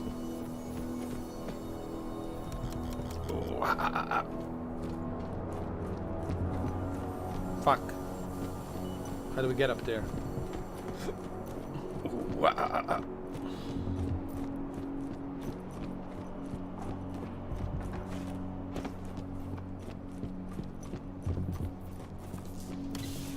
Oh, that's how we get down with the sickness.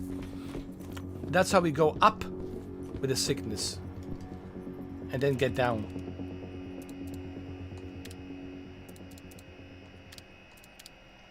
Get down with the sickness.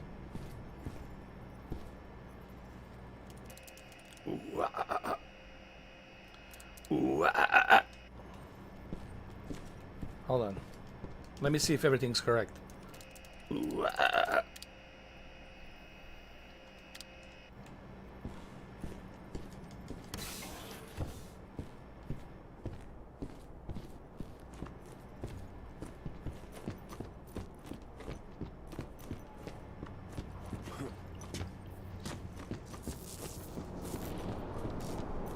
Alright, now we can get down with the sickness. Ooh,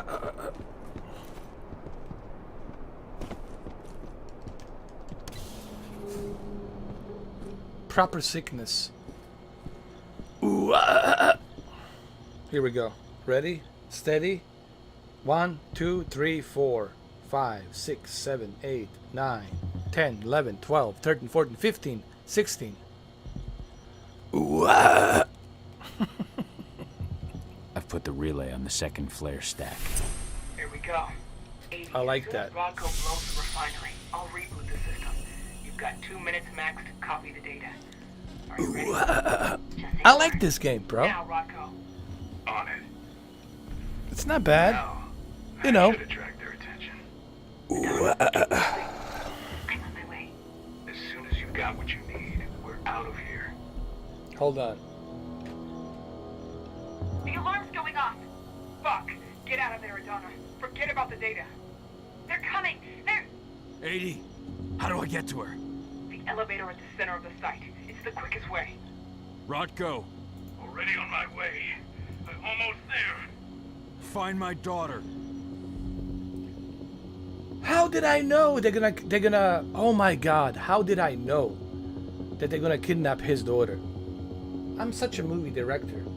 I'm such a movie director, dude. How did I know? I know how I knew. Because I'm down with the sickness. That's how I fucking knew. Because I'm down with the sickness. Premium coffee, hot drinks. Hell yeah. I'm gonna take a photo of this, bro. Fucking A. Alright, let's go. Ooh,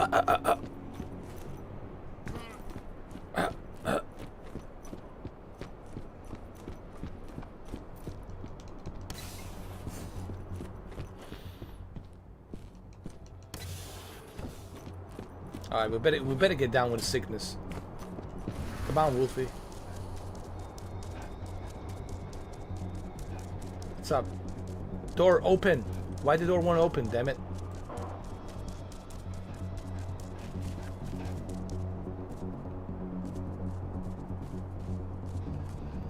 How do you expect me to go down with the sickness if the door is not gonna open? Oh, like that, I got you.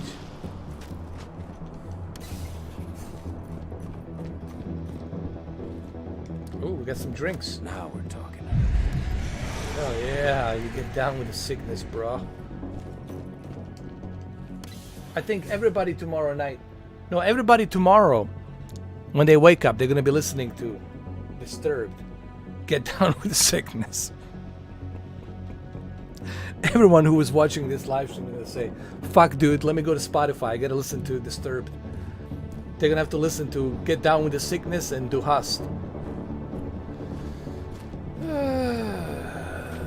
Yeah. What's with the Mass Effect soundtrack? Listen. Sounds like a Mass Effect soundtrack. You better get down with it. No, you get up with the sickness, bro. Right here. Here's the elevator with the sickness.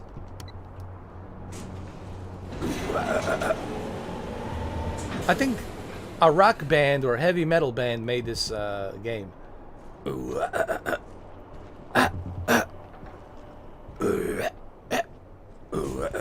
Here we go.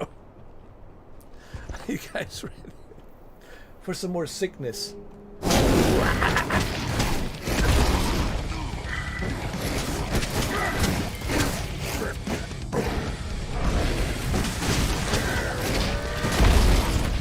That's right, get down with the sickness, motherfucker. Get down with the sickness super fast.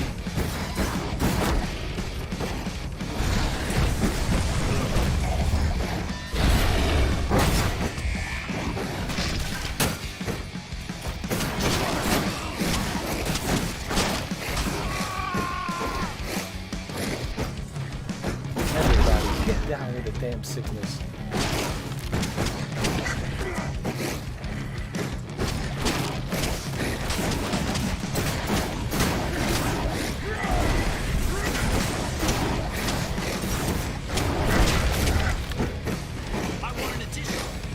You want additional units? Here, motherfucker. I got some additional units for you. Who's next on the menu?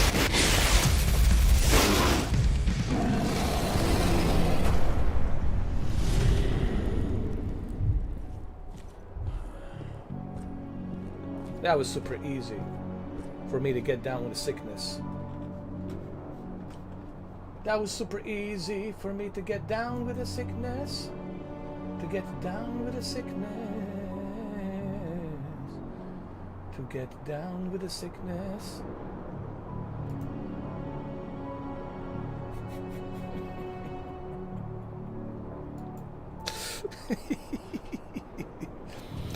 Get down with the sickness, up and down with the sickness, with the sickness.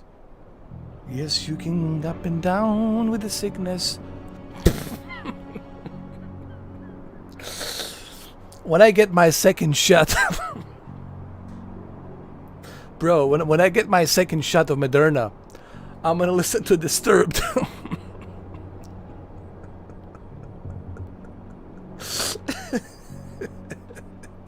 When I get my second shot of Moderna, that's it.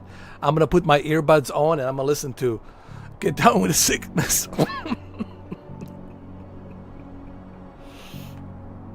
I know. The game is awesome, bro. Better than Returnal, dude. Hell with the Returnal, man. Why does this shit even exist? That's my question. Why does Returnal exist?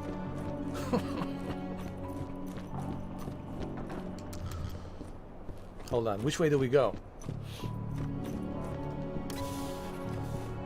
If we're gonna go down with the sickness, please take a note of the new directives sent by Division 2. Equipment and products received from them are aimed at an increasing yield of our site.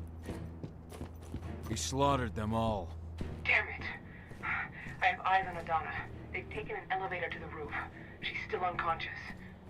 And Rotko. He's a few rooms ahead of you. I think he's given in to his rage, Cahal.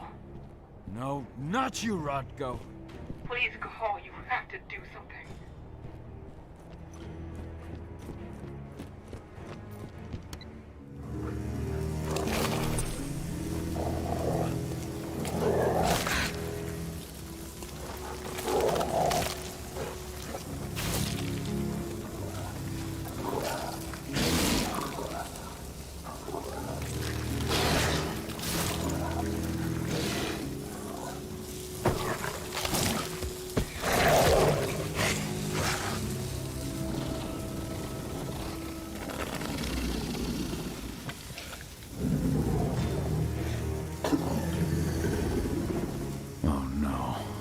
Brother.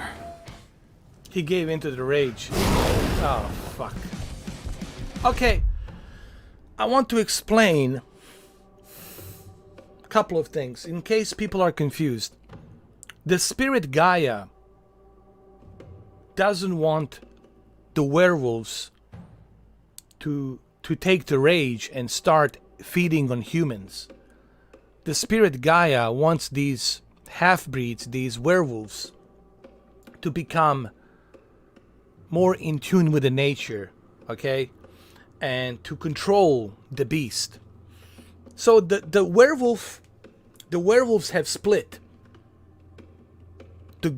There's evil werewolves and there's a good werewolves.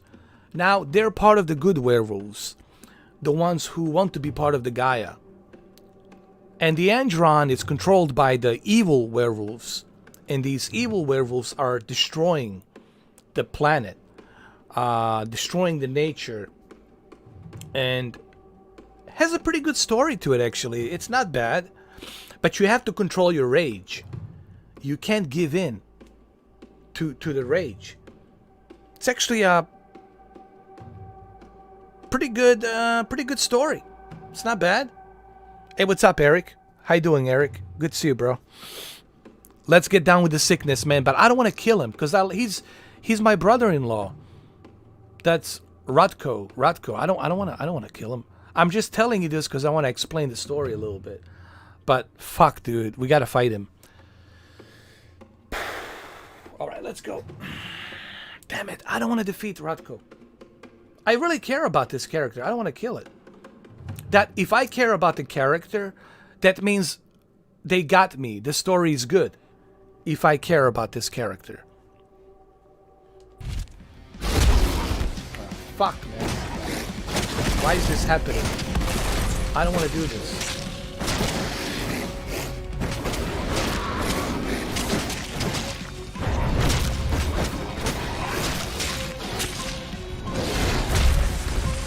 Don't make me do this, Rotko. Don't.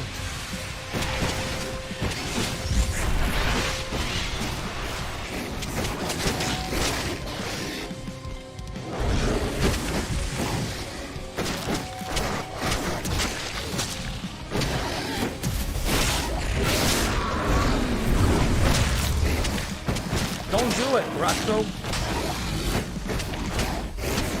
It doesn't have to be this way.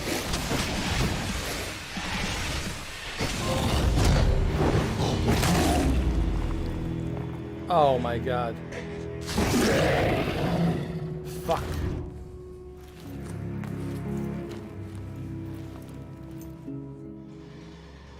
They've taken her. I'm sorry.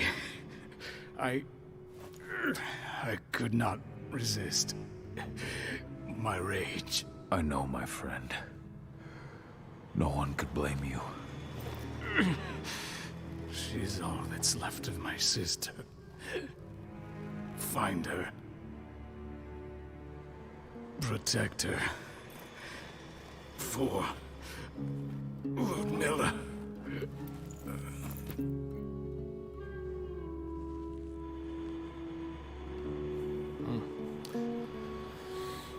Ludmilla, it's his wife. That's his brother-in-law. And Idana, that's That's his niece and that's his daughter. Dude, now he's fucking pissed. Sam Fisher is super pissed. I had no choice. He was overtaken by rage. He would have killed me. Rocco, please. You can't be gone. Damn it, Ava, snap out of it. They've taken my daughter. Where is she? They took her to the roof. Guide me. Okay, Brendan. The elevator's in the office above you. Thank you, bro. Be able to get there through a nearby ventilation duct.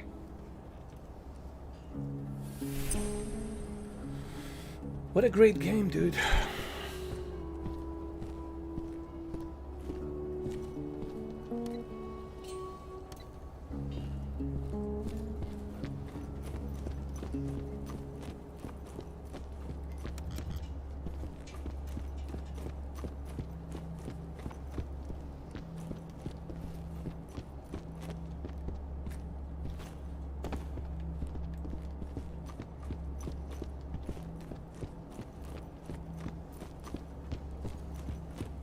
Which way do we go?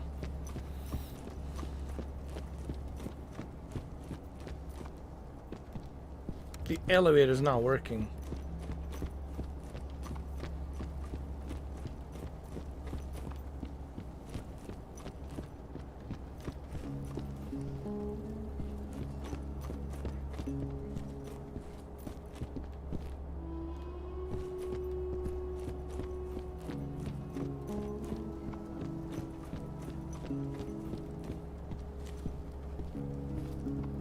How do I get up there?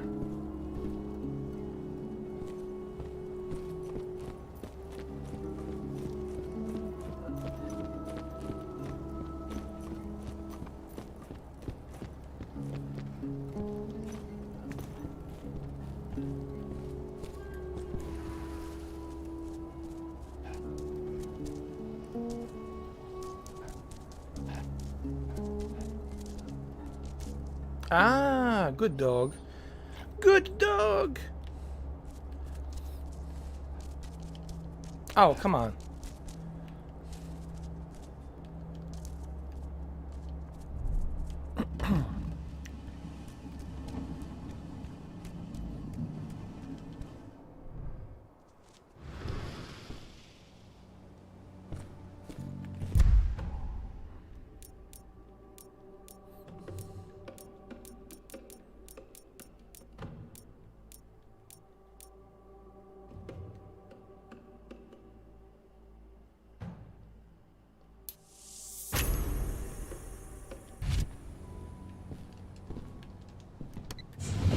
Donna! Fuck! No!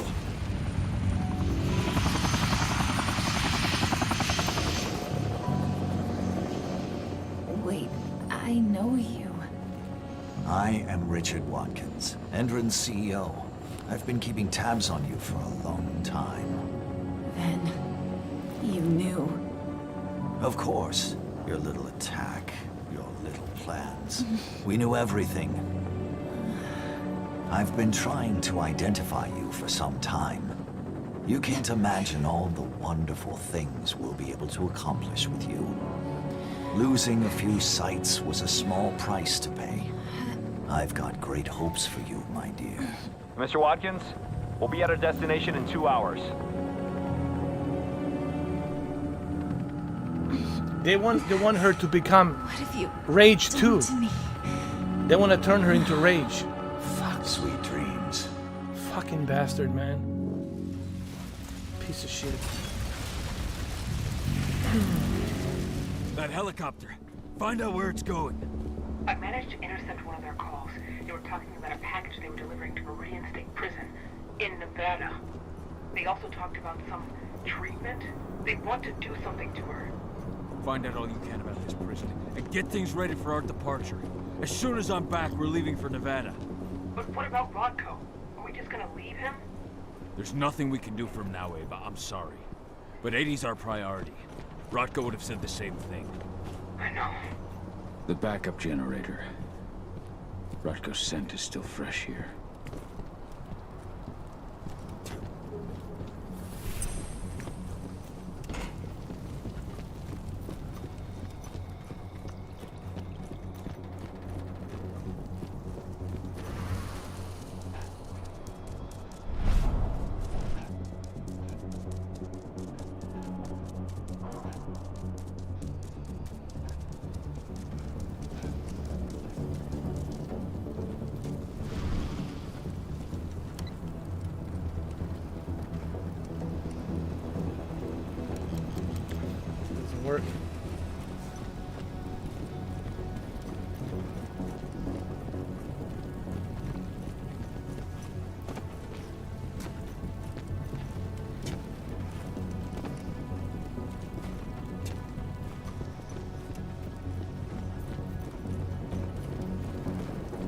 Oh, the elevator works.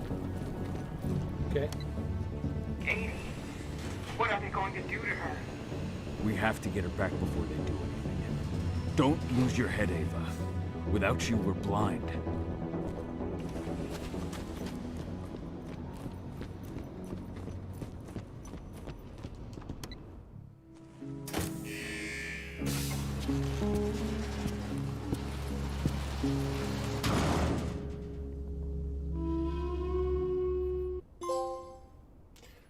Whew. Wow. Great game, man.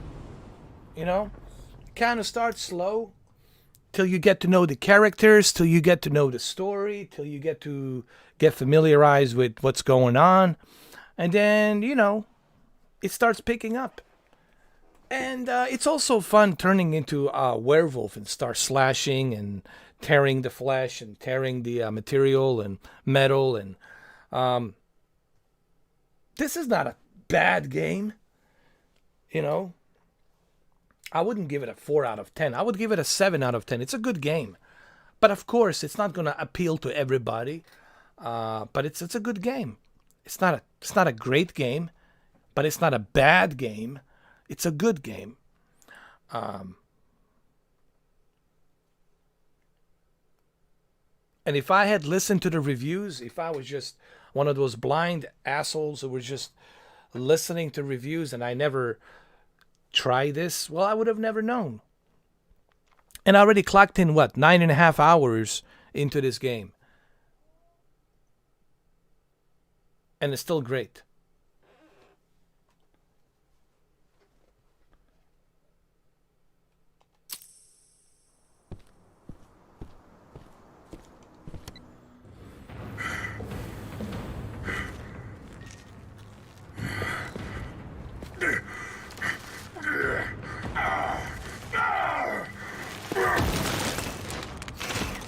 What the fuck?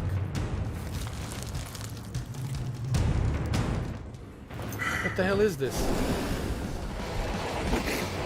See, they're working on human to create them into something else. Like this creature here. That creature stank of the worm. Endrins decided to pull out all the stops. Endrins set up these new weird pumps. I don't know what they're injecting into the earth, but Ethan is suffering. I'll take care of it, Ava. Get your crew together and leave for Nevada. Call the forces of the world have returned. They spread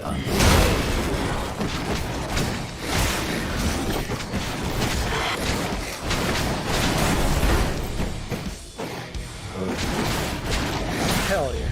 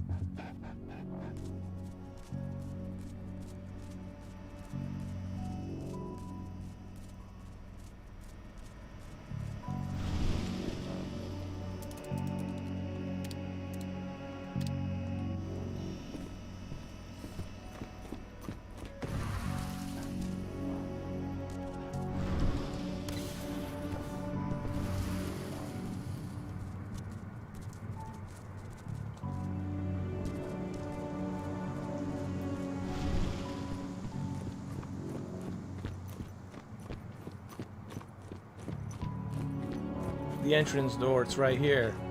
Before we get down with the sickness.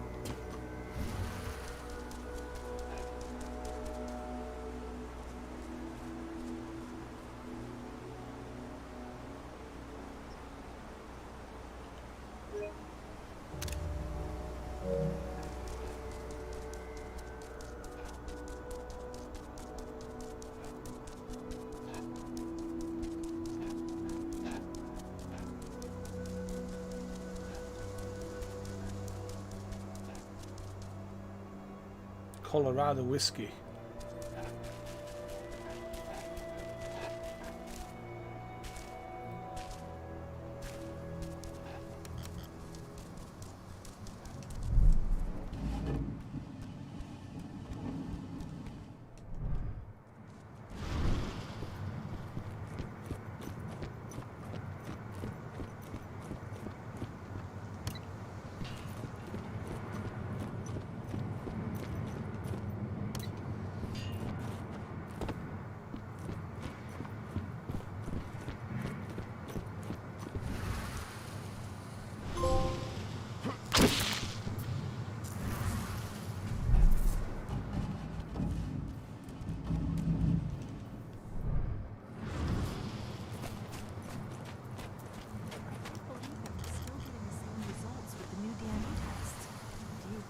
Discovered a new species?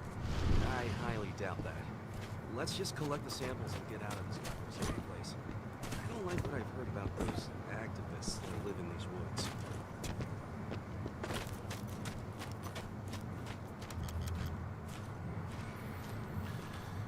Oh Lord, how do I get out of here?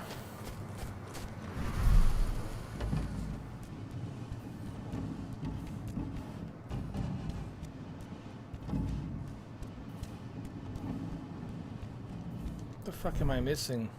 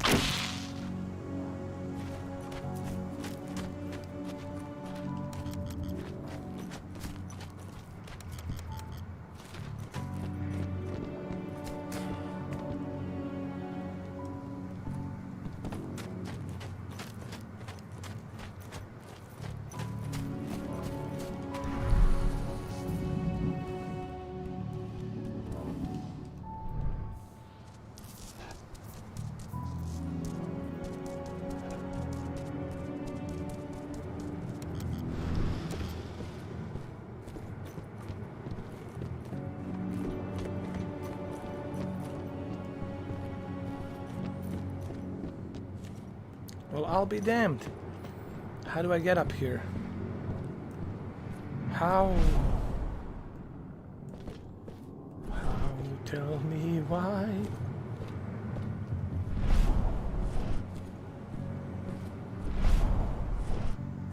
There's got to be something here.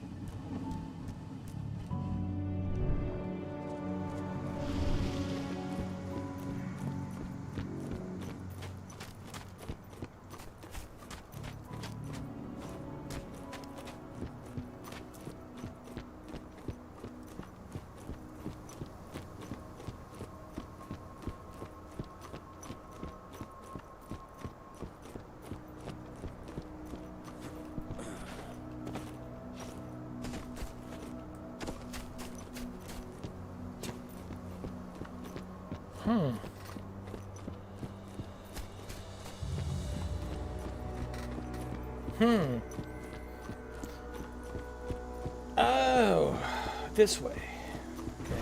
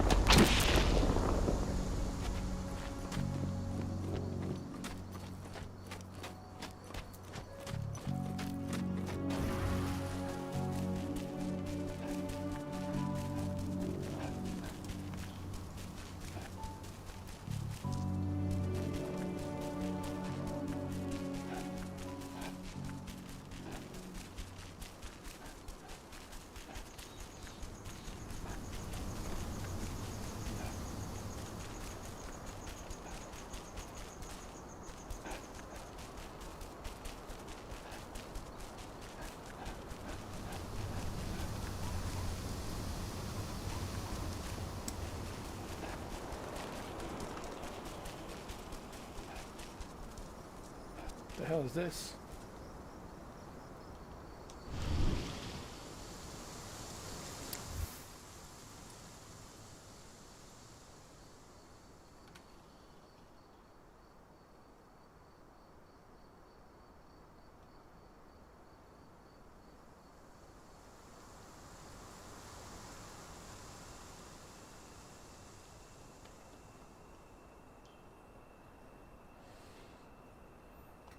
Rodko must have written this when he lost his sister.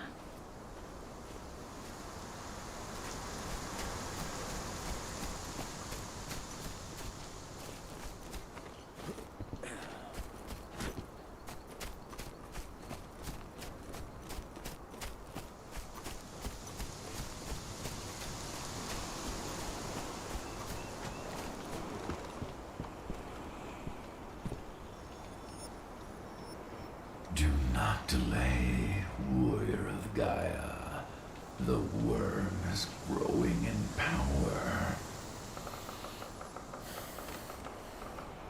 Where are sources of the worm's influence? Use your penumbra vision, and they will be visible to you.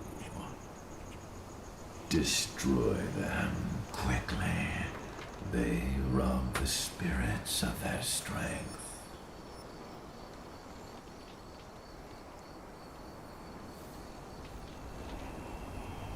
Do not delay, warrior of Gaia. The worm is growing in power. Stand firm, my friend.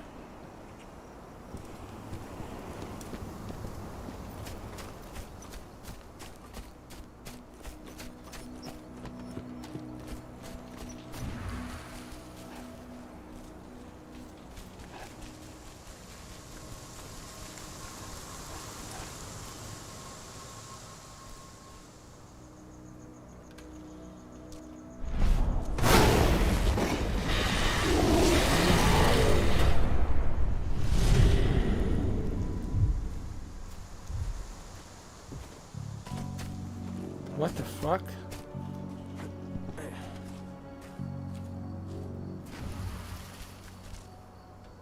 They won't let me through.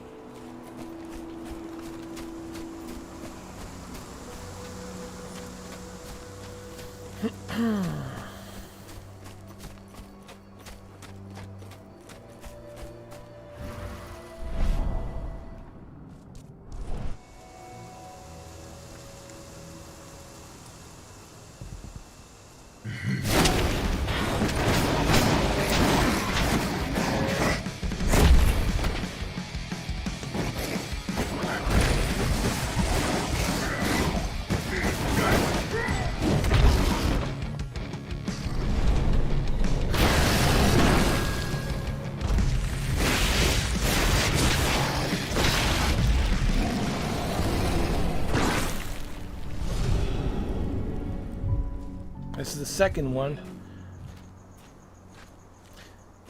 So we can have our Gaia spirit be reinforced.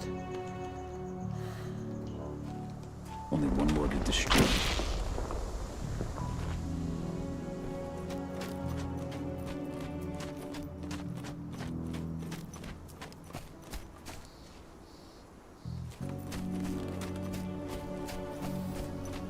One more. One more. Probably down there.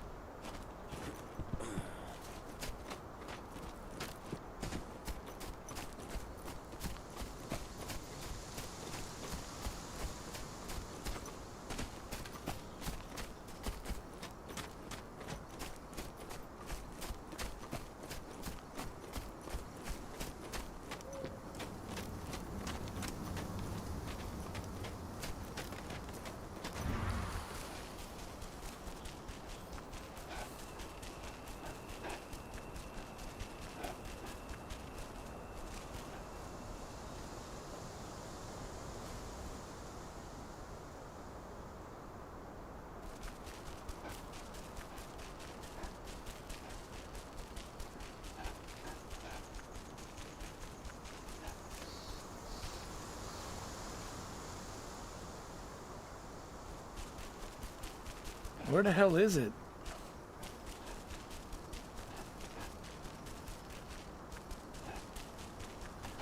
Hold on.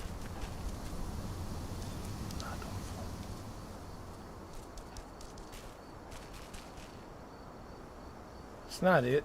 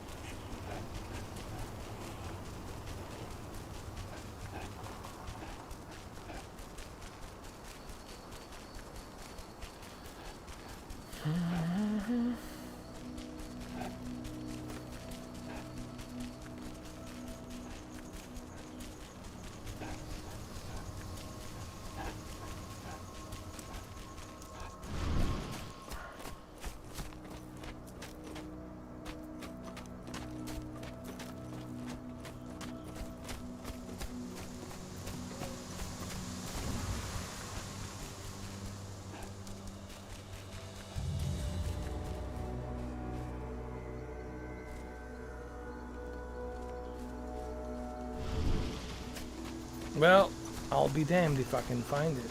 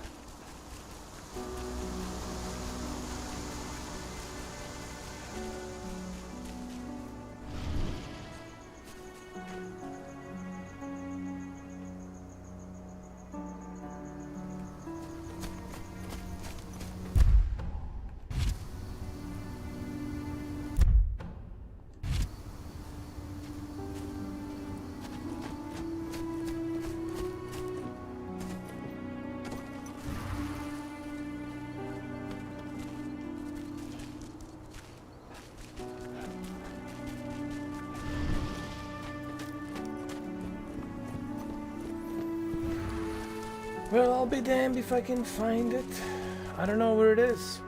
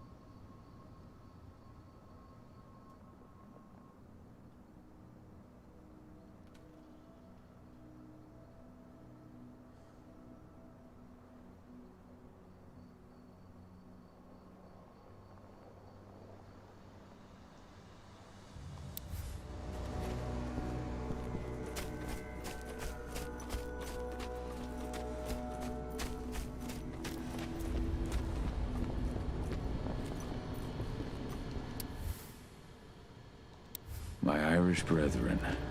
But that was a lifetime ago.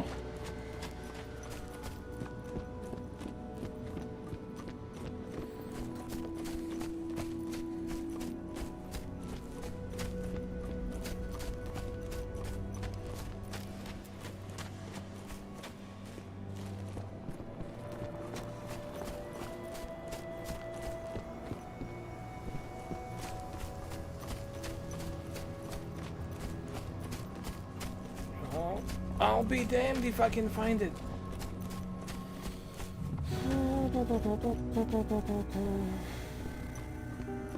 Fuck, dude, I don't know where it is.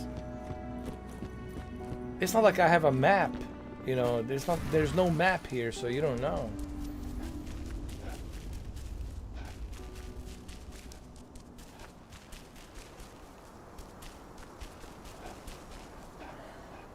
I don't know.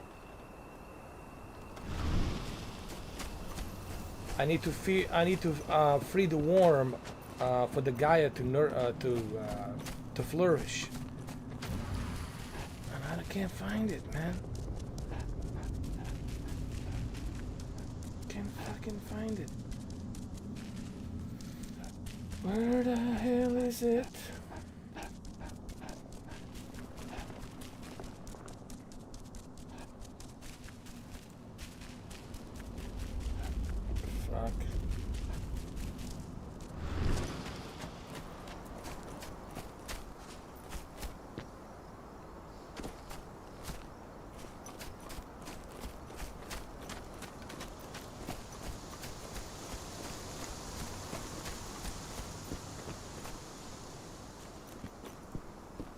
This is driving me crazy right now, dude.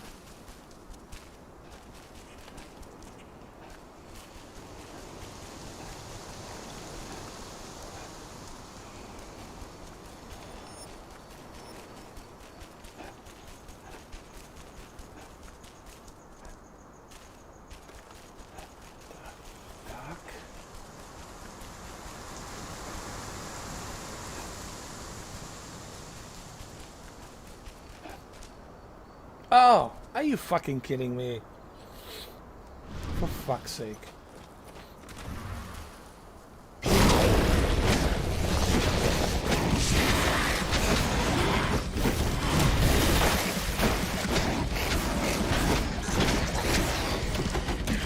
Oh my god, Keith.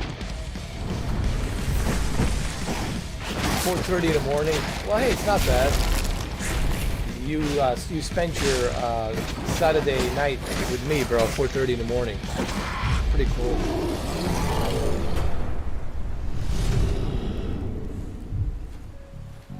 And I would like to see who out there on the YouTube can do longer live stream than me. Pete, I have yet to find that person who has done more than me in terms of live streams, in terms of everything. Not that I want to brag about anything, but this is just a fact. You know, this is a fact. And I think that's what bothers some of these people, is they can't do what I do. And it bothers them.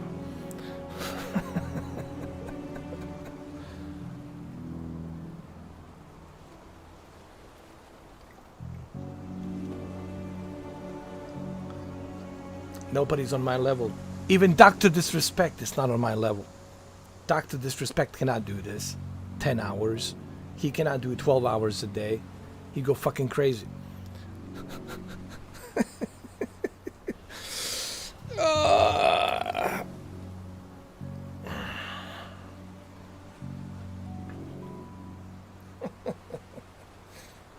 Alright, let's turn this off. Don't worry, I'm gonna end it right here, man. 10 hours, it's more than enough. But I really wanted to help small developers like this one and Terminator Resistance, so they can get some recognition. You know, those videos and those live streams, they're gonna help them get some recognition. Even this will get some recognition. People are gonna watch this, they're gonna see this and they're gonna say, hey, hold on a second. It's not so bad.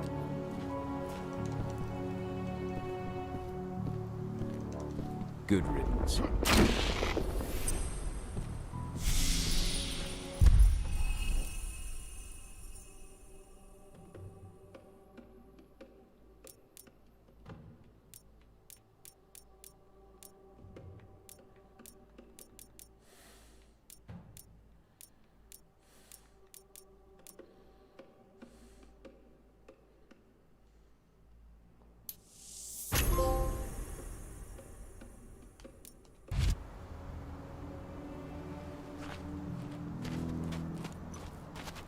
Well, thank you.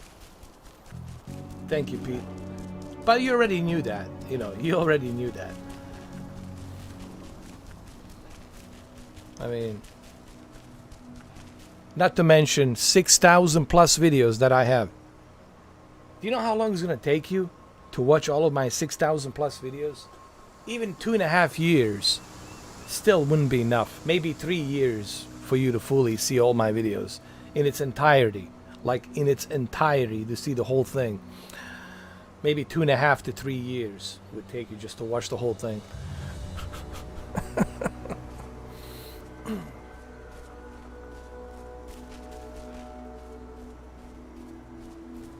And what did I have?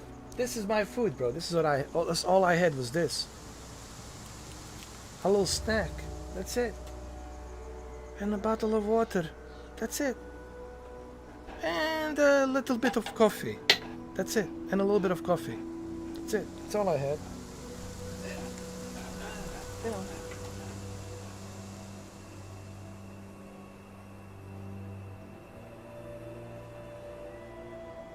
But I know they're gonna say, "Oh, he's bragging about it."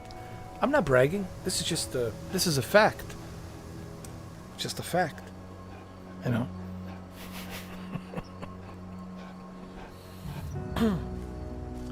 What's next? Breaking news. Mr. 4K's not human. He's not human. A real human would have yawned. A real human would have fallen asleep.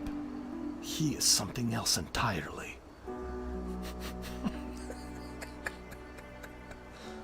Where does he get this energy?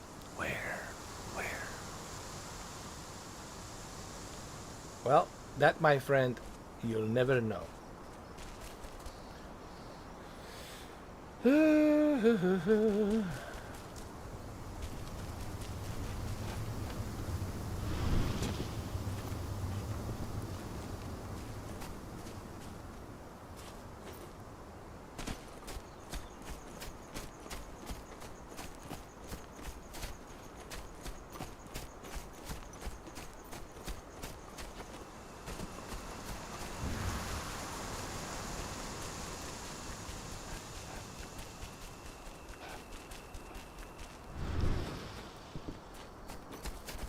I gotta talk to Ava. We have to regroup. We have to go to Nevada, to that prison. That's where they took her.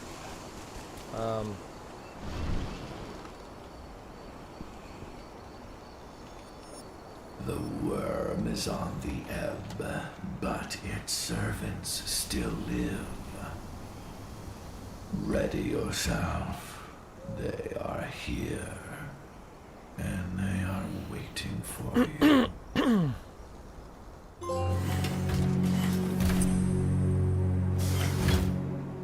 Well now, what do we have here?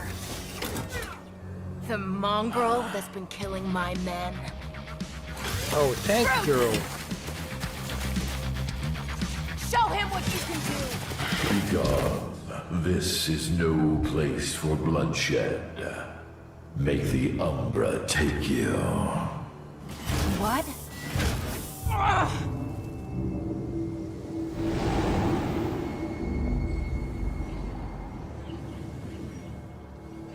Stay calm! This changes nothing! Collect his fucking head! She wants to collect my head. We'll see about that.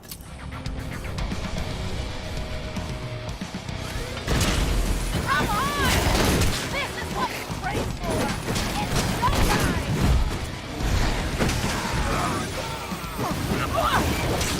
Here I come! I'm gonna get you, you bitch. Try and dodge this! You don't know who you're messing with, dude. You're messing with the Werewolf upscaler, bro. Werewolf upscaler. This avatar vehicle's not gonna help you. Never.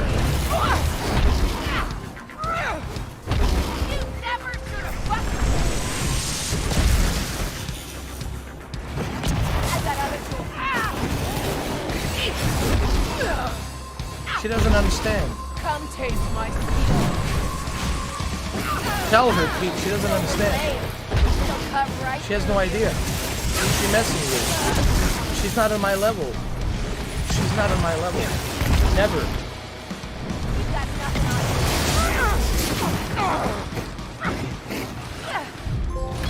You're not on my level, bitch. I'm gonna make you rich.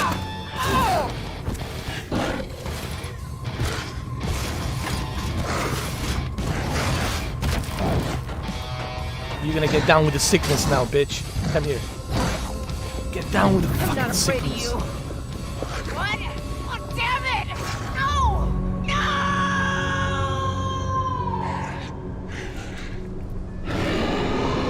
No! She might come back. You never know.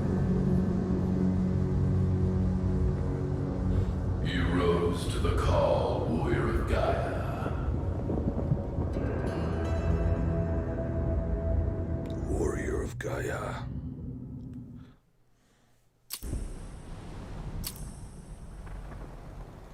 You have freed this territory from the clutches of the worm, and the spirits are returning to the forest.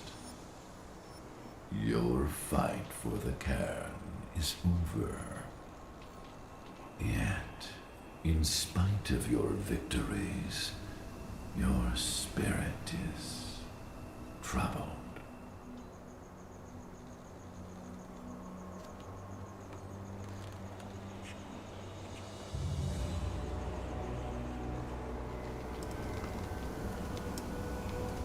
When I was fighting Tank Girl, where exactly did you send us?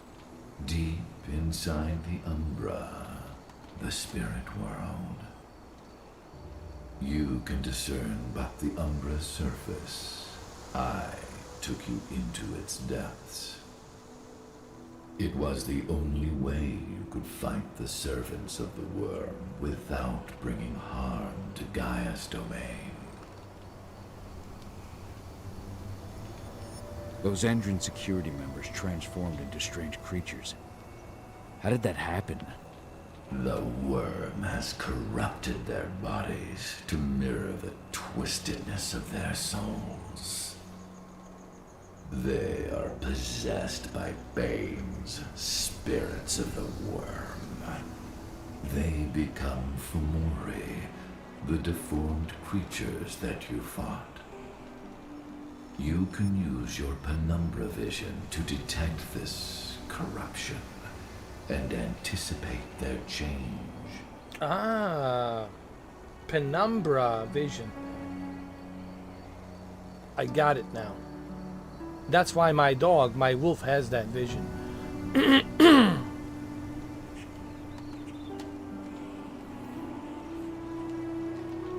We have lost our leader, and our pack is scattered. Even heavier on my heart, Endrin has taken my daughter. I felt the Silver Fang submit to his rage. Though you may carry the burden for the rest of your life, you did what had to be done. Leave without fear, Kahal, and find your daughter. I will call the Garu back to this cairn and continue my endless vigil. We shall meet again. Ava must have found 80. She must have.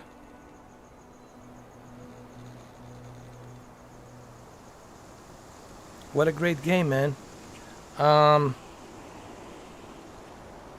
You know, it's interesting.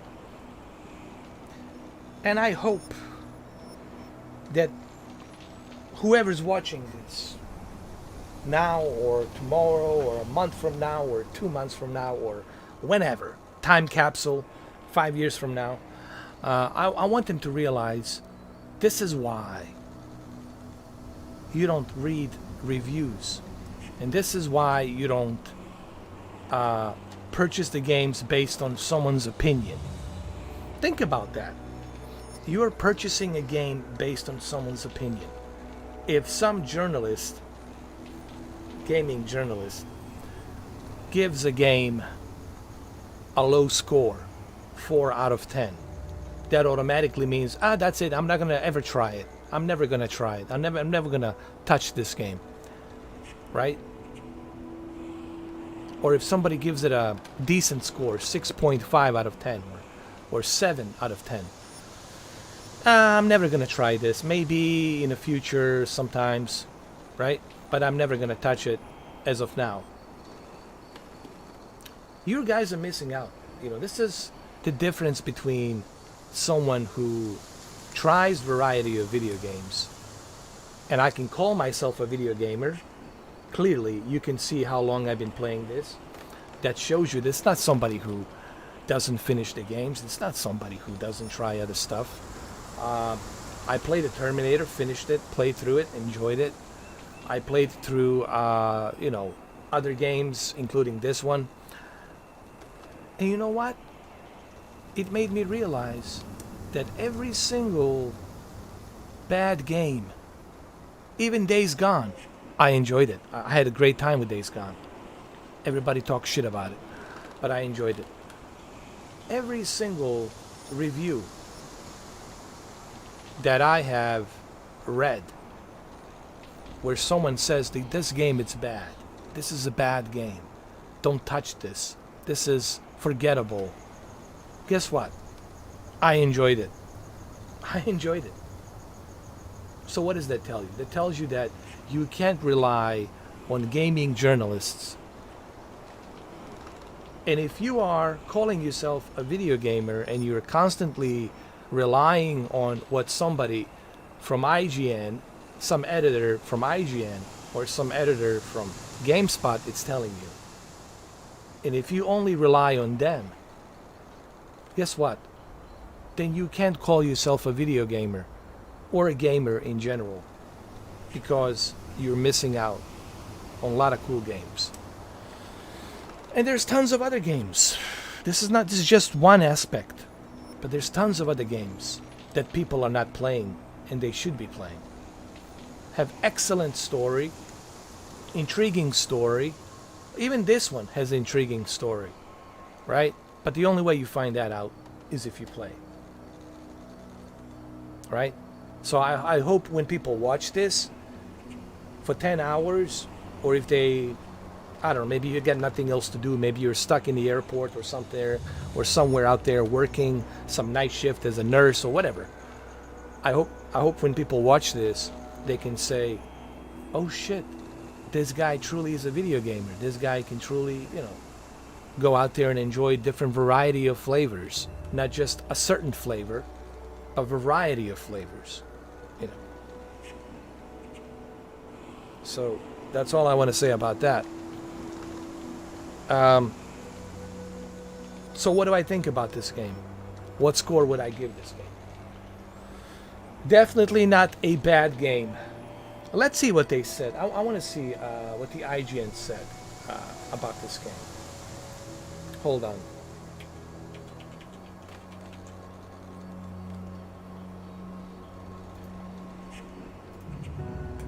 I want to see what they said.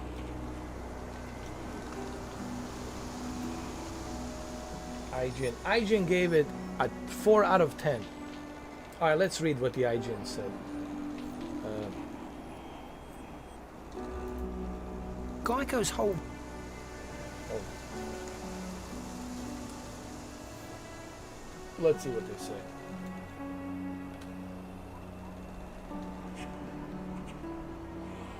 Bad. They gave it a 4. 4 out of 10. Let's see what they say.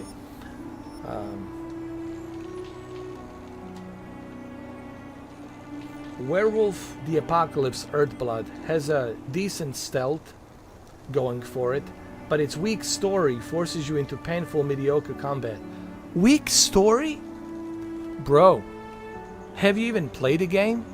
Who is the one that reviewed this? I'm gonna know. Liana Haffer.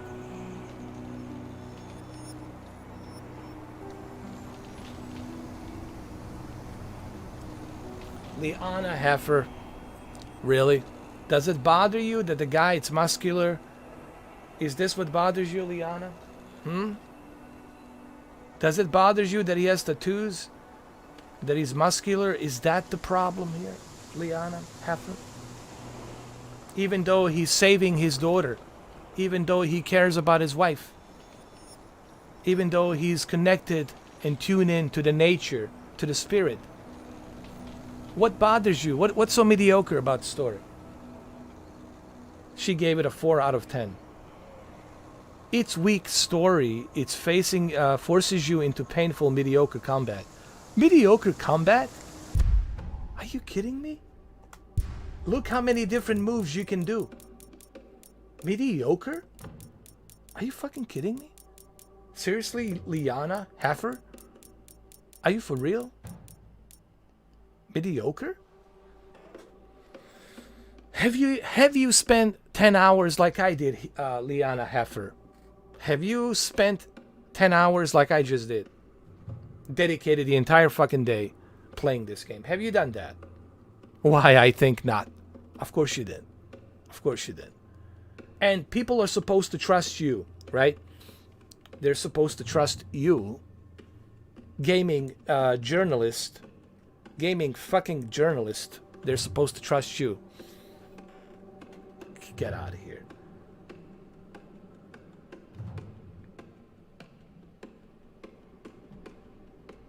Look at these idiots. The graphics are unacceptable. It's 2021. Seriously, dude? Are you playing? See, you're not a gamer. Look at this guy, Buckeye, 2013. The graphics are unacceptable for 2021. Dude, it's a small company, small developer budget. It's not a BioWare. It's not Naughty Dog. It's not Kojima Production. It's not CD Projekt Red. This guy says, looks more fun than Cyberpunk. I agree. Oh dear, the graphics of the gameplay are so outdated. Look at these idiots. You're not a gamer. Look at him.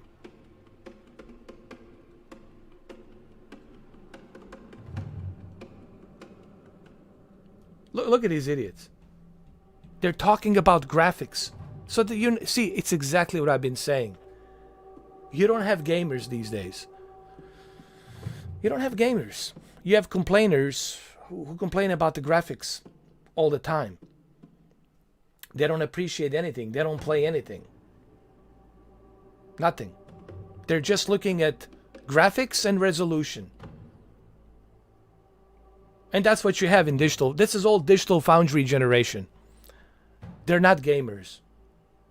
They're not gamers. You're not a gamer. I don't know what you are. I don't know what you label yourself, but you definitely don't label yourself a video gamer. This 40-plus-year-old motherfucker is going to tell you you're not a gamer. I can tell you I'm a gamer. I played everything since you even existed. Spectrum ZX Sinclair. was my very first computer and a console, if you will.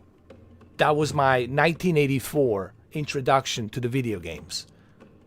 Look it up, Google it, Spectrum ZX Sinclair, before I jump into the Commodore 64 in 86 and 87. And then Amiga 500, Atari, and all this other shit. Sega Genesis, SNES, right? List goes on and on and on. Before I got my first IBM computer. I know who I am. I can call myself a gamer. Like, at any fucking point of time. During the day. Or during the night. You guys are not gamers. I don't know what the fuck you guys are. What labels you put on yourself. This generation, it's pathetic, man. It's pathetic. Beyond pathetic, man.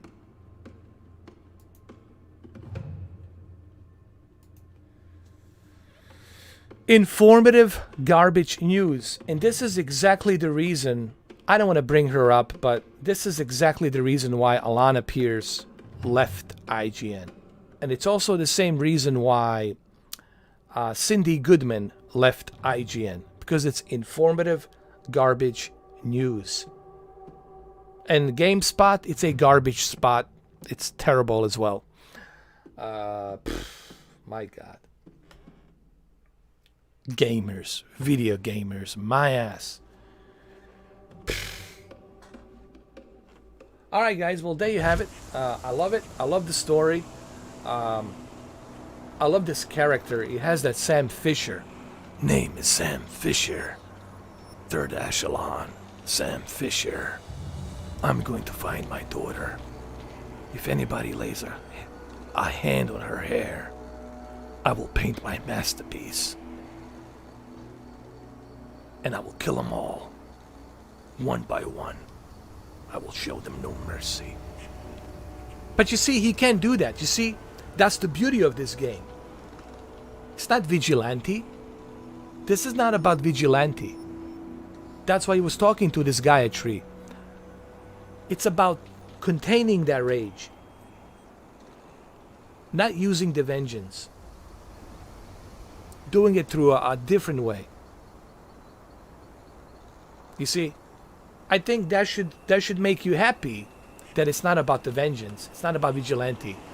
That it's about containing yourself, channeling yourself through that anger and the beast, taming the beast.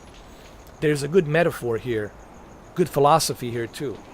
Being tuned in with the nature, with the positive spirits, instead of the negative spirits. Positive spirits will always shine the light into the dark. You know? But if you had played the game, if you had spent 10 hours like I did, IGN, GameSpot, you would know that.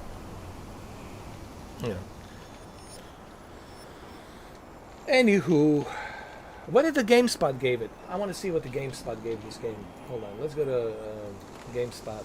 Werewolf Apocalypse, Earthblood, review, GameSpot. Let me see. They gave it 5.4 out of 10. Mediocre.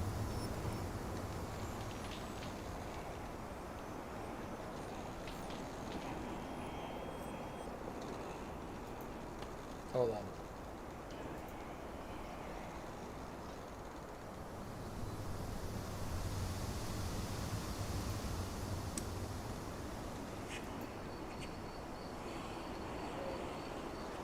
The games look so unfinished. The combat is good, but except that, and maybe the graphics, I say no. A lot of glitches and bugs, poor optimization. The interaction between everything looks unnatural. Weak story. Weak story! Dude. Here we go again. Weak story. It's like they all, like robots. They all have to follow the same path. Informative garbage news says, weak story? The garbage spot follows and says the same fucking thing. Weak story. Just like they did with the Days Gone, just like they did with the Order 1886. They follow the same pattern, they follow the same fucking protocol. It's exactly what I've been preaching what I've been telling you guys. I hate to be always right. Well, there you have it. Unbelievable. Well, believable. It's not unbelievable. It's not shocking. It's exactly what I expect to be. Believable. Alright guys, I'm out of here. It's been fun doing this for 10 hours, man. 10 hours and 8 minutes. Great time, great fun. Thank you, Pete, for hanging in with me. Thank you, Brendan, for hanging in with me. Thank you, Eric, for being here as well. Thank you, everybody, for being here. Eric, United fan, Peter, Brendan, Santos, thank you for being here. Who else, man? So many of you showed up. Andrew Gods, thank you for being here. And thank you guys for becoming a member, man. I really appreciate that. You don't have to become a member, but I appreciate that you are. That shows me that you are giving me a support. You know, that you appreciate that I do this, you know. Thank you, Pablo. Anthony, it's good to see you, man. Good to see you here, Anthony. Like I said, I hope you enjoy that TV. If it's good for you, bro, if it's good for you, that's all that matters. As long as you're happy with it, man. It doesn't matter what other people say. Scarface, thank you. Dan Mystic, thank you. See who else we got. Andy, thank you, Andy. Andy, Diano. Big Ben, thank you, bro. Hydrogate, thank you, Hydrogate. Thank you, Jaskina Retro. Viper, VP Reaction, Viper Reaction, thank you, man. Ginsburg, thank you, Ginsburg. I appreciate you watching me all the way from Israel. Thanks, man. Appreciate that. Who else we got? Blake Ferguson. Thank you. Dude, so many of you guys showed up. It's crazy. Thank you. And 19 of you were able to hang in there. So 19 of you who stuck with me for 10 hours. You guys are troopers. You guys are badass. That's all I gotta say. You guys are badass. Like, proper badass. If we were like in the military and you were part of my platoon, I'd be more than happy to have you. That's pretty good, man. 19 of you stuck with me for 10 hours. Others were coming and going. But 19 of you stuck with me. Thank you. Appreciate it, man.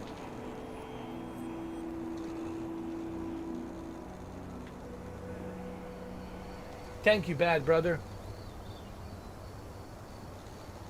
Yeah, man, I'm gonna work on that script. I'm really gonna work on that. I'm gonna type it in. It's gonna take some time, and I'll talk about it more on a coffee vlog. I'll talk about it more. Possibly Monday I'll do a coffee vlog. I'll talk about it more, about this idea that I have for the movie. Yeah, man, it's been fun. It's been a lot of fun. I enjoyed it. Like I said, this game, it's a good game. It's not a bad game, but it's also something that you guys need to take in consideration. This is a small developer team from Europe. They don't have the resources the way Naughty Dog has. They don't have the resources the way Electronic Arts, BioWare, CD Projekt Red, and other big hotshots have. Okay, they don't have $10 billion to spread around, or hundreds of millions of dollars to spread around to do some franchise. But what they have achieved here with such a low budget, I appreciate that. And I'm showing my support. And I think in those 10 hours and 12 minutes, I think I showed my pledge and support to the small, for the middleman. For the middleman. You know, the ones that we forgot. The middleman. Yeah. The middleman of the video gaming industry. So thank you guys, appreciate it. Andrew, not the longest. The Last of Us Part 2 last year was the longest, 12 hours. That was fucking crazy. 12 hours. That was insane. That was the most craziest live stream I have ever done. That's why Neil Cockman took a notice of me on the Twitter. He's like, holy shit, this guy, man.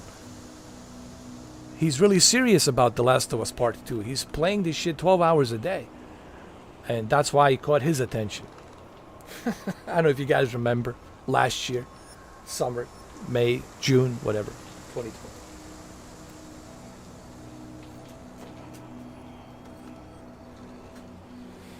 And it is a AA game. And I don't know why IGN, why GameSpot, they don't want to treat this game as a AA game. They should have said, hey, we should be fair. This is a small company. We can't expect a small company to do a motion capture. We can't expect small company to bring some state-of-the-art graphics. They don't have the resources to do that. And it's unrealistic for IGN and GameSpot to be giving such a shitty score. Now, Naughty Dog, they're big dogs. They got a shitload of money. So I can criticize Naughty Dog all day long because they need to make a great game. They have the resources. We expect them to make a great game. There's a difference there. All right? But this here, come on, you know. Same thing with the Terminator Resistance.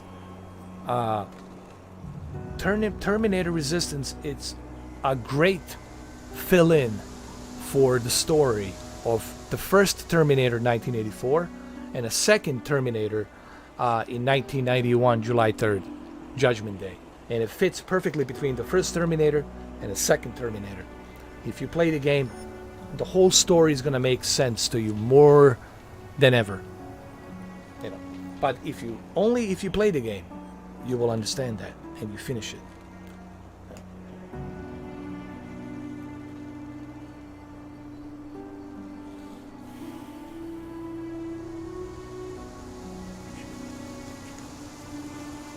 I know.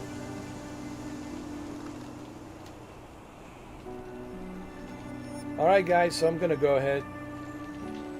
I'm gonna head out of here. It's been fun. And I hope that this helps the small developers. Me doing this, 10 hours and 15 minutes. It helps them out in some way. I'm a man of my word. I said I was gonna help, and here, I helped. Alright guys, thank you all again. I really appreciate you being here. Andrew, thank you. You guys are troopers. I really appreciate you being here. You proved to me that you are troopers, that you are badass. You proved your test to me that, hey, you guys are badass. Because you are a badass. So, I'm going to see you guys tomorrow. Cheers. Always a pleasure, guys. Always a pleasure. Thank you.